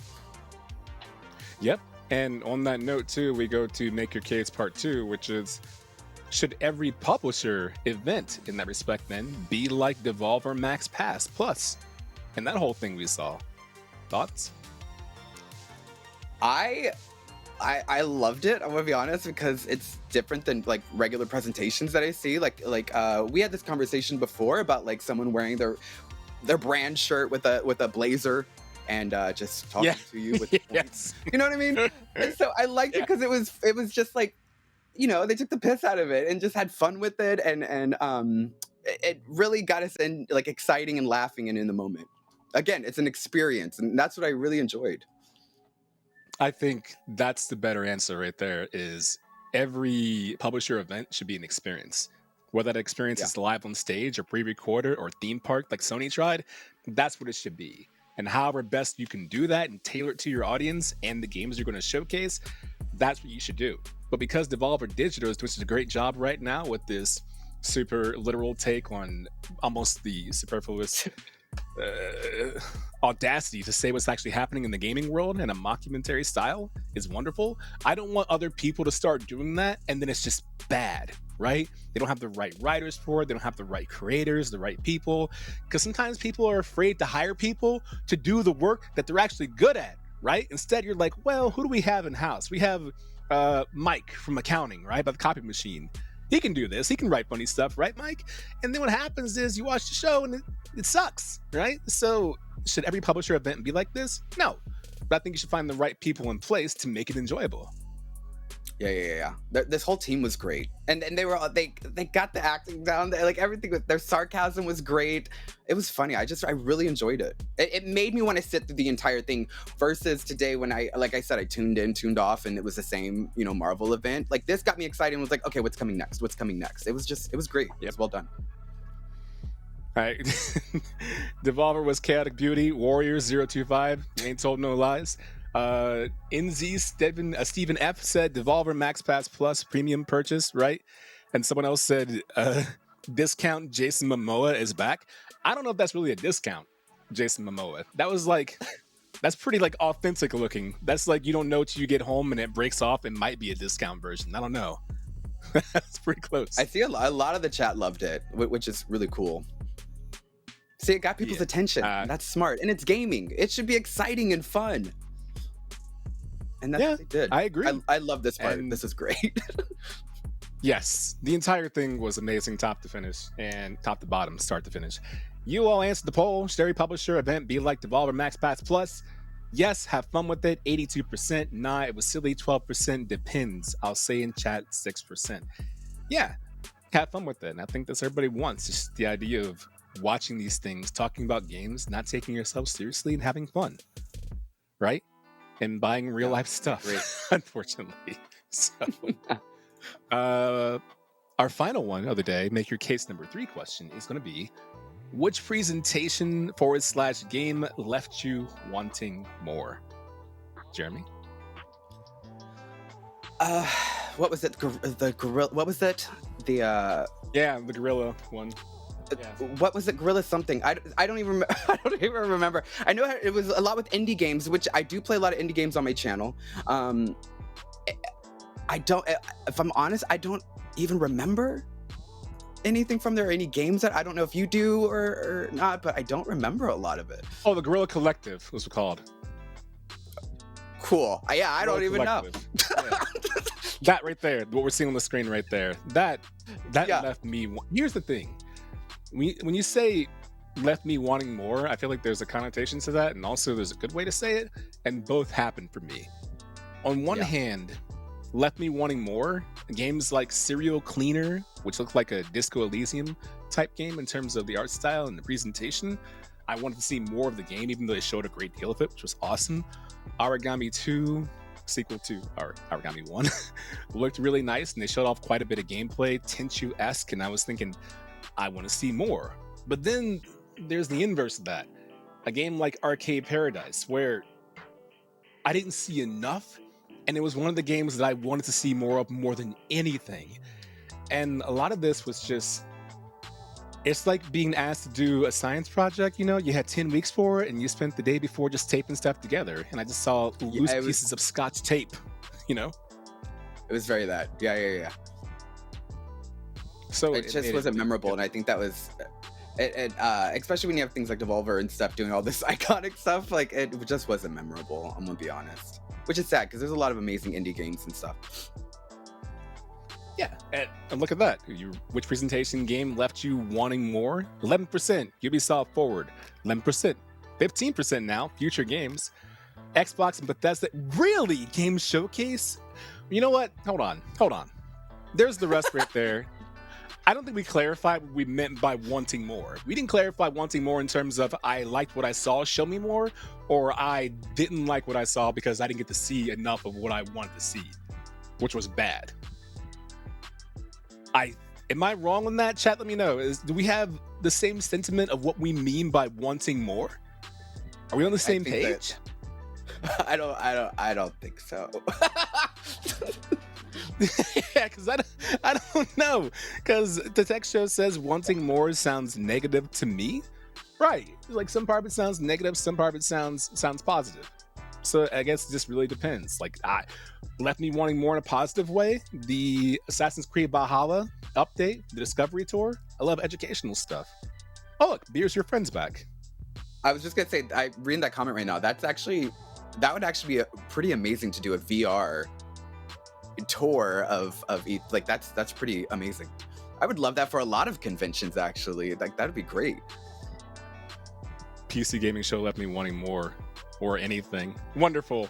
And Red Cacti says, now I don't know, lol. Yeah, we didn't clarify how we're doing this. So the consensus is we all wanted more of something. So awesome. Great job, everyone. I hope you enjoyed Make Your Case. It was wonderful. Jeremy, you promised early in the show that we're going to have some trailers and announcements. Is that true still? Yes, we are. We are lucky enough to preview some cool announcements for you. Our first video reveal is from Annapurna Interactive. So let's check that out.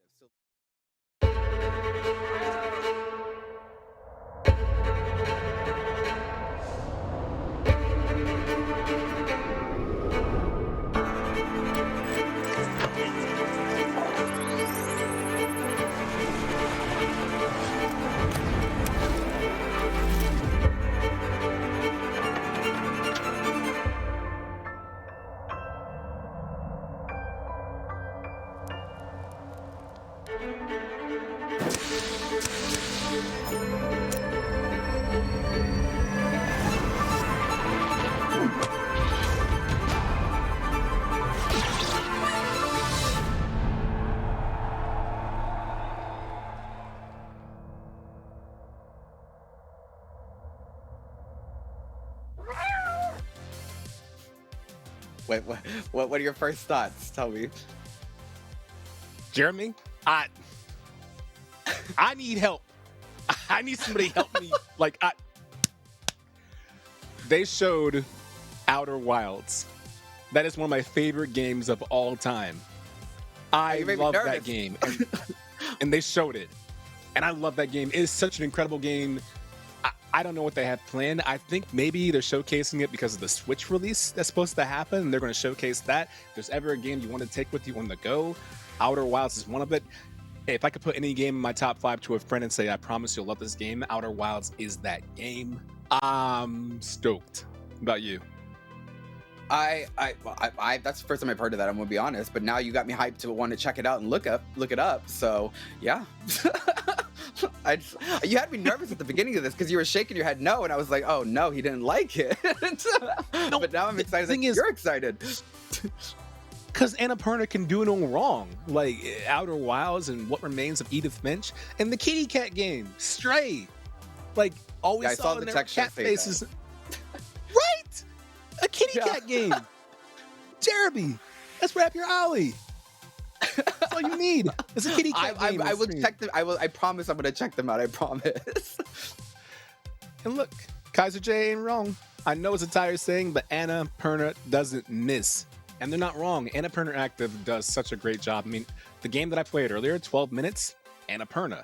Outer Wilds, Annapurna. Stray, Annapurna. Edith Finch, Annapurna. They're fantastic games. The fact they're going to have this own event to showcase more of their titles is exciting. I think it was... I'm losing my train of thought here. There is a side company that actually had an Annapurna Interactive like collection. It had a bunch of their games in one package, maybe a bunch of their vinyls. I don't know what it is, but I remember seeing that collection, and my thought was, there's not a bad game on this list. So they are capable and deserving of having their very own day or week to showcase. Look at the kitty, it's a cat! Jeremy, I'm reading it, and the tech show, who I know is in the chat, just like, you get to solve stuff as a cat. And it looks amazing. I will do it. I promise, Tech, I will actually play this game and I'll stream it and do all of it. So, it looks great. I'm excited. It's perfect, Fluffy Yodi says.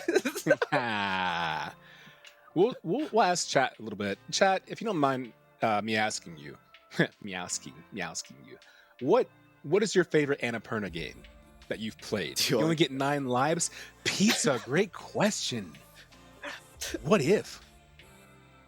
I love it. And then freeze on the cat. I love it. What kind of cat would you choose if you could choose different skins? Well, I would do a hairless cat. Ooh. Because I don't want to leave any evidence behind when I'm trying to solve all these crimes that they're telling me about in the chat right now. I got to play it smart. And then I'd bring a piece of cake and try to deliver it to the cop and see if I'm just kidding. All right. I respect that. I actually have a cat. It's a Maine Coon, so I'd probably do a Maine Coon. You said Stray, Serene. I like that right there. Outer Wilds is the best. Outer Wilds easy. Edith Finch. I love it. Everyone has good stuff. Okay, Annapurna deserves another half hour, but I'm being told we don't have another half hour to spend on that. So we're going to move along to our second trailer. We have some great footage from the next season of Hitman's 7 Deadly Sins, Sloth. Take a look. Hello, 47. Waiting for your taskmaster? Well, she's not here. It's just you and I. I've been watching you, and frankly, it's been exhausting. Work. Oh, it's all you do. Well, you're in my hands now. And I'm going to show you the joy of taking it easy for once by making it hurt when you don't. Your energy is finite, 47. So spend it wisely.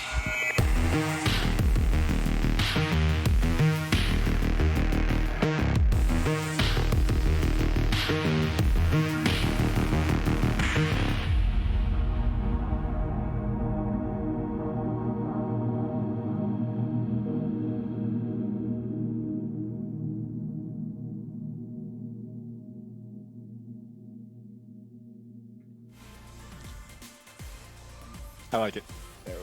I like it. Yeah. You know, the first time I was on Twitch gaming, Hitman 3, where the special guests and the devs were on and talking about it, and the game from that moment like caught my attention. So I think this is cool. I love a whole 7 Deadly Sins on anything, on theme on anything. So this is really cool. Yeah. I like that. Respect. I mean, the good news about getting 7 Deadly Sins content is that you know you're at least getting 7 pieces of DLC, right? So there we go. You're getting your money's worth. So they already had Greed and Pride, and now we're getting Sloth. I hope they bring us back to the Lust one when they announce that. You know what I'm saying? Have a little weekend show, midnight Eastern. And I'm a sucker. I'm gonna say it again, and people in the chat can probably get tired of me saying it, but like I'm a sucker for good graphics. So anything that Hitman shows me, I just love. Yeah, and we have some exclusive images from Hitman 3, since you love good graphics. It's a beautiful game. It doesn't have a true photo mode, but what I've done, I've taken a few times where I just pause the game and I remove the entire HUD element from options just to get a look at the game. And when you get a moment to really look around, it's just beautiful. It's not a particularly fast game, so you can enjoy the game as you walk and manipulate, murder, or otherwise knock people unconscious or pull them off, balconies. So it's a good-looking game, and it always has really, really good content. Like if you go into Hitman 3, there's community options you can always go to. It's never running out of things to do. It's just a really fun game. And I'm sure when you first saw the first Hitman 3 footage, like beforehand, I'm sure it had a really strong reaction, right?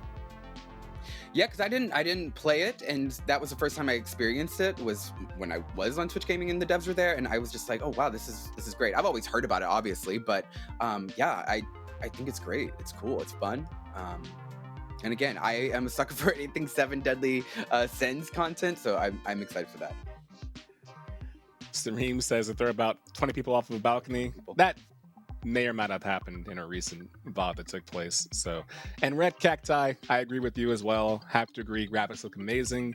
Jeremy, you hit the nail right on the head. And look at that, you get new stuff. You get a Slapdash SMG. Like, perfect. And more content to come up. So I'm happy we got to take a look at that. It's been outstanding. We got some good content in today, didn't we? Yeah, a lot of fun stuff. I'm excited for a lot of the games that were announced today. So, and I'm sure a lot of people in the chat are as well as you. So this has been really, really fun. Got anything you're looking forward to in the next week that hopefully happens that hasn't been happening yet or announced yet? Anything real quick? I mean, I'm not going to lie and say that I'm not looking forward to Nintendo. I think we're all looking forward to Nintendo Direct. I think that's what everyone's eyes are focused on at this moment. So I'm just going to stand by patiently and watch.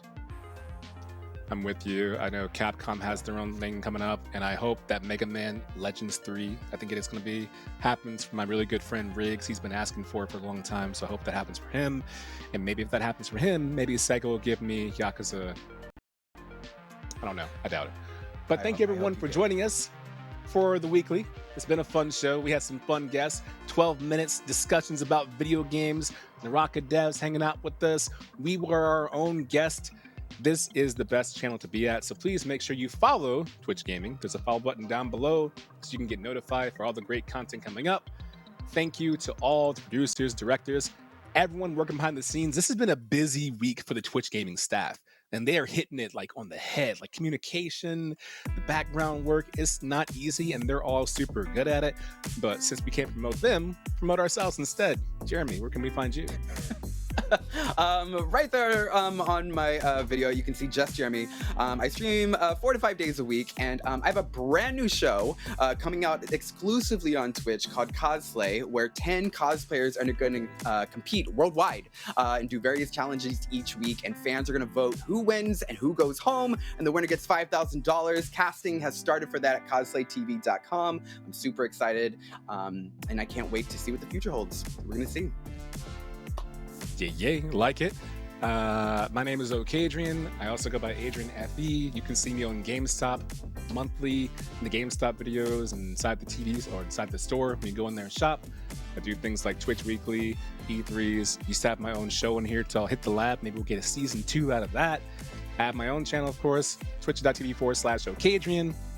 I try to stream 5-6 days a week. I've been streaming for 7.5 years, partner for 6.5. It's been a long time coming. I play about 88 games per year, AAA and indie, educational stuff, foul stuff, vulgar stuff. It's been a great job. Apparently, I'm putting Fumasa GGX to sleep. I see a resident sleeper. If you want to sleep more, just come by my channel. Hit the follow button. You'll get sounds just like this to lull you to sleep at midnight Eastern. Until then, thank you all for joining us.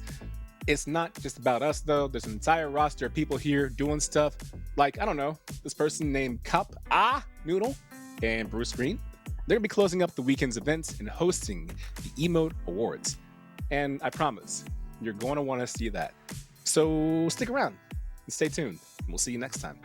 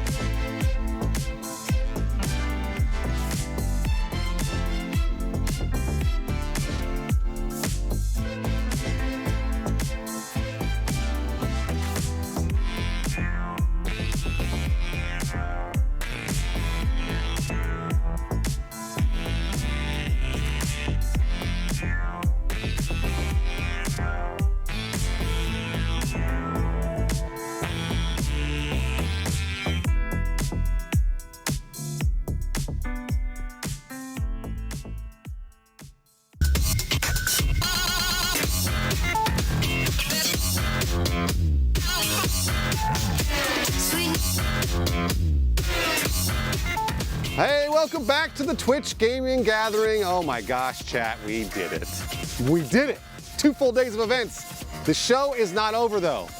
We've been promising this for 2 full days. Kaysen, what's coming up?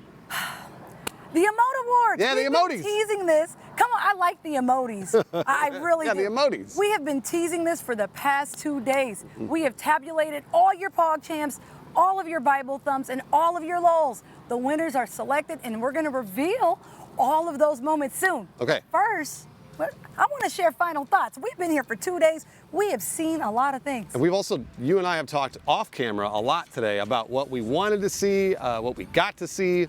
So I'll ask you first, what was your highlight of these last 2 days in terms of the press conferences? So Ubi, Xbox, Square Enix, and also PC Gaming and Future Games.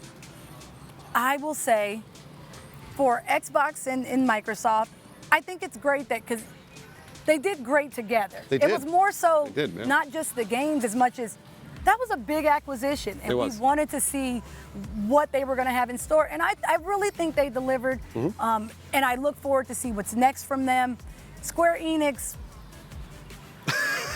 It was tough. Watching chat's reaction, listening to, we were talking to people here while we were watching it, and everyone's kind of like, Guardians of the Galaxy for 25 minutes? I think we asked that question like 4 times. Yeah. Like it's still, I don't want to end Square Enix on a naysayer. Definitely, they showed some things. We got to see like some remakes for Final Fantasy, Legend of Mana, Hitman Snipe. Oh yeah, the mobile. Yeah, the mobile. the Hitman, mobile. Yeah. Technique was very excited for And he Hitman was. Snipe. He was. Shout out to Tech. So they were definitely present. I feel like this was a learning ground for everyone, I would agree. especially with copyrighted music. I feel like it's something to take away. And we all know Square Enix isn't done. They're going to have more for us in the future. Yesterday, we got to see a lot of great indie games. What is it? Cereal Cleaner, Ramen. Yeah. Serial Cleaner Ramen, also Severed Steel, which kind of was Yes. like a super hot clone, looked really cool. And Unmetal, the one that kind of looked like Sniper. Yes. Yeah, it was like Splinter Cell. Oh, meets, like, Replaced was the Cyberpunk one as Yeah. well. Those were all really good. What about you? So for me, I mean, like, I knew Xbox Bethesda was going to be the one. However, Starfield is something I'm very, very excited about. I love space sims. I love space RPGs. So I cannot wait to get into Starfield. I know it's going to be super glitchy, just like Skyrim, but I don't care. I'm very excited. And also, I just, like you said, Xbox Bethesda, the marriage of those two felt really good. Yeah. They did a really good job. It didn't feel forced. It felt natural. Yeah. It wasn't like they overdid it where it's like, oh, we're so happy, or it felt good. It felt like something we should have been accustomed to for. I agree. Yeah, it just felt natural. I was definitely here to see it. What about the event here? How do you feel about the Twitch Gaming Gathering? How do you feel about the crew? The crew is amazing. How do you feel about the robots? I'm gonna be honest, cause yep, I'm putting my feet up here because you can't kick me out because I'm already leaving. We get to do this live. Yeah, this was awesome. This was super cool. It's the first thing that I've been able to do since we've been home. I've been home in the house for well over a year. Yeah. I get to do it with you. Yeah, like, hey, this was like you and I only met once remotely, and now we are fast friends. At least I think so. Yes. So I'll take it. Absolutely. I'll And take it. I couldn't have asked for a better partner in crime to do this. Okay, so why are you being so nice? Why are you being so Because nice? we have to cheers. Because we did this. We came out. This was a convention for us. Cheers. We need tequila. So, just so you know, I didn't have a drop of alcohol this entire time, and I wish that there had been tequila in this cup, and there was not. But I didn't have any alcohol the whole 2 days. If tequila was in this cup, you would be in that pool. I'm like way earlier too. Much earlier.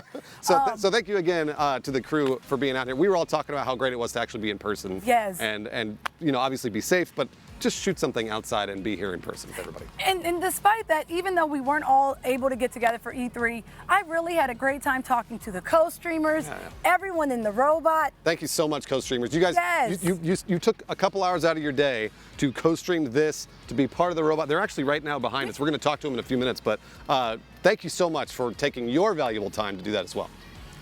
And to everyone at home tuning in. Y'all rocked with us. I know today was a lot longer than yesterday. Yeah. Today we had a day, but you spent the past 2 days with us and you all have been nothing but great.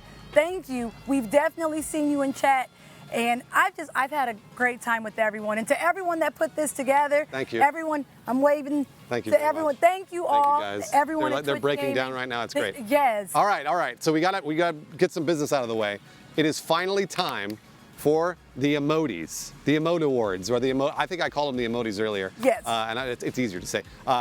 According to the chat decoder, the emojis. So don't ask chatbot if that's true. I'm just telling you it is, all right? It's true. It's called the emojis. So again, to remind you how the winners were picked for the emojis, over the last 2 days, we've been following along with all of the emotes you used in chat. That's you guys, using the extension Chat Decoder. This is pinpoint precision. Even though Chat Decoder and the streamers were always they were fighting. They were all always weekend. at odds. It's fine. We know the exact moments you were using Bible Thump, you were using LOL, and PogChamp. PogChamp is still my favorite. Oh, it's the best. So these are the winners. Without further ado, here are the Emote Award winners for Bible Thump. Take it away.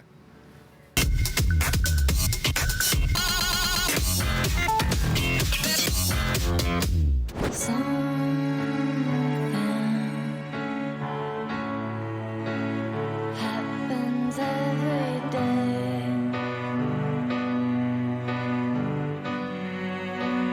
When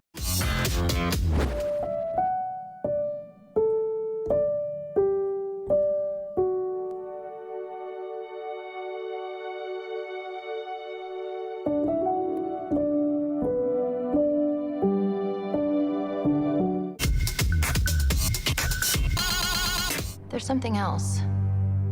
On successful deployment, my deletion routine was supposed to complete. Still here.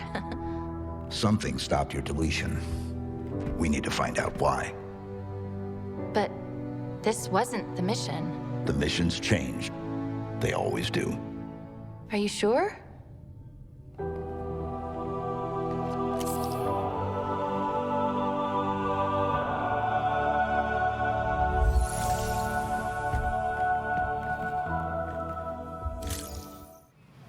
Man, that was so sad. We had to. Clearly, Master Chief was sad about Cortana. Yeah. Clearly. When we were watching backstage, we said this may be a Bible Thump moment. We were in tune with you all. Yeah, we were all tearing up.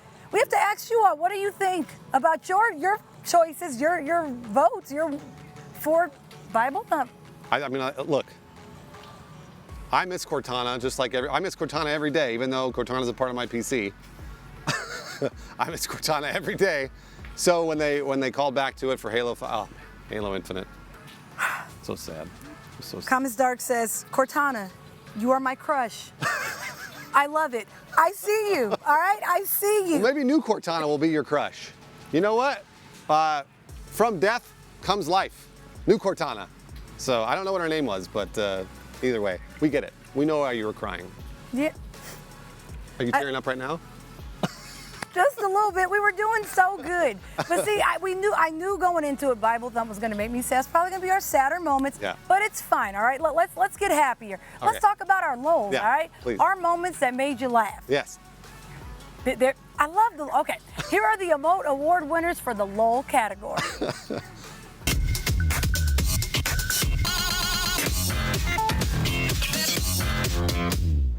What emote do you think your chat used the most? PogChamp? No, LOL. Probably LOL. Wait, which one what's your final answer? Final answer? LOL. That is correct, JCVIM. Hold on, do the thing, LOL. I thought the mouth was saying no. Well, I'm gonna go mingle with some robots, if you know what I mean. See you later. Wait, hold on a second. Wink, wink. Okay, hold on. If you know what I mean, what is that? Is he single? Is CB single? Isn't that just fantastic? All right, he's here. All right, get out of here. This is a good time to let you all know that Oh, they kissed. Wait! I just heard it swiveling behind me. Yeah, I know. It's kind of. What's? Oh, jeez! Who was that? Paolo! Wow, are you okay? Paolo, you all right? Oh my God! I'm sorry. We have Paolo! We put the entire thing on a tape. Okay, and since there's only one and the buyer keeps it, and we broke the little tab on the inside so you can't copy it, it is non-fuckwithable. Here. a non-fuckable tape, right? NFT for short. It's tape. It's gonna be a thing. Now we see our hero, but only their silhouette, because the developers haven't finished the design. In fact, the only thing they have finished is the title.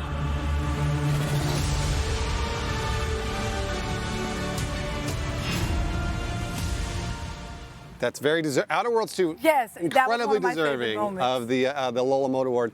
We actually have Janelle and Duty behind us. Hello. So how often did you guys? So they're probably not going to be able to hear you. So I'll echo what you said. How often did you guys use the LOL emote? Duty. Duty said the most. Janelle, what about you? Half the most. Half. Okay, so Duty wins. Duty was the one that.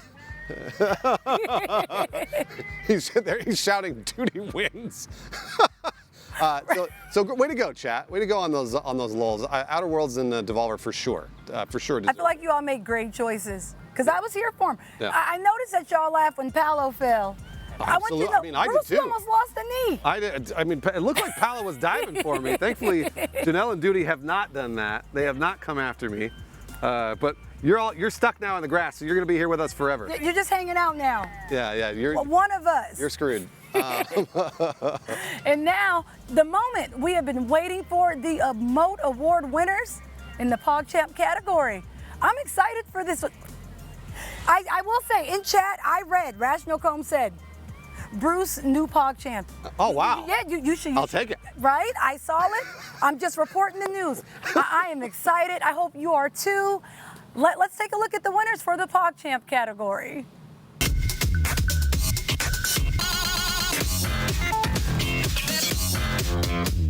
Who is this mighty hero? A slime? How can an adorable little slime fight against this? Is that a meteor shower? Ice breath? When did you get that? Now there are two of them? All right. Slimes can be heroes. Slime heroes. Right.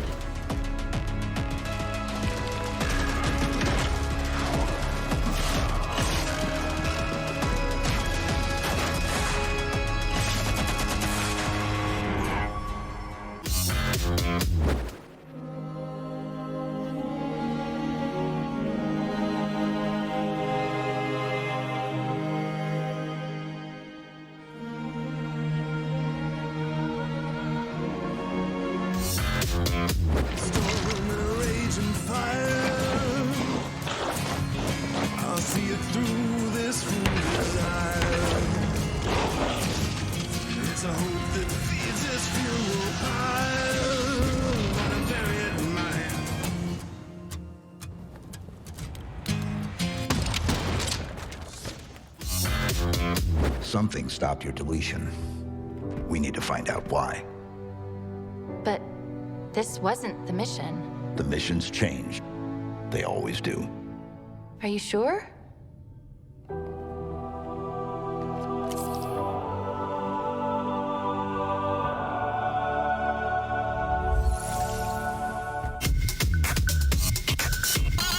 Chat, we want to see what you guys thought of the Avatar. I think it was Frontiers of Pandora. I think all of us were like, oh, okay, Avatar, all right. But all it's right. just, it seems like so long ago. Okay, we got some PogChamps in there. Okay. PogChamps in there. I saw somebody say garbage trash. They're really upset about I Avatar. saw someone say, I'm leaving. I'm leaving. Yeah, okay. that's fair. Let's go. All right, so people are. Are here for it. Yeah, I'm just gonna keep my eyes out and see what we get going on in the future. That really caught me off guard. Yeah, we saw Cortana twice. We saw Cortana twice, and then also when we talked about Avatar, was the #1 PogChamp moment of the entire weekend. So just talking about Avatar. Not even when they showed the actual trailer. Just talking about it is literally enough. That's what y'all were here for. Okay, all right. You're pogging right now. Thank you for pogging. Thank you for the pogs, as always, to everybody in chat for using your emote power to choose the emotes winners. You know that Kason and I love that. You know we do, because we're on Twitch all the time. We're always looking at our chat. We're always looking at the emotes. So Thank you. Thank you for spamming them up all weekend. Absolutely. Y'all did that. I thought all the winners were great, and I think it's time for more robots. It is. It's time for more robots. So I actually have a robot challenge. I have a robot challenge. I believe Sancho West is in somewhere. Is in one of the. So here's the mic ready. for Sancho, just in case we need it. Sancho, are you there? Uh-oh. Yes. Yes, I am. We're gonna go find him. All right. So where's Sancho? Oh God. Oh, there he is. Please, no. No, Don't Sancho, right here. run. Sancho, Sancho. yeah. Hey. Wait, no. Where are you going? Do you want to do the challenge, the pool challenge with me? Yeah, absolutely, Bruce. It sounds great. Wait, hold on. He's being sarcastic. Sancho, are you being sarcastic to me? No. All right, Sancho, here's the challenge. I need to find out how long you as a robot can stick your head under the water. Oh, I'm about to intimidate you by getting taller. I mean, I think that's the best Here. bet. Start this How about off, this? size him up. Get No, all you right? the way to I'm the top. sizing him up. You size him All up. the You way- have to. You know what I'm about? You know where I'm from? I'm from the robot streets. Sancho, I'm ready. I'm still taller than you. Oh, well, that's fine. All right, Wait till my Sancho. robot legs come in. Will you stick your head in the water with me, and we'll find out. We'll count. Casey's gonna do a. I got this. count? I will be the referee. Okay, let's do it. All right. All right, let's you go. gonna grab him? Wait, whoa! You gotta grab me? I'm gonna slow down there. Make sure you get there safe, Sancho. You can't trip and fall. Okay. All right, are you ready? I'm ready. Sancho, are you ready? This feels weird. Yeah, sure. All right, you ready? Here we go. Is this waterproof? All right, Sancho, Yeah. while he's Now in the- there, I just want you to know I was on your side this whole time, but we're going to let Bruce think he's winning, all right? Wait. Woo! Hold on. Let me start over. Okay, start, because he's killing you right now, man. Hold on. I can't see anything. Hold on. Let me start I over. believe in you, Bruce. He's winning. Let me start over. All right, Sancho, he's gone again. Got the guts. How many times do you want him to do this? Because I can let him think you're winning. I could do this all day. All day? Okay. Okay, I see bubbles. Okay, how long was that? You did better.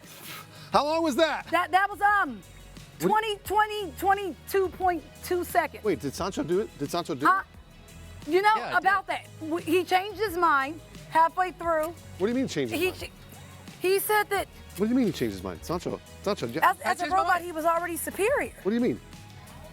I choose life. You choose life? Come on, man. I I stuck my head in the choose pool for life. you. Life is much more enjoyable. And the laughter. Why is he talking like a robot? Wait, can you do the laughter again, Sancho?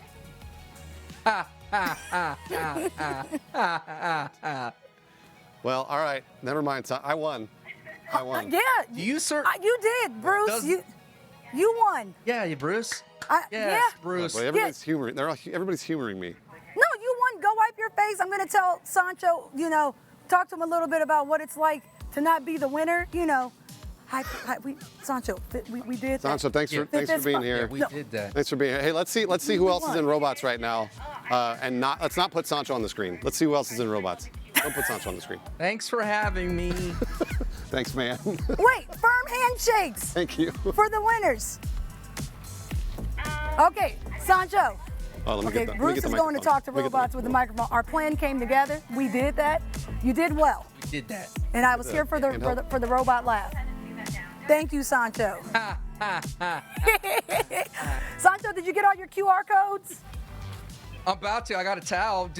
Me being in the water, I definitely need that towel. That's true. Oh, man. You're definitely going to need it. Thanks, man. All right, you want to go talk to other Yeah, robots? let's go see who else is walking around. There's Chatbot. Chatbot we ignore. No, we don't know CD Chatbot right we now. ignore. There's Delrith. Hi, Delrith. What's up, Delrith? Delrith, what's going on? Chillin'. I was concerned. I thought the robots were waterproof for a second. Oh, no, they are not. They are No, absolutely. the entire time the pool's just been giving me the call of the void. No, they are absolutely whole not. time. Delrith, do you want to go in the water? Would you like to see what Sancho saw? I would love to see what he saw. You want to do it for Delrith? Yes? All right, come on. At this point, everyone gets to see a whole new world. Let's go. I hope I'm not too heavy. I've been really watching. Oh, no, I've been working on my gains. Don't even trip. Oh, nice. Delrith, what does it look like? Water. How's that? I splashed you. Oh, It's so majestic. good water physics. I like it. Well, Del Rita, make sure you get those QR. Oh, I splashed some water on you. Sorry. Now you can say you were really here. Yeah. Who else you want to talk to? Is there somebody else you want to talk to? Weird. Casey, you want to talk Let's to talk Duty? to Duty Beard. Yeah, here. What's up, Duty? How you doing? You crashed on us earlier. How goes it? What you're doing to my robot friends? We were showing them a whole new world. They wanted to see the water. You even got a little water splashing on them. It was so majestic. It's majestic, yeah. Well, wait till you want to get to your sites and it doesn't work anymore. You know what I'm saying? Wait, the robots are threatening us? It sounds like that. You were so much nicer before you were a robot. That's why they chose us for the finale. Here, dude, okay? dude, you wanted some water, right? You wanted some water? Oh, no. No. Okay, Duty, run, because I can't save you from this. I'll say anything. I went to a sleep. Sorry. It's okay. You can just... Good luck, water. Thank you so much. Should we talk to Janelle? You want to talk to Janelle? Yeah, I feel like Janelle needs to experience this. Duty, go get your QR codes. Hi, Janelle. Hey, y'all are killing it. You look amazing. Janelle, you're being so nice to us. I think. the water? You guys, I know how to do a robot moonwalk. Do Okay, it. let's see. Hit it. I'm gonna try if there's no one behind me. There's nobody behind The you. You're coast good. is clear. She's singing Michael Jackson too. Am I doing it? Am I doing Is it? she smooth? And she's kind of. Yeah, you get it. I was trying. I thought I was backing up. All right, maybe sing I it. wasn't backing it up. Let's do Do it one more time. One more time. Should I? I'll just do a spin and a toe hit. So we'll do a nice little spin here, a little spinny spin, little. Are you gonna grab your crotch? And then once I face the front again, I'll go. Hey. Just like Michael Jackson. Just like it. Nailed Thank it. you. Wow. Yay. Now you nailed it. Oh man. Oh my gosh, you guys are nailing it too, and I hope that sounds okay. But yes, you're doing such a beautiful job. I like you, Janelle. Yeah, in context, yes, that's okay. Working your butts off for real though, like all day long, and you're just fabulous. Well, thank you, And Janelle. thank you. I love what Jeez, you're doing. that's really nice. That's really nice. Cheers, everybody. Cheers to you. Yes. All right, we're gonna head on back. We're gonna head on back and finish up the. Yeah. It felt really nice to put my head in the pool, by the way. I was gonna ask you how was the water hot? It was like the perfect temperature. It's also 95 degrees out here. This is true. So this was That was well deserved. I'm jealous. that was really really nice. That was really nice, man. I mean nothing beats you putting your head in the pool. I mean, I wanted to jump in, but we were worried. I also wanted to bring a robot with me, and they wouldn't let me. And I understand that, so I put my head in. I was here for it. And honestly, nothing's gonna top that. So I guess that's it from us here at Twitch Gaming. We celebrated the gathering. We came, we saw, we conquered E3. We did. And we want to thank each and every one of you who participated. Shout out to our devs, our co-streamers, our robots, anyone at home that streamed this with us. Chat, you at home, thank you so much for participating. We also want to thank Twitch Gaming's new sponsors, Chipotle and Alley, for making this channel possible. Yeah, thanks again, Chipotle and Ally. We really, really appreciate it. All right, Kaysen, you're a streamer. You stream all the time. Where can they find you? I'm here because I'm a streamer and I stream. I'm sure you've heard me say my name all weekend, but I'm Cup of Noodle. Thank y'all for rocking with me. You can catch me here. I play all the horror games, the weird games, indie games, story games, mostly horror games. Super chill streams, by the way. Super we chill be chilling, making questionable decisions.